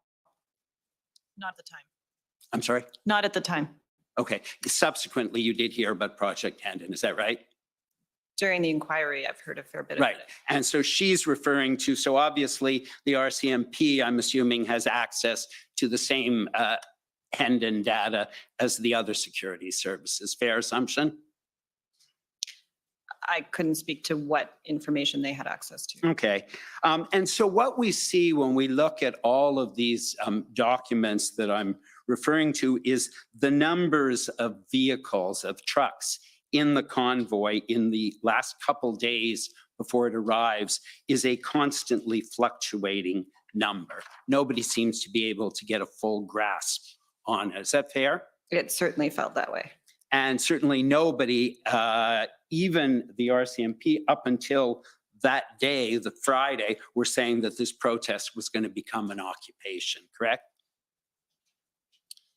I will say in those updates that were coming from Mary Liz Power, and they were more than once daily by the end of the week, there were some references, and I do believe this commission has seen in those emails, and I think it was attributed to Op Intersect, that this could be a prolonged demonstration. But you are right, there was a lot of uncertainty about what was coming. And so you understood that even the law enforcement community couldn't predict exactly what occurred and what did in fact occur. Fair? I agree this was a challenging situation for everyone. And you wouldn't fault the RCMP for that, would you? No. You've talked about what you saw on social media in the days leading up to it. And CSIS has told us that analyzing social media is rather complex and requires more than simply scrolling through social media. You wouldn't have any reason to disagree with that, would you? I think it's a fair statement, but there are some things said on social media that represent clearly the views of the person expressing it. And in this case, in this demonstration, there were statements made on social media about threats of violence, threats to individuals, and aims and motives that they had for this I'm sorry, I don't mean demonstration. to cut you off, but I have a very limited amount of time. My question was more related to the numbers of people that are coming on social media. Because what Mr. Vigneault said is it is difficult to tell. It's a challenge, I think he said, to know when someone moves from the online space to physical space, and the social media is full of misinformation. Ms. Telford, you wouldn't disagree with that, would you? I think it was challenging for everyone, and that's why it was important to bring everyone together at various points. But I do think there was, I think a number of people, including Mr. Vigneault, have spoken about how figuring out the social media space is something that needs to be done coming out of this. Right. And you recognize, just moving on to another area, you recognize that police, and we've heard from a number of ministers, that police need to have operational independence from government. Absolutely. And that police have to make operational decisions in real time for reasons that may not be evident to the government or to the public. Fair? Of course, and that's something we took very, very seriously. And again, you respected that operational independence. You wouldn't want the police, whether it's the Ottawa or OPP or the RCMP, to take action without considering what impact that action would have on officer safety or crowd safety or children in the crowd. Of course. And in fact, one of the lessons of Ipperwash that we've heard is that governments should not be allowed to influence specific law enforcement operational decisions. You'd agree with that? Fair? Ipperwash was actually something I asked after, and we got a verbal brief on very early on. I think it was actually even before before it became even an occupation, because it was something we were very preoccupied about respecting. And it's because decisions, those type of operational decisions, belong to the police based on their expertise and their discretion, correct? Yes. And there's nothing to suggest that the Ottawa Police Service did not exercise their discretion legitimately and in good faith in this case. Is that fair? Fair. The situation we've heard in Ottawa was, I'm going to use a word that we've all heard a lot in this, was a volatile one. You wouldn't disagree with that. It was extremely volatile. And ultimately that situation was diffused. But you'd agree with me that diffusing a situation like this one is something that takes time. In fact, the Prime Minister, in a conversation with the Governor General on February 5th, specifically made that point when he said it's going to take time to diffuse this. You wouldn't disagree with that, would you? I believe that conversation was a ways into the occupation already. So I don't think I can agree or disagree with whether or not these things always take time. And ultimately, in addition to time, it took a massive amount of additional resources as well, correct? It certainly did in this instance. And those, let me just finish off my remaining minute or two. Negotiations, you understand that before police execute a tactical operation, they will try and diffuse a situation and try to negotiate, right? These were things we were briefed on, yes. And in fact, you'll recall that the Prime Minister and Minister Blair met with opposition leaders and provided a briefing on February 10th. And at that briefing, the National Security and Intelligence Advisor specifically said law enforcement activities are in line with negotiations with organizers to ensure there's no violence. That makes sense to you, doesn't it? Yes. And she also indicated that Minister Blair talked about the importance of negotiation by the police, and you wouldn't disagree with what Minister Blair said? No, I believe this was the first call with the opposition leaders that was earlier on in the occupation. Is that right? I'm not sure if it was the first or the second. I'm pretty sure it was the first. Now, we talked about the engagement proposal that was prepared as a framework for negotiation. And I understand that Deputy Minister Stewart on February 11th advised that that engagement proposal had been prepared and validated with the OPP expert, Marcel Baudin. Do you recall that? I know he worked with somebody in the OPP. And in fact, Chief Slowly had earlier on also requested an interlocutor be used as a method of achieving a breakthrough. You're aware of that? I'm not sure.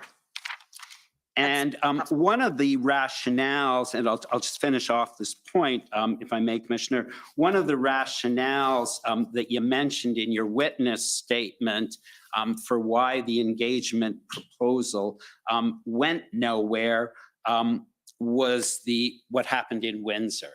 And when I looked at the record, there's an indication in a document that we'd seen previously. It's PBNSC.CAN 402963. Deputy Minister Stewart said that the reason the letter from Ontario Minister Jones didn't have much effect was owing to the late hour of the day in which it was given out and the enforcement starting the next morning. You wouldn't have any reason to disagree with that, would you? I do believe that's what the Deputy Minister said. Right. And after the engagement proposal was discarded as an idea, nobody went back to the police and said, or Marcel Baudin, and said, hey, what else should we do? Is that fair? It wasn't discarded as an idea. There was nothing to act on. I do think those are different things. Okay. Thank you very much. Those are my questions. Okay, thank you. If I could now ask for the CCLA, please.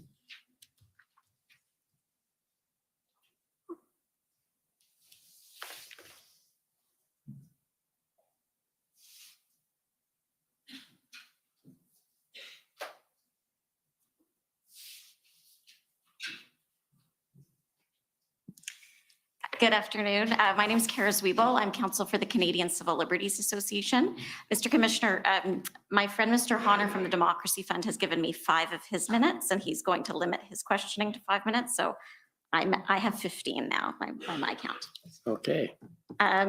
So I want to ask you about a theme that my friend, Mr. Majakowski, was just asking you about around sort of this question about the proper relationship between police and government. And I would imagine that as both employees in the Prime Minister's office and obviously residents of Ottawa, it might be difficult to sort of separate the fact that you're looking at what's going on both from a policy perspective, but also living through it right? You live here. I don't. Oh, you don't live here? I live in Toronto. Oh, okay. So some of you live here. Now, I know you have access to briefings from the RCMP. I'm not sure if you get briefings or sit in on briefings from any of the intelligence bodies.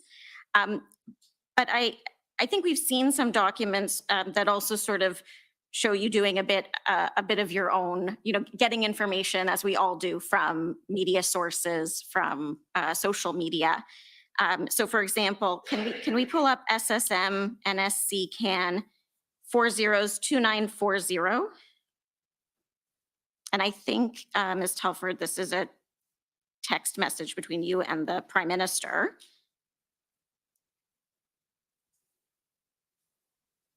I think it's a tweet from a reporter.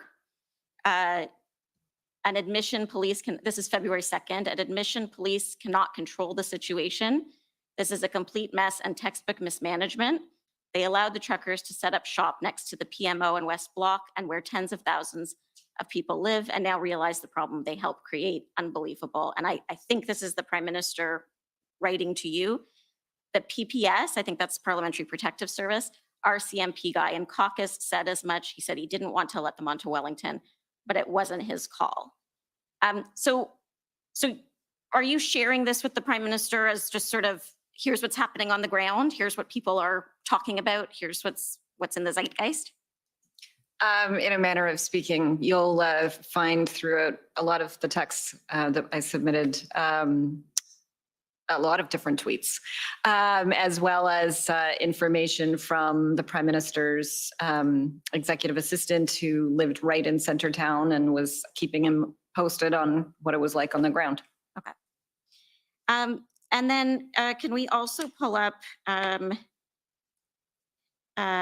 SSM CAN 407729?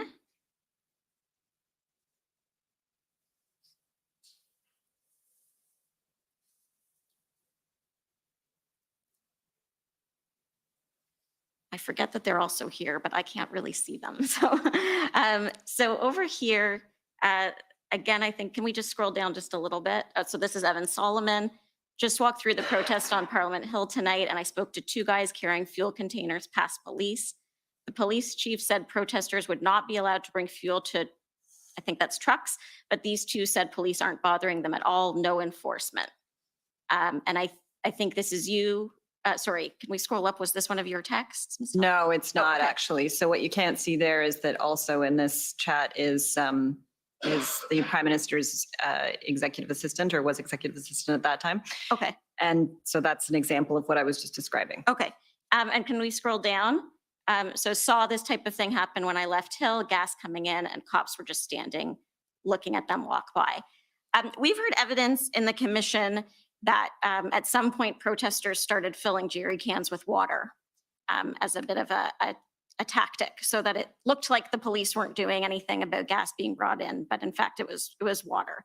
Is that something that you were aware of, or have you heard about that during the course of the commission? I've heard a number of things to do with the jerry cans over the course of the commission. Okay. Is it fair to say that what you were seeing both on social media and in the media and on the ground here in Ottawa as residents or part-time residents maybe, weren't sort of matching what you were hearing from the police, from briefings from the RCMP? I think especially in the early days, there were a lot of different numbers coming from what we were seeing on social media, what we were seeing reported from mainstream media who were, walking around and doing their own counts, as well as what was coming in from different law enforcement agencies. Okay. Can we go to it's Mr. Clow's notes, SSM NSC CAN 402941. It's page 11 of the PDF.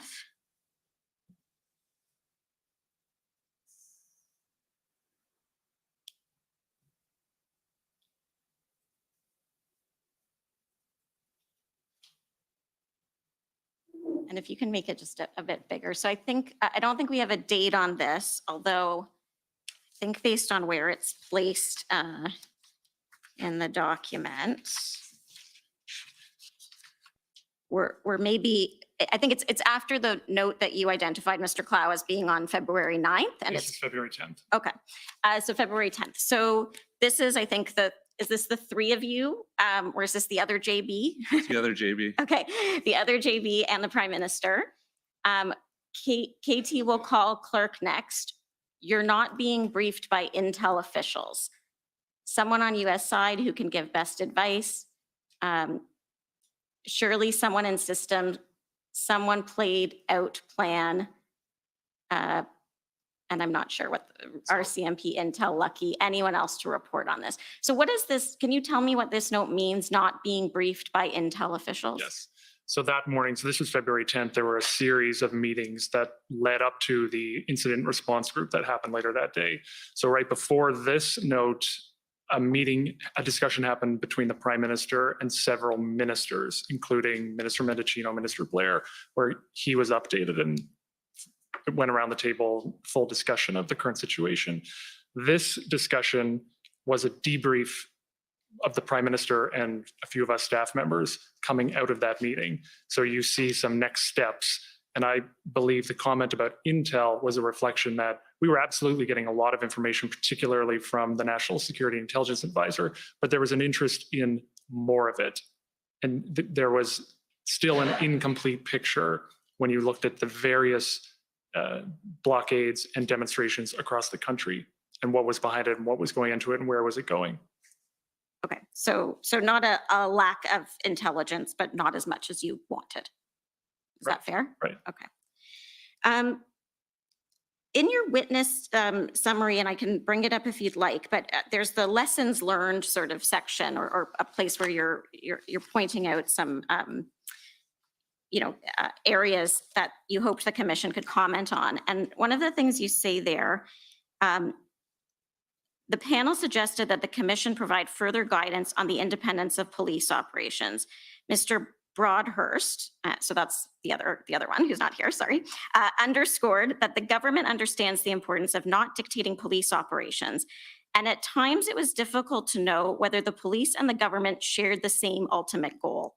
The government should be able to discuss a desired outcome, for example, to clear the occupation and blockades and share concerns about the consequences that the country would face if that does not happen.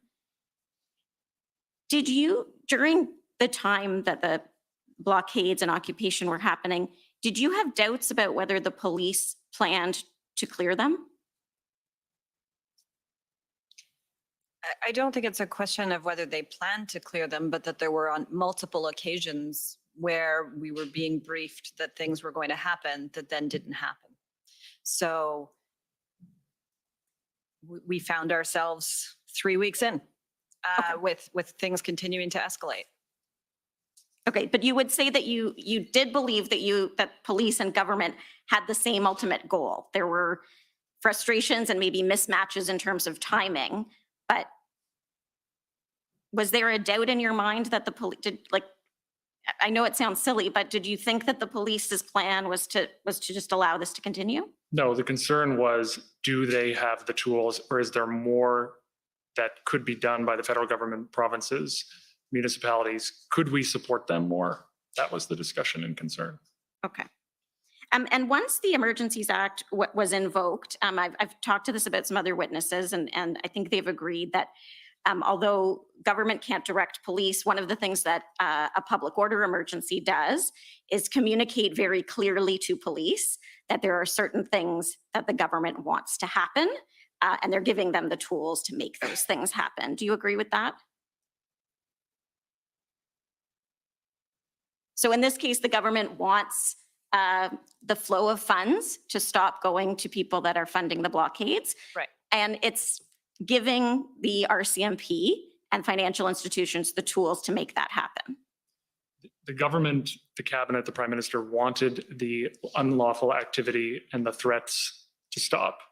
And the Emergencies Act and the measures in it was the best assessment of what could be provided as additional tools to help the unlawful activity stop. Okay. And once the Emergencies Act was in place and the orders were in place, I know the IRG continued to meet, and there was some tracking of the measures, of how the measures were working, right? There was an attempt to collect that information so that you could see what impact the orders were having. Is that fair? Yes. Okay, thank you.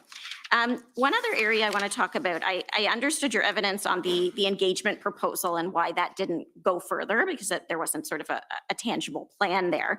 I just wanted to ask you about a different aspect of this. And if we can pull up, sorry, it's, I hope I have it here. Yeah, SSM NSC CAN 50292. This is one of the, I think it's an SSE meeting notes. Sorry, let's just take a look. Yes, SSE, and it's from February 3rd. And if we can scroll, it would be probably, I think it's page 8. And Mr. Clerk, you might need to, oh, you don't have to rotate it. But if you can just move it over, yeah. So I just want to ask about these some of these creative alternatives on this side of the screen.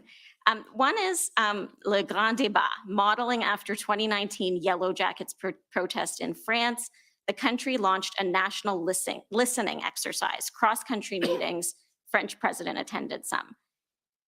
Did that suggestion make it to the IRG or to cabinet? Was that something that was explored beyond, I guess, beyond this sheet of paper? And sorry, what date was this from? February 3rd, I believe. February 3rd. So that was the first meeting of that cabinet committee. My assessment of this document is that it's a public service document, which is fairly normal for these discussions to fuel a discussion.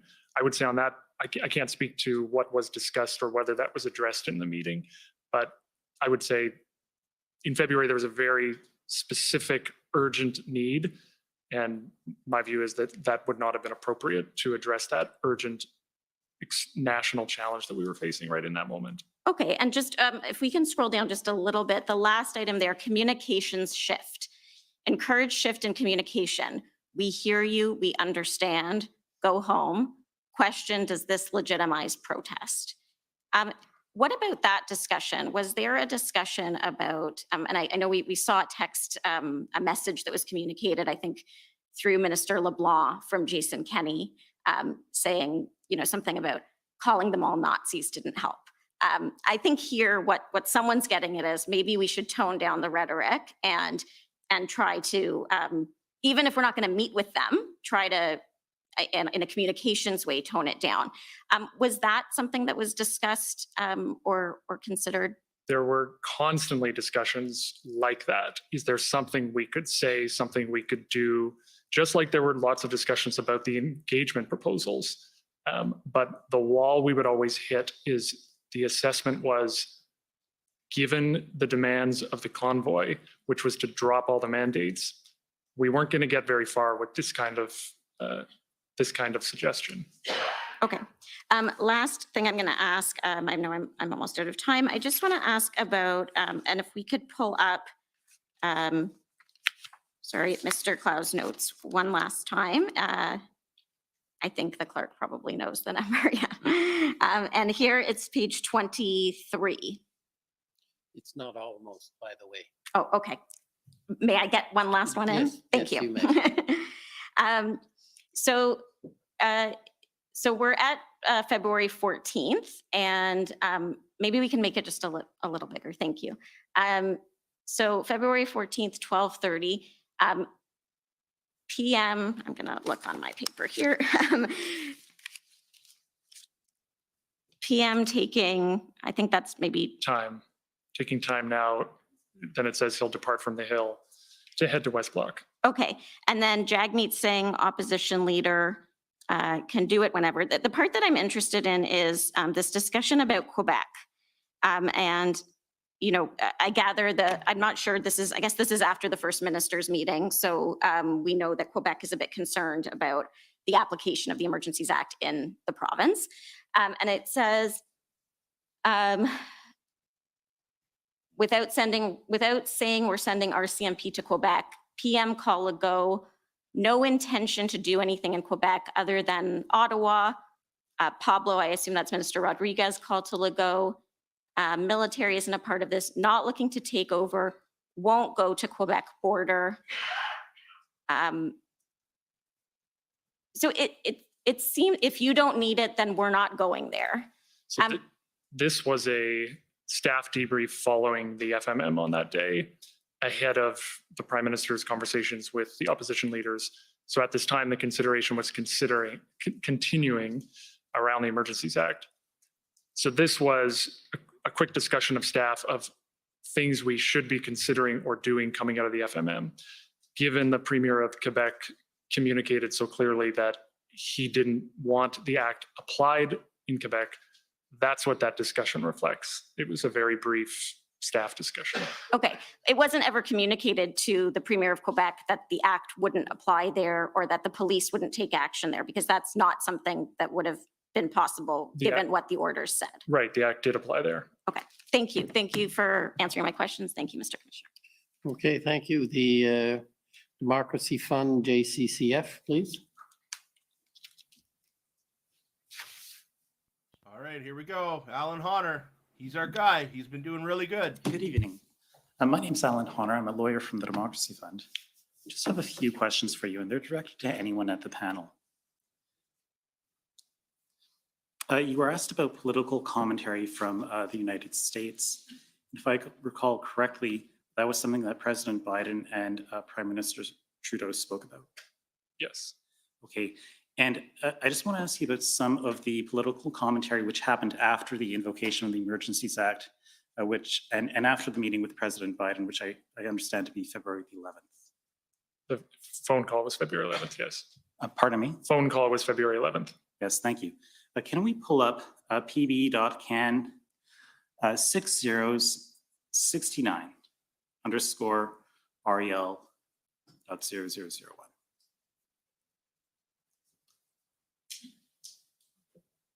And this is a letter from Premier Kenney, Premier Moe, and 16 governors from the United States of America. And I believe it's dated February the 16th. And my friends and correct me if I misconstrue this letter, but the signatories here are expressing concern over vaccine requirements and the impacts of those requirements on the North American supply chain, the cost of living, and the availability of essential products for people from both countries. My question for you is, how does a letter like this get before the Prime Minister? Could I see the signatories? Yes, of course. So in general, when correspondence comes in, especially at this moment on this issue, given the Emergency Act was in place February 16th, letters get to him sometimes through a normal course. That may take some time. Other times letters are elevated more urgently. Okay. And this letter here, I assume it's important because we got 16 governors from the United States. It's our biggest trading partner, our best ally. Notably, it's signed by the governor of Montana. Of course, Montana is right across from Coutts, Alberta. Did this letter get to the Prime Minister? Do you know? So I can't recall if this got to the Prime Minister, but I would say the views expressed match the views that we heard from a lot of people, but the government did not agree with that. Okay, thank you. Can we pull up pb.can.401045 underscore REL.0001. And the document we're going to see here, it's not dated, but the top words are congressional reaction, and it contains a number of tweets, including a tweet from Matt Rosendale. He's a member of the U.S. House of Representatives from Montana, and this appears to be after the invocation of the Emergencies Act, and he says that he led 63 Republican colleagues in support of the truckers protesting COVID-19 mandates and urging President Joe Biden to work with Canada to lift the mandates on essential travel at the border. Do you know if this was ever brought to the Prime Minister's attention? This specifically, I can't speak to that. I don't know if it was brought to his attention. Okay, one more document, ssm.nsc.can 50172. And this is when it comes up, if I got the number right.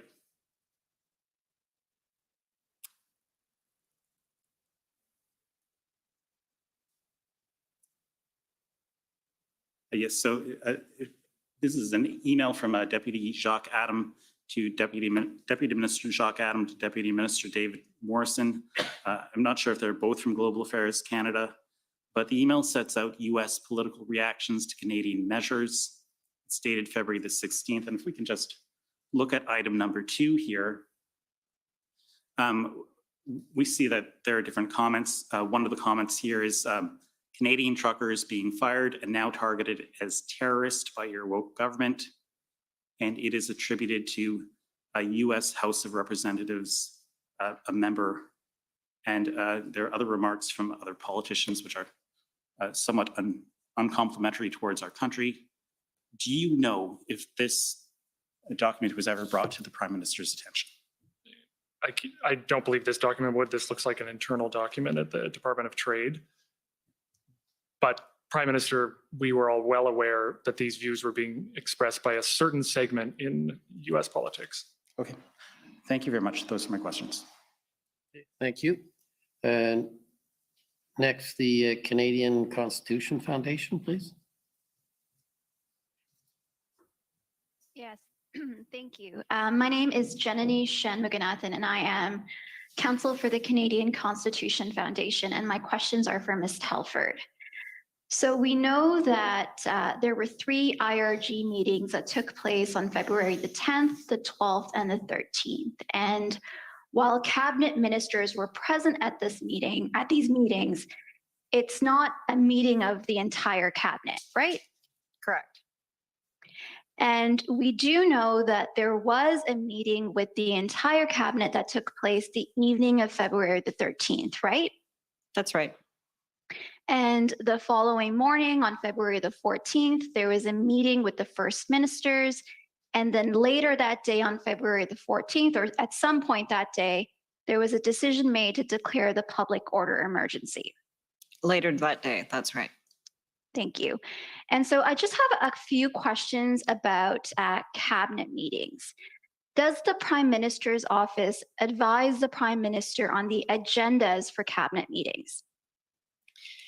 Usually the Privy Council office, led by the clerk, puts forward an agenda for a cabinet meeting. And actually, usually John's team here will go back and forth with them a bit on it in case there's any insight into, particularly into time management of the meeting. But they will present that to the Prime Minister. Okay, so it's fair to say, though, that you have some input. The Prime Minister's office has some input into the agenda. Input would be fair, yes. All right. And who ultimately decides the agenda at cabinet meetings? Like, who has the final say? The Prime Minister. And does the Prime Minister's office advise the Prime Minister on which non-cabinet officials attend cabinet meetings? No, not really. I mean, the clerk of the Privy Council would be the person who would advise and advise on officials in terms of who should attend. And then there's usually a few from the Prime Minister's office who attend, and the Prime Minister agrees with who those are. Okay, so does the Prime Minister's office offer any input in terms of suggestions of who could or who should attend these meetings that are non-cabinet members? Only of our own team. Okay, and who ultimately decides which non-cabinet officials attend these cabinet meetings? I think I just said that, but I'll try again. So the clerk in terms of officials on the public service side. And ultimately, it's the Prime Minister who decides who he welcomes in the cabinet room. But the clerk will advise and sign off on a list from an official's perspective. And then there's usually some representatives from the Prime Minister's office. Okay, but the Prime Minister, I take it, has the final say of who attends. Of course. All right, and does the Prime Minister's office advise the Prime Minister on what information should be shared at these cabinet meetings? Again, the Privy Council office, and so it's the clerk who will, and her teams, who will put together the information. And we may have some supplemental or additional information from a political perspective that we may provide in a briefing ahead of cabinet. But the documents come from the public service side. Okay, so leaving aside the physical documents that are coming in, it's fair to say, though, that the Prime Minister's office has some input into the kinds of documents that are provided at the cabinet meetings. Yes, I mean, we will provide feedback. Sometimes they'll ask us from the public service side what our thoughts are around, especially as it relates to meeting flow and what might be most useful, that kind of thing for the ministers. Okay, and I take it it's fair to say that it's, again, the Prime Minister who's got the ultimate say of the information that's provided at these cabinet meetings? Yes. And in terms of documents at the cabinet meetings, I take it you also have the Prime Minister's office also provides some input into the kinds of documents. I think we've already touched on this, the documents as well. Yes. Okay. And so in terms of the February 13th meeting, the evening meeting with the full cabinet, who sort of set the agenda for the cabinet meeting? Same process as I just described. Okay, and did the Prime Minister's office offer any input for the agenda for that February 13th evening cabinet meeting? So things were moving very quickly that day, and we were on the brief ahead of the cabinet meeting. And so I imagine we probably added some thoughts in terms of how the meeting might flow, but that would have been the extent of it that day. Okay, and what about the information that was provided at that February 13th evening cabinet meeting? Did the Prime Minister's office offer any input on the information that would be provided? I'm not even sure if we would have at that I time. don't recall doing that, no. Okay, what about the documents at that February 13th evening meeting? Did the Prime Minister's office offer any input? Sorry, I'm not sure I know the difference between the last one and this one. I thought we were just answering about documents. So same answer. So information, it could be things that are said vocally out loud to the cabinet members versus physical documents that are provided to the cabinet members. So as I said a couple of times in the briefing ahead of cabinet, we will provide our insight, our advice, our best advice and feedback in terms of how the flow might work and just ways of approaching different things. But that's really the extent of our involvement in preparation for the meeting, whether it be documents or information. And again, I guess it's fair to say for that February 13th evening meeting, it's the Prime Minister who had the ultimate say over the agenda, the information that was provided, and the documents that were shared. Is that fair? Yes. And just my last few questions I have. We've heard about this assessment from CSIS, an assessment that ultimately concluded that the situation did not amount to threats to the security of Canada as set out in the CSIS Act. Was this a threat assessment provided to the cabinet members at the February 13th evening meeting with the full cabinet? I am not sure whether I it was think part the of the deputy documents. clerk and clerk answer, like, I think their testimony was on this. On this, they led that process, so I would refer to their testimony. I don't recall Okay, anything more than that. But none of you know? Okay, what about an alternative threat assessment? A threat assessment that's different from the CSIS threat assessment. Was that provided, was any such assessment provided to the cabinet members at that evening February 13th meeting with the entire cabinet? So all of these assessments were provided to the incident response, the IRG, earlier that day, and then that was really rolled up and reported out to cabinet in the evening. Okay, so, but the members of the IRG meeting, it's not the entire cabinet, right? Correct. And so I'm just asking about the actual, was there a document with a threat assessment that's different from the CSIS threat assessment? Was there a document that was shared at that February 13th evening meeting? I can't speak to that. And can either of the other I'd two of you? refer back to the deputy clerk's testimony. Okay. And we've heard about this legal opinion that was created that talked about how the definition of threats to the security of Canada in the CSIS Act has a different interpretation when applied to the Emergencies Act. I'm not asking about the content of that opinion. I just want to know, do you know if that legal opinion had been provided at that February 13th evening meeting with the entire cabinet?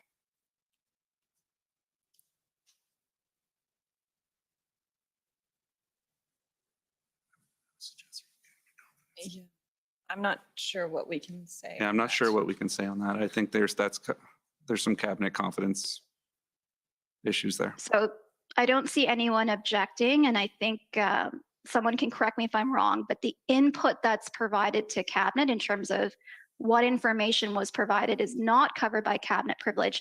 I'm not asking about what was discussed or the deliberations. I just want to know if that legal opinion had been provided at that February 13th evening meeting with the entire cabinet. And Commissioner, it's Brian Gover on behalf of the Government of Canada. The Government of Canada maintains the objection that you heard yesterday from government counsel then about solicitor-client privilege pertaining to the information provided by Attorney General, Minister of Justice Lametti. Okay, so I think we're stuck on that. And just so I'm clear, that objection means I can't ask whether that opinion had been provided during that meeting? Sorry, I can't see anyone. Yeah, I'm just waiting for an answer on that, It's position. Brian Gover. You may not, consistent with maintaining the objection. What do you mean inquire you're into waiting the for an answer? content You're the of commissioner any of this. advice You're given asking by the the Minister fucking of government Justice for and an Attorney answer? General. And the question is, does that include the fact of, or of the opinion or not? My friend may inquire as to whether an opinion was expressed. The fact of the opinion, not the content. So to be clear, I was never asking about the content of the opinion. Was the fact of this, was this legal opinion, the fact that this legal opinion existed and whatever its content may have been, shared at that February 13th evening meeting with the full cabinet? I'm not sure from a document perspective, there were certainly discussions around it. Okay, and the final question I have is, there was this Ottawa Police Service POU plan. Was that plan shared to the cabinet members at that February 13th evening meeting with the entire cabinet? We had heard at various points in the lead up to the invocation that there were plans or action was about to be taken in various situations, including Ottawa. Absolutely, that was part of the discussion and consideration, the fact that action had not been taken up until that point. And the assessment was that was because law enforcement did not have the tools they needed. Okay, but was that plan, the document, the plan, there's a document that's called the OPSPOU. Was that document shared with the February 13th cabinet members? It's hard to comment because we don't have the document. I don't know. I'm not sure what document that is. Sure. I'm not sure how much time I have left, Commissioner Verleau. I can just bring up the document just to ask them if this was something that was shared during that meeting. You're over time, so if you want to put up the document, that'll be it. That's fine. And just, I'm not sure they understand what it is. A POU plan is a public order unit, which are the police officers who go in on a police public order process. So I can't speak to that specific, but cabinet was definitely aware that on February 13th, when they were discussing, the situation in Ottawa was worse than it had been at any point. And the threats of violence, the actual violence was terrifying. That's what was discussed at cabinet. Okay, but you can't say whether that document had been shared during that meeting. We still haven't. And I just want to be seen that fair to the document. witness, sorry. Sorry. It's Don't know what document. PBNSC CAN 407734. That's the document. And I'll just ask them if this is something they've recognized and whether they know if it was shared.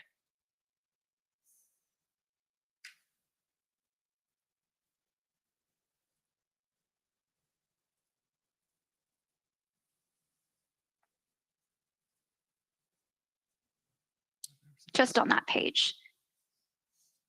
So I take it from shaking your heads, no, we need an audible That's answer. not familiar to me. I've never seen this. No. Okay, thank you very much. Those are all my questions. Okay, next is the City of Ottawa, please.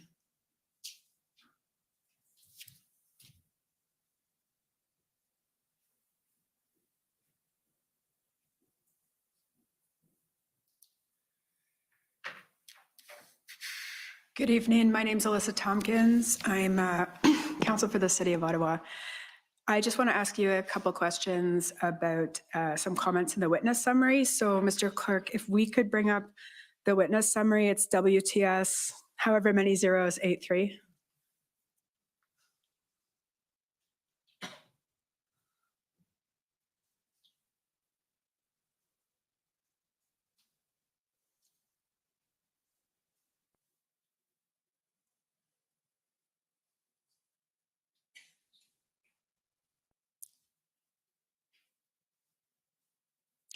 And if we could go down to page 4, bottom of page 4. So I'll start by directing my questions to Mr. Clow because these comments are attributed to him, but obviously the others can add in. So there's a comment here at Mr. Clow noted that the city was clearly struggling to manage the occupation and that this was reflected in most conversations and media reporting and reaction from residents. So Mr. Clow, did you understand that the response to the protest was a police-led operation? Absolutely, I understand that. Okay, so you understand that the city cannot direct law enforcement as to operational matters? When I said city there, I believe I would have meant the city holistically. So all of it, the sum of its parts. Clearly, the situation in Ottawa was out of control, and that's what I was referring to. Okay, so in terms though of it, you understand it was managed by the police though? Which reports into the city of Ottawa. I mean, all of this is the different levels are relevant here.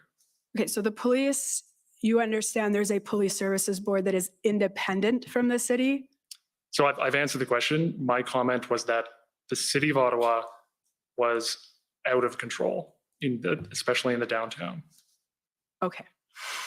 Okay, I just wanted to be sure that you weren't suggesting the city itself could be doing more. I'm not speaking to, I wasn't here, or am I now speaking to specifics of the arrangement within the city of Ottawa? Okay, and if we could just go to the next page, please. And again, it's you, Mr. Clow, referring to a meeting you had. And I think if we were to actually look at the footnote, I won't take you to it, but I think it's at February 3rd. And it's noted that one issue identified in the notes of this meeting was the fact that the request from Ottawa did not come from Ontario. And it was unclear whether provincial resources had first been exhausted. So this is prior to the letter from the mayor. So we're in the first week. And I just, Commissioner Lucky and Minister Blair have both testified that it's in fact very common for the city of Ottawa, for OPS to reach out to the RCMP directly because of Ottawa's status as the national capital. And I just want to make sure you don't have any evidence to contradict them, that this was actually quite a normal process at this point. I don't have any evidence to that effect, and I stand by what appears here. Okay, thank you. Those are my questions. Okay, thank you. Next is the Ottawa Coalition, please.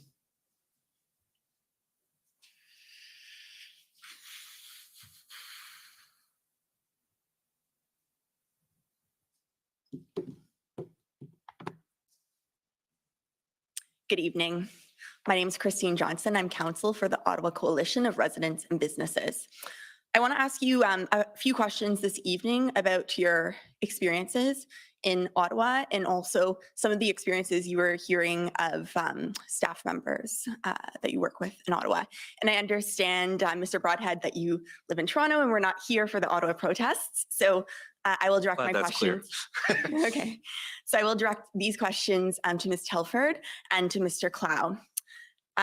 So you were both here living in Ottawa during the demonstrations? Yes.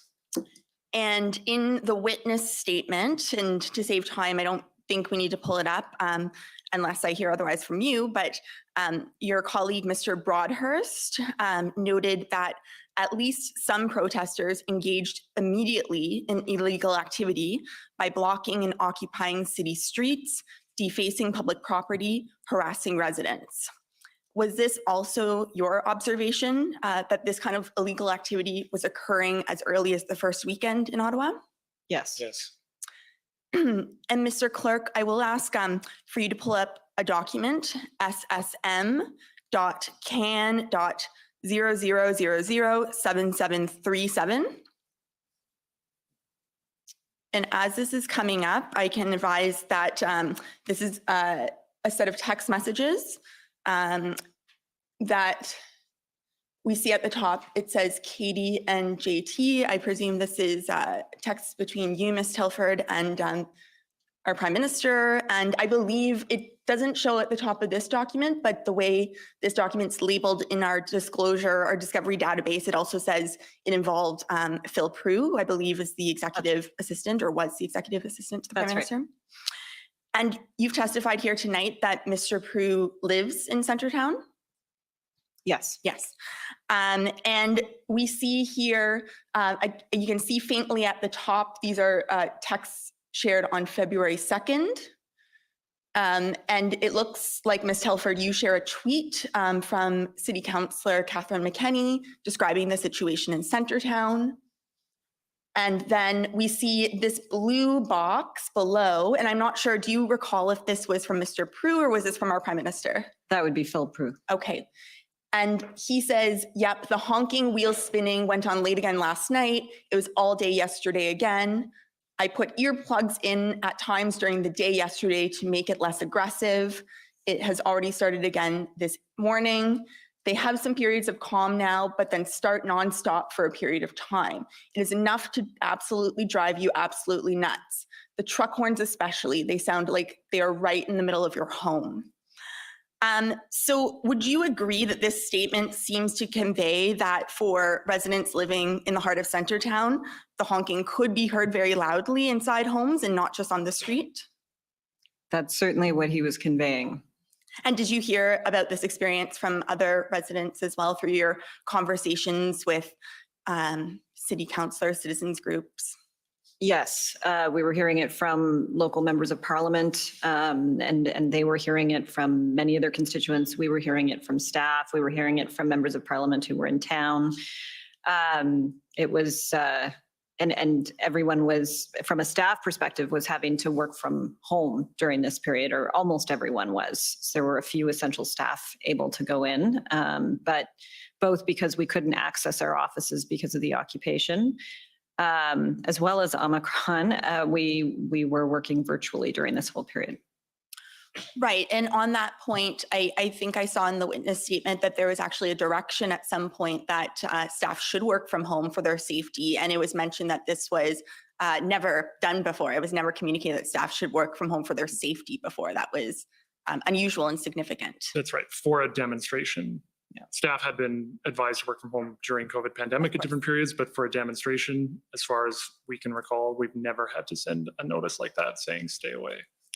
And in terms of safety concerns regarding staff, we saw in your witness statement, there was mention of a particular incident where a convoy participant threw coffee at a pregnant staff member. Do you recall that incident? That's right. And do you know if this incident was reported to police at all? I'm not sure. Are you aware that there were incidents of threatening and assaultive nature going on that were not, in fact, always reported to police at this time, and where they were, residents were not always receiving feedback that these complaints are being followed up on? Yes. Okay, those are all my questions for you this evening. Thank you very much. Thank you. Next is the Ontario Provincial Police.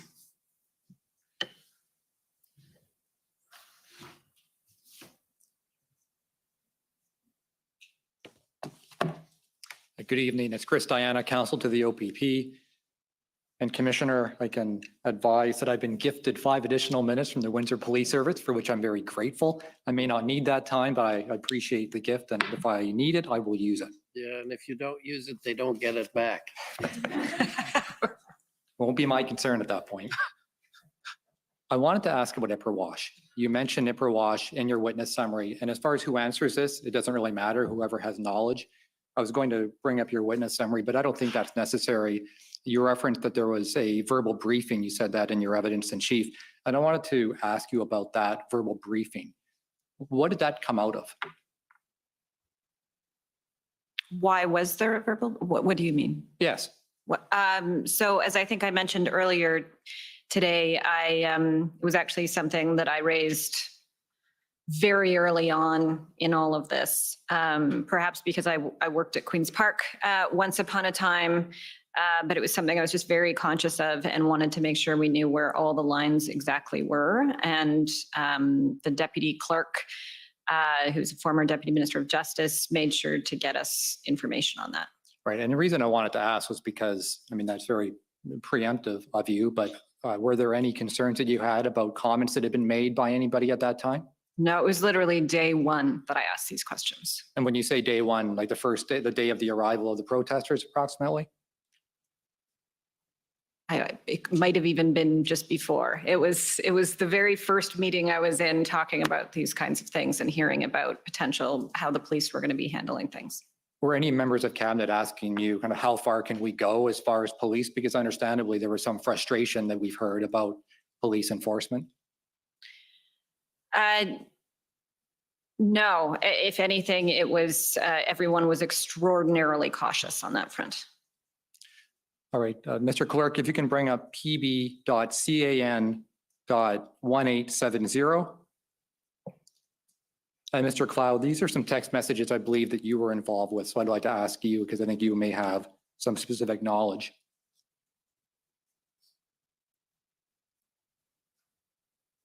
All right, and it's not entirely clear from the text themselves, although the description of the text in the database suggests that this may have been a text exchange with Chief of Staff Mike Jones, who I believe was the Chief of Staff for, was it Minister Mendicino? Yes, Can you confirm that's that? from Mike Jones to me. Okay, and so I wanted to ask, and that's what I thought based on the content. So this is an email exchange you had, sorry, a text exchange with Mike Jones on February 6, 2:40. Do you remember this exchange? I do, yes.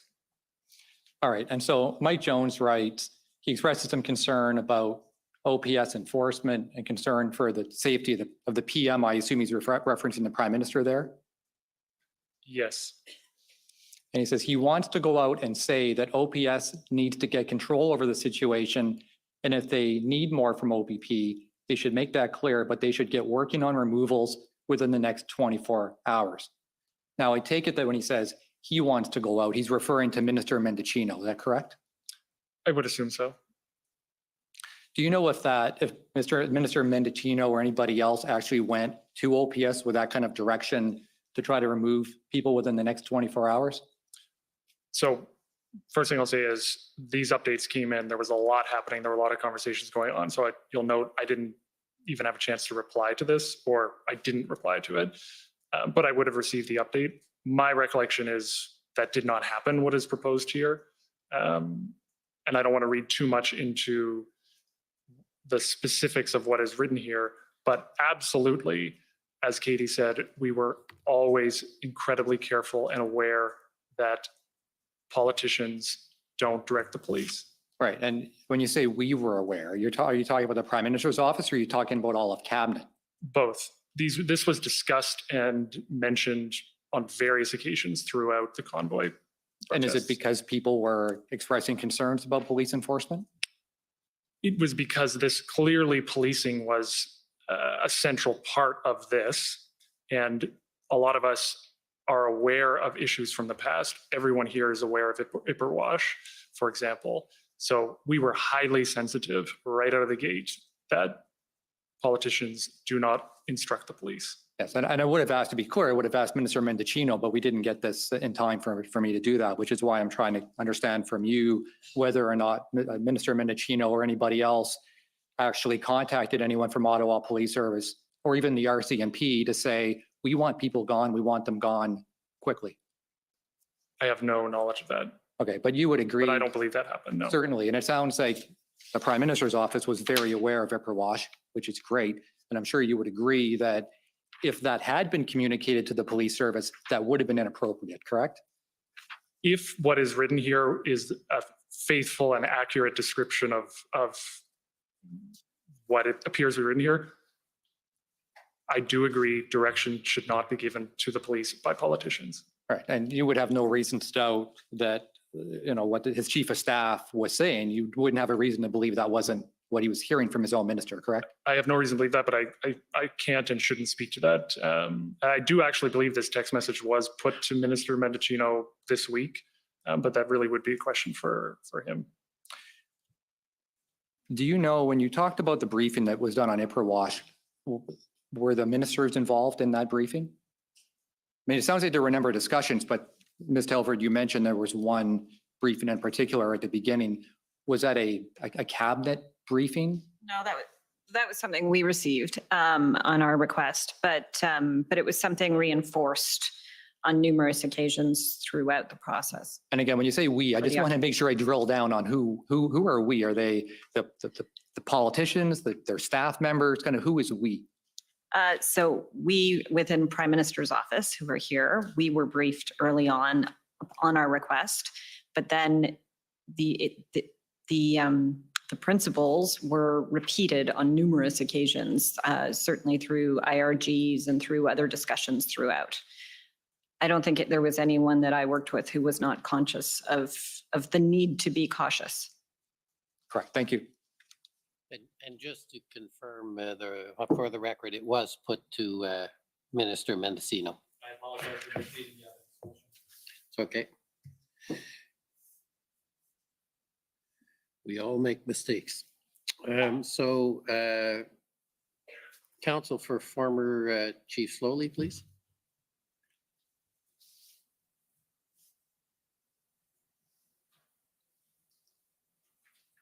Thank you, Commissioner. Panel, Tom Curry for the former Chief of the Ottawa Police Service, Chief Slowly. Just a few questions, if I can, please. These events have been described by probably everyone who has appeared here as unprecedented, and certainly in your collective tenure in the Prime Minister's office, that would be true. Yes. And the circumstances were also, Chief Slowly described the volatile nature of the events here in Ottawa, and you share that view? Yes. I think he may have described, or others have described, a tinderbox. Risk of violence present always, it seemed, and growing. Yes, and we saw it ourselves, as well as had it reported to us, the threat of violence both to people and property. It was significant throughout and escalating. And although it may not have been clear at the outset of the demonstration and the protest, but as it evolved, did you come to understand that there were significant limitations on the ability of the Ottawa Police Service to manage it with its own resources? It certainly seemed that way. And were the briefings that you received always through RCMP officials, briefings on police operations or updates? Did they come from Commissioner Lucky? Yes, though also the Deputy Minister of Public Safety, the NSIA would have different parts to the briefs as well. Understood. So just a couple of things if I can get, and I think they're Mr. Clow's notes. So could we please just get your help with a couple of things? This is for our registrar, SSM NSC CAN 2941, please.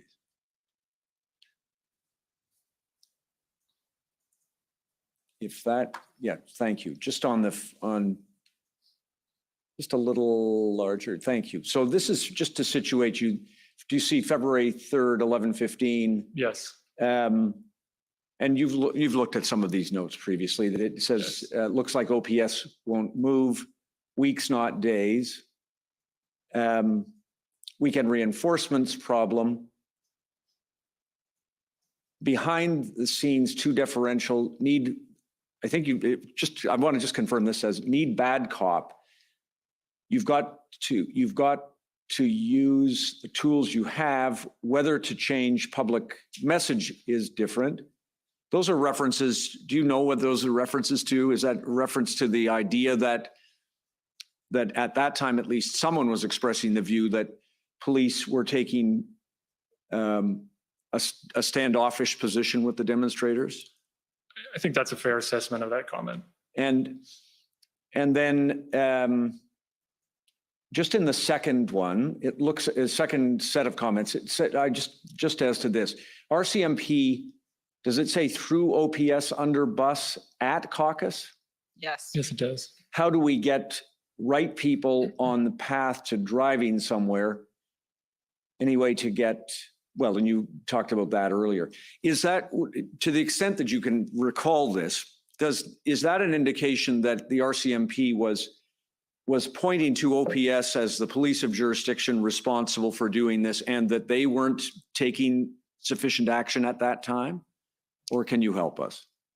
It was, that's me recounting from a national caucus meeting that, I believe that morning, where there was a presentation given to caucus members. The large part of the discussion was actually around personal security and security of the building.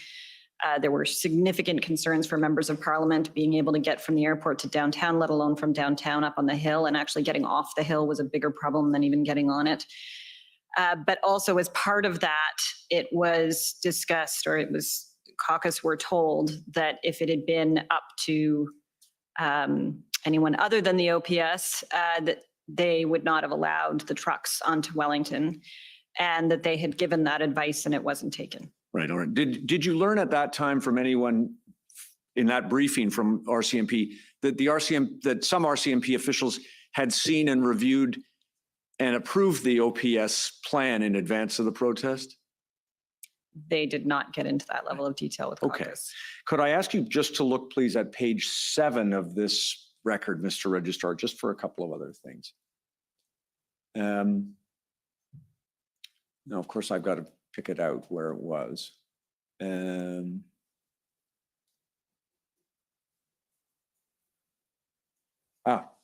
About the middle of the page, do you see there's a reference to, this is obviously a cabinet, it looks like it might be a cabinet committee briefing, but it says 200, about the middle, 250 RCMP assisting, some holding back for surge. And there's reference to the Ambassador Bridge up above.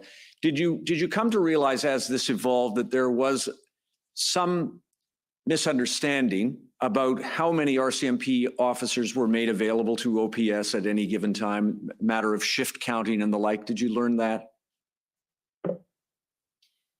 There definitely appeared to be some confusion over several days about the numbers. Right. I think the mayor of the city of Ottawa had said that what was represented as the number that had been deployed to Ottawa was smaller than the number that had been represented to the public and so on. I believe he said that, yes. And then just a couple of other lines, if I may. OPS, trying to reduce violence, are taking some steps. And then there's a likening to Ottawa's strategy to D-Day. Is that a reference to the idea that there was a plan in place to try to dismantle the occupation, but that it was going to require significant additional resources? It could be, but I don't know that. This was an update from the NSIA to the Prime Minister that Sunday evening on February 6th. Right. And then, Mr. Commissioner, your indulgence for one more question with Mr. Clow's benefit, page 12, if you don't mind. Of course, you were following this as this page is coming up. You were following this across the country. These, as you've described, Ambassador Bridge and the like. If you look at, if you scroll down a little bit, Mr. Registrar, there we go. I just want your help with this. Brenda, of course, you've described as Commissioner Lucky. Certain references to RCMP, Ottawa team headed to Windsor, York, Waterloo, OPP. Plan is to remove by morning because auto workers counter protest. We've heard some evidence about that. Mayor wanted to remove chief, so then chief sent letters. Is that a reference to letters that were received by, I think, either the Prime Minister or Minister Blair requesting resources from RCMP? Do you recall that? I'm not sure what that final line refers to, but this looks like a discussion of an update we received. This was February 10th at the IRG, that Windsor action was anticipated the very next day. Right. Thank you. And then the very last thing. On February 5th, Chief Slowly noted at a police services board meeting that, quote, something has changed in our democratic fabric, and we do not have the legislation or the resources to manage such situations. We do not have the justice system framework or the needed coordination between all levels of government to predictably manage these demonstrations going forward. You described a threat to national security. Do you share those views? Yes. Largely, yes. Thank you. No other questions for you. Thank you. Okay, next is the City of Windsor. Good Good evening, Graham Leader for the City of Windsor. We have no questions. We've ceded our time to the Government of Canada. Okay. Government of Saskatchewan, please. Good evening, panel. My name is Mike Morris, and I'm counsel for the Government of Saskatchewan. Mr. Broadhead, just at the outset, I want to make something clear. At the first ministers' meeting, Premier Moe expressed the view that the Emergencies Act was not wanted and not needed in Saskatchewan, correct? I believe he also said the 6 items sounded reasonable. Might maybe sounded reasonable, but wouldn't be perceived that way. Is that fair? I think that's fair, yes. And certainly did not want the act to apply to Saskatchewan, correct? I think that was clear from the Premier, yes. Okay, thank you. I'd like us to take a look at a document. So I'm going to ask the clerk to pull up SSM CAN 406920.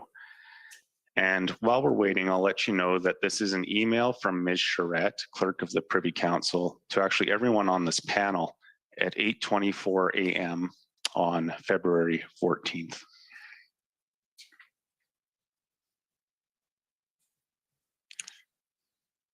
So we can see there 8:24 a.m. From Ms. Charette. Good morning, all. There's something that's privileged, but then she is detailing work that seems to be going on. Other products in train, FMM script with Q's and A's, comms, news release, and BG, which I expect means background, decision note for PM. Then at the end, she says, others still in the machine. Mr. Broadhead, when she says others still in the machine, can we take that as they were being worked on at that time? It's not a very common phrase. Like, I don't totally know what she was referring to here. Well, she says only one I have seen is FMM script. And then she says others still in the machine. So I take it that means those are in progress. Would that be fair? I don't really want to speculate on what the clerk of the Privy Council was thinking with that. Okay. If we could go on to a different document then, well, before we do, does anyone else have a view on that they're able to express? Are you specifically asking others still in the machine or just yes, the whole statement? Absolutely. It could mean a number of things. I don't think we can speculate. Okay. I'm going to ask the clerk to pull up the email that was referred to by Council for Alberta before. It's SSM CAN 402665. And this is the email thread that was entitled Presser Tomorrow.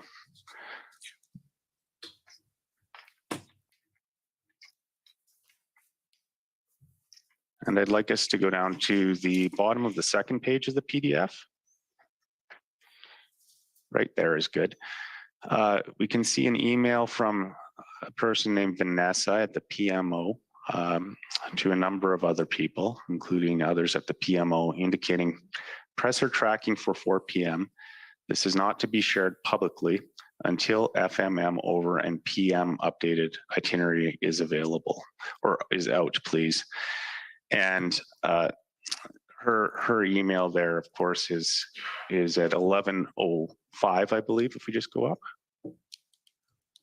11:05 a.m. So my understanding is the first minister's meeting would have been going on at that point. Ms. Telford, was the purpose in delaying the announcement of the press conference so that the premiers would not be offended? No, there was a lot of work happening concurrently at the time, and to be ready for whatever scenarios and whatever decision ultimately the Prime Minister came to. And so Vanessa, who you named there, who's our excellent Deputy Director of Communications, was making sure that all those tracks were heading in the right direction. At any point, things could have been stopped and things could have changed just as they were. Okay, I'd like us to go to the middle of the first page of this PDF, and it'll be an email at 1:43 p.m. There it is, from Vanessa again to David Taylor and others. stating, "We just finished speech prep with PM. Alex is editing his remarks and will be able to share with this group as soon as he is done." So I gather at this point in time, 1:43 p.m. on the 14th, the Prime Minister has already rehearsed his speech that he's going to be giving at 4:30 p.m. Is that fair? Speech prep is our shorthand for going through his remarks, which we would have definitely returned to again that afternoon. And so that means they would have done a once through with him on what things could look like. Okay. He wasn't rehearsing two versions of a speech, was he? One where he was announcing the invocation of the Emergency Act and another where he wasn't. Was he? To be clear, I wouldn't call it rehearsing. The words speech prep literally mean preparing a speech. And so they would have been discussing what would have been going into the content in it, whether he was comfortable with where the drafts were at this point. Okay. We heard evidence from the clerk of the Privy Council some time ago, and her evidence was that the decision note was sent from the PCO to the PMO at 3:41 p.m. on February 14th. We can pull up a document if you need me to, or I can just ask you to take my word for it. And if that's the case, are you familiar with the decision note? I gather you've likely seen it before. Is that fair? We're familiar with the decision note. Okay. A fairly lengthy document with a number of appendices, correct? Yes. And if it was received at 3:41 p.m., do we know at what time it would have been returned with the Prime Minister's initials to the PCO? It was at some point between receipt and when the Prime Minister made the announcement. Okay, so it's obviously sometime before 4:30 in the afternoon then, correct?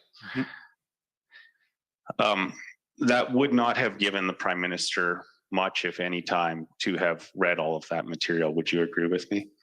Well, a couple of comments. One, he did read the note. Two, the start time of the press conference, it may be a bit absurd to dig in on the minutes, but the minutes are important here.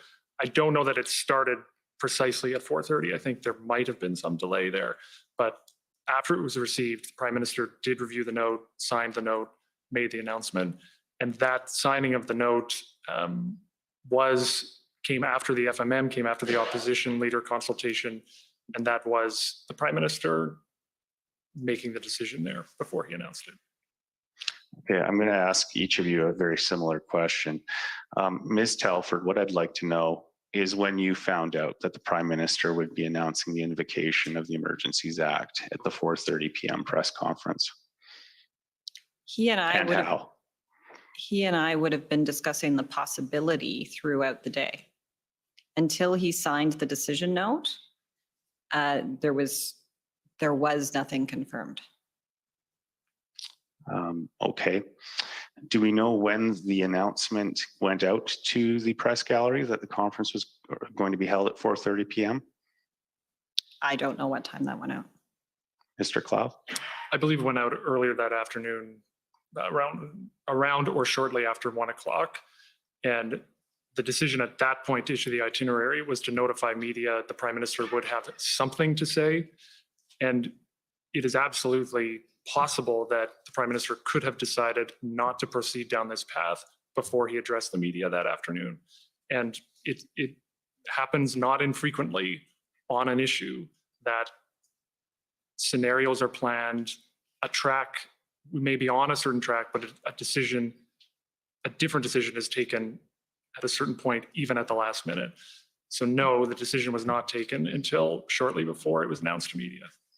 Okay, I'll explore that just briefly if I can. Let's call the Emergencies Act Track 1, and let's call whatever the other decision could have been Track 2. Was there material prepared for a Track 2 presentation at 4:30 p.m.?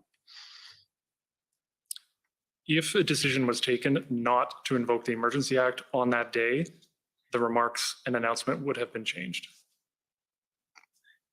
They You're well over would your have been. time. You're well They over would your have been. time, so you're going to have to wrap up. Last question, but was there any draft material prepared in the event that the decision was to not invoke the Emergencies Act? I'm not sure if there was. You would be familiar if there was, though, wouldn't you? But given my your point position? is, even if there wasn't a draft, this can be done quite quickly if in order to redraft materials. And it has happened before on different issues. We got very nimble during the pandemic, where we were putting out advisories for things where we weren't sure what the content was going to be a couple of hours later. And that's what you need to do in times of crisis. Yeah. I appreciate the entire panel answering my questions. Thank you very much. Okay, now we go to the Government of Canada, please.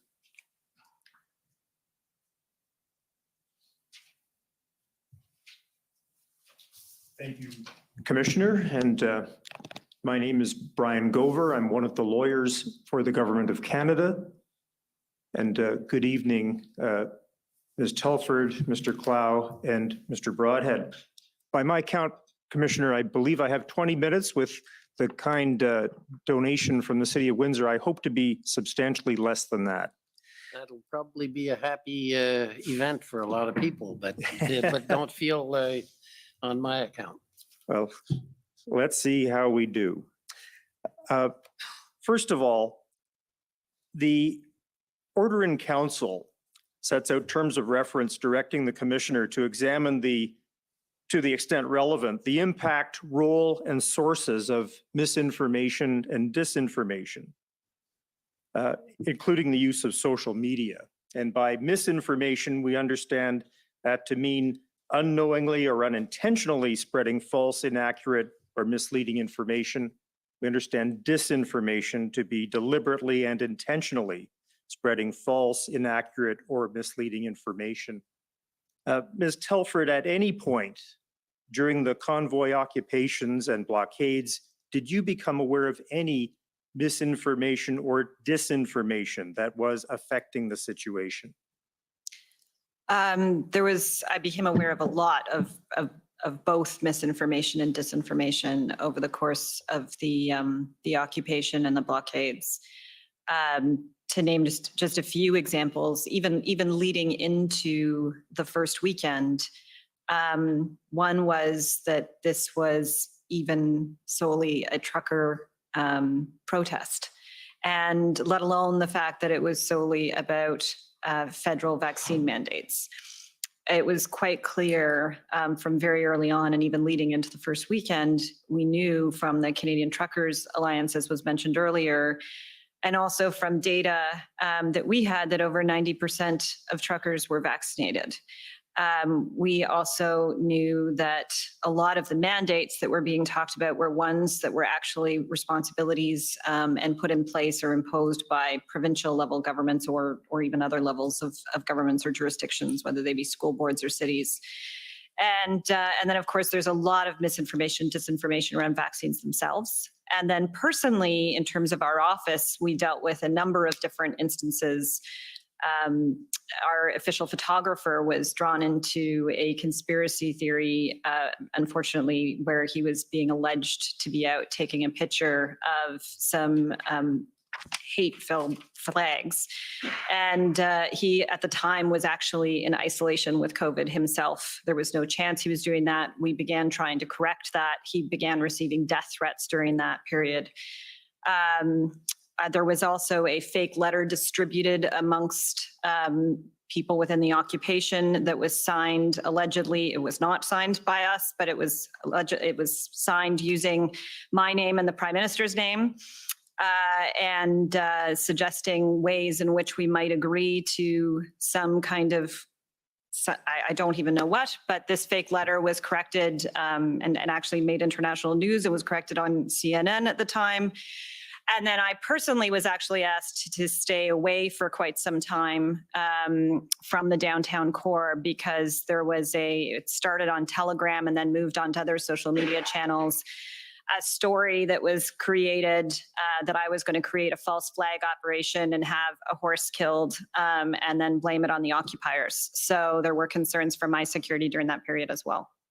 And I understand, Commissioner, that the fake letter that has been alluded to by Ms. Telford can be found at pb.can.401821.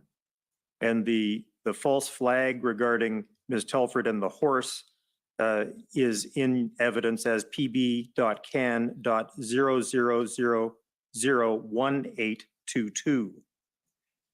Ms. Telford, how was misinformation and disinformation conveyed or distributed in the course of the weeks that we're concerned with here?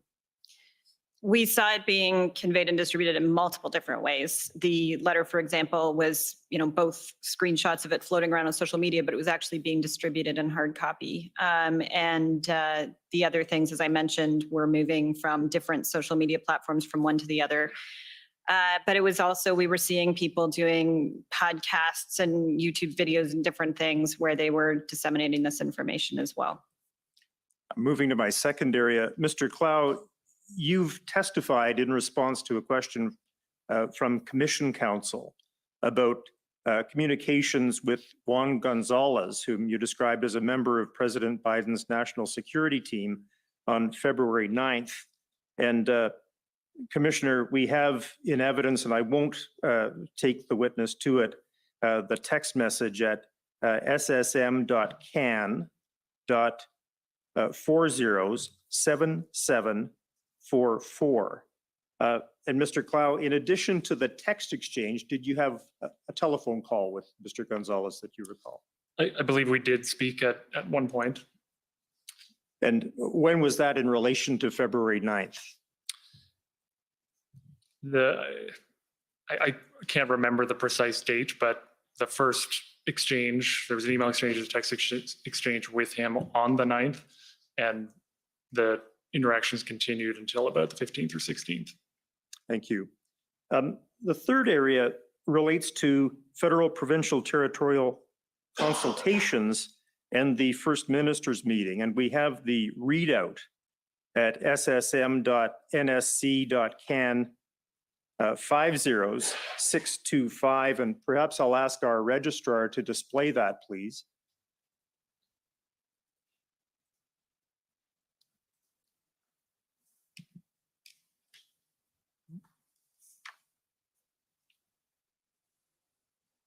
And perhaps I'll ask if we could go to the second page. And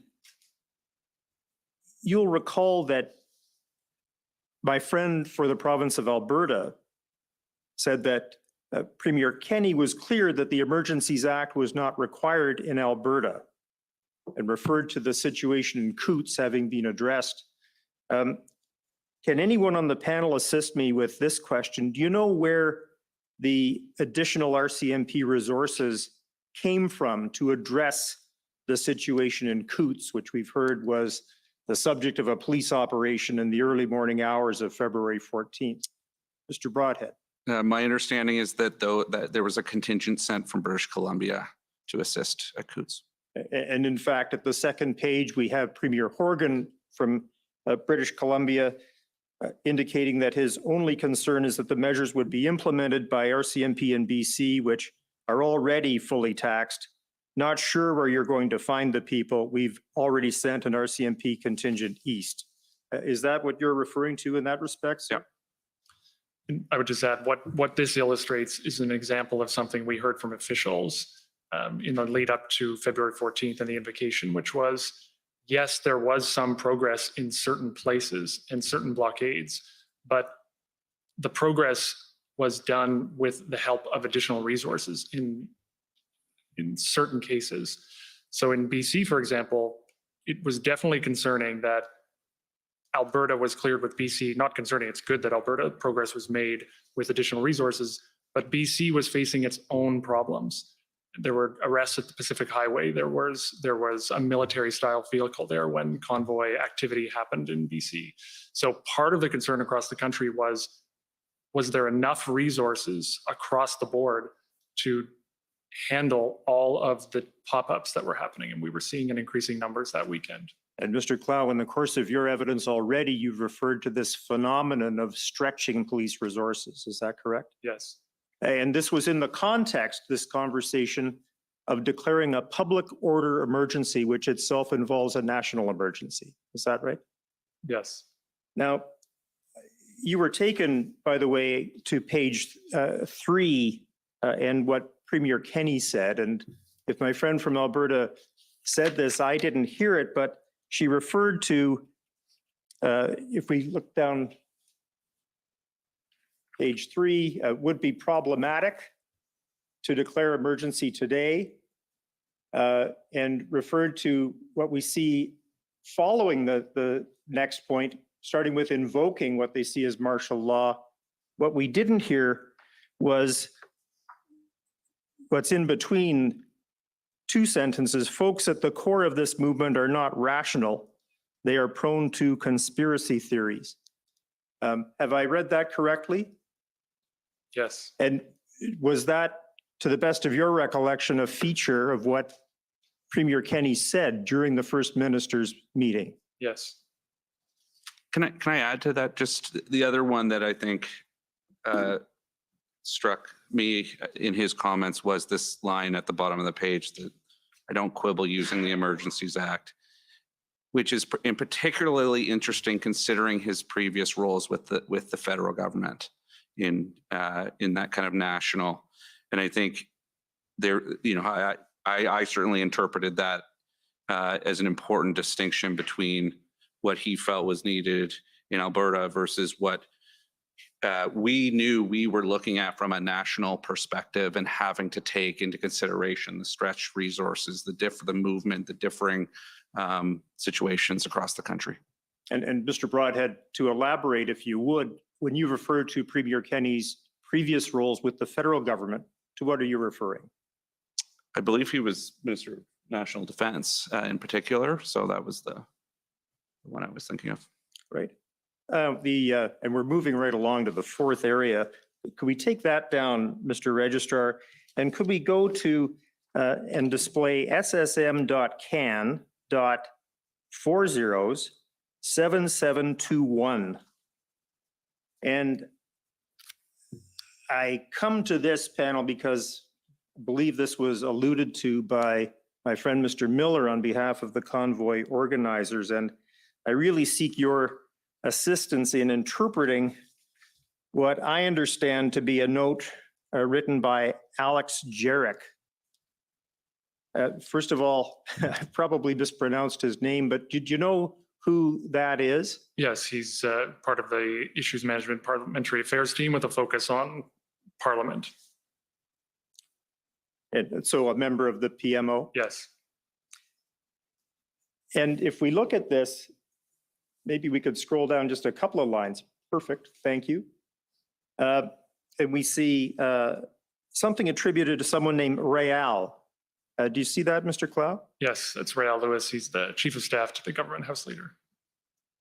And this says, confident we'll win those votes, need to do more in Senate to win that vote.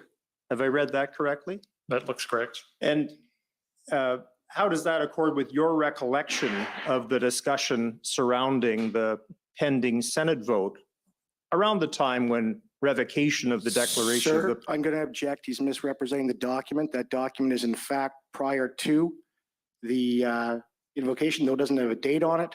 It talks about the announcement on the Monday, and it's quite clear that that record is in fact from prior to invocation, and it actually says in it that there's no violence under the CSIS Act.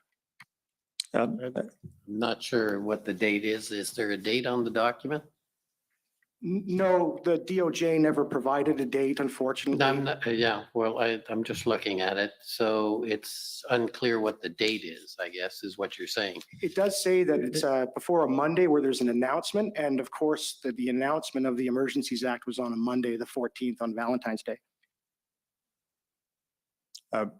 If I may continue, Commissioner, what I'm endeavoring to do is to ask for the panel's interpretation of this so that we clarify these areas. Okay. Go ahead. Thank you. Thank you very much.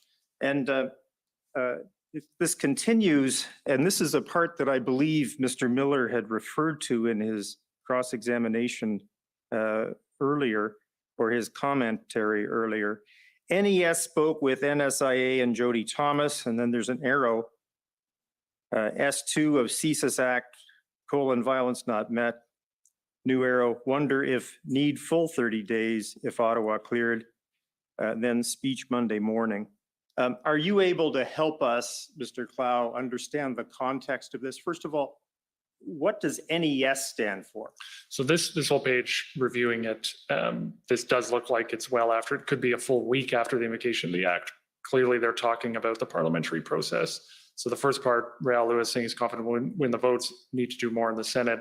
So I addressed that in an earlier question, that I know of no reason to believe the Senate was not going to endorse that. And as I said earlier, the chief of staff to the government leader in the Senate was doing vote counting, and I believe that evidence was presented here, and they were quite confident they would win that vote.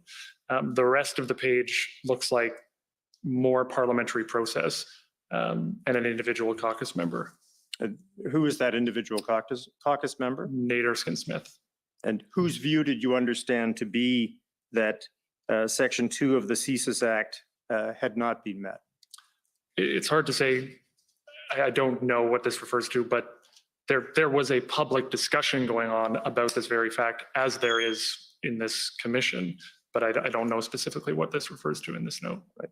All right, well, we've done our best to interpret that, and thank you for that. Sir, sorry, I'm given the If you dates. could please. Well, I understand, but we don't have a date for that document. Yeah, if and you could he clarify gave it. his best evidence, and there's not much we can do. So please let council proceed.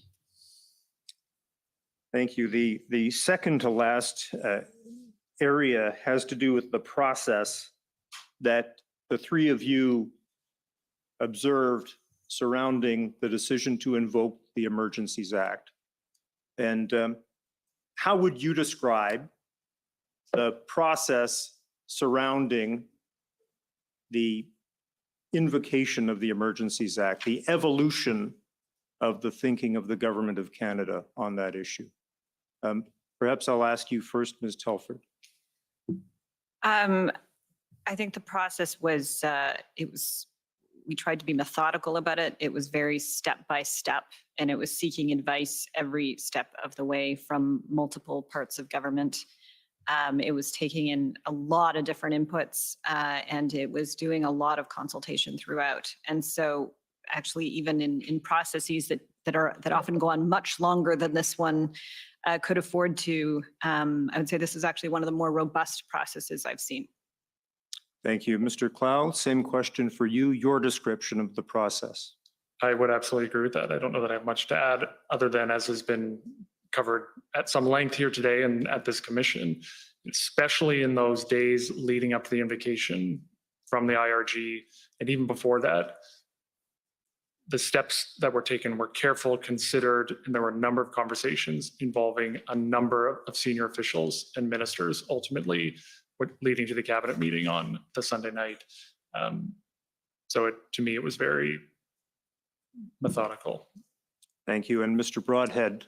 The only thing I would add to what I obviously agree with my two colleagues, I think watching the incident response group, and I say this as a policy wonk and somebody who spends a lot of time with cabinet committees and these processes, it really helped facilitate the type of discussion. Having the experts, the civil servants, the key folks at the table, all the ministers there, that type of open discussion, it just meant we could move at a speed that the other institutions, the other parts of our apparatus don't allow. And so I think the combination of that and all the external advice we were getting, I think it was agree that it was a very kind of methodical process. And I think the Prime Minister was very clear about how methodical it needed to be, both before and after. So I'll leave it there. And finally, our last question, and it's to you, Ms. Telford. If anyone were to suggest that the decision to invoke the Emergencies Act was politically motivated, what would you say to that? It was absolutely not. It was driven at its core in every meeting the Prime Minister began and ended, and it was discussed throughout. How do we ensure the safety and security of Canadians? And there wasn't time, space, or desire to talk about anything else. Thank you very much. Those are my questions. Okay, thank you. Any re-examination? No re-examination, Commissioner. Okay, well, thank you very much for sharing, for not sharing your thoughts, responding to questions and coming to testify. Much appreciated, and it's appreciated that you accommodated the late hour. I'm sure it's not your first late nights, but it is appreciated. So I think we'll take a short break to move to the next witness, and we'll take to reorganize and so on. So we'll take 5 or 10 minutes for a break. The commission is in recess. The commission est levée.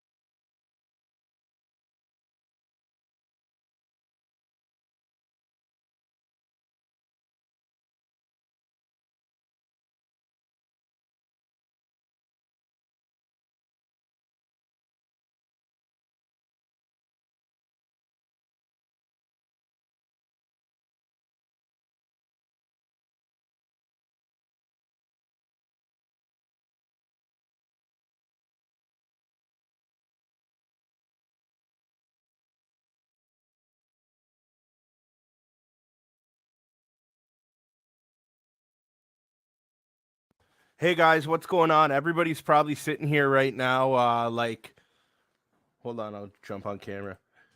You're probably all sitting here right now like, oh my God, they're doing this. This is what I thought too. I'm like, you slime balls. You're going to sneak Trudeau in at the end of the day here. That's not the case. So I just messaged someone, who knows. That's not what's going on right now. Let me tell you, I got to read my chat. It's somebody from the province that they're going to bring on the stand right now. And apparently only Slow Lease Council is asking questions. So that's what's happening for sure. I just found out.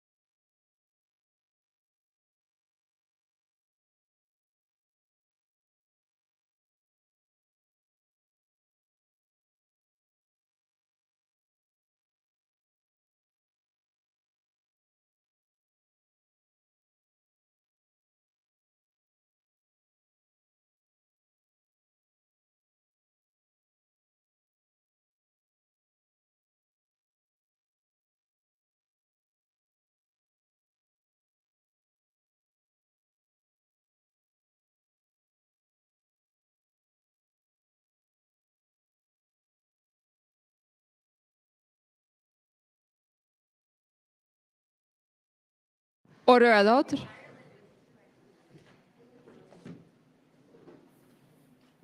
The commission is reconvened. La commission reprend. Okay, we have another witness. Who's commission counsel on this?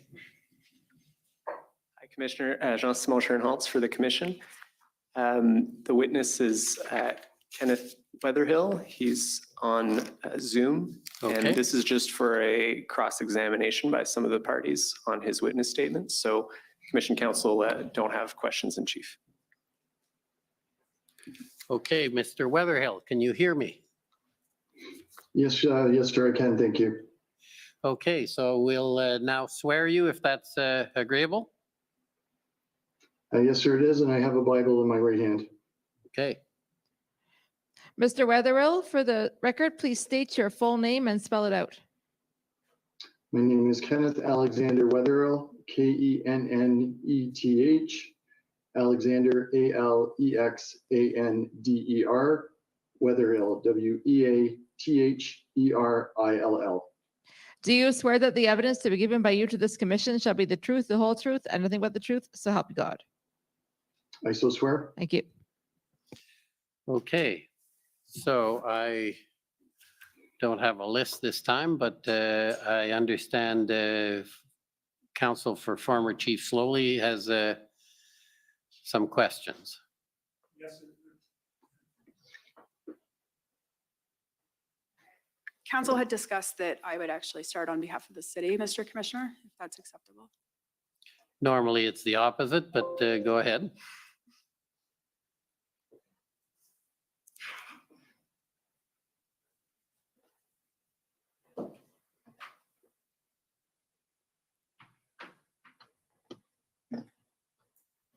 Good evening, Mr. Weatherhill. Thank you for making yourself available for us on seemingly quite short notice.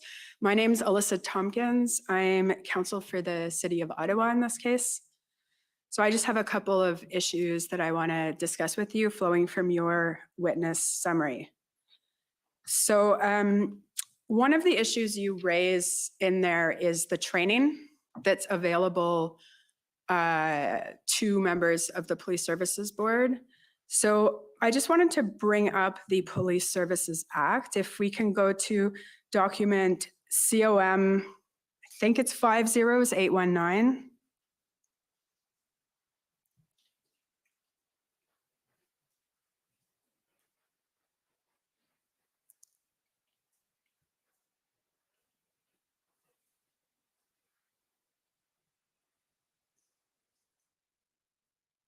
What would you like to do? Oh, sorry, page 28 of that.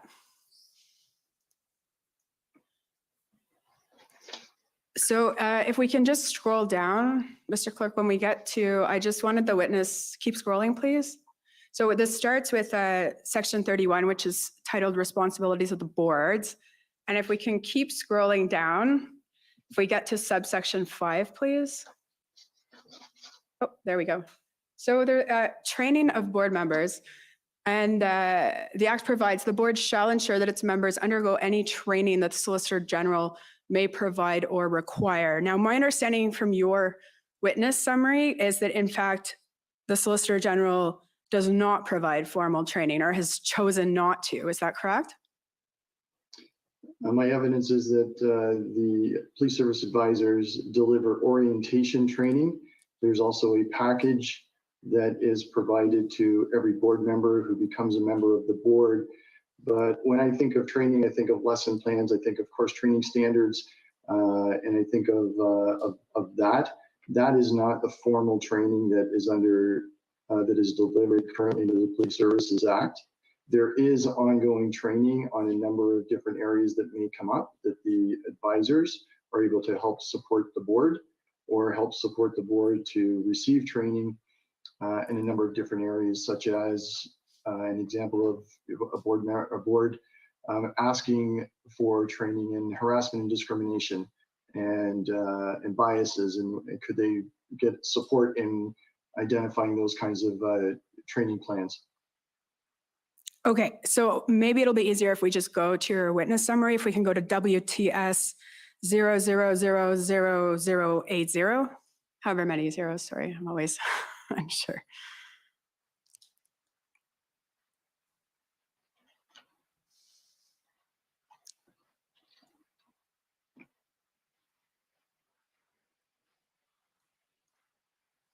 If we can just go to page 2. Scroll down, please. Oh, sorry, scroll up. Okay, so the paragraph that starts with the work of the liaison unit includes providing orientation materials for new police services board member. That said, Solgen does not provide formal training. So that's what you were referring to? Yes, ma'am, it is. Okay. And so then I want to go down to the top of page 3. In this case, so as I understand your evidence, that in fact, in this case, the board did request training from the advisor, Ms. Gray, on their responsibilities during this type of incident. And because it was during an event, you took the position that advisors were not to provide this training in the middle of an incident. Do I understand correctly? Yes, so the context of this is we were a number of days into an ongoing incident in Ottawa, and the board approached the advisor and asked for training related to board governance. The Ottawa Police Services board is a very experienced board. They've had significant orientation, they have significant experience, and a large number of assets available to them.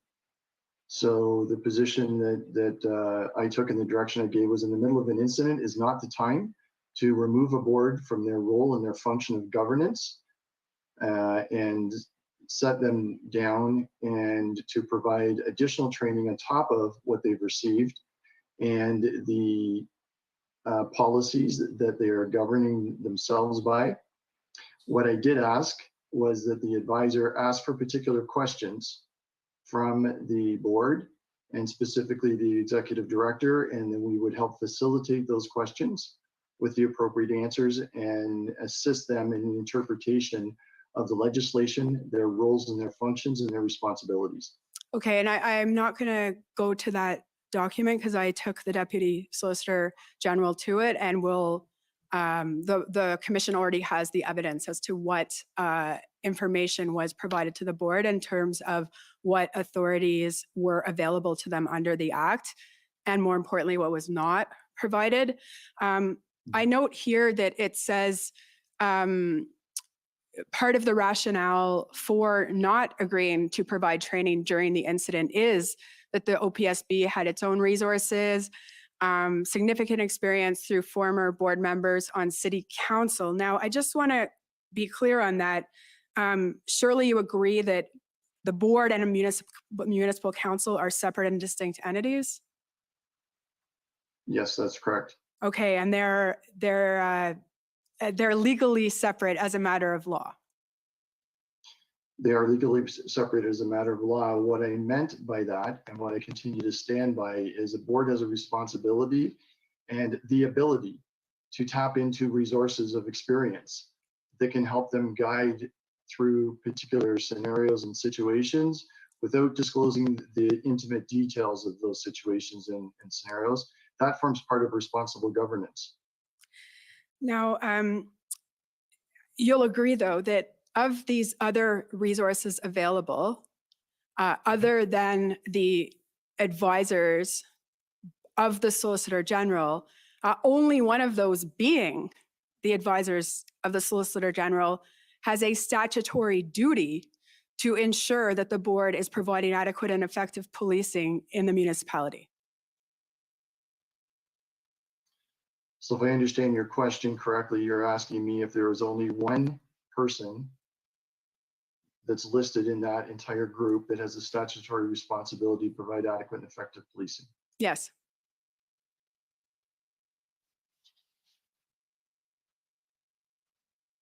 I'm just reading what's there, just so you can see what I'm wondering what I'm doing.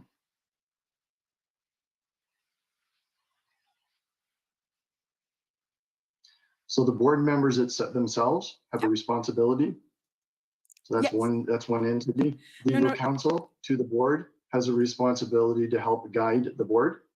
And the police service advisors have a responsibility to ensure adequate and effective delivery of policing is provided through Section 3, Sub 2 of the Police Services Act. But that doesn't preclude the board from having their own responsibilities under Section 4 and their duties under Section 31. And nobody's disputing that. What I'm referring to is when the board could go outside itself and seek assistance, as they were doing in this case.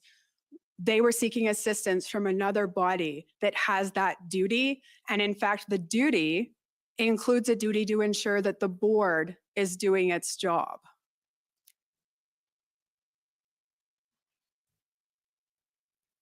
Can you rephrase that question, please? I'm not quite sure I'm understanding exactly what the question is. And maybe it's just a matter of argument that when they have these other resources that they can go to, and that's fine and good, but it's in the statute, there's one entity that's supervising the board. And I put to Mr. DiTomaso, and I'll put it in argument, that the Supreme Court of Canada has said that the Solicitor General has a duty to ensure that the board provides adequate and effective police services in the municipality. So the other entities, former members, they're resources, but they're not resources that have themselves a statutory duty. So I'm not familiar with any case that the Supreme Court of Canada has ruled on.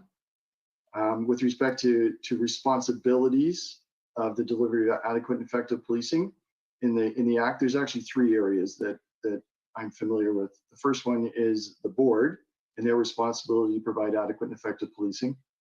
The role of the minister as set out in Section 3(2), and the municipal council to provide the necessary funding in order to deliver upon the services, which can arguably connect it back into adequate and effective policing. And obviously, the municipality's other role is in appointing or removing, as the case may be, members of the board. The municipal members of the board, not the provincial members of the board. Correct. Thank you. I have no further questions, and thank you for your time this evening. Thank you. Okay, so next is former Chief Slowly's counsel.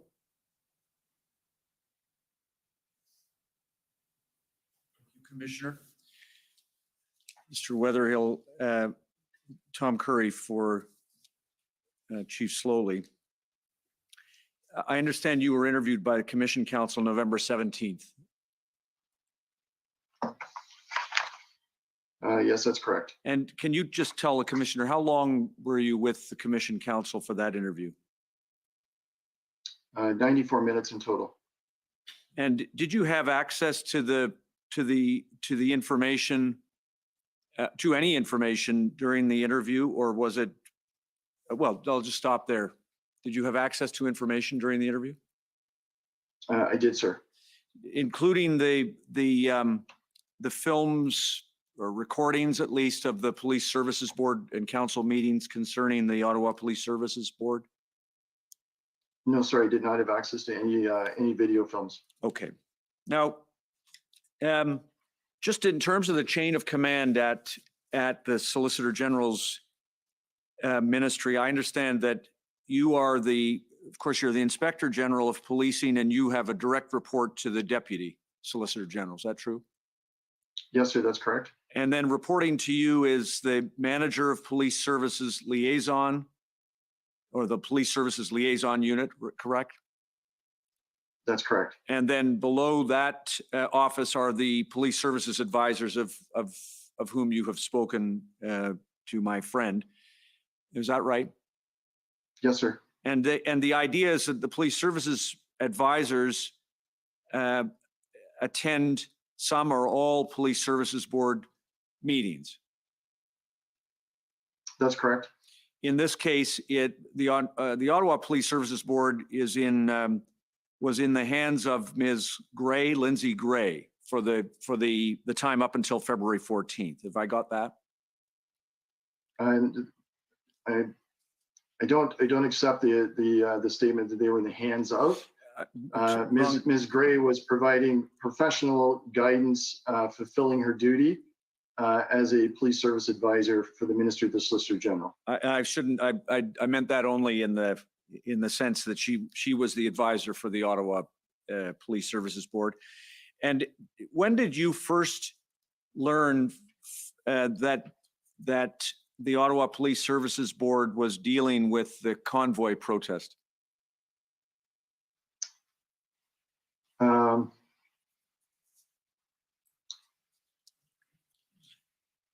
It would have been late January into early February. Right.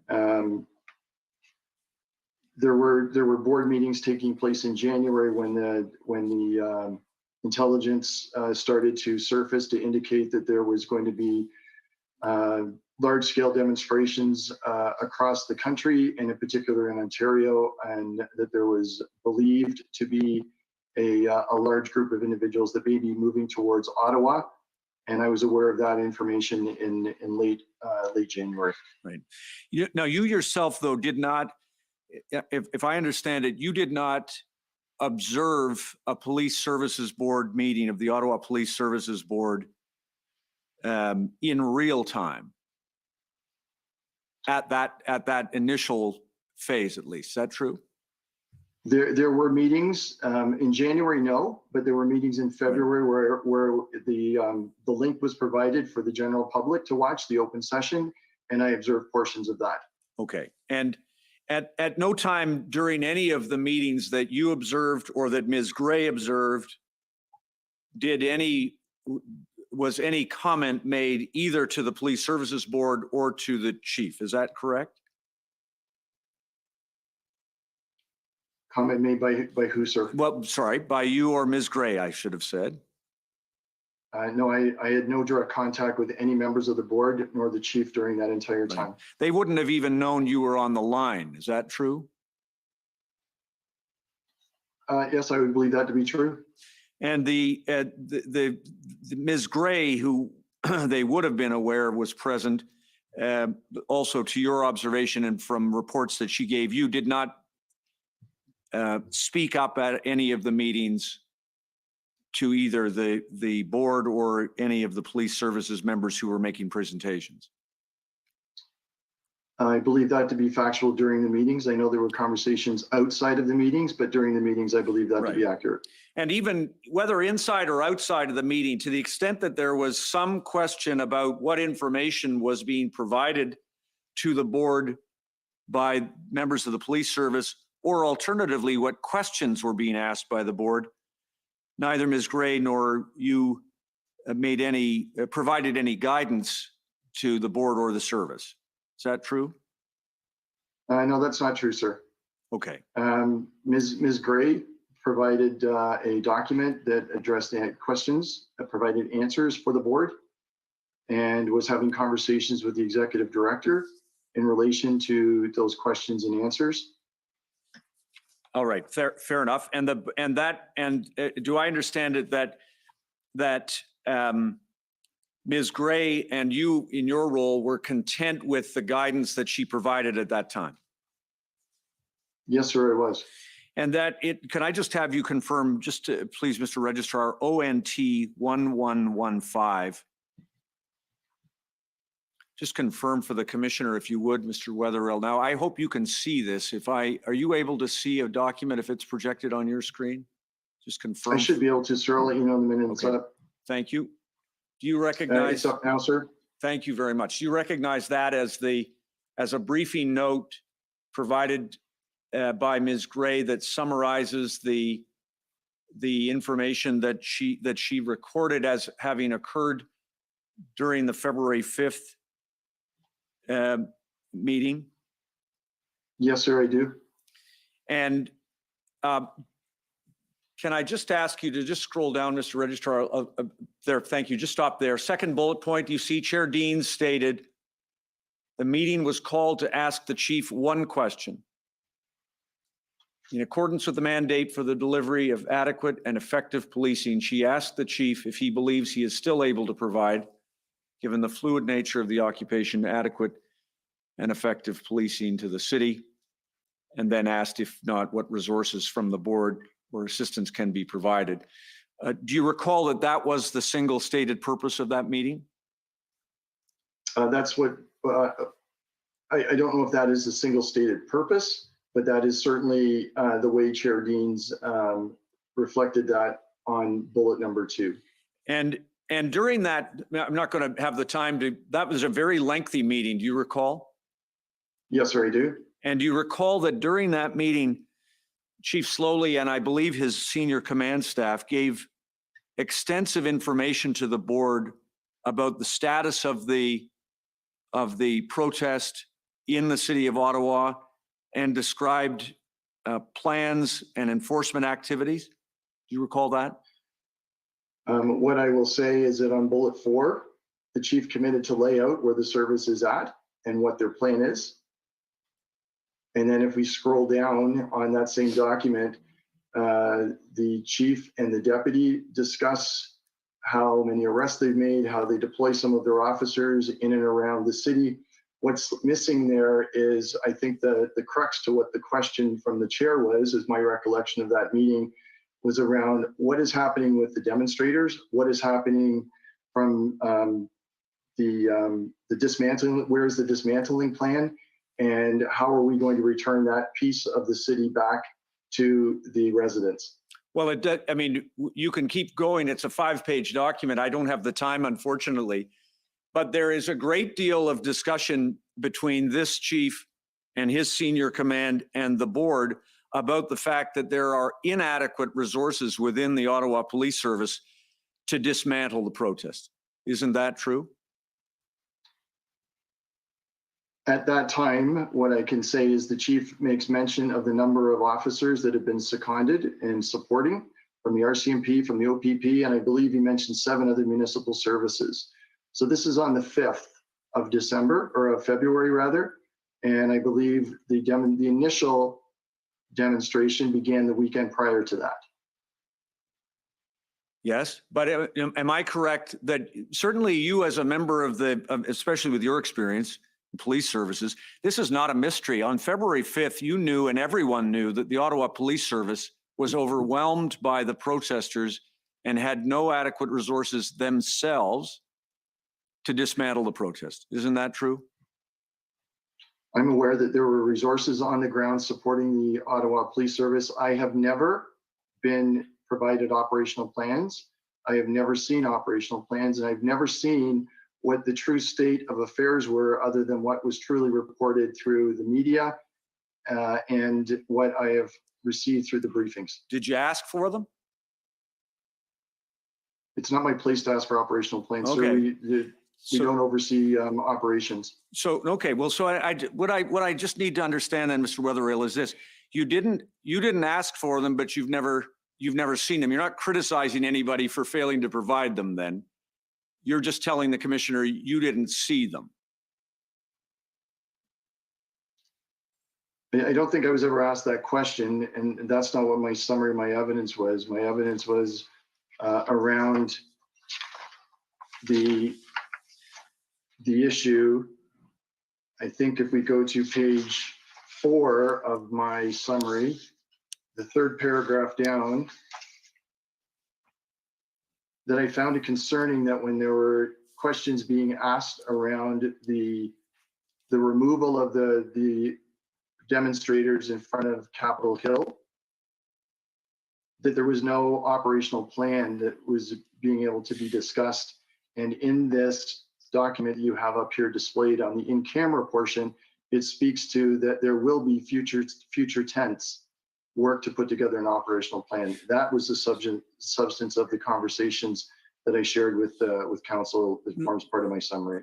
Maybe we're saying the same thing, but you understood at that time, and the board understood at that time, that the Ottawa Police Service had a maintenance plan and various details about operations, but that dismantling would require the influx of significant resources. Didn't you know that? And the board knew that. I don't know what the board was thinking, sir. Okay. So I can't answer that. Okay. Did you attend the in-camera portion? No, sir, I did not. Okay. So then I'll leave that for a moment. A couple of quick things. Just confirm for the commissioner, please, that this chief and his command team briefed the board January 26th in advance of the protest, and you watched that briefing after the fact. Is that true? I don't, if you could produce that briefing document, I'd be able to confirm whether I saw it or not. I can't in the time I have. So to your recollection, did you not ever see the briefing that was given to the board on the 26th of January in advance of the convoy protest? I'm sorry, I don't know that. I can't answer that question. Thank you. Did you see the briefings of February 1st in addition to February, you've told us about the 5th. Did you watch the February 1st, 7th, 11th, and 15th briefings? I don't have the dates of those briefings. I know that I was in contact with the police service advisor during and after those briefings. All right, fair enough. So you don't know whether you attended those other ones. Is that fair? I can say that it would be unlikely that I would have attended the entire briefing or meetings because they were happening at a number of last minute meetings that were being called, and they're happening really quick turnarounds at irregular hours. Sure. And understanding, you told the commissioner this was a critical incident, and briefings during critical incidents are the exception to a board, correct? It's not my experience, sir, no. Okay. Well, just real quick on the Morden report, the Ministry of the Yes, sir. Solicitor General has never endorsed the Morden report. Is that correct? There's been no formal endorsement of the Morden report, but there was an all chiefs memo that was distributed to all chiefs of police and deputy and Yes. service boards. And the direction within that Morden report was that board policies were to be reviewed and updated to align with the recommendations of the Morden report. Well, yes, fair, but it hasn't, the ministry hasn't endorsed, nor the precise language that you've used is, or taken a position on the Morden report. That's correct. Okay. Last thing, please, last area. Confidentiality is a significant value in police services boards, correct? Yes, sir. A chief would not be wrong to keep in mind in briefing a board issues about leaks of information and be guided by not sharing every detail of operational plans if the board is a leaky institution. Is that fair?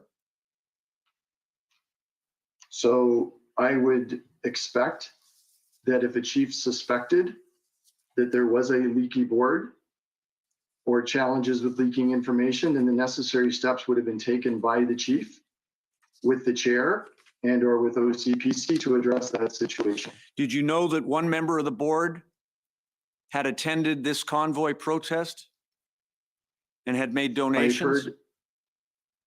I'm not familiar that a member attended or provided donations. I recall hearing at the board meetings that a number of board members had observed the demonstration. All right. So you were unaware that there was one board member thought to be supportive of the convoy protest? That's right. I have no information to confirm or deny that. Thank you. You agree that if that were true, a board chair and a chief would be well advised to be careful about information they share about operations. Isn't that fair?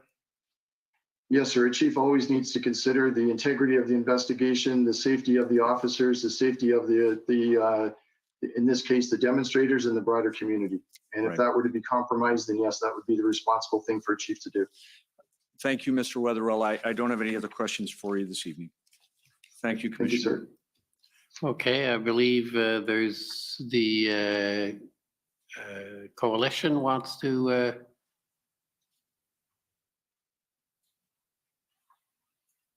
I'm sorry, you're okay, yes, coalition. With the mask, I didn't recognize you. Here I am. Good evening. My name is Emily Tamman. I'm one of the lawyers acting for the Ottawa Coalition of Residents and Businesses, and I just have a very short time with you this evening, so just a couple of quick questions. And thank you for being here this evening. I want to just pick up where my friend, counsel for former Chief Slowly left off, and that is in relation to your understanding of what happened at the February 5th Police Services Board meeting. And as I understand it, and I think you've accepted that a key issue at that meeting was whether or not OPS was still providing adequate and effective policing, right? Yes, ma'am. And that's a pretty big question for a police services board to be asking in a crisis, isn't it? Yes, it is. Because it implies that they may be asking themselves whether they need to consider their options, maybe under Section 9 of the Police Services Act, right? That and the fact that I think it's a responsible thing to do for a board to regularly ask the chief and ask themselves, are we in fact delivering adequate and effective policing, and are we satisfying our legislative responsibility in the Police Services Act? Right. I mean, that's something that should be done regularly, but certainly if that question is being asked in a crisis, it's not a routine question. It's being asked because there are concerns as to whether adequate and effective police services are being delivered at that time. Wouldn't you agree with that? Yes, I would agree that throughout a major event that it would be appropriate for a board to ask those questions of itself and of their chief. And you've said that the chief didn't give a direct answer on that question, right? That's correct. But you've also said that the chief acknowledged his inability to address the demonstration in Ottawa while maintaining his ability to manage public safety in the city more broadly, his inability to do that, right? The chief set out that he did have the ability to provide, from my interpretation of what I heard in the board meeting and in review of the board summary from the advisor, that the chief did demonstrate verbally to the board how adequate and effective policing was being delivered throughout the city. He was asking for additional support with respect to the demonstrators in the demonstration area. Okay, so I just want to be clear though, because in the summary of your evidence, and it may well be that it's an error, so this is an opportunity to correct that. But on the third page in the last paragraph, just after the footnote 4, it says his understanding was that Chief Slowly had acknowledged his inability to address the demonstration in Ottawa while maintaining his ability to manage public safety in the city more broadly. Is that your understanding, or is that a mistake? That's right. He's saying he needs help with the demonstration, but he is able to maintain public safety in the rest of the city. Right, sorry, but he can't do both. He can't deal with the demonstration and maintain public safety. So he's maintaining public safety. Sorry. Yes. Yeah. Okay. That's what he's informing the board of, that he needs support with the demonstration. So I guess what I'd like to understand is why it is that you didn't feel that this was information that the Deputy Solicitor General should be briefed on. That you have a crisis in Ottawa, you have a board asking questions about the efficacy and adequacy of policing on February 5th. You either don't have a direct question or you have an indication from the chief that there's a real problem in Ottawa. You didn't think that was something that the Deputy Solicitor General should be briefed on?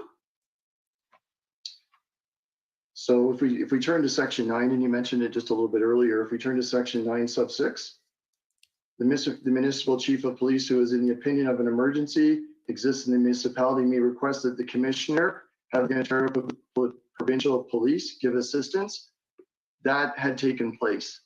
So there was a direct line between the Ottawa Police Service and the chief to the commissioner.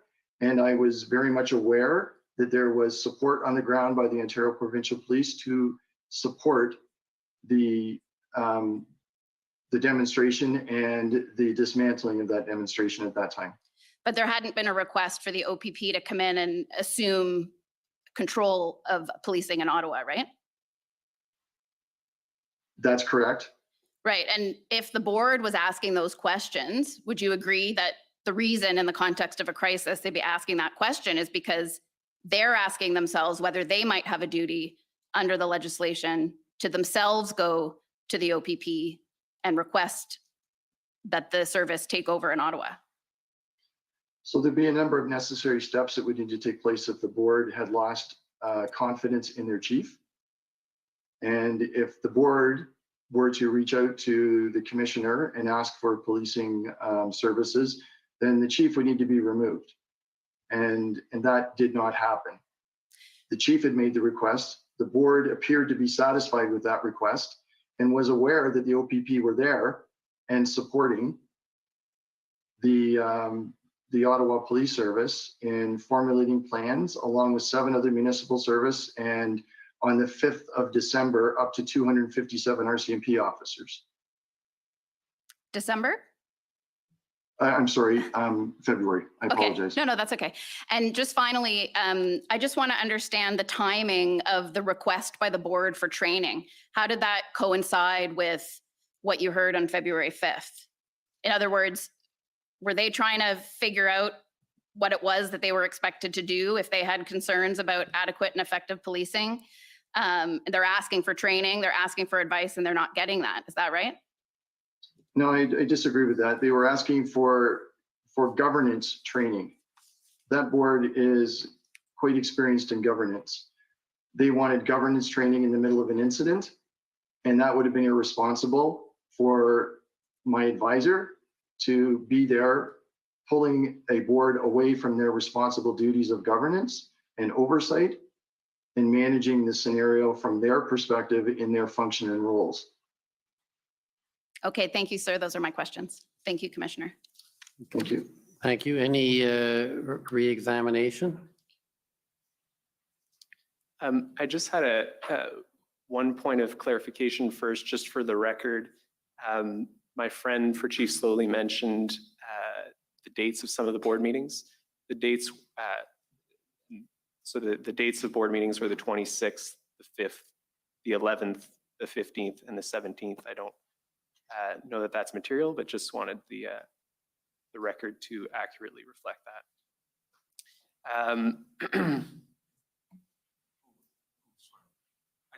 I think the difference, Commissioner, between, Tom Curry speaking, the difference between us is that I believe there's a briefing on February 1st. But we can perhaps sort that out later. Sure. I think that's the date I gave, and I believe I'm correct. I think it might have, it might have been an informal briefing, not an official board meeting. I just want to clarify it for the record. In terms of questions on confidentiality, would you agree that if information is not provided because there's a belief that a board is a leaky board, that would be an impediment to proper oversight function by the board? Yes, I would.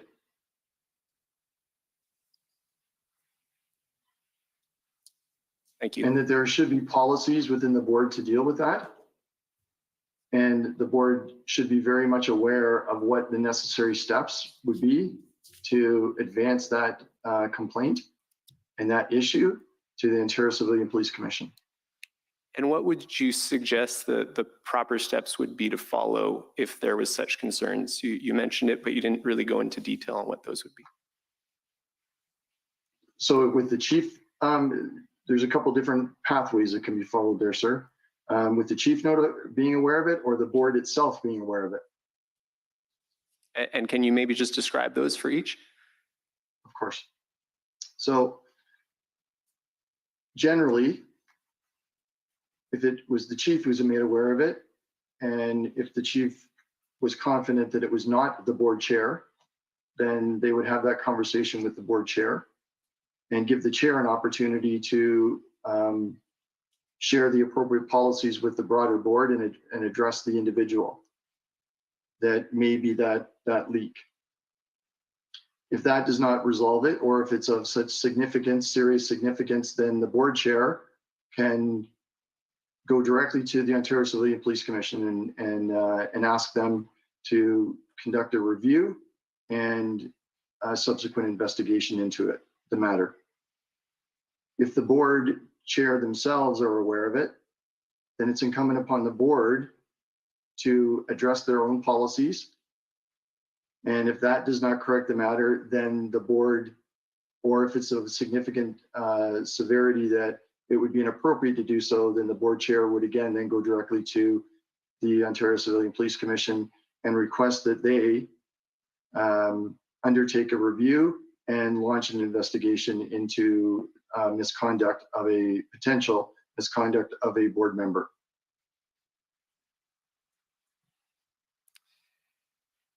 Okay, and so you would agree with me that a leaky board issue has to be addressed in some fashion?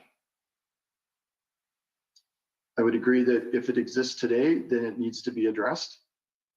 And that it's unfortunate if they were aware of it back in February or January, whenever that was, when others were first made aware of it, that it wasn't addressed then. Because if it's not addressed, it leads to a breakdown in the relationship. In the oversight function. The relationship between the board, the trust and confidence of the board, the trust and confidence of the broader community in the board, of council of the board, and then the entire relationship that's necessary for proper good governance of a police service. Thank you. Thank you so much for your time this evening. Thank you, Mr. Commissioner, may I just raise one very brief comment? My friends. At this hour, why not? I'm sorry for this, but I think you're going to agree it's important. The Ministry of the Solicitor General knew about the leaking information from the board. It's in a statement that is from Mr. Wetherill's subordinate. I just don't want you to be left without the third leg of that stool, because the ministry knew it as well. And I don't know if my friend wants to develop that. I don't know why, if we're going into it, we don't develop it.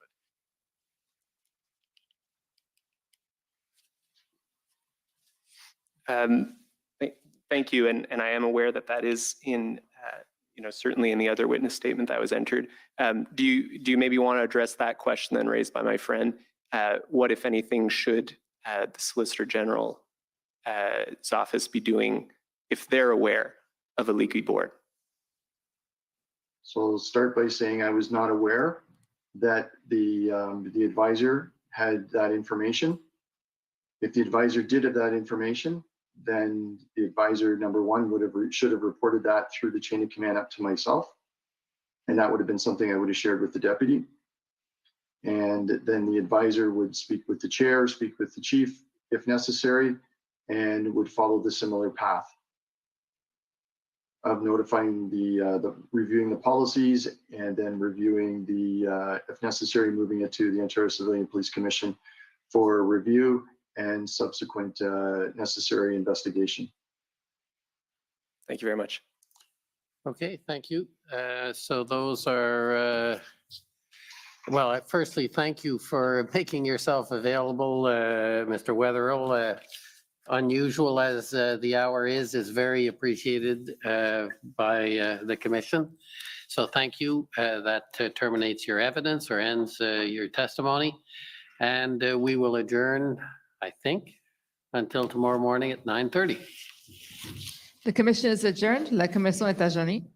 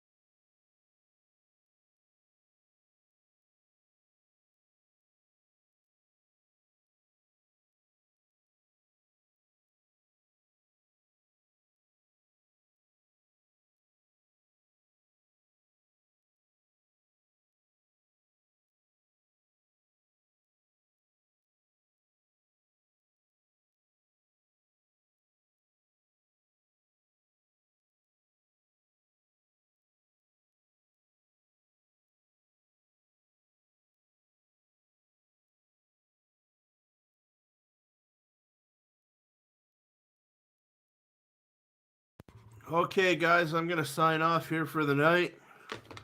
We got a big morning tomorrow. Justin Trudeau, 9:30 a.m. Let's remember that, and we'll see you on here